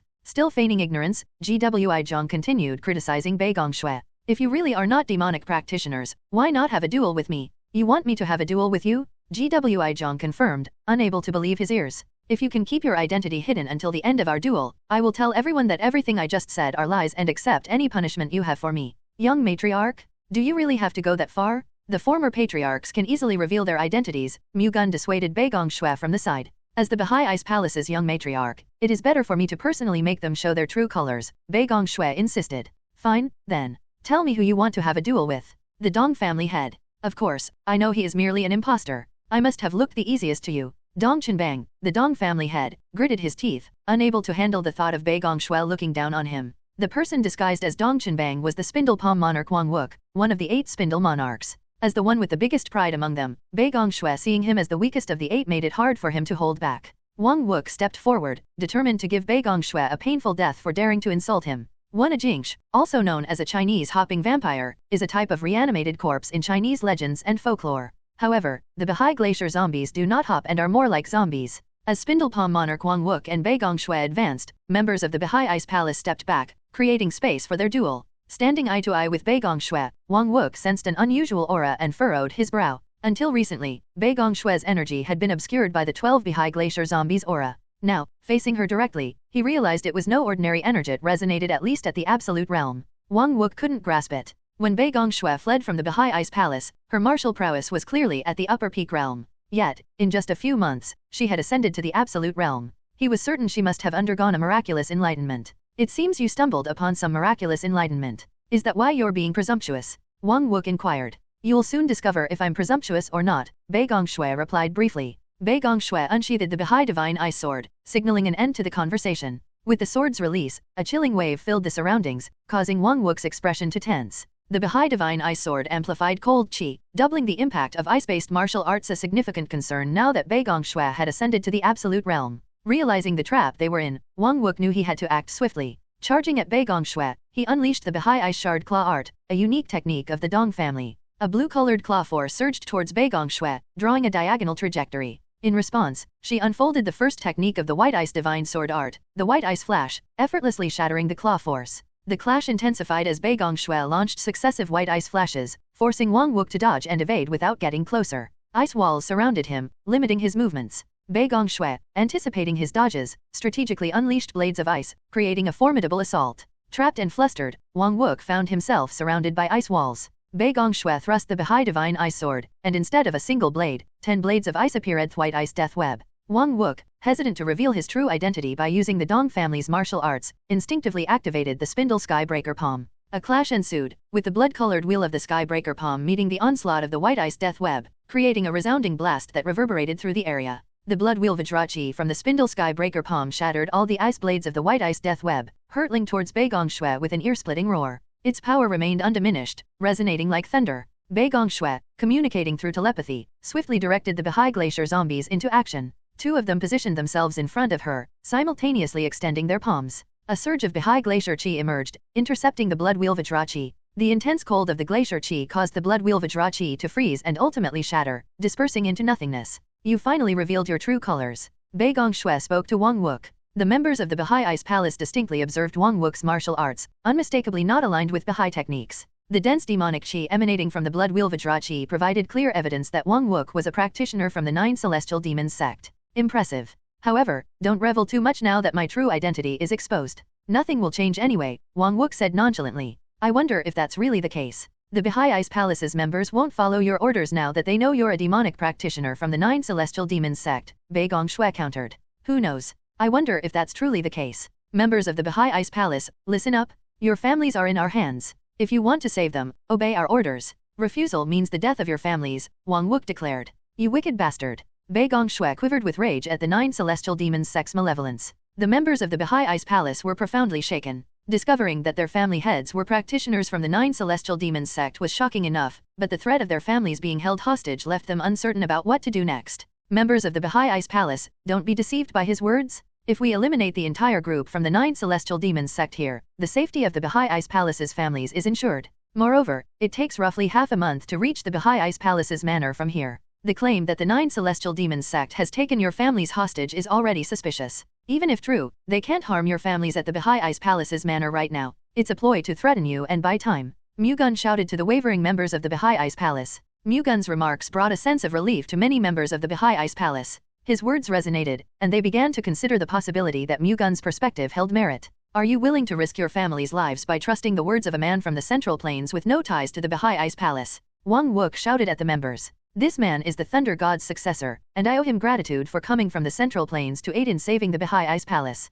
Don't be deceived by the words of that evil man. Baek Mu-Gun countered Wang Wuk's remarks. Young matriarch, there's no need for further discussion. Let's prioritize defeating them, Mu-Gun advised. Baek Mu-Gun nodded in agreement with Mu-Gun and commanded the Baha'i Glacier zombies. The 12 zombies swiftly advanced, charging towards the 8 demonic monarchs. Higher demons, stop those Zhongxis! The 8 demonic monarchs shouted to the higher demons. 30 higher demons, disguised as clan executives, stepped forward to impede the progress of the Baha'i Glacier zombies. Simultaneously, the 8 demonic monarchs sought a swift escape, but Mu-Gun, determined not to let them flee, activated the Thunder God's shadow to cut off their path. I've come all this way to meet you all. It would be a disappointment if you just leave, Mu-Gun declared. Even as the Thunder God's successor, do you think you can take on all of us? One of the demonic monarchs challenged. I don't think it is going to be very difficult. Come at us then. Let's see how incredible you are, you fucker. Spindle Fist Monarch Yuk Jianchu signaled the other demonic monarchs, and they synchronized their attacks on Mu-Gun. The onslaught, resembling a tidal wave, was met by Mu-Gun extending the flying golden shield. Emitting golden thunder, the shield expanded into a massive defensive structure, forming layer upon layer 9 in total. This technique, known as the Golden 9-layered Thunder Wall, was Mu-Gun's absolute defense. The 8 Spindle Monarchs' powerful attacks collided with the 9-layered golden shield, creating a thunderous roar that shook Baiming Island's ice mountains. Baek Mu-Gun, anxiously watching, saw the clash unfold. Despite the initial shattering of the golden shield, Mu-Gun's prowess became evident as the attacks weakened over time and were ultimately blocked by the final layer. Stunned by Mu-Gun's ability to single-handedly withstand their assault, the 8 Spindle Monarchs prepared to launch another attack. I should give back as much as I have received, right? Mu-Gun took the initiative, ascending into the air and thrusting his sword toward the sky. A golden wave of thunder surged from his sword, giving rise to a multitude of golden thunderbolt swords raining down upon the 8 Spindle Monarchs. This breathtaking display, known as the Heavenly Thunder Rain Burst, turned the sky into a golden spectacle. However, for the 8 Spindle Monarchs, this was a nightmarish scenario. Faced with over 1,000 thunderbolt swords, evasion was impossible. Their only recourse was to block the onslaught. Launching a powerful attack toward the sky, their Vajrachi clashed with the descending golden thunderbolt swords, causing a warping and intense shaking across a vast area. N/O/vel/B/in.C//OM. The collision of energy from 9 martial arts masters condensed into one point, generating immense pressure that explosively released. The ensuing shockwaves struck icebergs indiscriminately, causing them to shatter, and massive chunks of ice began to rain down. The alarming issue was the presence of many members of the Baha'i Ice Palace beneath the collapsing icebergs. "Everyone, avoid it!" Baek Mu-Gun shouted urgently. Members of the Baha'i Ice Palace hastily dodged the falling ice chunks, and Baek Mu-Gun navigated through the chaos while keeping an eye on Mu-Gun's confrontation with the 8 Spindle Monarchs. Despite the 8 Spindle Monarchs successfully blocking a considerable number of the golden thunderbolt swords, the sheer volume overwhelmed them, causing dozens to strike the surrounding area. The impact led to the collapse of the ground, and the shattered thunderbolt swords generated waves of lightning between the cracks. Busy evading the falling ice chunks, the 8 Spindle Monarchs found themselves engulfed by waves of golden lightning surging in from all sides. While not lethal to Absolute Realm Masters, the lightning temporarily stunned them. Stiffened by the golden lightning, they were drawn into the collapsing ground, where incoming ice chunks from the icebergs added to their predicament. Despite being stunned, the 8 Spindle Monarchs, being Absolute Realm Masters, swiftly regained control of their bodies. Activating their movement arts, they soared up to evade the collapsing ground and falling ice chunks. However, Mu-Gun anticipated their resilience and unleashed the 100 golden lightning wheel wave. The circling golden wheel transformed into a multitude of thunderbolt swords, homing in on the escaping 8 Spindle Monarchs. Close to 100 golden thunderbolt swords pierced their bodies consecutively, leaving them with fatal wounds. After rendering the 8 Spindle Monarchs unable to fight, Mu-Gun utilized the Thunder God's aerial steps to swiftly exit the iceberg area, still caught in the aftermath. Meanwhile, the higher demons, subordinate to the 8 Spindle Monarchs, succumbed to the relentless assault of the Baha'i Glacier zombies. Baek Mu-Gun safely escaped the iceberg area under the protection of the Baha'i Glacier zombies. Baek Mu-Gun, having safely exited Baiming Island's iceberg area, prioritized assessing the damage incurred by the members of the Baha'i Ice Palace. About 100 people couldn't escape. They were close to the collapsing icebergs and trapped underneath, Baek Mu-Gun informed Mu-Gun. Hearing this, Mu-Gun couldn't help but express remorse. "I'm truly sorry. I was so focused on defeating the demonic monarchs that I didn't consider the aftermath of my attacks. It's all right. While it's unfortunate they were sacrificed, I understand it was necessary to defeat the demonic practitioners of the 9 Celestial Demons sect," Baek Mu-Gun reassured. "Thank you for your understanding. Also, it's not over yet. I sense a substantial number of energy sources on the outskirts of Baiming Island. It seems the 9 Celestial Demons sect's demonic practitioners have gathered," Mu-Gun disclosed. "Given that even the 9 Celestial Demons sect's practitioners have come forward, it seems they may have some inkling of your identity," Baek Mu-Gun speculated. "I anticipated that to some extent since I wiped out a demonic monarch and their squads before coming to Baha'i. Do they already know that the 8 demonic monarchs have fallen?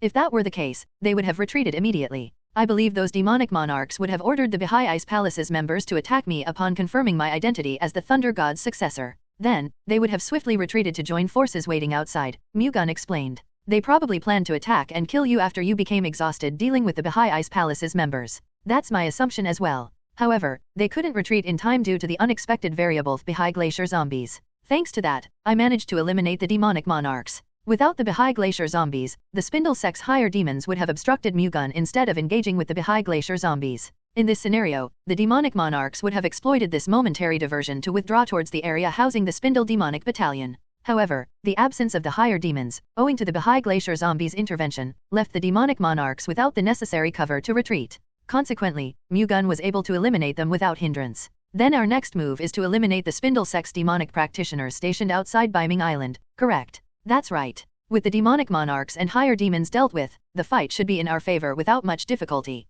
With both the 8 Spindle monarchs and the higher demons eliminated, the Spindle sect's power was halved. Despite the presence of the Spindle divine demon, the Baha'i Ice Palace had formidable assets in Mu-Gun, the Thunder God's successor, and the 12 Baha'i Glacier zombies. Even the Spindle divine demon, impressive as he might be, faced a daunting challenge against this formidable lineup. It was uncertain whether he could even contend with Mu-Gun alone. If Mu-Gun managed to defeat the Spindle divine demon, dealing with the remaining demonic practitioners would likely be a relatively straightforward task. Then, let's start attacking them right away without any delay. Baek Mu-Gun swiftly informed the members of the Baha'i Ice Palace about the gathering of 9 celestial demons sect practitioners outside Baiming Island and promptly ordered an attack. Without hesitation, the Baha'i Ice Palace members prepared for battle and moved towards the outskirts of Baiming Island, acknowledging Baek Mu-Gun's command as a natural course of action. This immediate response indicated their recognition of Baek Mu-Gun and the new patriarch of the Baha'i Ice Palace. The revelation of their clan heads being demonic practitioners from the 9 celestial demons sect, Baek Mu-Gun's ability to control the former patriarchs as Zhongxi's, and her display of strength equivalent absolute realm solidified her position as the Baha'i Ice Palace patriarch.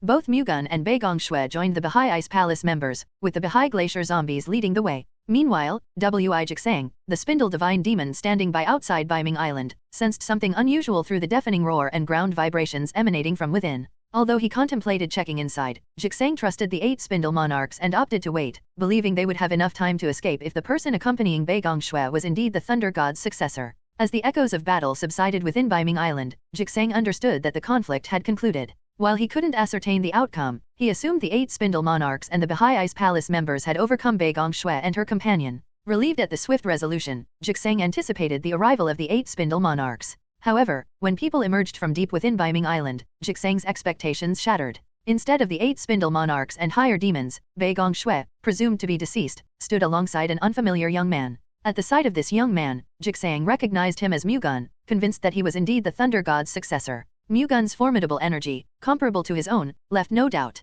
Glancing further, the 12 figures emanating an aura above the absolute realm caught Jiksang's attention. Sensing the absence of life in them, he swiftly identified them as Zhongxi's. It was because of them, Then, Jiksang realized that the 8 spindle monarchs were defeated because of the 12 Zhongxi's. His expression stiffened. The 8 spindle monarchs were the least of his problems. Jiksang was not able to guarantee his own life either. Jiksang shifted his focus to Mu-Gun, recognizing him as the most formidable and perilous presence among the group. You are the Thunder God's successor, aren't you? And you must be the Spindle Divine Demon, Mu-Gun responded. The 8 demonic monarchs would never have revealed the name of the Spindle sect, but you managed to find out, Even if you attempt to conceal everything else, you won't be able to hide your martial arts. You speak as if you know all about the Spindle sect's martial arts. I am known as the Thunder God's successor. I know the 9 celestial demons sect's martial arts inside out, Mu-Gun said nonchalantly. Then you must know about the power I possess. I'm well aware of the Spindle Sky Breaker Star. The Spindle Sky Breaker Star, a technique capable of unleashing thousands of unbreakable strands of spindling Vajrachi in an instant, had the power to devastate any area it swept through. Its formidable force was so great that even the smallest creature would struggle to survive. If Jiksang were to unleash the Spindle Sky Breaker Star in this situation, both the members of the Baha'i Ice Palace and the Baha'i Glacier zombies would be unable to emerge unscathed. Ho, you have a lot of guts to remain so relaxed, even knowing about it. Well, that's because all I have to do is block it. Jiksang questioned in disbelief. What did you just say? You want to block the Spindle Sky Breaker Star. Mu-Gun explained. Why was the former Spindle Divine Demon defeated by the Thunder God's successor even when he had the Spindle Sky Breaker Star? The reason is simple. It just means that the Spindle Sky Breaker Star is useless in the face of the Thunder God's martial arts. At Mu-Gun's words, Jiksang's eyes slightly wavered. If you don't believe me, try using it. Mu-Gun's provocation had its intended effect on Jiksang. Faced with the dilemma of risking his life against Mu-Gun or preserving his own life, Jiksang opted for the latter. Recognizing that Mu-Gun was not one to be underestimated, Jiksang chose to prioritize self-preservation over the fate of the Spindle Demonic Battalion. As Jiksang issued the order for the Spindle Demonic Battalion to attack, Mu-Gun, not willing to let Jiksang escape as planned, activated the Thunder God Chi with full force. A powerful golden thunder chi enveloped Mu-Gun as he flew towards Jiksang, who had already begun retreating. Utilizing the Thunder God's shadow at its maximum capacity, Mu-Gun soared above the demonic practitioners of the Spindle Demonic Battalion. Despite their attempts to attack him, Mu-Gun's speed proved too swift for their efforts. Stepping intermittently on the heads of the demonic practitioners below, Mu-Gun propelled himself forward, causing their heads to explode like watermelons. Jiksang, recognizing Mu-Gun's relentless pursuit, could sense the rapid decrease in the distance between them. Despite Jiksang's exceptional speed, Mu-Gun's Thunder God's shadow outpaced him, closing the hundreds of feet between them in the blink of an eye. Fine, let's see who dies first. Recognizing that escape was futile, Jiksang decided to confront Mu-Gun directly. He unleashed the Spindle Sky Breaker Star, a technique that involved blood-colored energy forming giant wheels around him. The number of these wheels multiplied exponentially, creating a formidable array of deadly energy wheels. Upon witnessing Jiksang's powerful attack, Mu-Gun halted the Thunder God's shadow and stopped his rapid pursuit. The Spindle Sky Breaker Star posed a significant threat, and Mu-Gun needed to prepare for the impending clash with this formidable Spindle sect technique. Let's see you try to stop this. With all preparations complete, Jiksang challenged Mu-Gun and released numerous massive bloody wheels that filled the space, heading straight for Mu-Gun. Thousands of strands of blood wheel Vajrachi surged towards Mu-Gun, shaking the Earth's core and the space ahead. The pressure was enormous, enough to make most martial arts masters uneasy. Yet, Mu-Gun calmly raised his sword to the sky. A group of golden lights emanated from Mu-Gun's sword, forming a massive sword dozens of feet long, the Infinite Thunder Sword, the sixth technique of the Heavenly Descent Thunder God Sword art. Mu-Gun swung the fully formed Infinite Thunder Sword vertically, clashing it against the thousands of strands of blood wheel Vajrachi storming towards him. The Infinite Thunder Sword shattered the countless blood wheel Vajrachi that directly hit it, the power overwhelming them like powder dispersing. The sword then struck down on the frozen surface of the North Sea, splitting it in half, causing massive shockwaves to push back the blood wheel Vajrachi surging from both sides. As the North Sea's frozen water surface shattered, ice shards scattered in all directions, while the blood wheel Vajrachi persisted in charging toward Mu-Gun. The huge golden sword transformed into 10,000 thunderbolt swords, intercepting the relentless assault with precise collisions. The thunderbolt swords, moving with an almost lifelike quality, shattered the blood wheel Vajrachi upon impact, creating a thunderous roar throughout. However, some survived the interception and attacked Mu-Gun again. Activating the golden 9-layered thunder wall with the flying golden shield, Mu-Gun blocked the renewed onslaught. The blood wheel Vajrachi fiercely pushed against the 9 layers of golden shields, breaking them one after another. Mu-Gun, summoning the last of his strength, discharged waves of thunder god chi through the flying golden shield, colliding with the remaining blood wheel Vajrachi. In the intense collision, both the golden thunder god chi and the blood wheel Vajrachi shattered, scattering in all directions. Exhausted, Mu-Gun managed to block the final wave of blood wheel Vajrachi. Jixang, similarly drained, struggled to stand after expending all his energy on the spindle skybreaker star. The reckless martial arts displayed by both had consequences, with the North Sea's ice layers breaking apart due to their outrageous confrontation. N/O/vel/B/jn.C//OM. The frozen surface of the North Sea's lake cracked, and fractures began to emerge around Baek Mu-Gun and Wi Jixang. Swiftly, Mu-Gun took a power restoration pill from his pocket,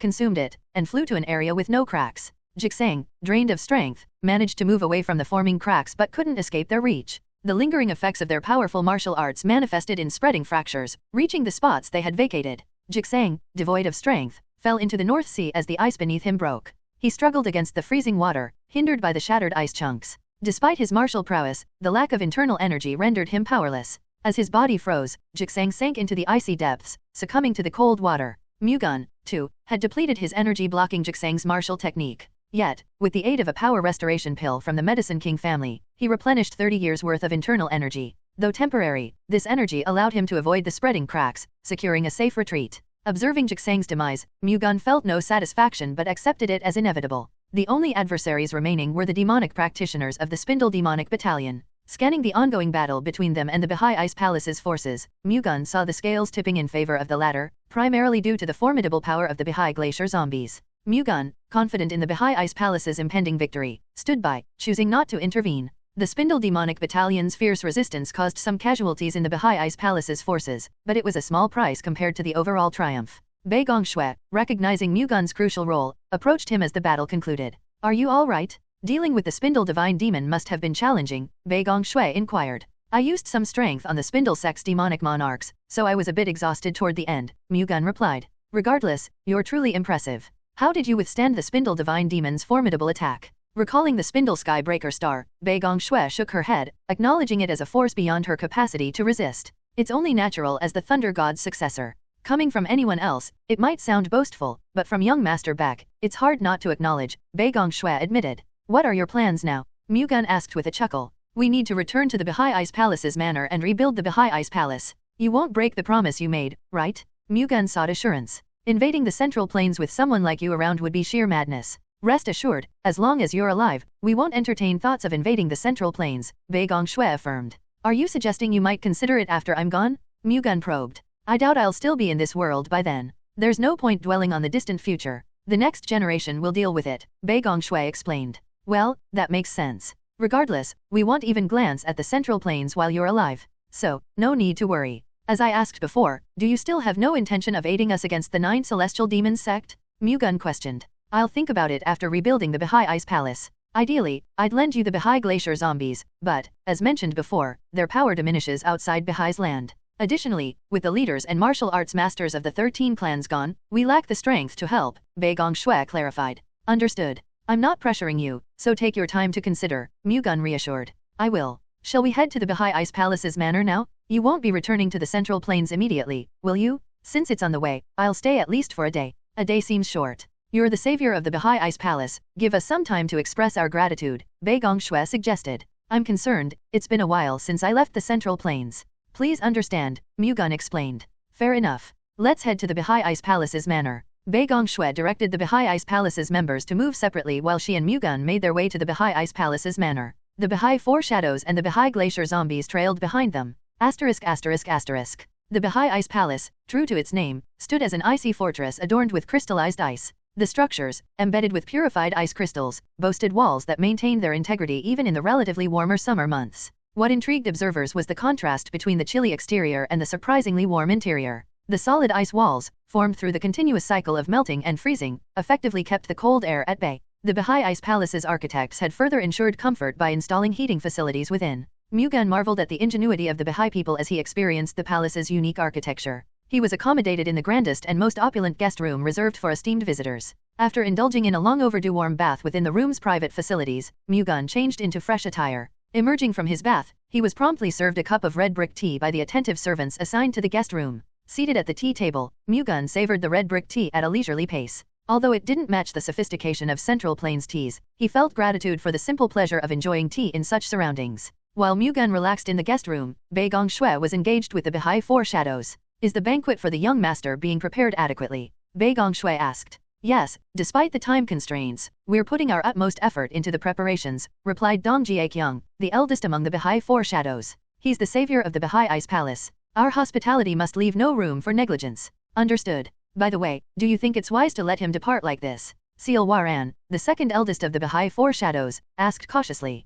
And what if we don't allow him to leave? Baek Mu-Gun questioned Waran with a puzzled expression. N/O/vel/b/n.c//om. It's challenging to find someone as formidable as the young master, not only in Baha'i but also in the Central Plains. So, there's no one better suited than the young master as your partner, young matriarch, Waran suggested. What nonsense is this? He's already married and has 2 wives. Plus, even if he were to marry me, he's not someone who would stay in Baha'i. You're not proposing that I live in solitude, yearning for him in the Central Plains for the rest of my life, are you? Baek Mu-Gun dismissed the idea, deeming it unworthy of consideration. With all due respect, such sacrifices might be necessary for the sake of the Baha'i Ice Palace, Waran calmly expressed. Baha'i revered the strong, emphasizing pedigree as crucial for becoming formidable. They held the belief that exceptional parents would pass down their talents, and in choosing a partner, Baha'i women prioritized strength. Mu-Gun was deemed the ideal candidate, and a child born from Baek Mu-Gun and Mu-Gun's bloodline was seen as having the potential to become an outstanding individual, perhaps a hero capable of shaping the Baha'i Ice Palace's history.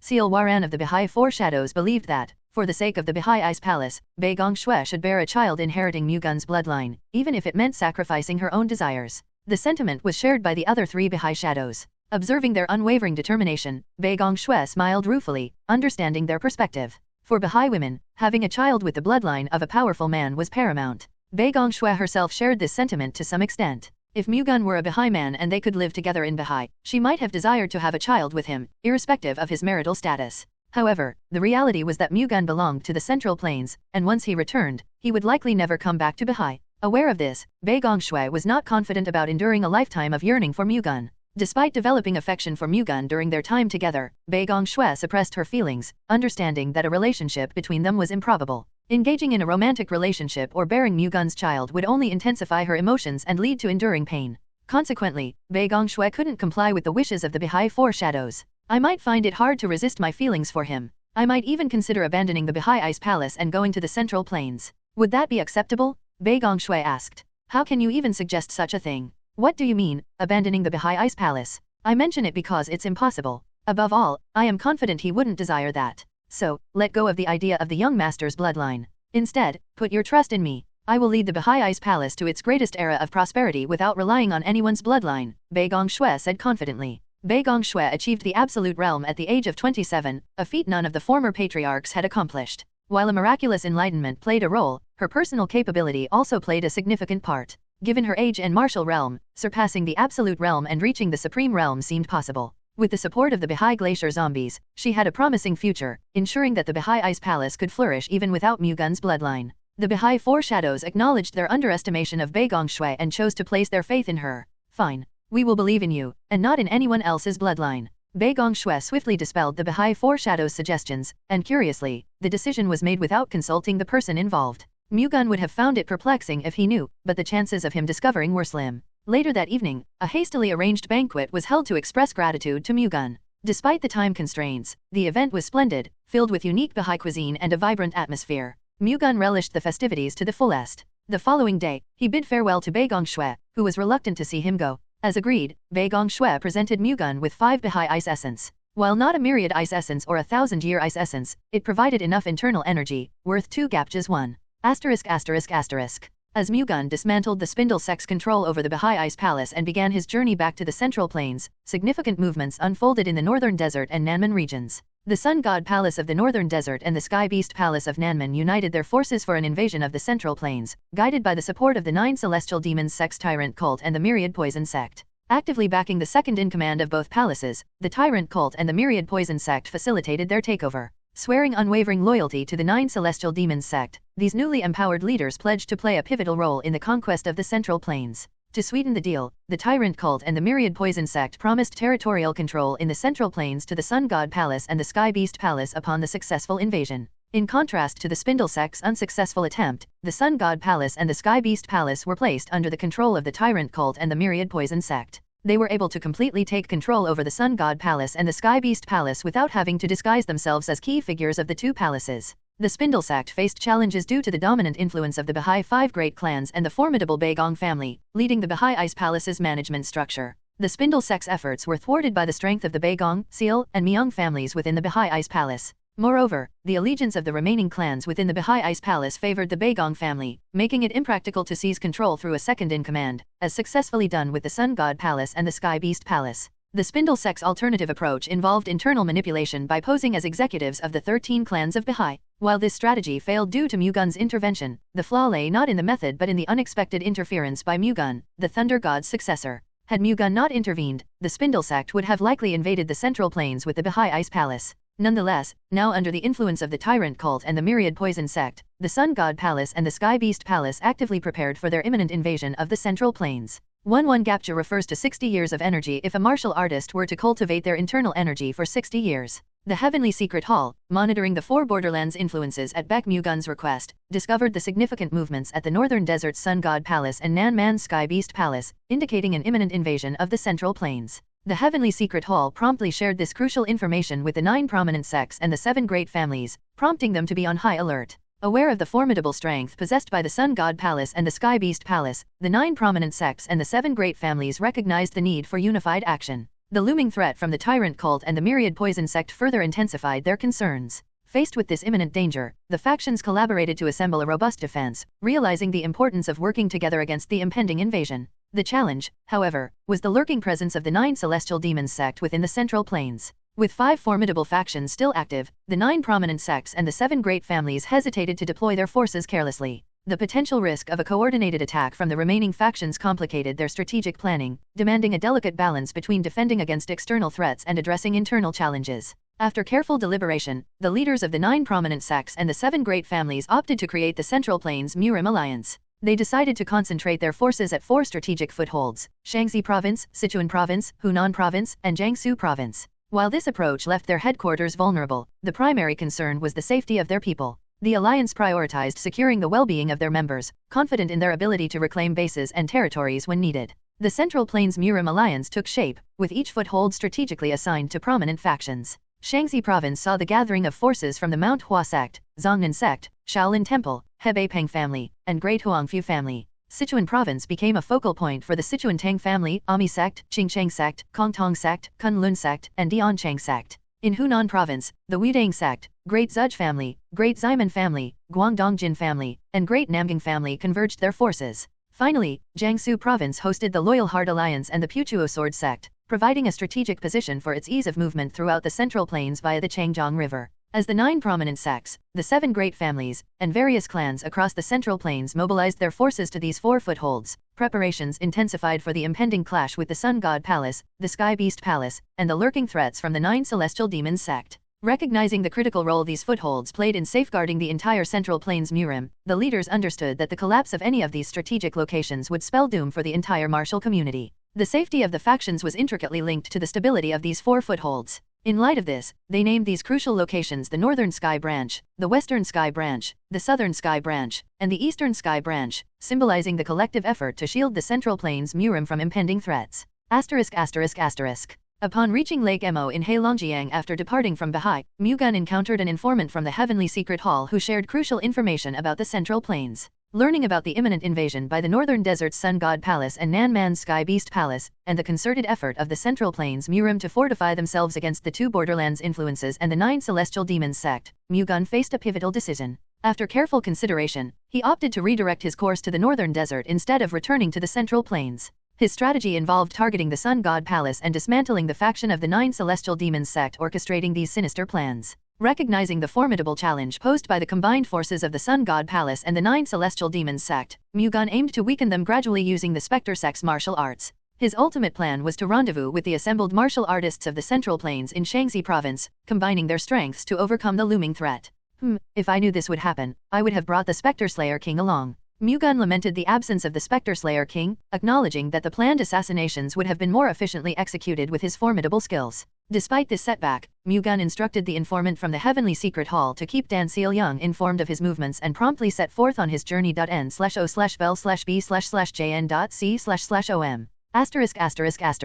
Mu-Gun faced a critical time constraint to reach the Northern Desert before the Sun God Palace initiated their invasion of the Central Plains. Traditional travel by horse would take a month, exceeding the available time. However, Mu-Gun possessed a unique ability, Thunder God's Shadow, that, if pushed to its limits, could cover the distance in 10 days. Aware of the toll this would take on his body, he saw it as an opportunity for both crucial training and enhancing his iron blood Vajra body cultivation. Embracing this resolve, Mu-Gun set forth from Lake Emo, Heilongjiang, and astonishingly crossed Mount Dahe, Kikiar, and reached Changchun within a mere 3 days. Without adequate rest, he resumed his journey after a brief night stop in Changchun to alleviate accumulated fatigue. Running for 3 more days through Haishan, Shenyang, and Chaoyang, Mu-Gun, after another night's pause, continued his rapid journey. Surprisingly, within the next 3 days, he arrived at the Northern Desert, breathing out a hot sigh of relief. The Northern Desert, divided into Mobei and Monan, housed the Sun God Palace's headquarters in Mobei. Meanwhile, during Mu-Gun's journey, the Sun God Palace executed their invasion plans, advancing to the area of Hahat in Monan.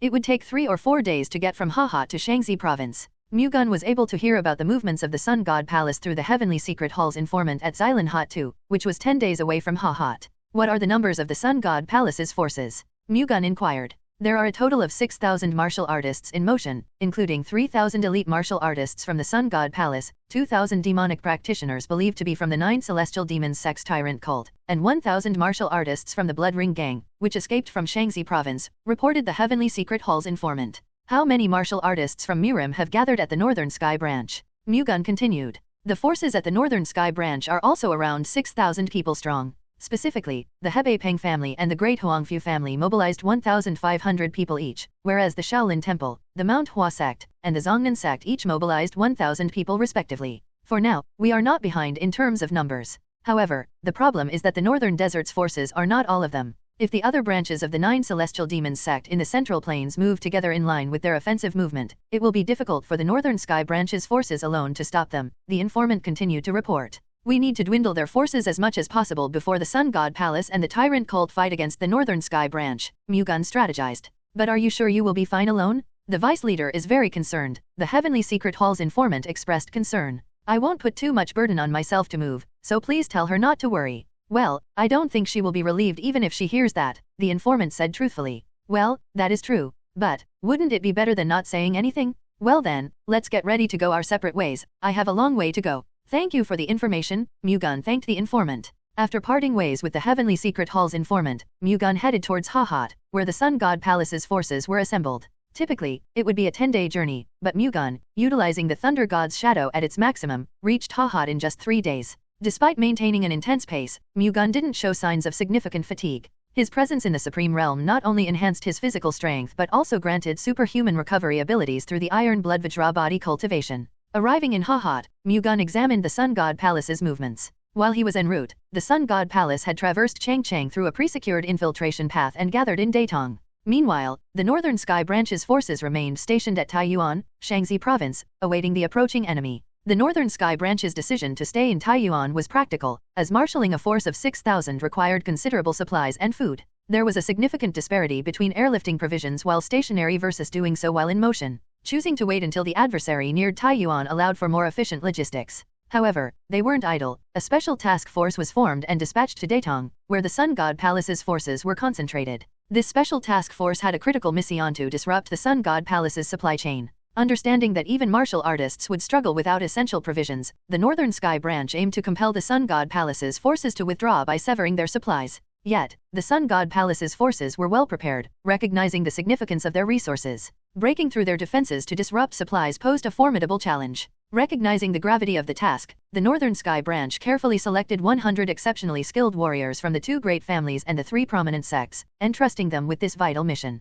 This elite group of 100 martial artists moved northward, carrying the weight of a crucial assignment. After crossing Changcheng, Mu-Gun swiftly headed south, aligning with the Sun God Palace's travel route. 2 days post-Changcheng, he caught up with the Sun God Palace's forces, advancing past Datong toward Shanyan. To assess their strength, Mu-Gun estimated their numbers, finding that the Sun God Palace's forces exceeded 8,000, surpassing the Heavenly Secret Hall's information by 2,000. This surplus consisted of personnel responsible for transporting supplies and food, an essential component given the size of the martial artist contingent, which surpassed 6,000. The logistics required an additional 2,000 individuals. Surveying the elongated formation of the Sun God Palace and the 9 Celestial Demons sect, Mu-Gun contemplated using the Infinite Thunder Sword to strike at the heart of their assembly. In such crowded ranks, a single strike from the Infinite Thunder Sword could claim at least 1,000 lives. However, potential repercussions loomed surrounded by the divine demons and demonic monarchs of the 9 Celestial Demons sect. Mu-Gun could find himself in dire straits. While his Thunder God's shadow could likely facilitate a safe escape, Mu-Gun deemed it wiser to avoid unnecessary risks. Instead, adhering to his original plan, he opted to exploit the cover of night to assassinate key martial arts masters from the Sun God Palace, the 9 Celestial Demons sect's tyrant cult, and the Blood Ring Gang. Moving stealthily, Mu-Gun trailed the Sun God Palace's forces. At sunset, the joint forces of the 3 clans, including the Sun God Palace, halted their march and set up camp for the night. Unlike a military camp, their setup lacked systemization. Camps were established solely for the martial arts masters of each clan, leaving most members to spend the night by a bonfire on the bare ground. While preferential treatment was customary for martial arts masters in Murim, the treatment for ordinary practitioners was less favorable. However, this was an inevitability of the Murim code. Those who felt unfairly treated had a clear path to strengthen themselves. That was the unyielding principle of Murim. Hahat, formerly known as Guizhui or Gaisui, is the capital of Inner Mongolia in the north of the People's Republic of China. Xailinhat is a county-level city which serves as the seat of government for the Xilingal League in Inner Mongolia, China. Amidst the darkness, Baek Mu-Gun surveyed the campsites of the 3 forces, including the Sun God Palace. Their encampment formed a circle, with the tents of the martial arts masters positioned at its heart. It became clear to Mu-Gun that the martial arts masters had chosen the central area for their stay. I will have to review my plan. With the tents clustered in the campsite's center, executing a covered assassination posed challenges for Mu-Gun. Any attempt would likely generate noise, risking the alertness of other martial arts masters in the central tents. Faced with this predicament, Mu-Gun considered a different approach, initiating a significant assault at the very heart of the campsite, where the martial arts masters congregated. Dropping the Infinite Thunder Sword towards the centrally clustered tents held the potential to injure numerous martial arts masters within. The aftermath, with its disruptive effects, would momentarily hinder the ability of those in the tents to retaliate. However, Mu-Gun foresaw the inevitable consequence as he unleashed the Infinite Thunder Sword. The surrounding enemies would seize the opportunity to launch an assault. Though not on par with the martial arts masters, these elite members of the 3 forces posed a formidable challenge in their attacks. The potential threat to Mu-Gun seemed minimal. In fact, he saw an advantage in the scenario. If the tents were dispersed and he had to assassinate the martial arts masters individually, Mu-Gun believed he could smoothly execute the initial assassinations. Nevertheless, a prolonged series of assassinations would heighten their vigilance, making it increasingly challenging for Mu-Gun to succeed. Dealing with multiple martial arts masters in one decisive move, as in the current situation, appeared more effective. With determination, Mu-Gun patiently waited until after midnight before making his stealthy move when most of them were asleep. Even with the 3 forces, including the Sun God Palace, on high alert for unforeseen circumstances, Mu-Gun skillfully evaded detection by activating the Dark Spectre stealth art. Advancing towards the tents, he closed into about 50 feet without arousing suspicion. The vigilance surrounding the tents proved particularly stringent, marked by a circle of dozens of lit torches and over 100 guards on full alert. Approaching the tents even closer proved impractical for Mu-Gun, yet the 50-foot distance was sufficient for an effective attack. The Infinite Thunder Sword's range now reached up to 120 feet, enabling Mu-Gun to strike 5 tents directly. Followed by the 10,000 Thunderbolt swords, he could engulf up to 10 tents. Even if just one martial arts master occupied each tent, Mu-Gun had the potential to eliminate at least 15 of them. As Mu-Gun harnessed the Thunder God Chi, preparing to unleash the infinite thunder sword, a sudden disturbance erupted in the north corner of the campsite, accompanied by a soaring path of flames. Enemies? The enemies have launched a surprise attack? The enemies are burning our food supply. Urgent cries echoed from the north corner, prompting Mu-Gun to speculate that the Central Plains Murim Alliance's Northern Sky branch had deployed a special task force to set fire to the enemy's supplies and food. The disruption was rapidly spreading, and the martial arts masters in the tents would soon emerge. Mu-Gun faced the pressing need to execute his attack before that occurred. Channeling the Thunder God Chi with all his strength, he unsheathed his sword. Harnessing the Thunder God Chi to its maximum, a golden surge of lightning coursed through Mu-Gun's entire body. Those on guard duty, focused on the disturbance in the north corner, were perplexed to witness Mu-Gun, who was surrounded by this radiant display. Simultaneously, Mu-Gun raised his sword towards the sky, unleashing a cascade of golden light. The radiant formation ascended to a height of 120 feet, coalescing into the distinctive shape of a sword. It's the enemy? Attack! The guards around Mu-Gun belatedly comprehended the situation and hastened towards him. Unperturbed, Mu-Gun paid them no attention, swinging the colossal golden sword down towards the densely clustered tents. The infinite thunder sword descended like lightning.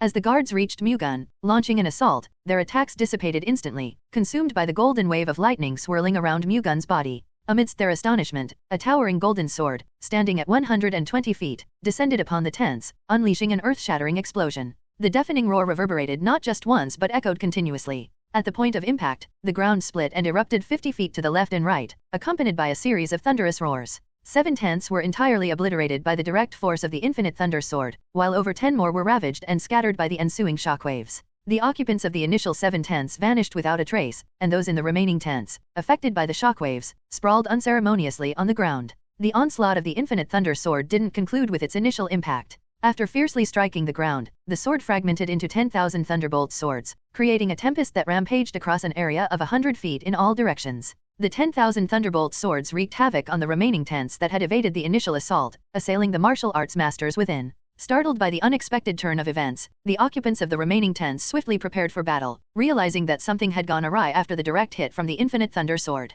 Before they could complete their preparations for battle, the 10,000 thunderbolt swords swiftly overwhelmed them. Consequently, they crumpled to the ground, their bodies pierced by the thunderbolt swords without a chance to mount a proper defense. Eager to continue the assault, Mu-Gun halted upon noticing a few individuals with an unusual aura emerging from tents beyond the reach of his initial attack. Hastily retracting the 10,000 thunderbolt swords, he activated the Thunder God's shadow, soaring to the opposite side. Mu-Gun, encased in a golden wave of lightning, moved like a streak of light, and the trailing golden wave extended like a radiant meteor shower. "Stop that bastard!" The martial arts masters from the deep-seated tents urgently shouted and pursued Mu-Gun. Martial artists outside the tents attempted to intervene upon their cries, but their efforts proved futile against Mu-Gun's swift movements enveloped in a golden wave of lightning. Despite the determined pursuit of the martial arts masters from the tents, they struggled to match Mu-Gun's formidable speed. Eventually conceding, they abandoned the chase and returned to the campsite. Having eluded the enemy's pursuit, Mu-Gun recalled the fire that erupted in the north corner, likely orchestrated by the Northern Sky branch.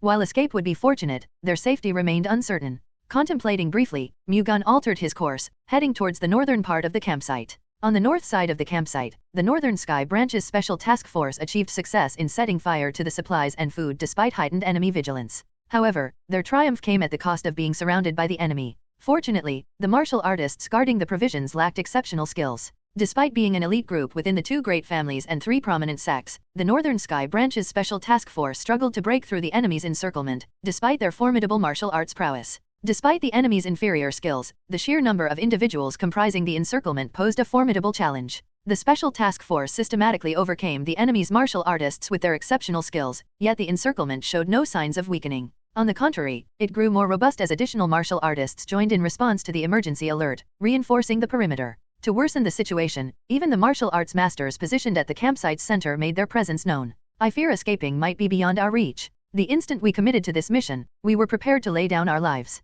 Our deaths, at the very least, won't be in vain, having fulfilled our mission." True. And since our fate is sealed, let's ensure we take as many with us as possible to the afterworld. That is a good idea. Committed to their fate, the special task force fiercely battled, intent on maximizing casualties. Despite their valiant efforts, the situation took an unexpected turn with the arrival of martial arts masters from the Sun God Palace. N/O/vel/B/N.C//OM. The dynamics of the battle shifted dramatically as the 100 members of the special task force began to fall one by one. Before long, half of the special task force had perished, leaving the remaining members in imminent danger. However, a savior emerged. It was none other than Mu-Gun. Upon reaching the north corner of the campsite, Mu-Gun witnessed the special task force besieged by the martial arts masters from the Sun God Palace. Without hesitation, he swiftly intervened to rescue them. As he hurried toward the beleaguered special task force, Mu-Gun hurled the flying golden shield. Infused with the golden thunder god chi, the flying golden shield surged through the elite masters of the Sun God Palace, attacking the special task force. Swift as lightning, the shield proved unstoppable, slicing through necks and smashing chests. It rotated gracefully back into Mu-Gun's hands after incapacitating more than 20 individuals. Descending beside the special task force members, Mu-Gun's sudden appearance left both the Sun God Palace's elite masters and the special task force members in a state of flustered astonishment. "It's the Golden Shield Thunder God," a member of the special task force exclaimed in disbelief upon seeing Mu-Gun's arrival. "Save the greetings for later. For now, follow closely behind me. I'll break through the encirclement." Without waiting for responses from the special task force's martial artists, Mu-Gun charged forward. Flying toward the Sun God Palace's elite masters, he extended the flying golden shield. A surge of golden thunder god chi emanated from the shield, shaping into a colossal shield. Mu-Gun unleashed a shield aura in front of him with the flying golden shield, activating the thunder god's shadow. Propelled like a cannonball, his body surged towards the encircling elite masters of the Sun God Palace. The elite masters of the Sun God Palace, colliding with the shield aura of the flying golden shield extended by Mu-Gun, were ruthlessly trampled and forcefully propelled to both sides. Unable to impede Mu-Gun's lightning-fast advance with the golden shield aura, the encirclement, formed like a wall by dozens of individuals, crumbled under a single charge. Having breached the encirclement, Mu-Gun swung the flying golden shield alternately to both sides. A massive golden shield aura surged forth, pulverizing and obliterating the elite masters of the Sun God Palace on the left and right. "Go ahead first." Heeding Mu-Gun's command, the special task force members swiftly escaped the encirclement, running with all their might. Mu-Gun followed closely, tossing the flying golden shield at the relentless Sun God Palace martial artists who pursued them. The shield, in its flight toward the pursuers, spun violently, releasing waves of golden thunder god chi in all directions. The pursuing martial artists, struck by the emitted golden thunder god chi, collapsed in large numbers. Overwhelmed by Mu-Gun's formidable martial prowess, the Sun God Palace's martial artists hesitated to persist in the pursuit. Sensing powerful energy sources approaching from afar, Mu-Gun swiftly flew in the direction where the special task force had escaped. In the Sun God Palace's campsite, the tyrant cult's 10 demonic monarchs, including the tyrant divine demon Gu Peichin, and the Sun God Palace's patriarch, Sun God Monarch Ya Yuljae, alongside the Sun God Palace's absolute realm masters, the 12 Sun Generals, convened. The atmosphere in the barracks, with the gathering of 24 masters, was somber. It was expected, more than half of their essential supplies and food for the ongoing battle had been incinerated. Additionally, over 40 upper peak realm masters had perished. It wasn't a conventional battle but rather the toll exacted by a lone assassin. The term only ceased to apply when the assassin in question was the Thunder God's successor. How could you all fail to notice that man's presence as he made his way to the center of the campsite? Peichin expressed his frustration. It was none other than the Thunder God's successor, not just anyone. Even a martial arts master above the upper peak realm would have struggled to detect his infiltration, replied one of the tyrant cult's 10 demonic monarchs, the tyrant sword monarch Hujik. Does this mean that we'll face the same fate if the Thunder God's successor chooses to launch another undercover attack? Peichin asked. If the circumstances remain as they are, that seems highly probable. To prevent the Thunder God's successor from infiltrating again, we'll need masters above the upper peak realm to be on guard, Jixang responded. Considering that most of our upper peak realm masters are deceased, it appears our absolute realm masters will have to take on the responsibility of standing guard, Peichin remarked with evident displeasure. This isn't the time to be concerned about rank or honor. If the Thunder God's successor launches another undercover attack, our remaining masters could vanish in an instant, even while asleep, Jixang cautioned. This is ridiculous. I can't believe we are being swayed by only one person. I suspect the Spindle sect wasn't defeated at Bahai for no reason. What is the situation with our supplies and food? Peichin asked Yuljae. There is no immediate problem right now thanks to the fact that we spread our supplies and food just in case of an unexpected situation, Yuljae replied. That's a relief. However, if we suffer such losses again, it could set back our battle plans, Yuljae said truthfully. Then, we must make sure something like that does not happen, Peichin replied firmly. Do you have a plan? As soon as dawn breaks, we'll move to obliterate a nearby city. Subsequently, we'll leave a message for the Central Plains Murim Alliance, declaring that we are targeting a neighboring city in retribution for the losses we've endured, Peichin suggested. Given the fear of civilian casualties, they won't dare to ambush us again, Yuljae concurred. That approach not only deters the Central Plains Murim Alliance but also prevents the Thunder God's successor from launching reckless ambushes, Jixang added. Even with these measures, we mustn't lower our guard. Effective immediately, be on high alert starting tonight, Peichin ordered. Understood. We will personally be on the lookout. We will also dispatch the 12 generals, Yuljae said. Without any objections, Jixang and Yuljae complied with Peichin's orders. From that night onward, the tyrant cult's 10 demonic monarchs and the Sun God Palace's 12 sun generals stood guard at the campsite. After escaping from the Sun God Palace's campsite, Baek Mu-Gun and the survivors of the Special Task Force stopped at a hill about an hour away from the enemy. Thank you. You're the reason we survived. The Special Task Force's captain, Peng Wenyi of the Hebei Peng family, expressed his gratitude on behalf of the surviving Special Task Force members. It's fine. It would have been great if I could save the others. It truly is a pity, Mu-Gun replied. It is regrettable that they had to lay down their lives, but we were already prepared for death when we came here. I am simply glad that we accomplished our objective. Otherwise, their sacrifice would have been in vain. Your dedication for Murim deserves respect. I don't think it is respectable. Compared to what you have done so far, we have done nothing. I beg to disagree. Although I have made a lot of contributions, I have never risked my life to complete a task like what you all did. Your willingness to sacrifice yourself for the sake of Murim is something I dare not imitate. Hearing you praise us makes me proud. That aside, what brings you here? Wenyi asked out of curiosity. Last I heard, you were on your way back to Central Plains after destroying the Spindle sect in Bahai. I was, but when I heard about what the Sun God Palace was doing, I immediately made my way here to help, Mu-Gun answered.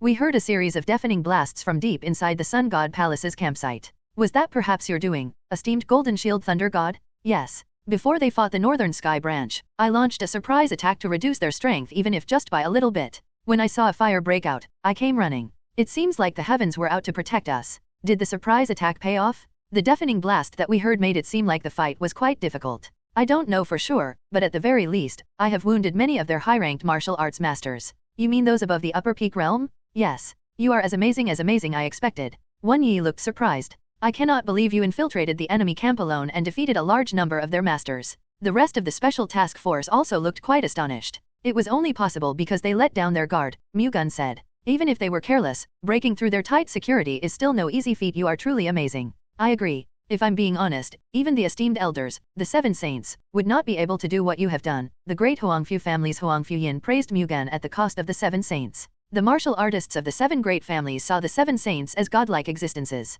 Nevertheless, Huangfu Yin did not just compare Mu-Gun to them but even regarded his martial arts highly, which was a testament to how much he acknowledged him. I fear that the Seven Saints will be unnecessarily displeased if they hear that, Mu-Gun replied. That will not happen. The Seven Saints will definitely also recognize your skills and be pleased to hear about your achievements. Huangfu Yin's remarks made Mu-Gun suppress a bitter smile. The majority of Murim did not know the true nature of the Seven Saints. What if they found out that the Seven Saints killed the Heavenly Thunder Divine Sword Guiyang Hui to secure the Seven Great Families' power? Mu-Gun was disgusted that they were revered as saints who saved Murim despite actually being wicked scoundrels. He wanted to reveal all their immoral deeds, but no one would believe him. For now, all he could do was put up with it.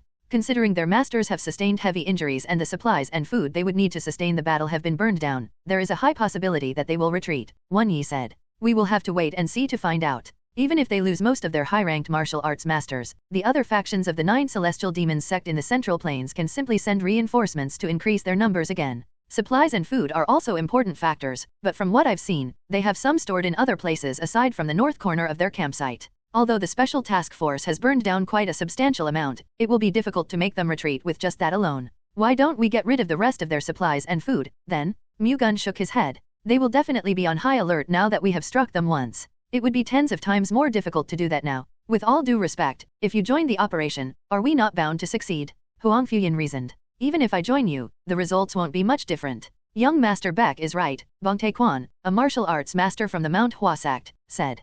Considering he has hit them hard already, they would definitely be prepared for any other surprise attacks now. If we act recklessly, we will be the one in danger. What do you think we should do, then, young Master Baek? Yak Jia Jian, a Zongnan sect martial artist, asked. It would be best to follow behind them and observe for now, Mu-Gun answered. Good idea. The Special Task Force agreed with Mu-Gun. Let's get some rest until the break of dawn for now. We will move when they do, Mu-Gun said. Understood. Mu-Gun and the Special Task Force prepared a place to rest and waited until dawn broke. They stayed on high alert in case the Sun God Palace's pursuit team managed to track them down, but they fortunately didn't. N/O/vel/B/in.C//om. At dawn, they had a light breakfast composed of provisions and beef jerky, which they brought with them, and then monitored the Sun God Palace. After having breakfast, the troops of the 3 enemy forces cleared up the campsite and made their way to Shanyan at around Sashi 1. After confirming that the enemy was advancing, Mu-Gun and the Special Task Force monitored them for another hour before trailing them. It would be too hard to fight them in broad daylight, and they could not follow behind them too closely either.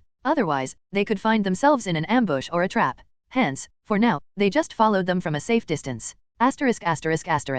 Tyrant Divine Demon Gu Peichen sent the Blood Ring Gang to Shanyan County as the advance party of the Tyrant Cult and the Sun God Palace's forces. He ordered them to destroy Shanyan County and kill all of its citizens. As commanded, Blood Ring Gang Chief Ji Wunjiang led his elite martial artists to Shanyan County, massacring its inhabitants and burning their homes. The Blood Ring Gang also looted the Shanyan County's government office before setting it on fire and killing all the officials inside. It took them less than 2 hours to lay waste to the county. They killed anyone who breathed, even animals. Afterward, at the entrance of Shanyan County, the Blood Ring Gang hung a poster that stated that the county's people were wiped out as the price for the damages that the Thunder God's successor and the Central Plains Murim alliance caused them. It also warned that they would do the same thing again if the Thunder God's successor and the Central Plains Murim alliance were to attack them again. Arriving in Shanyan County late, Tyrant Cult Patriarch Gu Peichen praised the contribution of the Blood Ring Gang. He then headed toward Shuazhu. 2 hours later, Mu-Gun and the Special Task Force arrived at Shanyan County, finding it in ruins. It was strewn with corpses and drenched with blood. They stood rooted to the ground as if they were stones.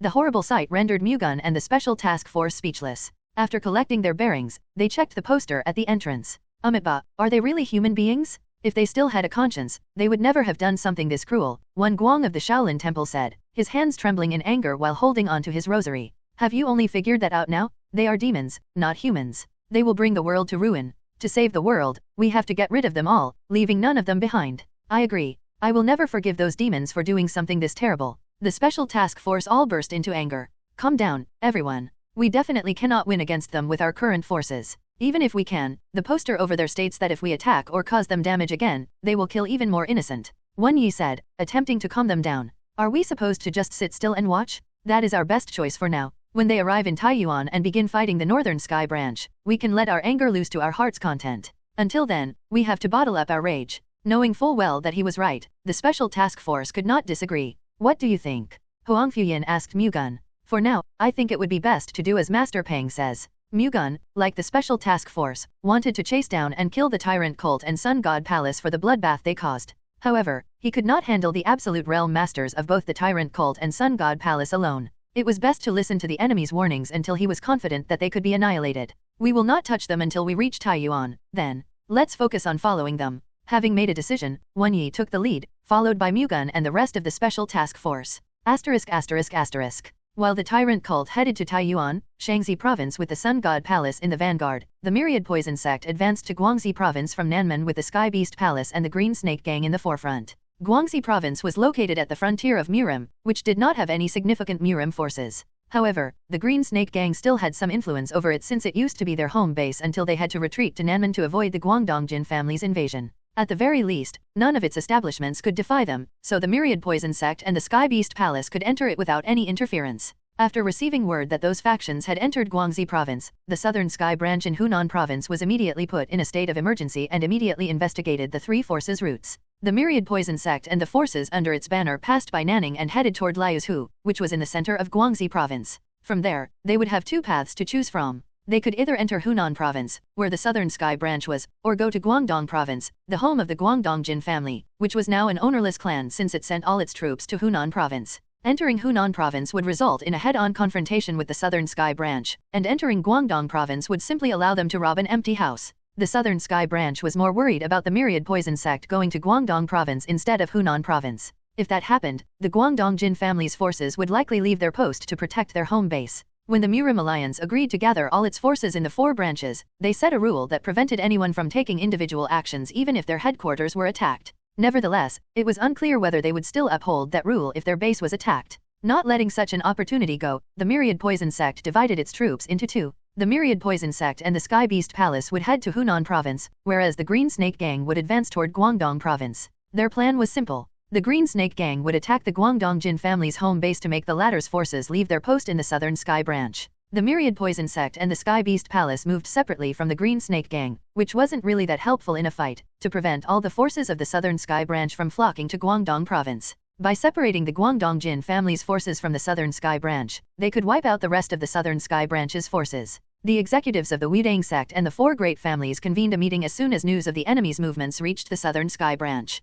Wudang sect patriarch, Supreme Elder Haiyunshan, Great Namgang family patriarch Namgang Zhou, Great Ximen family patriarch Ximen Guang, Guangdongjin family patriarch Jin Muwei, and Great Zuj family patriarch Zuj Bo gathered at the Great Ximen family's meeting hall. Everyone must have heard that our enemy has split up their forces and are now advancing to both Hunan Province and Guangdong Province. I convened this meeting to discuss countermeasures. Namgingzhou, the leader of the Southern Sky Branch, began. It would be best to listen to what Patriarch Jin has to say first. Zhuzhbo looked at Mu. Are you concerned that the Jin family will leave the Southern Sky Branch and return to Guangdong Province, Patriarch Zhuzh? Mu directed the question back at Zhuzhbo. That is right. When the 4 branches of the Central Plains Murim Alliance were established, we made a rule that each respective force would have to prioritize the order of the branches even if their home base was attacked. However, I know there's a chance that we would change our minds if our home base is actually in danger. Let me be clear, then. The Guangdong Jin family will not leave the Southern Sky Branch without permission, Mu replied with a firm expression. I would like to thank you on behalf of Murim, Patriarch Jin.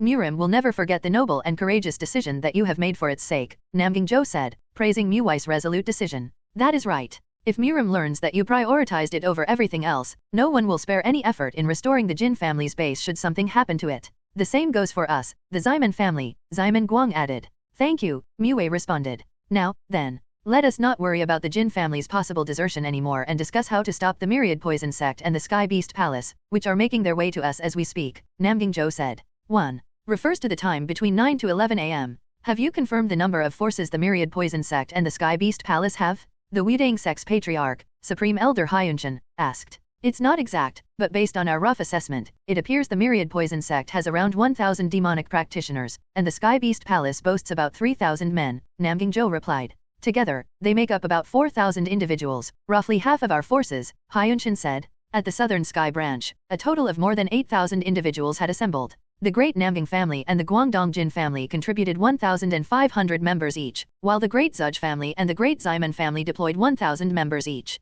The Weidang Sect and its subsidiary branch, the Vuchang Sword family, jointly deployed 1,000 members, and the remaining 2,000 individuals consisted of volunteers from various small and medium-sized martial clans. In sheer numbers, our forces surpass theirs. However, if the other factions of the 9 Celestial Demons sect unite, the situation could shift, commented Zhuzhbo in response to Hyunshan's observation, suggesting it was not a straightforward matter. Currently, there were a total of 6 factions of the 9 Celestial Demons sect in the Central Plains. Although the Azura cult's patriarch, the Azura divine demon, and their demonic monarchs had been killed, their cult members remained unharmed.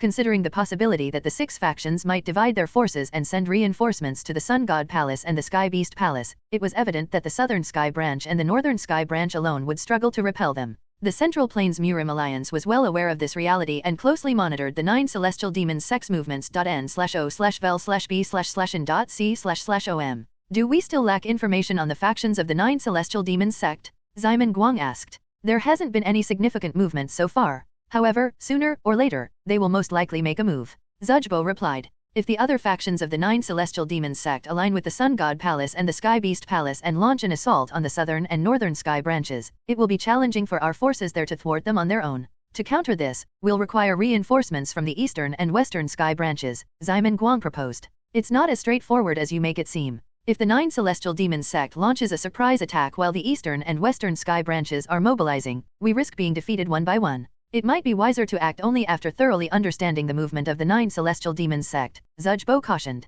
Then, we can't really come up with a countermeasure under the current situation. Not necessarily. If we preset trap arrays along their anticipated routes and lie in ambush, we could inflict significant damage upon them, Zhuzhbo responded. What do you mean by trap arrays? First of all, it will be more effective if we cover the surroundings with fog through the 8 trigrams cloud array and then attack using the invisible ambush array. The 8 trigrams cloud array was a formation that could create clouds and fog in a designated space, disorienting those within it by obscuring directions with thick fog. Following that, the invisible ambush array allowed individuals lying in wait to blend their energy seamlessly with nature, concealing not only their energy but also their presence. The synergy between these 2 array formations was quite effective, especially when the enemy was maneuvered into a specific terrain, enabling an optimal attack by the ambushing personnel. The crucial factor was the substantial time required to set up the 8 trigrams cloud array and the invisible ambush array. To establish the array formation before the enemy's arrival, accurate prediction of the enemy's route was essential. Any mistake in this prediction, leading to the installation of the array formation in the wrong area, would pose significant challenges.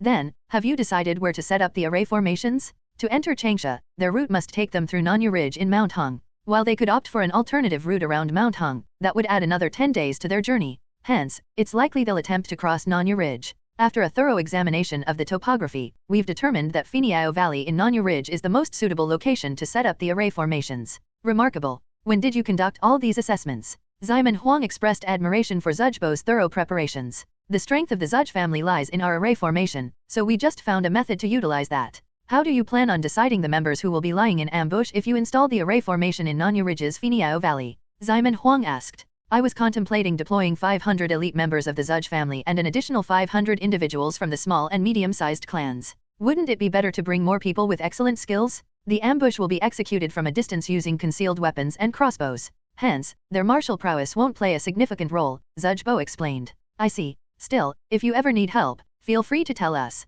Noted. In that case, the Zuj family will take charge of the ambush operation, and the detailed plan will be formulated after confirming the movements of the 9 celestial demons sect. The Southern Sky branch opted to proceed with the ambush operation as per Zujbo's recommendation and concluded the meeting. 3 days later, information on the movements of the 9 celestial demons sect was relayed from the Heavenly Secret Hall to the Southern Sky branch. The 5 patriarchs, including Namgingzhou, reconvened at the meeting hall. A while ago, the Heavenly Secret Hall provided us with information on the movements of the 9 celestial demons sect. According to their report, there are discernible activities from forces believed to be factions of the 9 celestial demons sect in the following 5 provinces: Jiangxi, Guangxi, Guizhou, Gansu, and Shaanxi. Namgingzhou explained the situation to the other 4 patriarchs assembled in the meeting hall. Has the Heavenly Secret Hall also confirmed their movement route? Hyunshan asked. Initially, it was verified that the faction in Shaanxi province is aiming for the Northern Sky branch. Subsequently, the faction in Gansu province is advancing towards Shaanxi province. It appears they intend to dismantle the base of the forces in Shaanxi province initially and subsequently unite with the faction in Shaanxi province,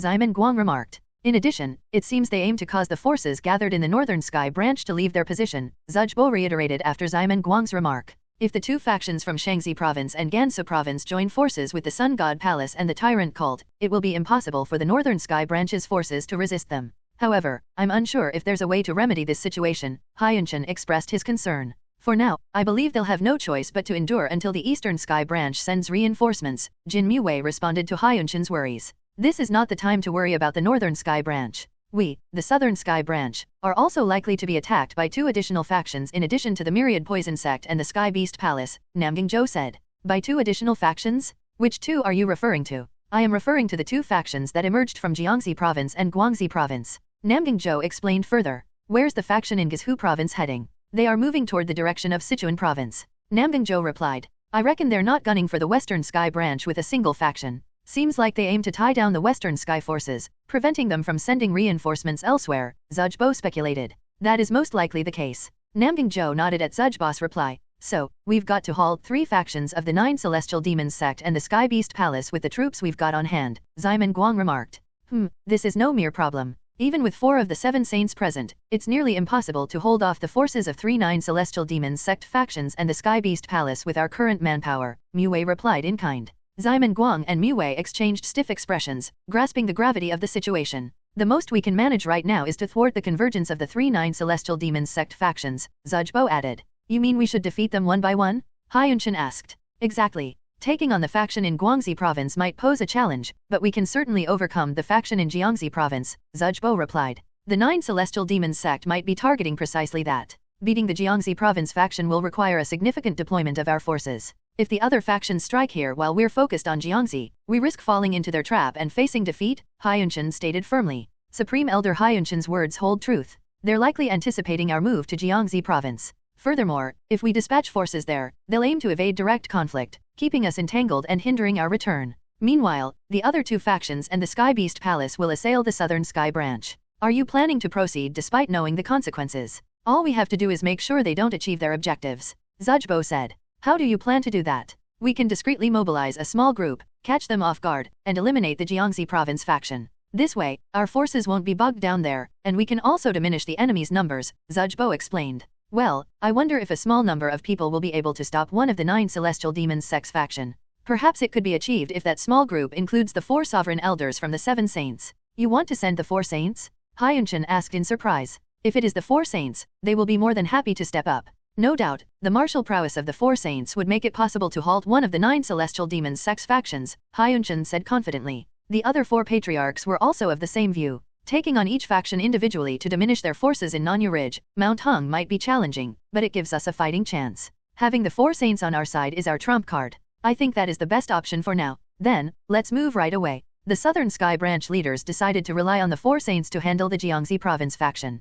They promptly approached the four saints, outlined the situation, and requested their intervention against the 9 celestial demons sex faction in Jiangxi province. The four saints willingly accepted the task. On the very same day, they left the Southern Sky Branch and set forth for Jiangxi province. Meanwhile, the Northern Sky Branch faced an onslaught from the 9 celestial demons sect. The tyrant cult forces, journeying south alongside the Sun God Palace, and the Underworld sect, advancing from the western part of Shaanxi province, converged at a point 3 days travel from Taiyuan. The Southern Sky Branch leaders promptly convened a meeting to devise a countermeasure. Similar to the Northern Sky Branch, they contemplated calling upon the 2 sovereign elders of the 7 saints to confront the adversaries sequentially. However, a crucial point stood out: Baek Mu-Gun, the Thunder God's successor, could potentially collaborate with them, trailing the Tyrant Cult and the Sun God Palace. The Southern Sky Branch aimed to diminish the forces of the Tyrant Cult and the Sun God Palace with the assistance of the 2 saints and Mu-Gun. Mu-Gun and the 2 saints readily agreed to the plan that the leaders of the Southern Sky Branch came up with. Thus, the 2 saints secretly left Taiyuan and headed to Xinzhou, where the forces of the Tyrant Cult and the Sun God Palace were gathered.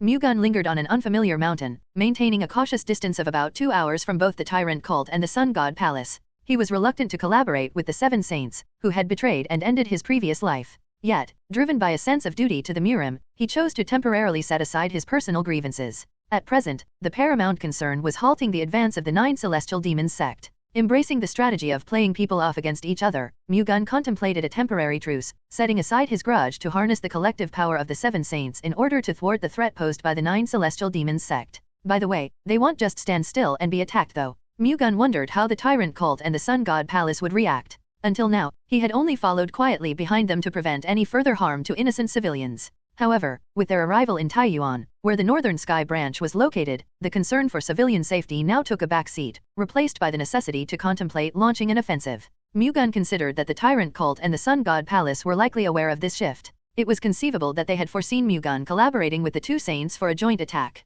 With the situation escalating, it seemed probable that they were gearing up for combat, devising their own countermeasures. While knowing their strategies would be beneficial, Mu-Gun acknowledged that it was inconsequential if he remained unaware. His primary focus was dismantling whatever defenses they had in place. Amidst this, Captain Peng Wenyi from the Special Task Force hurried to rendezvous with Mu-Gun. This indicated the arrival of the 2 saints, Peng Mu-Wei and Huang Fuchong. We've got word that the 2 saints have reached the eastern outskirts of the Sun God Palace's campsite. They arrived sooner than expected. Didn't they mention their plans for taking action? Mu-Gun asked. They asked us to carry out a pincer attack 2 hours later, at Jiaxi. Wenyi reported.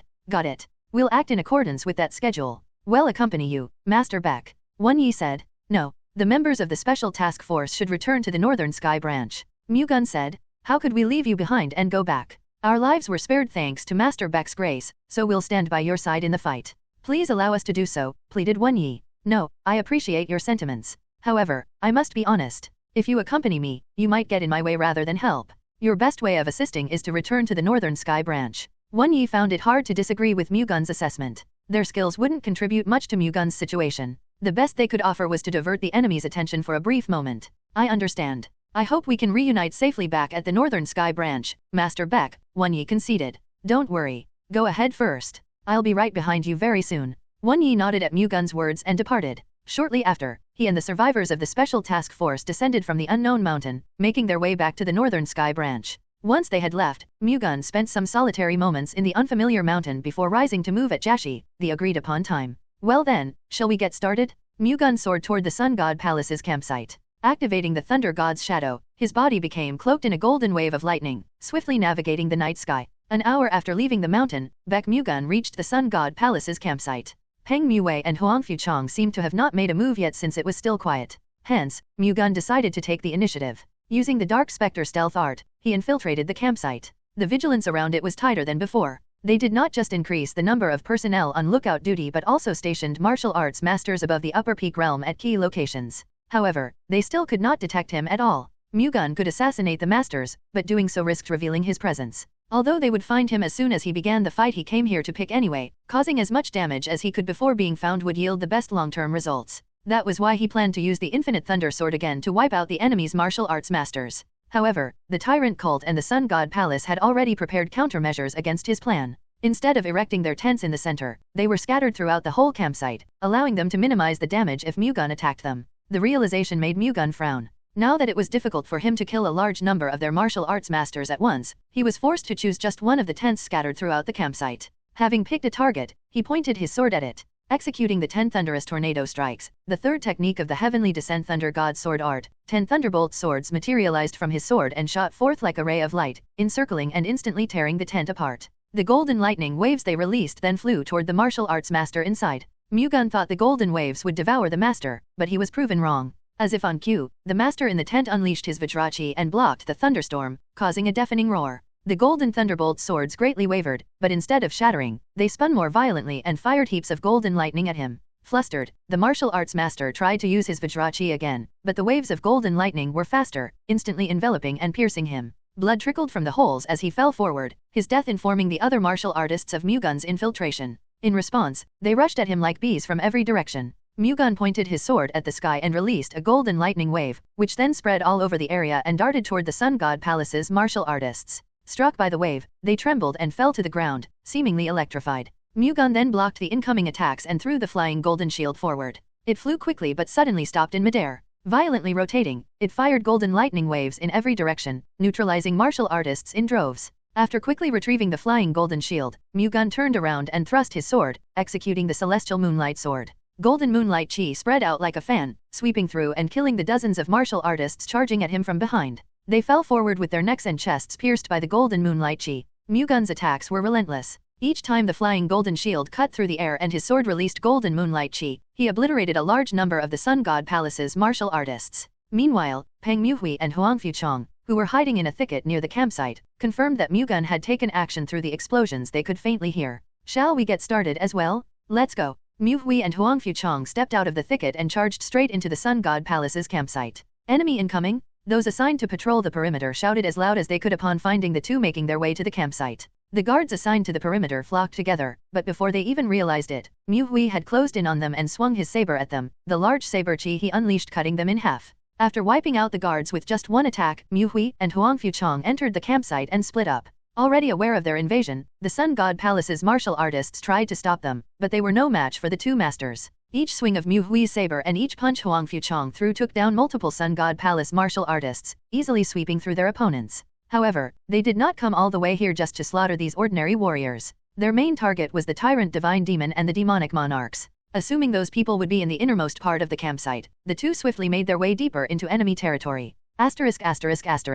At the headquarters located in the center of the Sun God Palace's campsite, tyrant divine demon Gu Peichin and blood-crazed divine demon Hyeok Raiyanpei sat across from each other. After confirming that Mu-Gun was in the area, Peichin worried about the possibility of an attack from him and the two saints, who were believed to be at the Northern Sky branch. Considering those three were Supreme Realm Masters, it would be difficult for the Tyrant Cult and Sun God Palace to stop them by themselves. They needed at least one more master of equal caliber. Hence, after much consideration, Peichin asked Hyeok Raiyanpei for support. However, he only told Raiyanpei about the two saints, hiding the fact that the Thunder God's successor was also present. Otherwise, Raiyanpei would prioritize his own safety and refuse to help. Upon receiving the request, Raiyanpei took 3 demonic monarchs with him and joined the Sun God Palace, judging that they would have a good chance of winning against the two saints. Only when he arrived and checked the enemy forces himself did he learn that they would be fighting Mu-Gun as well. Deceived, he was understandably pissed. "What do you think you're doing?" Raiyanpei asked. "I apologize for not telling you, but I had no choice. If you found out that the Thunder God's successor was around, you would not have come this far," Peichin reasoned.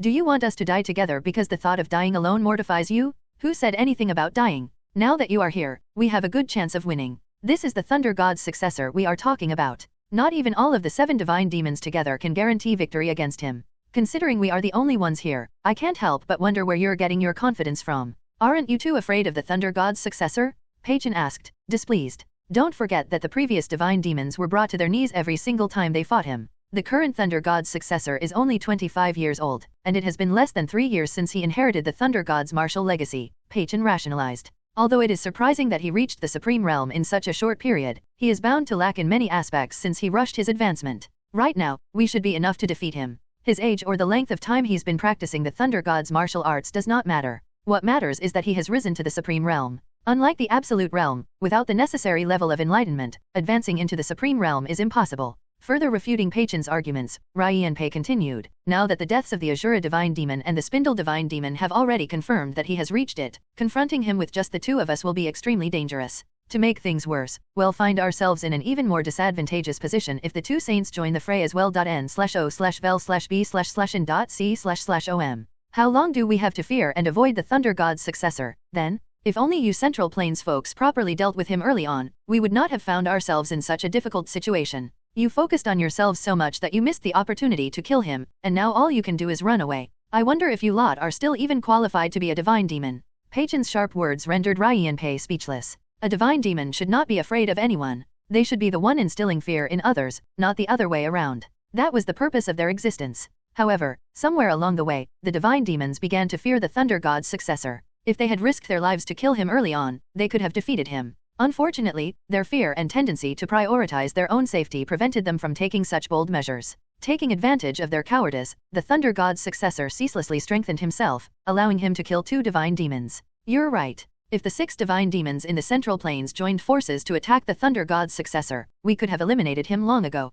Raiyanpei dejectedly admitted. It is still not too late. We are also Supreme Realm Masters like him. If we fight him to the death, we may be able to defeat him, Peichen firmly said. But he is not just a Supreme Realm Master. He has the ultimate technique in his arsenal, the ability to manifest and call forth the Thunder God's power. That was how he defeated the former divine demons, Raiyanpei reminded Peichen. I know, but even he cannot recklessly manifest the Thunder God. How can you be so sure of that? A price has to be paid for a human to manifest a god. Usually, the price is soul restriction. What exactly does that mean? I don't know the details either. I just know that their soul would be bound to the god, forcing them to live according to the god's will. The Thunder God's successor should also be well aware of that. To avoid the consequences, he will think twice before using the technique. Even if that isn't the case, he can only keep the Thunder God's descent active for a short while, after which he will fall into a vulnerable state. We can defeat him for as long as we can hold out until then. It naturally won't be easy, but if we use the Sun God Palace's forces, it will not be impossible either. Peichen's remarks made it clear to Raiyanpei that he had conducted a lot of investigation on the Thunder God's successor. He could also tell that Peichen's claims were not groundless. In fact, he would have already been convinced if the Thunder God's successor was alone. However, the 2 saints would likely join him. Hence, their fight wouldn't end by just stopping him. I would have agreed if the Thunder God's successor didn't bring anyone with him, but the outcome will change as soon as the saints join. How do you plan to stop those 2? Raiyanpei asked. The tyrant cult's demonic monarchs and the Sun God Palace patriarch and generals should be able to hold their ground against Supreme Realm Masters. With the help of the demonic monarchs and higher demons you brought with you, dealing with the 2 saints will be icing on the cake, Peichen replied. While you may be right, we cannot rule out the possibility that other Absolute Realm Masters will be joining them as well, though, can we? Of course. Nevertheless, we are not the only ones targeting the Northern Sky Branch. The Underworld sect has also set their eyes on them. The Northern Sky Branch cannot mobilize too many of its forces for as long as it's under the Underworld sect's threat. They do not know that you are here either, so they will likely assume that the 2 saints will be enough to defeat us. Anyway, might I remind you that we will lose our chance if we keep nitpicking over every little detail out there? When the time comes, we have to fight boldly. Raiyanpei momentarily lost himself in his thoughts. Fortunately, instead of rushing him, Peichen gave him time to think. However, the situation outside did not. A sudden explosion resonated deep within the campsite, likely caused by a martial art technique. The Thunder God's successor and the 2 saints have probably made their move, Peichen said over the noise. Raiyanpei smiled bitterly. There was no use crying over spilled milk anyway. Now that he was here, he could no longer retreat, so he had no choice but to fight alongside Peichen. I will fight alongside you. You've made the right choice. More explosions echoed from 2 different areas as they conversed. They seem to be trying to pincer us, Raiyanpei commented. Even better, then. After all, that would mean the Thunder God's successor and the 2 saints are not together. We can just concentrate all our forces to take out one of them, then proceed to do the same to the other. This will make it much easier to defeat them than confronting them all at once. Which side should we clear out first? Wouldn't it be easier to aim for the 2 saints first? Peichen suggested. As you wish. Raiyanpei nodded. Let's find out where they are, then. As if Tyrant Sword Monarch Hujiksang of the 10 Tyrant Monarchs was listening to their discussion, he suddenly entered the headquarters before they could even move.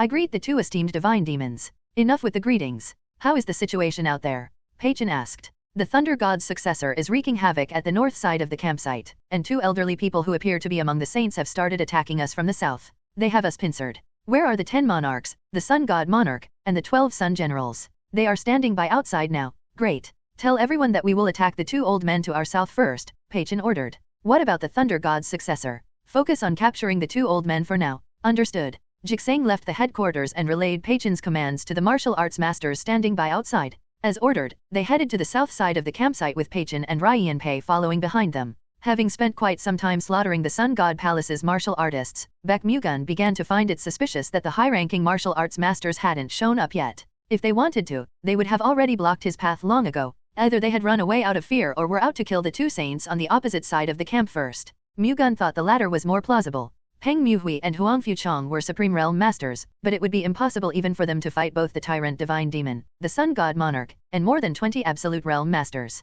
If I knew this would happen, I would have accompanied them. Mu-Gun thought that pincering the enemy would force them to split their forces. After all, if they focused on just one side, they would suffer enormous damage from the other and miss the chance to defeat the unchecked attacker. To avoid losing that opportunity, they would have to divide their army. Moreover, a part of him also did not want to join the two saints because of the resentment he harbored. Not that it mattered now, though. Their strategy had failed. Mu-Gun was not too worried. With their skills and years of experience, Mu-Hui and Huang Fu-Chong could adapt to the situation and make a timely escape as soon as they realized that the enemy had sent all their forces against them. Nevertheless, he still had to go to them as a precaution against unexpected situations. Mu-Gun sent a wave of golden moonlight chi to the Sun God Palace's martial artists charging at him. To their credit, they still hadn't given up despite the overwhelming difference in martial prowess between them. The golden moonlight chi soon exploded, severing his opponent's limbs as they fell to the ground. Having taken down all enemies near him in one hit, Mu-Gun launched himself off the ground. Covered in golden lightning, he soared into the air and shot forward, leaving behind a trail of golden lightning. Lacking the skills to stop or chase after him, all the Sun God Palace martial artists could do was stare blankly at him as he flew at high speeds to the southern side of the camp. While annihilating their enemies, Mu-Hui and Huang Fu-Chong felt multiple energy sources quickly approaching them from deeper into the camp. Among them, they roughly estimated over 20 to be equivalent to Absolute Realm or higher. Befitting an experienced martial arts master, Mu-Hui and Huang Fu-Chong easily saw through the enemy's plan. They had decided to leave Mu-Gun unattended and concentrate on eliminating them first. It would be foolish for them to stick around and continue fighting. After exchanging glances, Mu-Hui and Huang Fu-Chong immediately started their retreat. Much to their surprise, however, Tyrant Divine Demon Gu Peichen and Blood-Crazed Divine Demon Hyeok Raiyanpei were blocking their path. Expecting that the two saints would escape as soon as they realized they were outnumbered, Peichen and Raiyanpei moved ahead of their men to cut off their target's escape routes without being spotted. When the two saints tried to leave the battlefield, Peichen engulfed Mu-Hui with the dozens of spear energy he unleashed through his spear.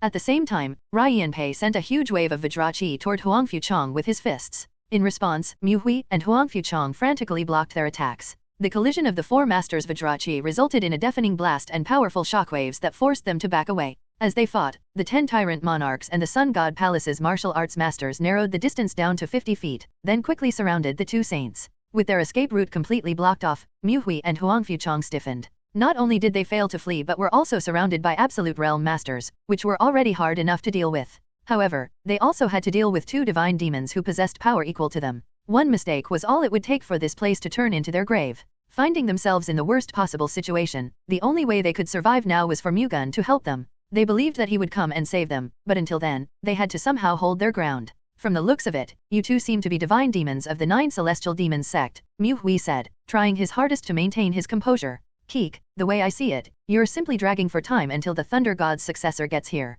Your shallow trick will not work. What are you lot doing? Get them? Peichen ordered. The over 20 Absolute Realm martial artists surrounding the two saints began their attack, sending Vajra Chi toward their opponents. Wasting not even a second, Mu-Hui and Huang Fu-Chong did their best to defend themselves. The chaos energy from Mu-Hui's saber created a huge concentric zone at a point in space, which then absorbed, swallowed, compressed, and erased all the Vajra Chi coming toward him. As its name suggested, the chaos absorption, the technique he just used, created a pocket of space that absorbed and erased everything. It was the ultimate technique of the Chaos Thunderclap saber art, the Hebei Peng family's strongest saber art. The chaos absorption used to exist only in theory, which meant nobody had ever managed to execute it until Mu-Hui was able to complete it. Today was the first time he used it. The power of Mu-Hui's martial arts was truly amazing. L.B//JNN. Huang Fu-Chong also displayed power equal to Mu-Hui by executing the Heavenly King manifestation, the ultimate technique of the Heavenly King divine fist art. A mountain of energy rose from him and took the form of a giant with 108 arms. The giant stretched out its arms and sent an equal number of fist energies in all directions, destroying the Vajra Chi surging toward Huang Fu-Chong. The huge excess of fist energies flew toward the Absolute Realm Masters surrounding Mu-Hui and Huang Fu-Chong, causing their enemies to immediately release more Vajra Chi to block the barrage. Unable to withstand the shockwaves resulting from the collision, the Absolute Realm Masters were pushed back. Peichen and Raiyanpei were surprised by Mu-Hui and Huang Fu-Chong's martial arts, deeming them fit to be part of the Seven Saints. Realizing that it would be difficult to overpower them with the Absolute Realm Masters alone, the two finally decided to join the battle. The two divine demons rushed toward and attacked Mu-Hui and Huang Fu-Chong. With a thrust of his spear, Peichen unleashed black lightning, which then turned into a huge dragon that went after Mu-Hui. Meanwhile, Raiyanpei unleashed a Vajrachi akin to the inferno of hell, sending a huge flame toward Huang Fuchong. Mu Hui used the Chaos Thunderclap Saber art once more to defend against the two divine demons' attacks. The shockwaves from their clash sent powerful tremors through the ground and scattered Vajrachi fragments in all directions. The four martial arts masters were pushed back, unable to withstand the backlash of the collision. Giving the two saints no time to rest, the Absolute Realm Masters once again attacked them with more than enough Vajrachi to threaten them. With too little time to block the incoming attacks with the Chaos Absorption or the Heavenly King Manifestation, Mu Hui and Huang Fuchong randomly fires saber and fist energy waves. The area around them shook, evidencing the power their energies contained and the huge gap between a Supreme Realm and an Absolute Realm Master. However, the Vajrachi over 20 Absolute Realm Masters unleashed was more than enough to offset that gap. Explosions surrounded Mu Hui and Huang Fuchong, the resulting shockwaves sweeping over them head-on. As the two saints conjured protective Vajrachi to block the Vajrachi fragments and the shockwaves, Pei-Chen and Raiyanpei once again closed in on them. Mu Hui swung his saber and Huang Fuchong defended himself with his fists as fast as they could, but they were too late. Pei-Chen and Raiyanpei's attacks had already dug their way in. The saint's saber and fist energies clashed head-on with the divine demons Black Lightning Dragon and Inferno Blaze, sending tremors to their surroundings again.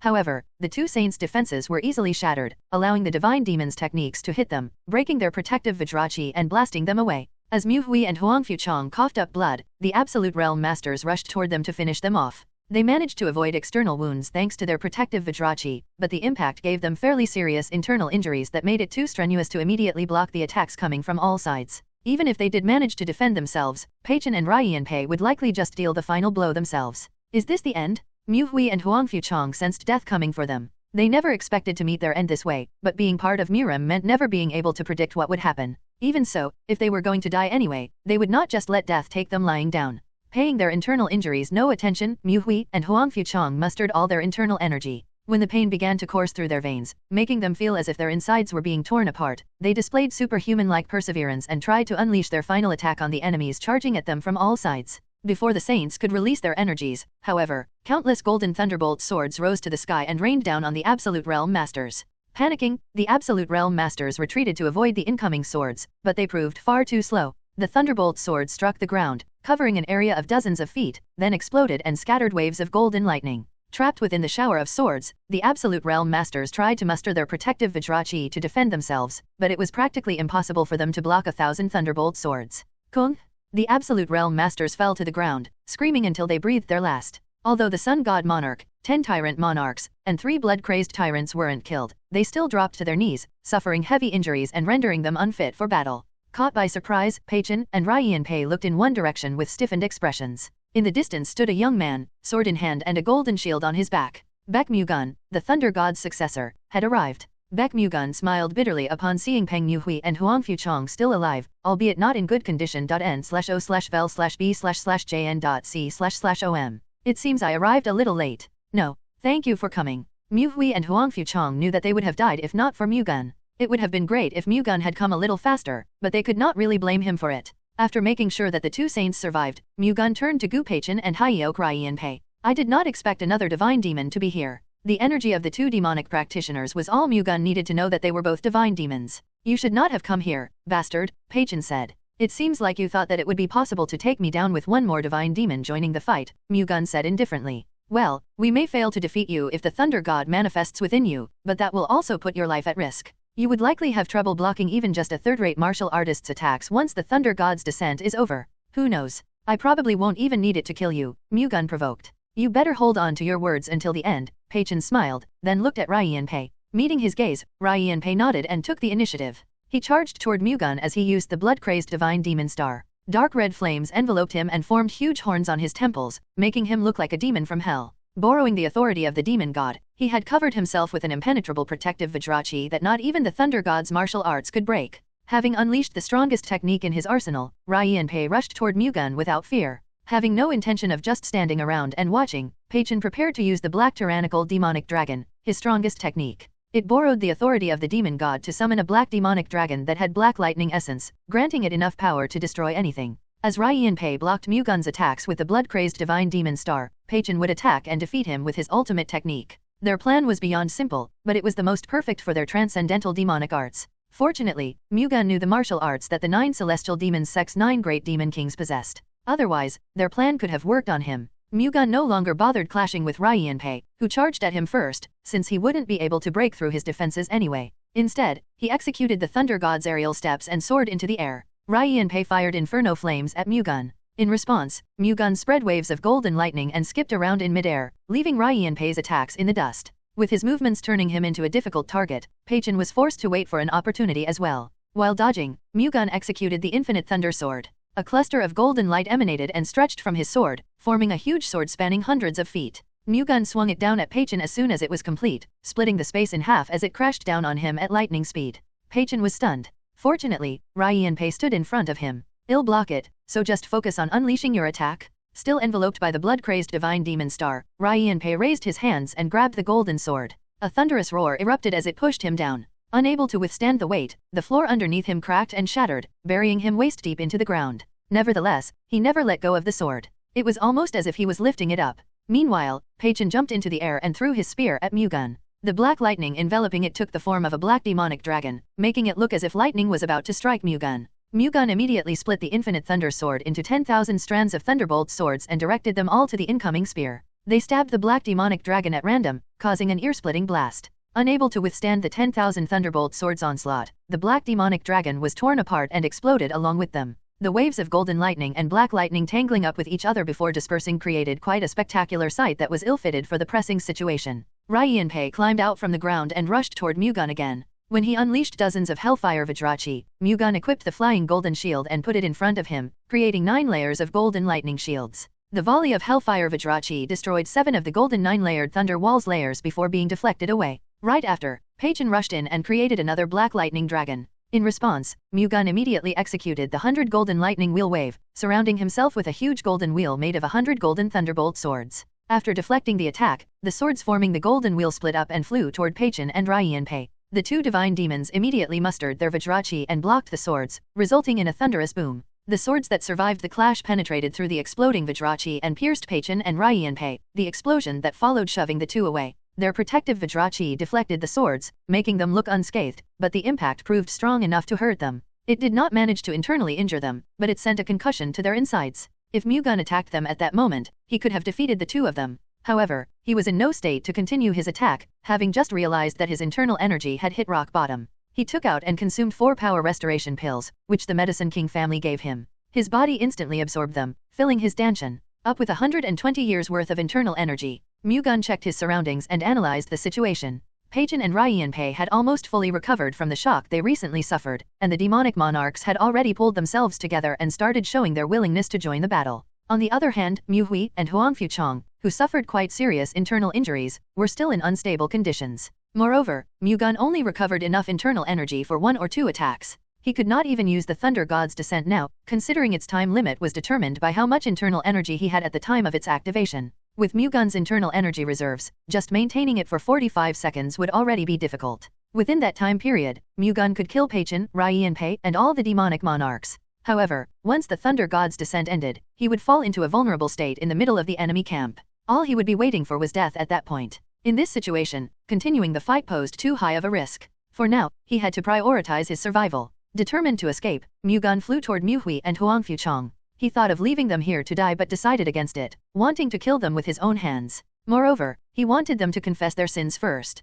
"Grab my hand." Mu-Gun reached out to Mu Hui and Huang Fuchong. The 2 quickly did as instructed. A golden wave of lightning swirled around Mu-Gun. Realizing that Mu-Gun was trying to run away, Pei-Chen and Raiyanpei immediately rushed at them. Understanding the situation a little late, the demonic monarchs also followed suit. Mu-Gun soared into the air and headed east of the campsite with Mu Hui and Huang Fuchong. At the same time, the golden lightning wave around him gushed into the air. He was certainly slower since the 2 saints were dangling off him, but he was still fast. Mu-Gun and the 2 saints quickly widened the distance when Pei-Chen and Raiyanpei narrowly missed them, leaving behind a trail of golden lightning. Despite feeling discouraged and disappointed that their efforts ended up in failure, all the divine demons could do was watch Mu-Gun and the 2 saints flee into the distance at a speed too fast for them to give chase. Mu-Gun couldn't maintain that pace for long. Hence, even if the 2 divine demons could not immediately catch up to him, they would still have a chance to reach him for as long as they kept chasing after him. Nevertheless, they chose not to since they had also exhausted most of their internal energy during their battle with him. The demonic monarchs also suffered considerable damage due to Mu-Gun's heavenly thunderstorm burst, preventing them from hunting him down.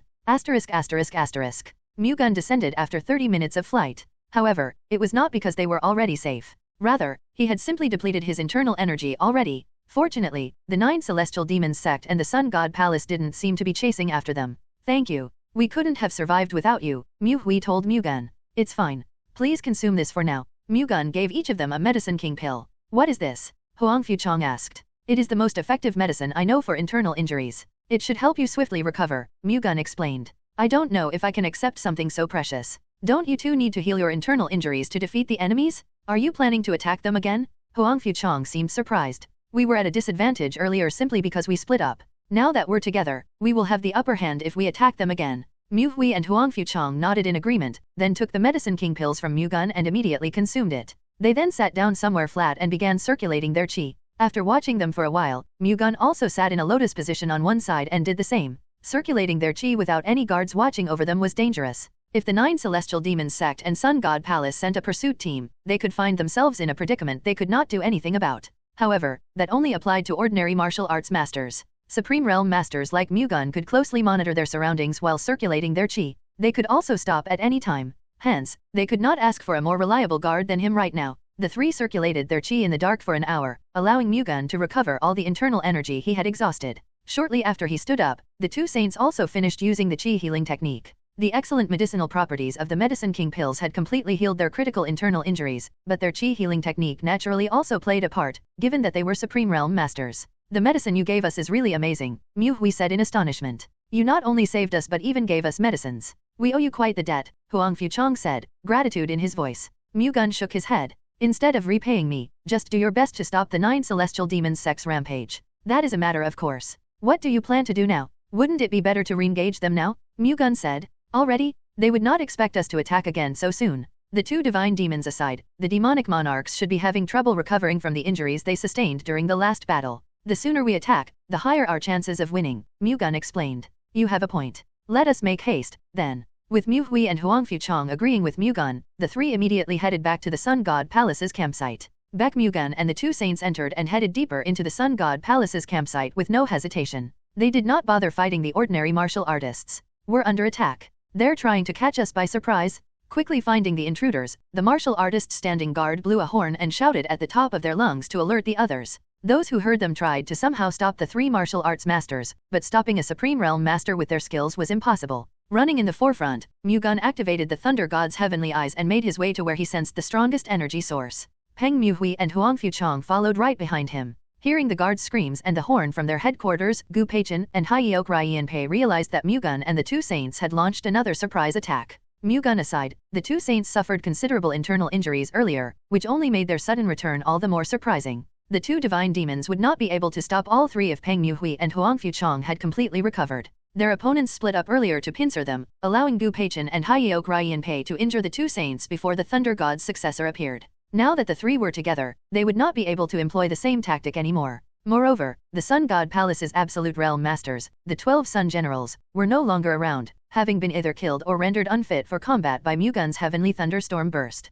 The Sun God Palace only had the Sun God Monarch to help. Even the demonic monarchs were not in their best condition due to the injuries they suffered from Mu-Gun's heavenly thunderstorm burst. They wouldn't be able to hold off 3 Supreme Realm Masters in their current condition. We should retreat for now, Hyeok Ryenpei said. Peichen nodded, finding it the best course of action as well. We don't have time. Let's hurry. Peichen and Ryenpei immediately left the headquarters and ordered the demonic monarchs, who were standing by outside, to retreat. Without question, the demonic monarchs followed them. If the divine demons ordered them to stand down, they wouldn't even think twice about doing it. Please go ahead. Peichen and Ryenpei nodded and immediately departed. The blood-crazed clan's demonic monarchs followed behind Ryenpei at once, while the tyrant cult's demonic monarchs issued the demonic tyrant battalion, their elite forces, an order to retreat before following as well. The demonic tyrant battalion immediately did as instructed. Realizing their allies had begun to run away, the Sun God Palace and the Blood Ring gang could not help but be flustered. They were left hanging, unable to do anything. The Sun God Monarch trembled at the tyrant cult's irresponsible demeanor, deeply regretting his decision to fall for their temptation to conquer the Central Plains. However, now that things had spiraled this far, it did not matter anymore. All they could do was flee as well. Sun God Palace, retreat north. The Sun God Monarch shouted. In response, his men immediately began to flee north, and the Blood Ring gang followed suit. He was worried that their opponents would chase them down, but his worries proved unneeded. Seeing Mu-Gun and the two saints focus on chasing after the tyrant cult's demonic practitioners, the Sun God Palace and Blood Ring gang's nervous martial artists breathed a sigh of relief. Now was not the time to relax, though. Since there was no telling when their foes would come back and change targets, they had to run as far as they could before then. The Sun God Palace and the Blood Ring gang ran north, never looking back. Meanwhile, the Tyrant Cult's elite forces immediately took action when Mu-Gun and the two saints pursued them. They were no match for Supreme Realm Masters, but they did not expect to stop Mu-Gun and the two saints anyway. Rather, they just wanted to buy some time for the two divine demons and the demonic monarchs to run away safely. Breakthrough? Well aware of their plan, Mu-Gun refused to give them what they wanted. Holding the flying golden shield in front of him, he activated the Thunder God's shadow, enveloping him and the shield with a golden wave of lightning. He then shot forward like a ray of light, blasting away the demonic practitioners blocking his path like a ship splitting apart sea currents. Mu Hui and Huang Fuchong also fired a wave of Vajrachi, helping clear the road ahead. The three Supreme Realm Masters then ran at full speed, preventing the demonic practitioners from standing in their way. By the time they could try to stop the trio, the latter had already gone past them. After getting past the demonic tyrant battalion's obstruction, the three masters quickly resumed chasing Pei-Chen and Raiyan-Pei, who were fleeing up front. The tyrant cult and blood-crazed clan's demonic monarchs soon blocked their path. Like the demonic practitioners earlier, they knew they could not stop the three Supreme Realm Masters either. They just planned to sacrifice themselves to let the divine demons safely escape. Their willingness to put their lives on the line for the divine demons' sake displayed their amazing loyalty. Blocking the enemy's path with all their might, the 13 demonic monarchs sent Vajrachi storming toward Mu-Gun and the two saints. Even Supreme Realm Masters could not effortlessly block the Vajrachi of Absolute Realm Masters. Moreover, their attacks were simultaneous and came from various directions. Mu-Gun and his two allies slowed down. A thunderous roar echoed as the 13 demonic monarchs Vajrachi were shattered in one fell swoop. The resulting shockwave destroyed the protective Vajrachi that they had enveloped themselves in and critically injured their insides. Coop. Pushed back, the demonic monarchs groaned. Taking advantage of their momentary vulnerability, Mu-Gun and the two saints closed in on them and attacked them. The brief delay allowed the two divine demons to run far away enough to no longer be visible, making it difficult to catch up to them. Hence, the trio decided to kill the demonic monarchs first, which was better than returning empty-handed. The 13 demonic monarchs defended themselves, unleashing as much Vajrachi as they could, but their efforts were futile before the power of Supreme Realm Masters. Mu-Gun and the two others Vajrachi easily smashed the demonic monarchs' defenses and landed a direct hit. The 13 demonic monarchs were blasted away with blood gushing from all over. Reduced to a pile of mess, their corpses were left with either severed necks and limbs, gaping holes in their chests, or bashed-in heads and chests. After killing the demonic monarchs, Mu-Gun and the two saints chased after the tyrant demonic battalion, which had scattered in every direction. Although nowhere near as powerful or important as the divine demons and the demonic monarchs, the tyrant demonic battalion were also demonic practitioners. They had to be killed. The tyrant demonic battalion's demonic practitioners desperately ran away, but they could not outrun the Supreme Realm Masters.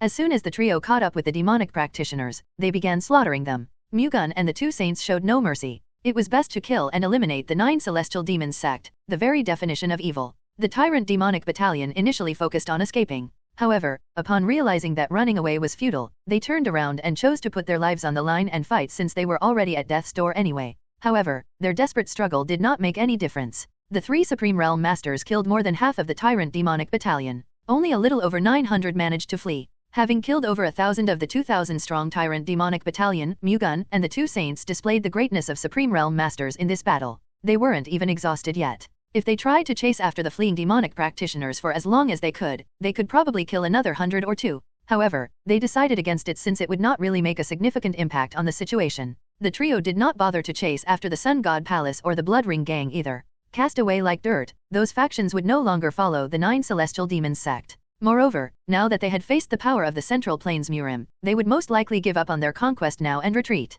While wiping out any possible source of trouble was the best course of action, the 3 masters did not have the intention to pursue people who were running away with their tails between their legs just to carry out a one-sided massacre. Hence, Mu-Gun and the two saints chose to end the battle here and headed back to the Northern Sky branch, satisfied with only killing the demonic monarchs of the Tyrant cult and the blood-crazed clan.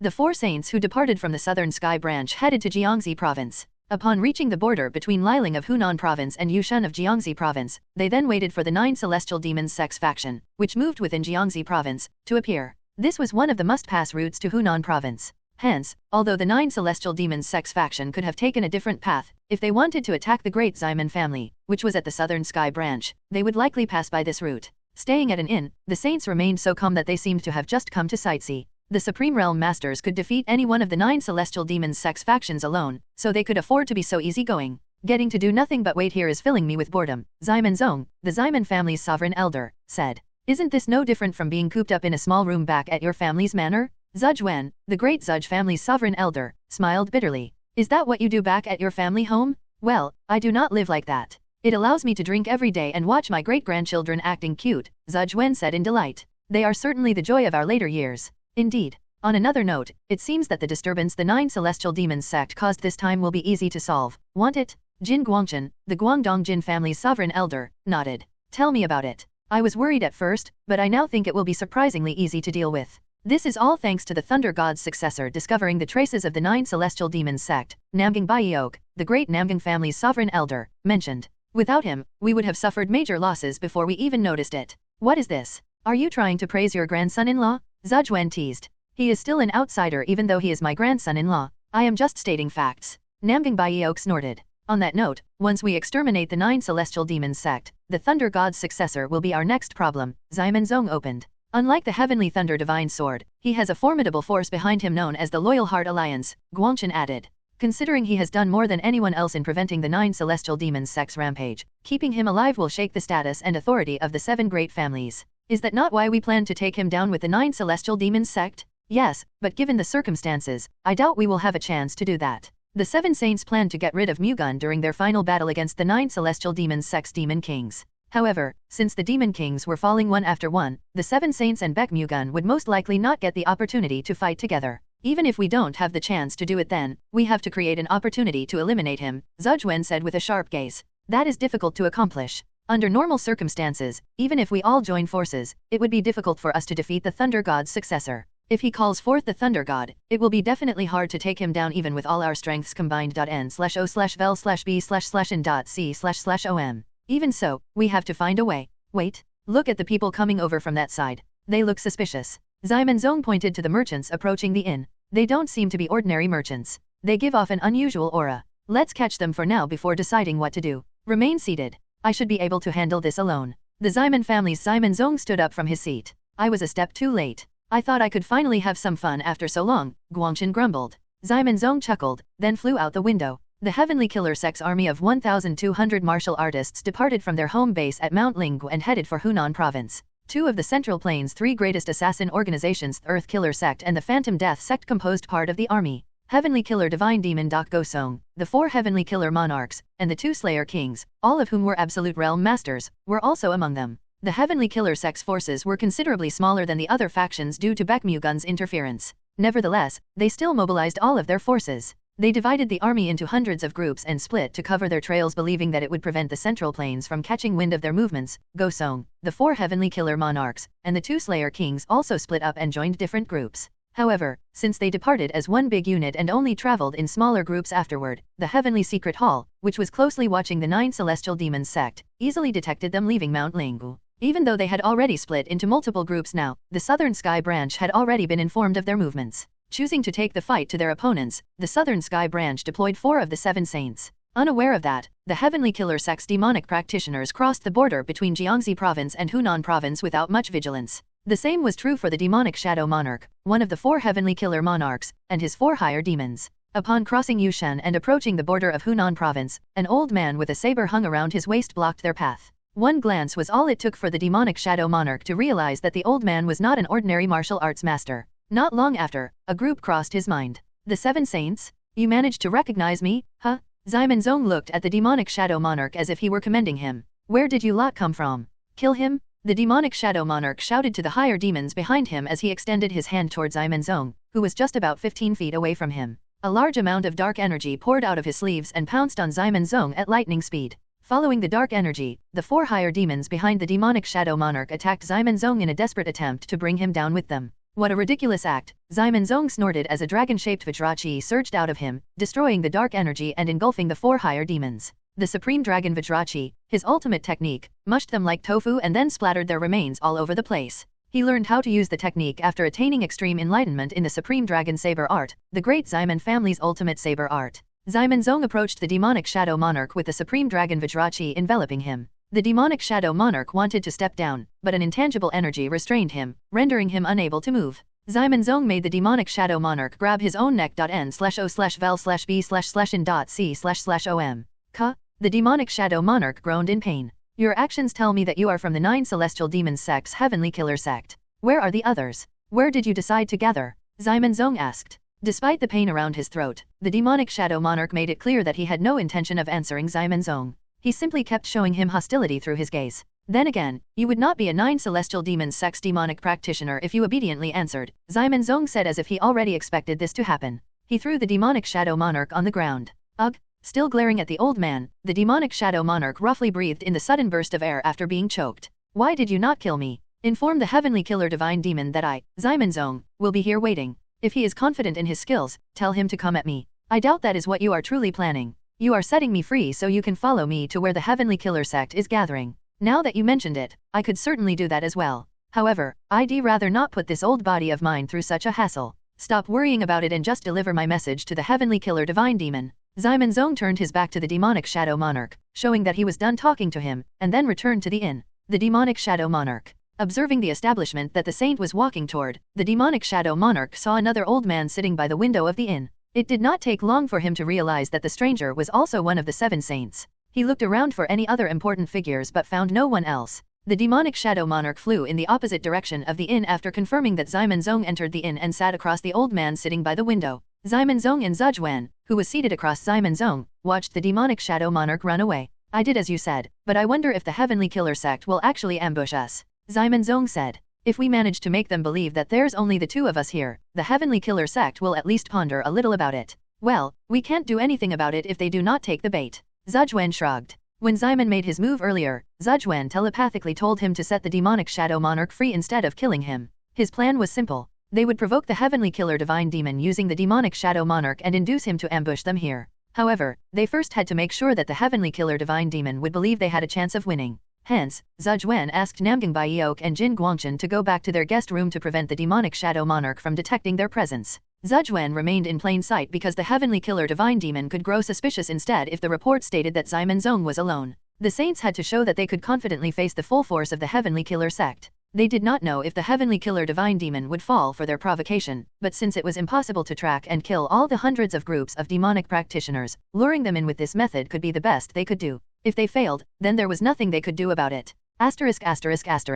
The 2 great Slayer kings and the executives of the heavenly killer sect sat together at the border of Jiangxi and Hunan provinces. Only the demonic shadow monarch was absent. The demonic shadow monarch has reported that 2 of the 7 saints are guarding the path leading to Liling, Hunan province. Heavenly killer divine demon Dak Gosong informed the 3 demonic monarchs and the Slayer kings. Did you just say 2? Earth killer sect patriarch Zhou Guriang clarified. That is correct. They also left me a message. If you are confident in your skills, come at me. They are just provoking you to lure you in, esteemed divine demon. Please ignore them, shadowless demonic monarch Jie Kongshan said. That much is obvious, but defeating 2 of the 7 saints will be of great help to the 9 celestial demons' sex conquest over the central plains. This is also a good opportunity to increase the status of the heavenly killer sect within the 9 celestial demons sect. It is too risky. The 7 saints are supreme realm masters. We may have a chance of winning against just one of them since the esteemed divine demon is with us, but it would be too much for us to handle too. No, we can use the heavenly dark sky array to kill them, Gosong confidently argued. The heavenly dark sky array was Gosong's transcendental array formation. It formed a dark space that nullified all the senses of anyone inside, including their chi senses, making it easy to kill them. Once trapped in it, even the 7 saints would not be able to get out unscathed. However, one would have already drunk a cup of tea by the time it has been activated. That was not a very long time, but Supreme Realm Masters could massacre dozens of people in just a few breaths. For Gosong's heavenly dark sky array to succeed, someone would have to buy him enough time and prevent the saints from attacking him. However, considering the saints were Supreme Realm Masters, even just stalling for such a short period would already be difficult. We will use the 10 surface ambush formation to tie them down. The 10 surface ambush formation was a fundamentally perfect trap that nobody could ever escape. However, it was not only used for ambushes since it could prove useful for preemptive attacks as well. The members of the 3 greatest assassin organizations used it when the Heavenly Killer Sect fought Mu-Gun the other day. Compared to that, the array formation that the Heavenly Killer Sect's elites could create was leagues above. Gosong thought that even the 2 saints would have trouble escaping a properly executed 10 surface ambush formation. Unfortunately, the Heavenly Killer Sect's demonic monarchs were not in good condition. Otherwise, they could have doubled its power. The 10 surface ambush formation will certainly help us suppress the 2 saints while the esteemed divine demon is preparing to unleash the Heavenly Dark Sky Array. However, we will still have to pay a considerable price in return. At the very least, more than half of our people will die. Still, we cannot expect to take down 2 saints without sacrificing that much, Gosong said. If the esteemed divine demon wishes for it, then I will gladly comply. Realizing how determined Gosong was, Kongshan no longer disagreed. There is no guarantee that only 2 saints will be present, though, is there? Phantom Death Sect Patriarch Wen Changha commented. I checked the area myself, Demonic Shadow Monarch Ojiki immediately answered. I am not doubting you, but we cannot rule out the possibility that they were deceiving you all this time, can we? I agree. The Great Ximen, Guangdong Jin, Great Saj, and Great Namgang families are all at the Central Plains Murim Alliance's Southern Sky Branch, Earth Killer Sect Patriarch Zhou Guoyang said. Naturally, that also means that they have 4 of the 7 saints. We certainly cannot rule out the possibility that they are all together. Aside from us, the Myriad Poison Sect, Invincible Clan, and Sky Beast Palace are all threatening the Southern Sky Branch as well. Rather than focusing their forces on just one area, the 4 saints will most likely split up, Jiki refuted. That could certainly be the case, but there is also a chance that they are moving together to completely annihilate one faction. Enough? There is one thing you are all overlooking right now. For us to enter Hunan province, we have to pass through where the 2 saints are staying, Go Song interrupted, stopping the debate. No matter how many of the 7 saints there are, we have no choice but to fight them, and we can only defeat them if we use the 10 surface ambush formation and the heavenly dark sky array. With all due respect, we also have the option to retreat, Guoyang carefully reasoned.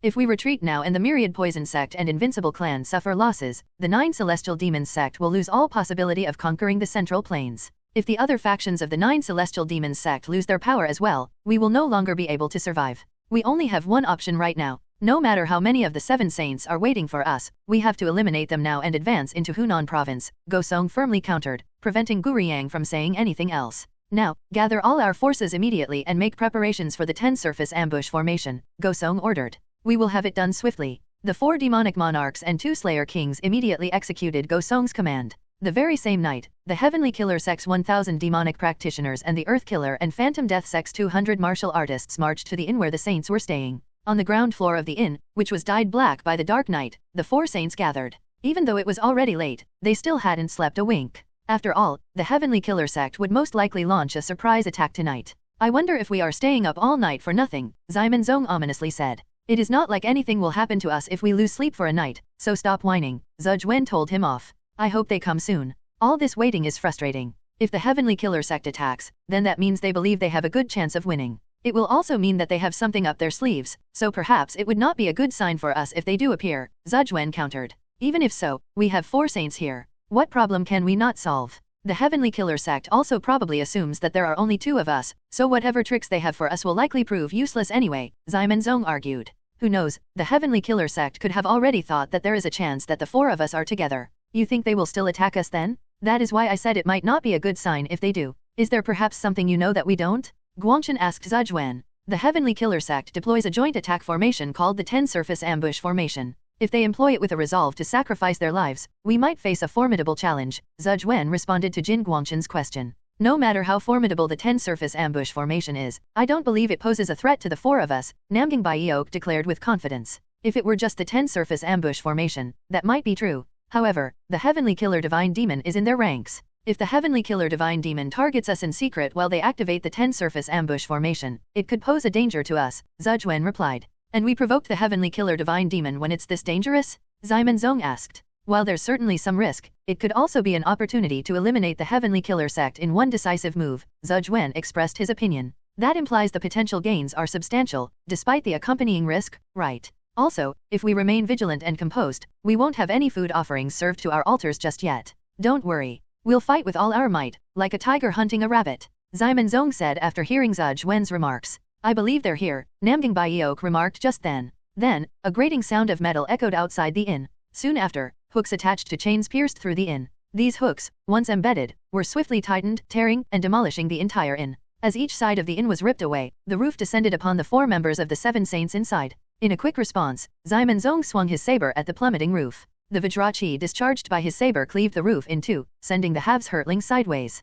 The halved inn's roof crashed to the ground, triggering an explosion. Everyone, be careful. Amidst Namgang Baiok's shouts, black shadows swooped in from all angles, hurling various concealed weapons toward the 4 saints. These projectiles, resembling a swarm of bees, aimed for the saints. Zhuzhen swiftly swung the fan in his hand, conjuring a potent whirlwind that intercepted and redirected all the incoming weapons into the air. Simultaneously, the remaining 3 saints leaped in separate directions, launching sword chi, saber chi, and fist chi. The energies unleashed by the trio filled the air, sweeping over the encroaching black shadows. The black shadows, initial throwers of hidden weapons, swiftly withdrew, replaced by others wielding large shields forming a defensive barrier. The attacks from the three martial arts masters incessantly pounded the shields of the Black Shadows. The impact forced the Black Shadows to retreat significantly. In the midst of this, a different set of Black Shadows vaulted over their comrades, releasing dozens of hidden weapons toward the four saints. Accompanied by a deafening noise, a barrage of concealed projectiles once again hurtled from all directions. However, the seven saints, unflinching, chose not to intercept the incoming hidden weapons. Cloaked in protective Vajrachi, the seven saints surged through the shower of hidden weapons, leaping toward the Black Shadows. Subsequently, they unleashed a coordinated assault, each employing sword, saber, fist, and fan energies in distinct directions. The Black Shadows, now with blackish-gray shields, advanced once more, creating a formidable barrier to intercept the saints' attacks. The collision between the saints' strikes and the shields resonated in a thunderous roar. The Black Shadows bearing the shields were forcefully propelled backward, tumbling across the floor, unable to withstand the intense impact. The four saints, determined to counterattack, leaped into the air and directed their strikes toward the ground. The Earthkiller sex assassins, employing the Earth Burrow movement art, aiming at the saints' feet, were shredded by the onslaught, reduced to scattered fragments. Simultaneously, the space around the saints became distorted, inducing dizziness technique from the Phantom Death sect. In response, hidden arrows and weapons descended from all directions. Undeterred, the four saints unleashed attacks in random directions while maintaining their protective Vajrachi. The illusionary arts of the Phantom Death sect crumbled under the assault, restoring the distorted space to its original state.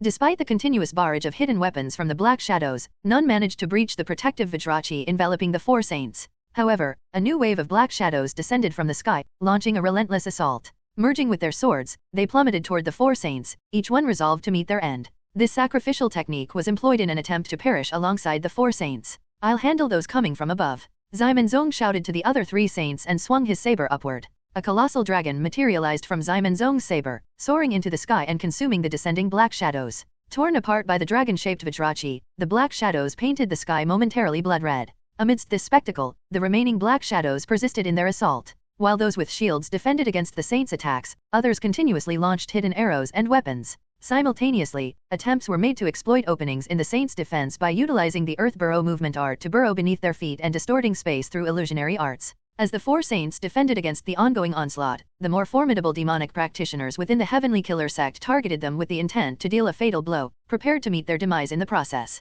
The relentless attacks formed a suffocating web around the four saints, keeping them under constant pressure. If they were at the absolute realm, enduring the Heavenly Killer sect's assault would likely have been beyond their capacity. In fact, even as Supreme Realm Masters, facing this situation with only one or two of them present would have proven challenging. Despite the formidable nature of the Heavenly Killer sect's 10-surface ambush formation, facing 4 Supreme Realm Masters rendered it ineffective. As time passed, the casualties among the demonic practitioners increased. However, the Heavenly Killer sect's followers continued their relentless assault on the 4 saints, unafraid of death. The saints, in turn, maintained their vigilance, never lowering their guard, uncertain of when the Heavenly Killer Divine Demon and the demonic monarchs might strike. Yet, even after an extended duration, there was no sign of an attack from the Heavenly Killer Divine Demon and the demonic monarchs. Zhuwen sensed that something was amiss. Are they waiting for us to lose energy? Facing the entire Heavenly Killer sect, even as Supreme Realm Masters, meant an inevitable drain on their energy. There was a possibility that the Heavenly Killer Divine Demon and the demonic monarchs were biding their time for a strategic moment. If sacrificing all the demonic practitioners of the Heavenly Killer sect meant securing the demise of the 4 saints, it could be deemed a gain. Yet, Zhuwen couldn't shake the feeling that there was more to the plan than met the Ian unsettling suspicion that they were prolonging the encounter for an unforeseen attack by the Heavenly Killer Divine Demon. We cannot let this drag on any further. It appears they are planning something, so it would be better to deal with the 10-surface ambush formation quickly, Zhuwen said to the other 3 saints. Got it. It is too late. The other 3 saints nodded in agreement with Zhuwen's words, attempting to gather their strength to conclude the battle swiftly. However, just at that crucial moment, the resonating voice of the Heavenly Killer Divine Demon filled the surroundings. Suddenly, darkness engulfed the area, stripping away all sensory perceptions. Sight and sound became non-existent. The Heavenly Dark Sky Killing Art, a transcendental martial art wielded by the Heavenly Killer Divine Demon, had been unleashed. What is this? What happened? Everyone, be careful. The abrupt deprivation of their senses left the 4 saints disoriented. Losing their senses not only constrained their movements but also rendered them unable to perceive the enemy's actions. In such a predicament, escape became an impractical notion. How could they flee without sight or sensation? The sole recourse for the 4 saints in this predicament was to staunchly defend themselves until the shroud of darkness, robbing them of their senses, dissipated. Unable to discern the enemy's movements, the 4 saints found themselves in the dark, unaware of when or where the enemy would strike. Left with no alternative, they relied on instinct, unfolding their martial arts blindly to defend against potential attacks. Despite the disoriented circumstances, the 4 saints adeptly grasped the situation, unleashing their Vajrachi in all directions. The silent explosions of their Vajrachi resonated within the encompassing veil of darkness, dispersing its energy. Beyond the shroud of darkness, the heavenly killer sex demonic practitioners observed the four saints expelling Vajrachi into what seemed like an empty space. The heavenly killer divine demon and the demonic monarchs, choosing not to strike immediately, opted to monitor the unfolding situation. The four saints, fueled by frustration, were unwittingly depleting their own energy. With no immediate need to engage, there was no incentive for the heavenly killer sect to launch an attack at this juncture. In Gosong's current martial realm, the heavenly dark sky killing art could be sustained for a maximum of 7 to 8 minutes. Planning to exhaust the four saints to the fullest, Gosong and the demonic monarchs intended to unleash a relentless onslaught once the saints were drained. N/O/vel/b/n.c//om. Despite the absence of sensory perception, the four saints anticipated feeling the impact of attacks penetrating their protective Vajrachi. However, to their surprise, no impact was registered. It seemed highly improbable that all the enemy's strikes could be thwarted by their indiscriminate, random counterattacks. Swiftly realizing that the enemy wasn't engaging them directly, the seasoned martial arts masters understood the situation. Yet, unable to perceive the enemy's movements, they persevered in launching attacks blindly, unwilling to stay idle in the veil of darkness. As time elapsed, the four saints started to sense the strain on their stamina. Despite being supreme realm masters, their internal energy had limits. Persistently releasing Vajrachi in their current state would inevitably deplete their internal energy. It would be a stroke of luck if the veil of darkness, robbing them of their senses, dissipated before reaching that point. However, if it persisted, the likelihood of their internal energy being exhausted, leaving them vulnerable to the enemy's assault, grew significantly.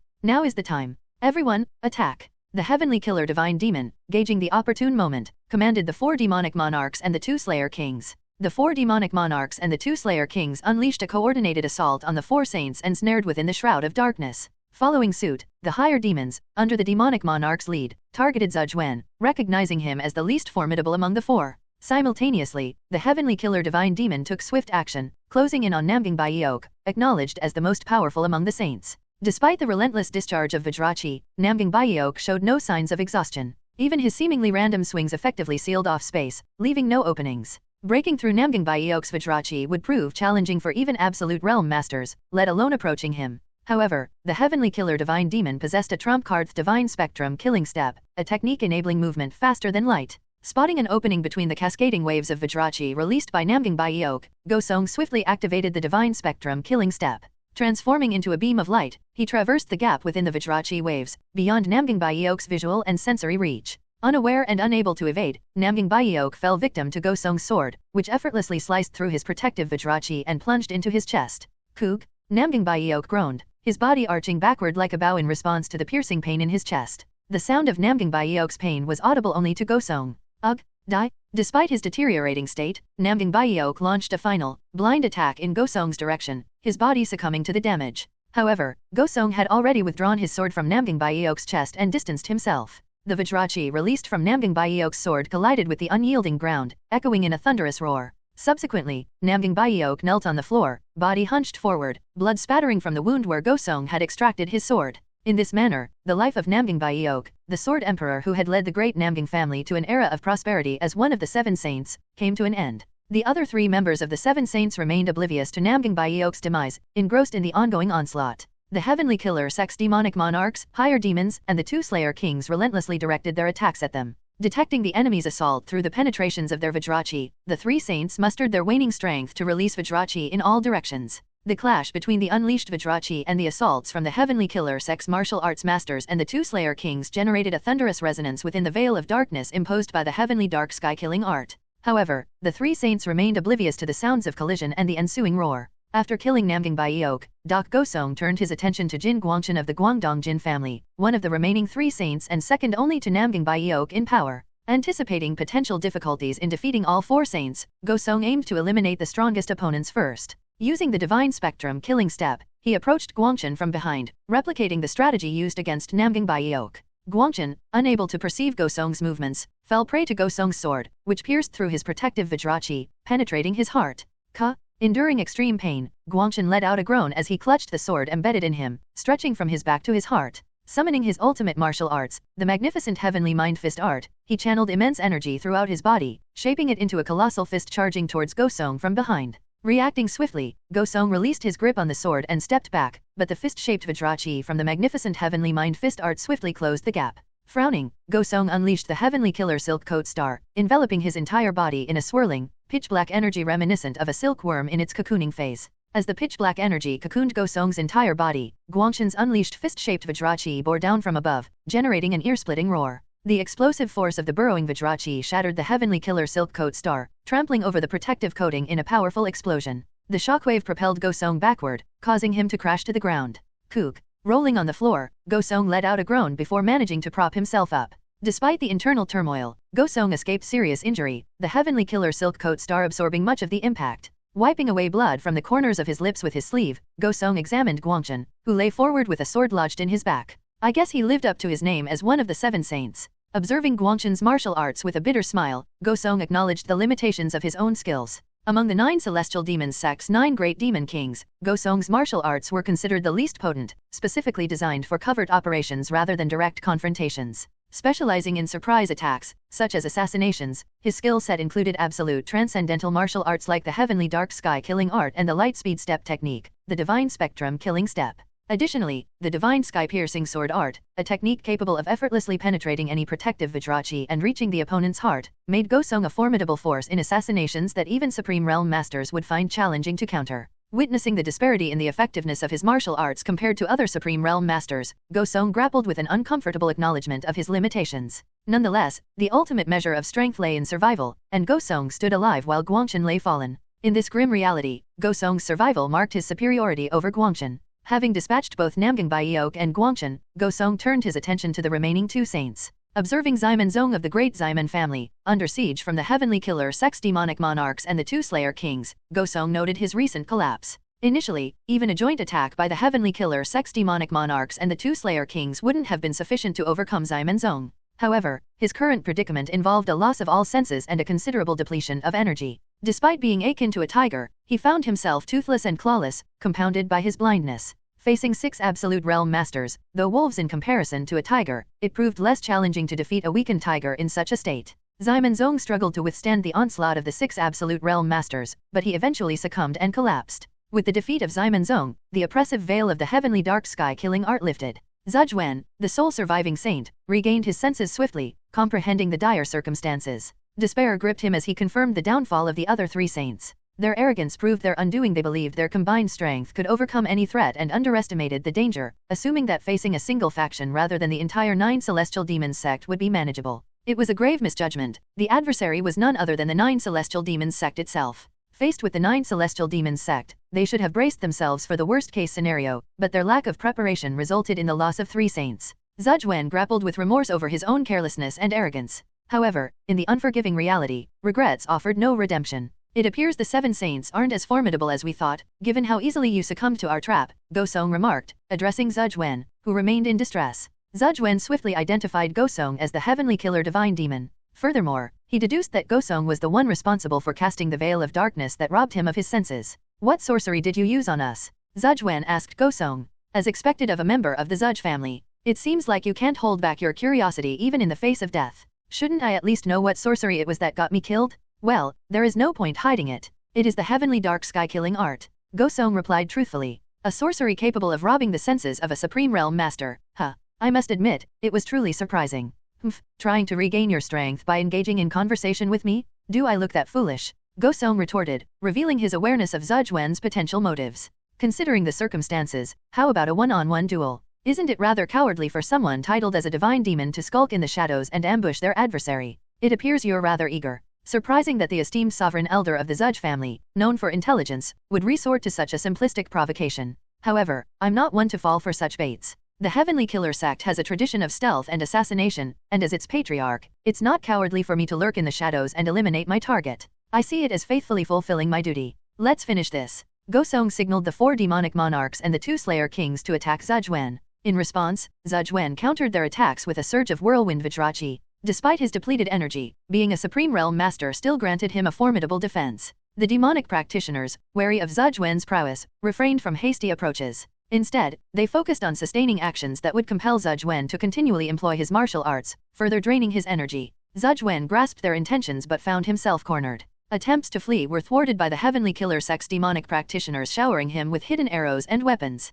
Aware that his demise loomed if the situation persisted, Zhuan braced for a final stand, preserving his dwindling internal energy. Amidst deflecting assaults from demonic monarchs, higher demons, and two slayer kings, Zhuge Wen, though visibly strained, kept a vigilant eye on the heavenly killer divine demon Gosong. I won't die alone. Zhuge Wen eyed an opening, and at last, it presented itself. A gap emerged in Gosong's vicinity. Channeling his last reserves of strength, Zhuge Wen hurled the formless flying dagger toward Gosong. True to its name, the dagger, imperceptible to the naked eye, streaked towards Gosong at a speed faster than light. Despite Gosong's vigilant observation, he sensed an unseen force hurtling his way. Instinctively, he contorted his body sideways, yet it proved futilito o little, too late. The formless flying dagger whisked past Gosong's left shoulder, severing it entirely, and blood spurted forth. His detached left arm thudded onto the ground, pulsating with pain. Momentarily thrown into disarray, Gosong grappled with the sudden turn of events, struggling to comprehend the swift and unexpected assault. Arg! Reality struck as intense pain surged from the now missing left arm. Gosong, gripped by agony, collapsed to the ground, letting out a gruesome scream. Arg!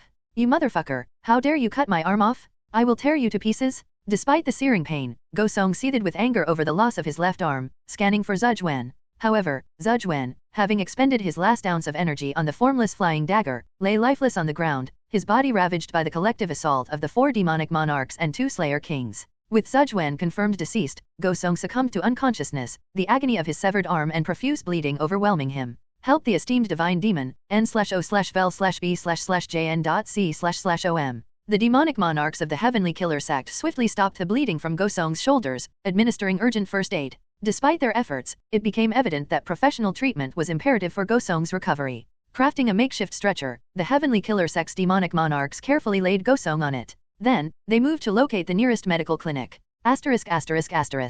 Pheniao Valley nestled in Nanya Ridge, a region within Mount Hung, Hunan Province, fashioned like a soaring bird. At its heart, a slender gorge path mimicked the bird's body, while on either side, expansive rocky terrain rose like wings. The rocky expanse, resembling a castle wall with large and small rocks, served as an ideal setting for strategic ambushes. Flanking the rocky expanses resembling bird wings, 1,000 martial artists from the great Zhuge family and various smaller clans lay in wait. Their target, the 9 celestial demons sex group, led by the Sky Beast Palace, expected to traverse Pheniao Valley. While these ambushers' skills were less formidable compared to their adversaries, the Sky Beast Palace and 9 celestial demons sect, there lingered a perilous prospect of their energy being exposed to the martial arts masters from these formidable factions. However, the invisible ambush array, woven with the essence of the Zhuge family, shrouded their energy entirely. Even a Supreme Realm Master would find it challenging to detect the array unless they focused intently. Essentially, the risk of their ambush being exposed was minimal. The crucial factor hinged on whether the Sky Beast Palace and the forces of the 9 celestial demons sect would indeed traverse Pheniao Valley. Deviating from this path would render the meticulous setup of the invisible ambush array futile. After 3 days of vigilance, a group wearing beast head helmets emerged, the unmistakable mark of the Sky Beast Palace. As they ventured into Pheniao Valley, the Sky Beast Palace members meticulously surveyed their surroundings, ascending the rocky wings section to scrutinize for potential ambushes. The martial artists from the great Zhuge family and smaller clans grew tense witnessing the Sky Beast Palace members approach their concealed positions. Unbeknownst to the Sky Beast Palace members, they approached the very area where martial artists from the great Zhuge family and smaller clans lay in ambush. The efficacy of the invisible ambush array played its part, rendering the ambushers completely imperceptible. The traces of their presence were meticulously erased, presenting the Sky Beast Palace members with a distorted reality. Consequently, the Sky Beast Palace members found nothing amiss and descended from Pheniao Valley. They relayed to the main camp that no signs of danger were detected. Upon receiving the reconnaissance report, the Sky Beast Palace and 9 celestial demons sect forces entered Pheniao Valley without undue caution. Meanwhile, Zhuge Xian, the elder of the Zhuge family, concealed within the invisible ambush array, verified the arrival of their adversaries. Rather than an immediate assault, he opted to observe for the time being. The formation of the Sky Beast Palace and 9 celestial demons sect featured the Sky Beast Palace leading, with the 9 celestial demons sect trailing behind. Zhuge Xian exercised patience, withholding the assault until both the Sky Beast Palace and the more formidable 9 celestial demons sect entered their attack range. Though adversaries, prioritizing the defeat of the 9 celestial demons sect was imperative. Zhuge Xian bided his time until 3,000 warriors from the Sky Beast Palace passed through Pheniao Valley. Subsequently, as the Sky Beast Palace's warriors advanced, the demonic practitioners of the 9 celestial demons sect entered the valley's center. Zhuge Xian, deliberate in his strategy, awaited the opportune moment for the 9 celestial demons sect's forces to pass through the center before signaling the commencement of the attack. Initiating the offensive, the Zhuge family swiftly activated the 8 trigrams cloud array upon Zhuge Xian's signal. Thick clouds rapidly engulfed the interior of Pheniao Valley as the array came to life. Subsequently, concealed within the invisible ambush array, martial artists from the Zhuge family and smaller clans unleashed their coordinated attacks. Everyone, be prepared for an ambush. The demonic practitioners from the Myriad Poison sect and the Invincible clan, trailing the Sky Beast Palace, heightened their vigilance upon witnessing the sudden shroud of clouds over Finiao Valley. Simultaneously, a fist-sized black sphere descended through the cloud cover. Reacting instinctively, the demonic practitioners intercepted the sphere. Upon the clash with their unleashed energy, a thunderous explosion ensued, decimating an extensive area. Dozens of demonic practitioners were brutally crushed and torn asunder, their forms unrecognizable amid the carnage. The sheer power unleashed was staggering. Crucially, multiple black spheres descended into Finiao Valley, triggering explosions indiscriminately among the demonic practitioners of the Myriad Poison sect and the Invincible clan. These ominous spheres were none other than the infamous sky-shocking thunder bombs, crafted by the eccentric sky-shocking ancestor centuries ago. The might of a highest-grade sky-shocking thunder bomb rivaled that of an absolute realm master. Illustrating their potency, the sky-shocking ancestor's creation had obliterated the 6 major sects dominating the Murim at the time. Subsequently, the sky-shocking ancestor concealed his whereabouts, and the devastating sky-shocking thunder bombs had remained absent from the Murim ever since. The appearance of the long-lost sky-shocking thunder bomb, dormant for centuries, unfolded as a result of the Great Zudge family's fortuitous discovery of a secret manual left by the sky-shocking ancestor. Devoting decades to its study, they successfully reconstructed the destructive bomb, employing it in the current conflict. The strategic decision to unleash the sky-shocking thunder bomb yielded optimal results. Hundreds of demonic practitioners from the Myriad Poison sect and the Invincible clan met their demise in the relentless bombardment, leaving the surviving practitioners, including demonic monarch class and higher demons, maimed to varying degrees. Despite the potential for total annihilation with more sky-shocking thunder bombs, the Zudge family's limited stockpile prevented complete eradication of the demonic practitioners from the Myriad Poison sect and the Invincible clan. Crafting these bombs proved exceptionally challenging, with the procurement of requisite materials posing an additional obstacle. Nonetheless, the considerable damage inflicted stood as a significant achievement, given the constraints faced by the Zudge family. While initially disoriented by the 8 trigrams cloud array and the sky-shocking thunder bombs, the demonic practitioners of the Myriad Poison sect and the Invincible clan swiftly regained composure. Once they identified the locations where the Zudge family and smaller clans lay in ambush, they retaliated. Going through the damaged 8 trigrams cloud array, the demonic practitioners soared towards the ambush zones flanking Finiao Valley. Though a daunting terrain for ordinary individuals, it posed little challenge for agile martial artists. Using crossbows and an array of concealed weapons, martial artists from the Zudge family and smaller clans launched a relentless assault on the demonic practitioners of the Myriad Poison sect and the Invincible clan attempting to ascend to the ambush zone. Numerous adversaries tumbled down the valley under the barrage of crossbows and hidden weapons. Undeterred, the demonic practitioners pressed on, indifferent to the casualties. Amidst the onslaught, a few managed to breach the projectile onslaught and reach the ambush area. Responding swiftly, the martial artists deployed cylindrical-shaped hidden weapons, emitting sparks and releasing a barrage of tiny needles toward the approaching demonic practitioners. The cylindrical-shaped hidden weapon, known as the sky-shattering explosive flying needles, featured in the secret manual of the sky-shocking ancestor. Demonic practitioners proved unable to evade the onslaught of tiny needles unleashed by these explosive projectiles, resulting in their descent to the valley floor, bodies riddled with needles. Capitalizing on their geographical advantage and armed with hidden weapons and crossbows, martial artists from the Zudge family and smaller clans executed effective long-range attacks, gaining the upper hand against the comparatively formidable demonic practitioners from the Myriad Poison sect and the Invincible clan. Observing the escalating situation, the Myriad Poison Divine Demon and the Invincible Divine Demon swiftly directed the demonic monarchs and higher demons to intervene. Concerned about the escalating damage, they urged immediate action. Responding to these instructions, the demonic monarchs and higher demons from the Myriad Poison sect and the Invincible clan ascended towards the valley walls flanking Finiao Valley. Despite the martial artists from the Zudge family and smaller clans firing crossbows and hidden weapons at them, it proved futile in impeding their advance. Breaking through the barrage of crossbows and hidden weapons, the demonic monarchs and higher demons from both factions scaled the valley walls and launched an immediate assault on the martial artists from the Zudge family and smaller clans. In a last-ditch effort, the martial artists deployed the sky-shattering explosive flying needles. Had the demonic monarchs and higher demons been unaware of these needles, they might have suffered damage. However, having learned of the sky-shattering explosive flying needles, the demonic monarchs and higher demons were well prepared, implementing countermeasures against the imminent threat. The demonic monarchs and higher demons skillfully repelled the tiny needles unleashed by the sky-shattering explosive flying needles, using a formidable wall of Vajrachi to deflect the projectiles. While potent, the explosive needles proved unable to breach the Vajrachi defense. Following this successful defense, the demonic monarchs and higher demons swiftly launched a counterattack on the martial artists from the Zudge family and smaller clans. Despite attempts to defend, the martial artists found it impossible to withstand the enemy onslaught, resulting in a significant number collapsing under the relentless strikes from the demonic monarchs and higher demons. Retreat! Retreat immediately! Zudge Xian immediately ordered, seeing that the demonic monarchs and higher demons had intervened. Responding swiftly to the escalating threat, martial artists from the Zudge family and smaller clans initiated a strategic retreat through a previously secured escape route. The pursuing demonic monarchs and higher demons launched random attacks, claiming the lives of many from the Central Plains Murim alliance.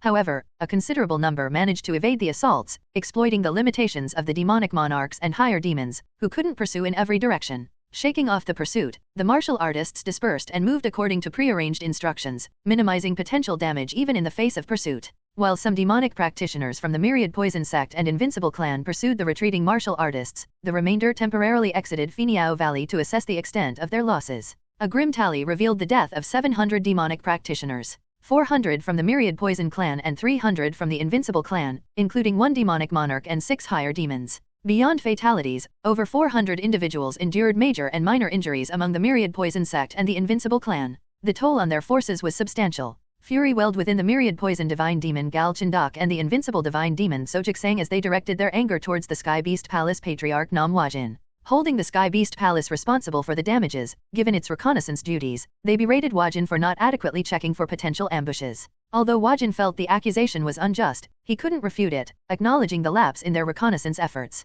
What will we do now? We suffered so many losses even before fighting with the Southern Sky Branch. I will fight to the death, so don't worry too much about it. At the continuous questions from Chindak, Wajin said with a displeased expression. Witnessing Wajin's response, Chindak's expression hardened, hinting at potential immediate action against him. Sensing the escalating tension, Jiksang swiftly intervened, stepping in to defuse the volatile situation. Don't push the Sky Beast Palace Patriarch too hard, Myriad Poison Divine Demon. It's not as if he intentionally neglected his duties. Frankly, even for us, unraveling the Zudge family's array formations, regarded as the best in Murim, would have posed a challenge. Moreover, who could have anticipated that the Zudge family had the capability to reconstruct the sky-shocking thunder bomb? In response to Jiksang's words, Chindak tempered his anger and remarked, if the Zudge family possesses more sky-shocking thunder bombs, the potential damage in future battles could be substantial. Shouldn't we devise measures to counteract this? It's probable that the sky-shocking thunder bombs deployed this time was all they had. Had they possessed more, they could have obliterated us and still retained some. The absence of further use suggests they're depleted.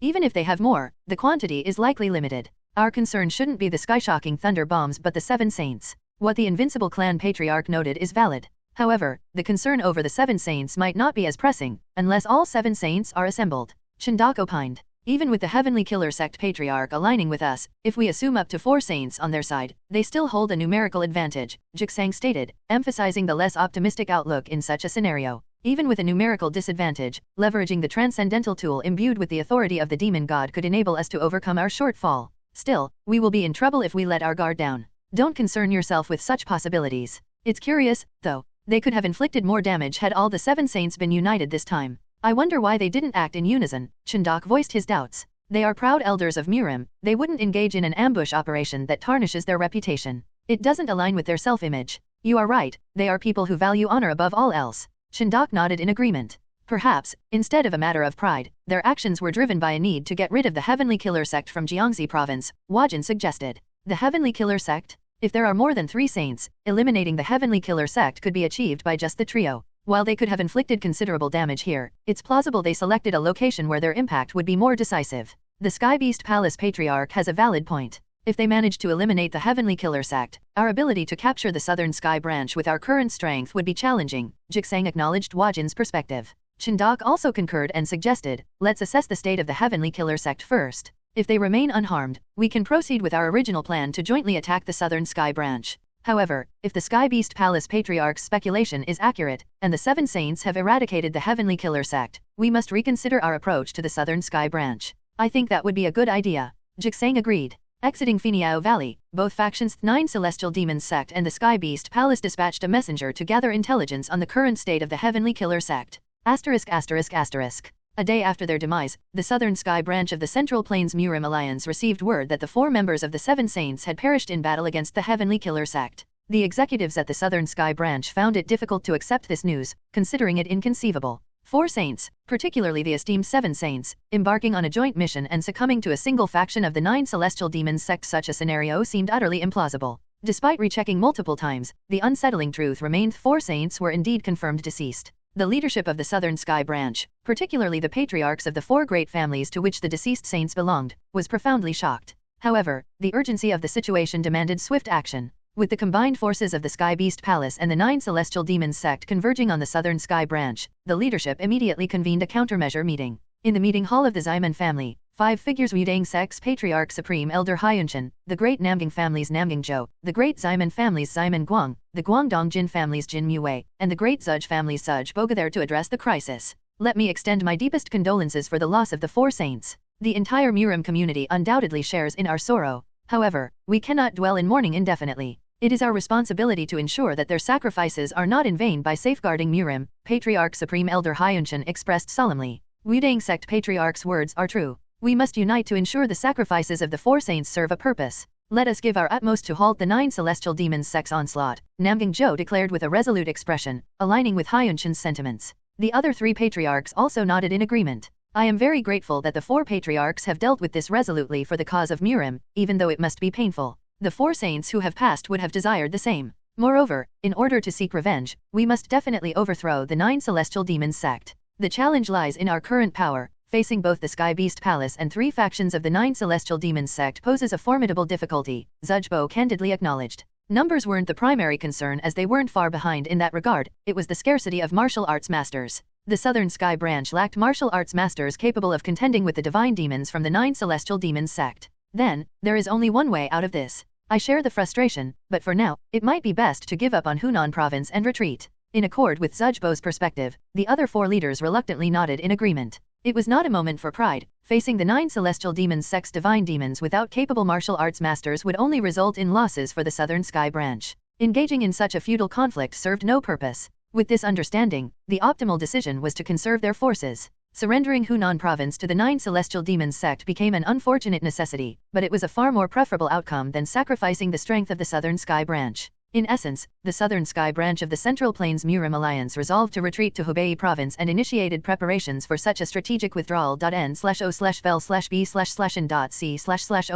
5 days after the Myriad Poison Sect, the Invincible Clan, and the Sky Beast Palace halted their progress at Mount Hung, the messenger dispatched to gather intelligence on the current status of the Heavenly Killer Sect returned with news. What? Did you just say that the Heavenly Killer Sect killed 4 of the 7 saints? The Myriad Poison Divine Demon Gal Chindak asked again, unable to believe his ears. That's right. The Heavenly Killer Divine Demon unleashed his transcendental martial arts, the Heavenly Dark Sky Killing Art, and killed the 4 saints. One of the Myriad Poison Sect's 9 demonic monarchs, the Myriad Poison Sword Monarch Ju Jiangshan replied. And the Heavenly Killer Divine Demon is fine? It is reported that he lost his left arm, but it isn't life-threatening. Jiangshan responded. Amazing? What a surprise. My exact same thought. The Heavenly Killer Divine Demon's role in eliminating the 4 saints is a monumental accomplishment, So Jiangsang remarked with a visibly astonished expression. Certainly, that alone may be enough for him to obtain the position of the Celestial Demon of the 9 Heavens. I doubt that will be the case. While the 7 saints are formidable adversaries, the primary nemesis of the 9 celestial demons sect remains the successor to the Thunder God.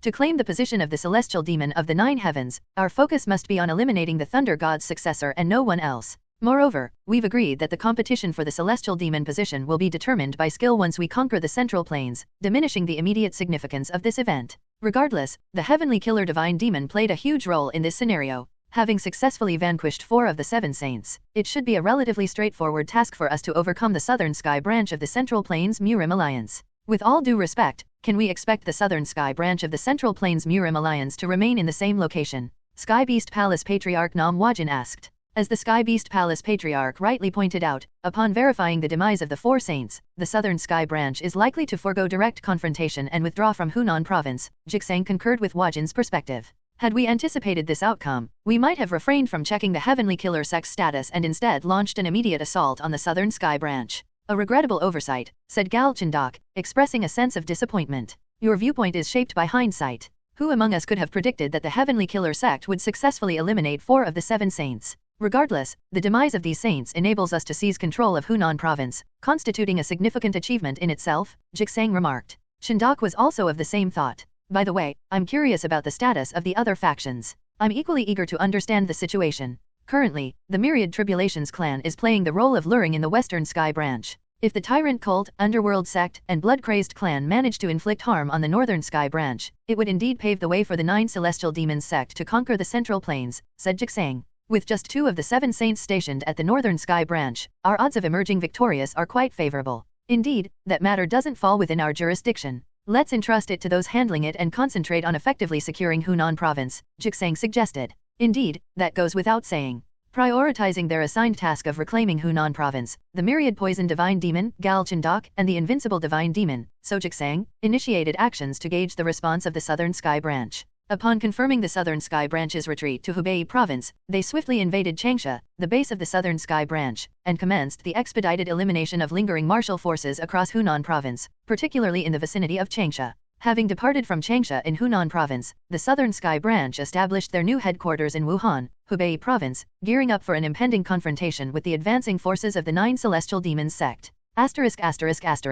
Baek Mu-Gun, accompanied by 2 of the 7 saints, Peng Muhui and Huang Fuchong, reached the Northern Sky Branch. The leadership, aware of their accomplishments, organized a banquet in their honor. Despite Mu-Gun's slight displeasure at the premature celebration, he refrained from dampening the mood and allowed them to proceed as they wished. You didn't have to do this. Why throw a banquet over a minor victory when the Nine Celestial Demons sect is still thriving? Instead of pondering such matters, it would be wiser for everyone to focus on strategizing how to minimize our losses and eradicate the Nine Celestial Demons sect. Mu Hui shared Mu-Gun's sentiment, criticizing the Northern Sky Branch's leadership for arranging a banquet. While the Chaos Saber God has a point, we can't ignore the fact that both of you ventured into the enemy camp despite your age. Add to that the considerable efforts of the Golden Shield Thunder God. This banquet is a gesture of courtesy, so please don't be too upset, the Mount Hua sect patriarch Young Ho-gun calmly explained to Mu Hui. That's right. In name, it's a banquet, but essentially, it's a carefully prepared dinner. Please don't be upset, and let's enjoy it together, added the Zongnan sect patriarch Jin Dumaiyang. Alright, since you've prepared with good intentions, let's go and enjoy a good meal.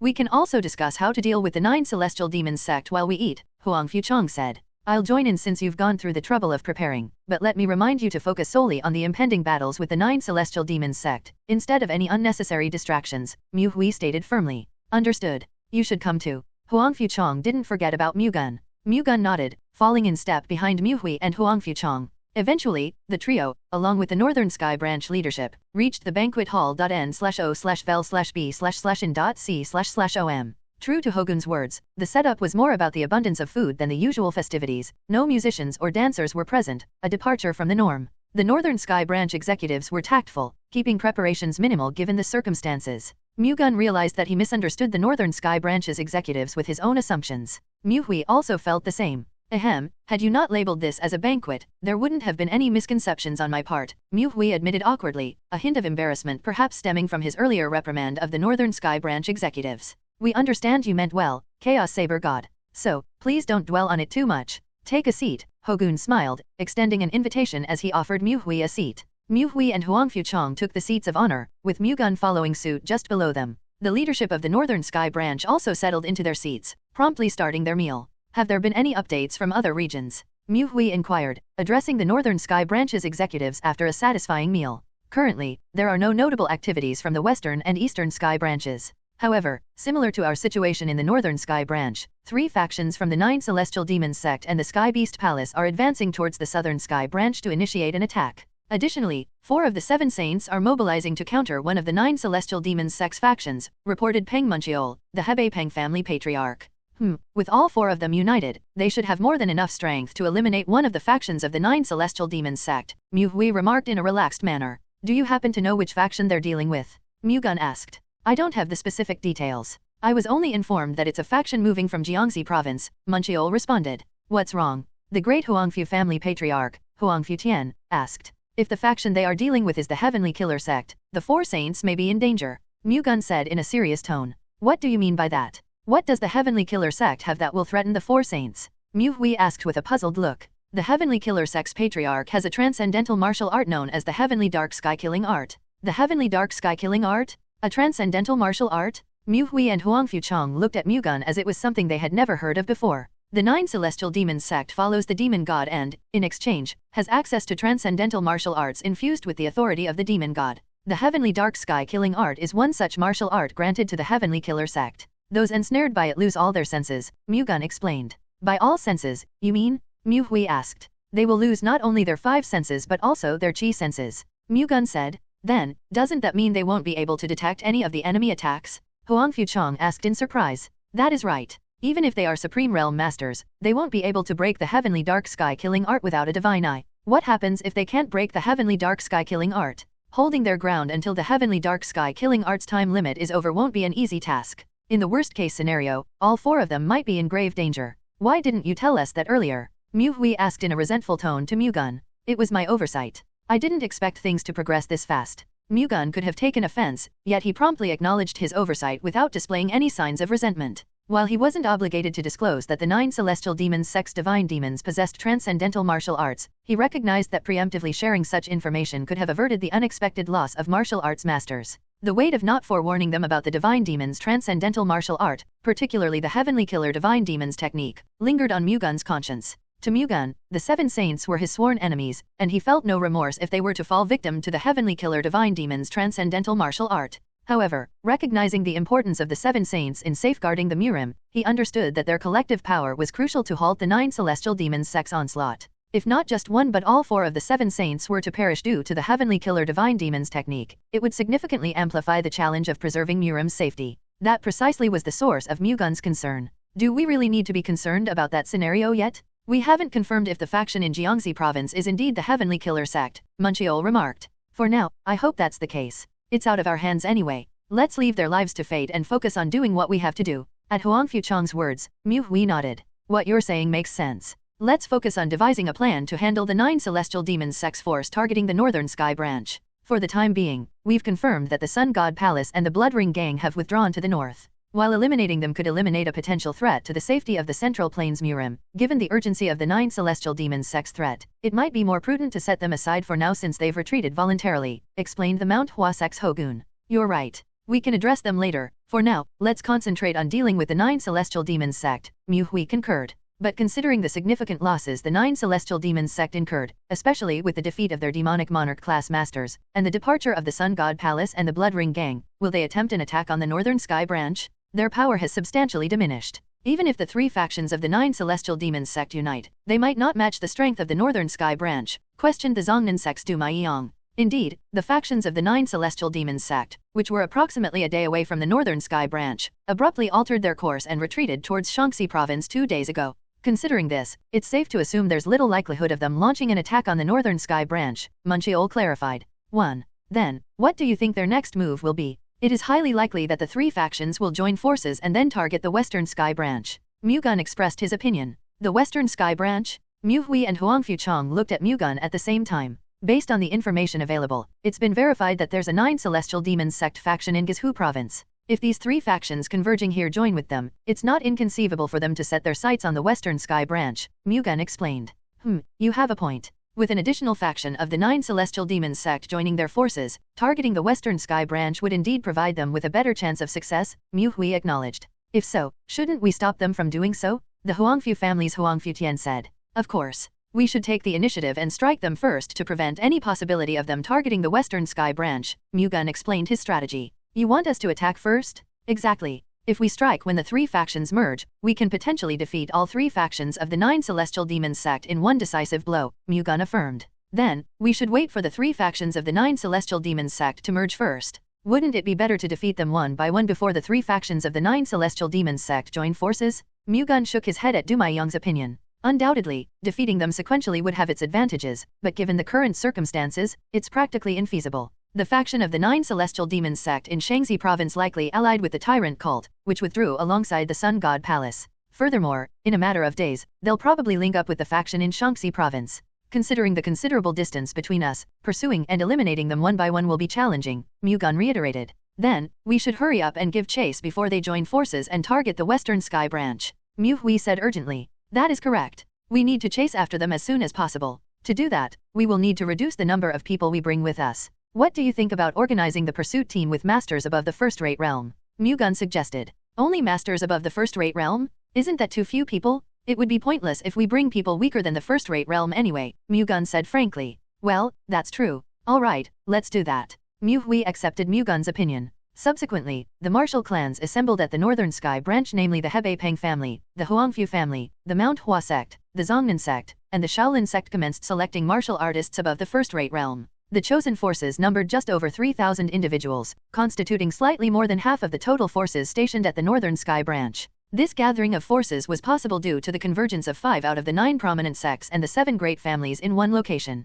Having assembled a pursuit team comprising solely martial arts masters above the first-rate realm, the newly established Northern Sky Branch's pursuit team promptly set forth from Taiyuan, initiating the chase after the forces of the Nine Celestial Demons sect. One translator's note: Shaanxi Province and Shaanxi Province are two totally different provinces. I know it sounds basically the same, but the Mandarin pronunciation sounds slightly different. Situated in Nanjing, Jiangsu Province, the Eastern Sky Branch of the Central Plains Murim Alliance closely resembled the Loyal Heart Alliance. This likeness stemmed from the fact that the Loyal Heart Alliance constituted the core forces of the Eastern Sky Branch. Unlike the other three branches, the Eastern Sky Branch encountered no specific threats, thus maintaining a state of tranquility distinct from the challenges faced by its counterparts. Nonetheless, their apparent tranquility did not translate into inaction. The Eastern Sky Branch vigilantly monitored the situation across the other branches of the Central Plains Murim Alliance. Furthermore, they made meticulous preparations to swiftly mobilize their forces if assistance was required by other branches. Achieving this required the ability to promptly secure information, a challenge effectively met through the Heavenly Secret Hall's information network.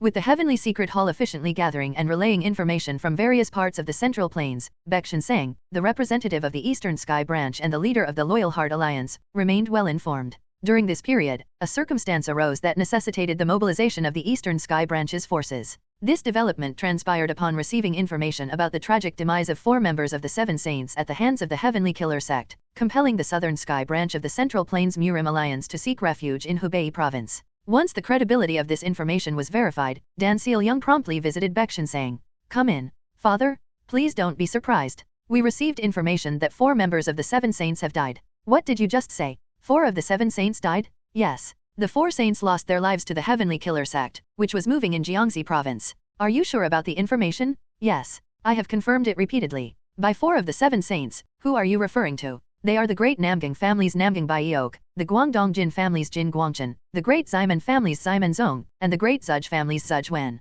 "Huh, the Namgang family's sovereign elder is also included? Does Hyuna know about that?" Shinseng asked worryingly. "No, you are the first person I've told this news to, Father. When Hyuna learns of this news, she'll be deeply shocked." "I'm worried. If it is Sister Namgang, she'll get through it, so don't worry too much, Father." "Yeah, she is a strong kid, so she will overcome it well. Still, you should take good care of her from the side." "Yes, Father." With 4 of the 7 saints gone, defending against the 9 celestial demons sect and the Sky Beast Palace becomes challenging for the Southern Sky Branch alone. "What exactly happened to them?" Shinseng inquired. "We received news that they gave up on Hunan Province and fled to Hubei Province. I don't think the problem will end just by retreating to Hubei Province." "Yes, you are right. If there are no martial arts masters capable of stopping the 9 celestial demons sect's divine demons, Hubei Province will also fall into their hands." Seal-young replied frankly. "I'm curious if there's a martial arts master capable of halting the divine demons of the 9 celestial demons sect. Perhaps it might be feasible to thwart them if the martial arts masters from the previous generation of the Weidang sect and the Shaolin Temple intervene. I'm uncertain. The status of the previous generation's martial arts masters remains unclear, and even if they are alive, there's no guarantee they'll leave their base." Shinseng expressed a pessimistic outlook. Indeed, although it is said that they have cut ties with the secular world and devoted themselves to cultivation in order to ascend to immortality, they won't turn a blind eye to the safety of Murim. Seal-young expressed her opinion. L.B//JNN. "If that is the case, then it is a relief. But I wonder if we should make a move too? I think it would be good to send the Loyal Heart Alliance's Absolute Realm Masters to Hubei Province," Seal-young suggested. "Will they be enough?" In the Southern Sky Branch itself, manpower isn't lacking. The crucial aspect is the number of martial arts masters. Additionally, given the need for our forces to travel to Hubei Province, it might be wise to keep the mobilization to a minimum, Seal-young explained. "I see, let's do as you say then. Putting that aside, have you heard anything from Mu-Gun?" "I haven't heard anything else aside from the news that he joined up with the Northern Sky Branch. I'll tell you as soon as I hear any new information, Father." "Okay. Keep up the good work, it must be hard on you." "No, it is fine. I'll take my leave now." Seal-young went back after finishing her report. Upon Seal-young's departure, Shinseng promptly summoned the Absolute Realm Masters of the Loyal Heart Alliance. After briefing them on the situation, he requested their support for the Southern Sky Branch in Hubei Province. The Absolute Realm Masters of the Loyal Heart Alliance readily agreed, leading to the departure of a total of 16 Absolute Realm Masters. This group included the Kinkan Hands, the Daybreak Sword Master, the 4 Peerless Wanderers, the 7 Wanderers, and the Sword Immortals from Mount Hua Sect and Zongnan, journeying from Jiangsu Province to Hubei Province. Shinseng, the leader of the Loyal Heart Alliance, opted to remain at the Eastern Sky Branch to handle any unforeseen circumstances. The tyrant cult from the 9 celestial demons sect, which was defeated by Baek Mu-Gun and the 2 saints, having merged with the underworld sect in Fangshan County, Shaanxi Province, proceeded to Vinan, Shaanxi Province. There, they joined forces with the awaiting blood-crazed clan. In accordance with the Northern Sky Branch's foresight, their intention was to unite with the Myriad Tribulations clan in Gizhu province and launch an assault on the Western Sky Branch situated in Sichuan province. Amidst these developments, the elite forces of the Northern Sky Branch, equipped with 15 days' worth of provisions, embarked on tracking down the merging factions. Mu-Gun led this pursuit alongside the executives of the Northern Sky Branch, which included the two saints. By the way, do all the 9 celestial demons sect's divine demons possess transcendental martial arts? Peng Mu-Hui, accompanying Mu-Gun, asked. That is right. Do you know all about the transcendental martial arts they possess? Yes, I do. Then, can you tell me about their transcendental martial arts? Okay.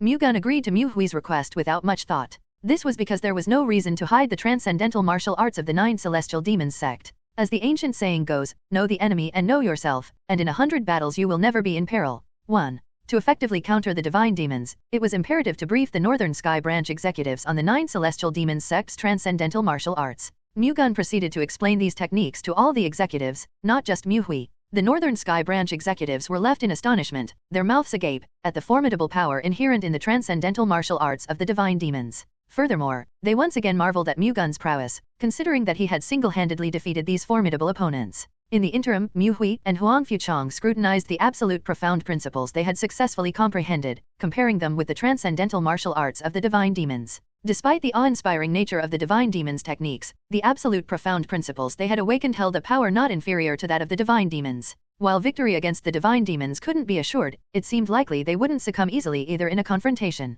Yet, they grappled with finding a solution to the heavenly killer divine demons' transcendental martial art, specifically the heavenly dark sky killing art, capable of enveloping individuals in a senseless space, causing the loss of all senses. In a moment of contemplation, a question arose: was there a method for Baek Mu-Gun, the successor of the Thunder God, to break the heavenly dark sky killing art, the transcendental martial art of the heavenly killer divine demon? Out of curiosity, do you happen to possess the knowledge on how to counter the heavenly dark sky killing art of the heavenly killer divine demon? Huang Fuchang inquired, unable to contain his interest, directing the question to Mu-Gun. The only way to break the heavenly killer divine demon's heavenly dark sky killing art is to obtain a divine eye, Mu-Gun revealed. A divine eye? Are you referring to the heavenly eye, clairvoyance, one of the 6 psychic powers in Buddhism? That is correct. I am referring to the ability to literally see through everything. Does that mean that you possess a divine eye? I am the Thunder God's successor. Through the eyes of the Thunder God, I am able to see through the heavenly dark sky killing art's veil of darkness and break it, Mu-Gun said indifferently. In that case, you must be the only one capable of breaking it. Besides you, no one else should possess a divine eye, Huang Fuchang said firmly. Who knows? I wonder if the successor to the Thunder God is truly the only one in the entire world. Do you mean that aside from the Thunder God, there are successors of other gods? Huang Fuchang asked in surprise. I have never seen them before, but according to the ancient records, aside from the Thunder God, there were successors to the Fire God and the Light God, Mu-Gun revealed. You are talking about the 3 greatest mysterious sect. That is correct. Nevertheless, the successors of the Fire God and the Light God are like fairy tales passed down through generations, and in the past 1,000 years, they have never manifested in the world. From an objective standpoint, it could be assumed that the legacies of these 2 gods are no longer being inherited, Huang Fuchang remarked. That has been the case so far, but no one knows what will happen in the future. Are you implying that the Fire God's successor and the Light God's successor may appear? That's something I can't determine either. However, what I do know is that even if we can't perceive the 3 greatest mysterious sect, their presence could persist somewhere in the world. If the world ever direly requires their power, their existence will be revealed, Mu-Gun elaborated. Let's hope something like that doesn't happen. That would be for the best. The fact that all 3 greatest mysterious sect appear would mean that the world is in grave danger, Mu-Gun said. In any case, thank you for giving us information on the divine demon's transcendental martial arts. The same goes for the information of the 3 greatest mysterious sect. Don't mention it. By the way, it's about time we get an update from the Southern Sky Branch. The silence is concerning, especially with no word from the 4 saints, Mu-Hui expressed, worried about the safety of the 4 saints. Mu-Gun shared the curiosity. If the 4 saints had indeed succumbed to the heavenly killer divine demon, it would not only jeopardize Hunan province and Hubei province but also pose a significant threat to the western and northern sky branches. Mu-Gun hoped that the heavenly killer sect was not the faction originating from Jiangxi province. However, the news conveyed by the heavenly secret hall the following day dashed Mu-Gun's hopes. The Northern Sky Branch executives were stunned to learn that all 4 members of the 7 saints had fallen victim to the heavenly killer divine demon's heavenly dark sky killing art, losing their lives. The additional shock came with the revelation that the Southern Sky Branch had abandoned Hunan province, seeking refuge in Hubei province. The Northern Sky Branch's executives immediately convened an emergency meeting. With the demise of the 4 saints, defending against 3 factions of the 9 celestial demons sect and the Sky Beast Palace becomes challenging. The adversaries will likely capitalize on the situation, launching an assault on the Southern Sky Branch now situated in Hubei province.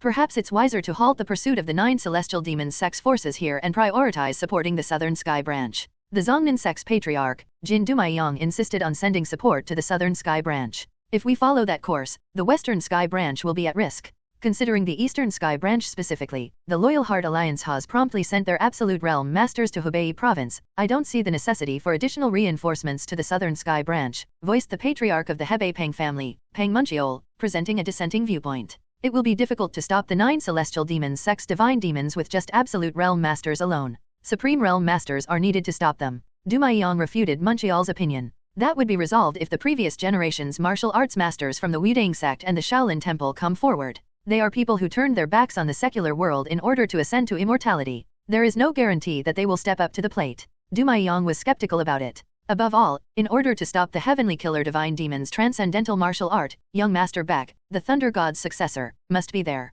The Mount Hua sect's patriarch, young Hogun, supported Dumaiyang's opinion. As Hogun emphasized, breaking through the heavenly dark sky killing art required Mu-Gun's presence, given his possession of the divine eyes. Then, how about this? Young Master Baek can serve as reinforcement for the Southern Sky Branch, while we continue our pursuit of the 9 celestial demons sect's forces here, proposed Huangfu Tian, the patriarch of the great Huangfu family. If the Thunder God's successor is absent, the only ones capable of confronting the divine demons are the 2 saints. On the other hand, within the forces of the 3 factions of the 9 celestial demons sect assembled in Shaanxi province, there are 3 divine demons. In the event of a battle, we might find ourselves in a perilous situation. Hogun voiced his apprehension. They are aware that the 2 saints and the Thunder God's successor are on our side. They won't engage in a reckless confrontation. If we maintain a certain distance while pursuing them, they are unlikely to initiate an attack, Huangfu Tian clarified. We won't be able to initiate an attack either. Furthermore, if they unite with the faction in Guizhou province and target the Western Sky Branch, supporting them will be challenging without an adequate number of martial arts masters capable of confronting the divine demons.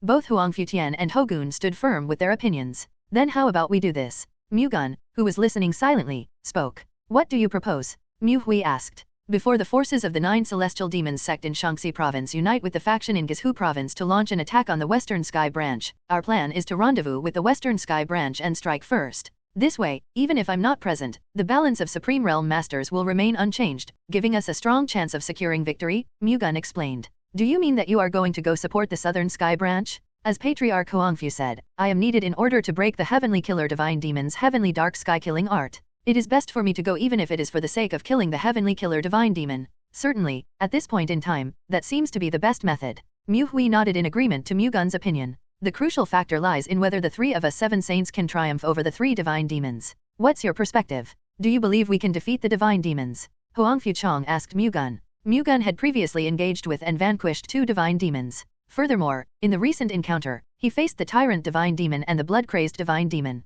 Given these experiences, only Mu-Gun possessed the capability to provide an objective evaluation of the 7 saints' prowess against the divine demons. If the divine demons have fully reached the Supreme Realm, to be frank, the odds will be slim. However, the divine demons I encountered haven't reached that level yet. With the 7 saints' martial realm and accumulated experience, you stand a reasonable chance of prevailing. Nevertheless, exercise caution concerning the divine demons' transcendental martial arts. Regardless of their martial realms, their transcendental martial arts wield the power to determine the outcome of the battle, Mu-Gun objectively advised. The best outcome would be to put an end to the fight before they manage to use their transcendental martial arts. That is correct. Then, we'll proceed as you suggest. We'll immediately reach out to the Western Sky Branch. And you, are you planning to head to Hubei province right away? Huangfu Chong affirmed his agreement with Mu-Gun's proposal. I can't predict when the forces of the 9 celestial demons sect and the Sky Beast Palace in Hunan province will mobilize, so I believe it's best for me to set out as soon as possible, Mu-Gun remarked. Okay, then, let's go our separate ways here. Then, I will go ahead first. I wish you all Godspeed. Mu-Gun said. Take care of yourself too. Mu-Gun parted ways with the executives of the Northern Sky Branch in Zhongyang County, Shaanxi province. Subsequently, he proceeded directly towards Hubei province. A quote from Sun Tzu's Art of War.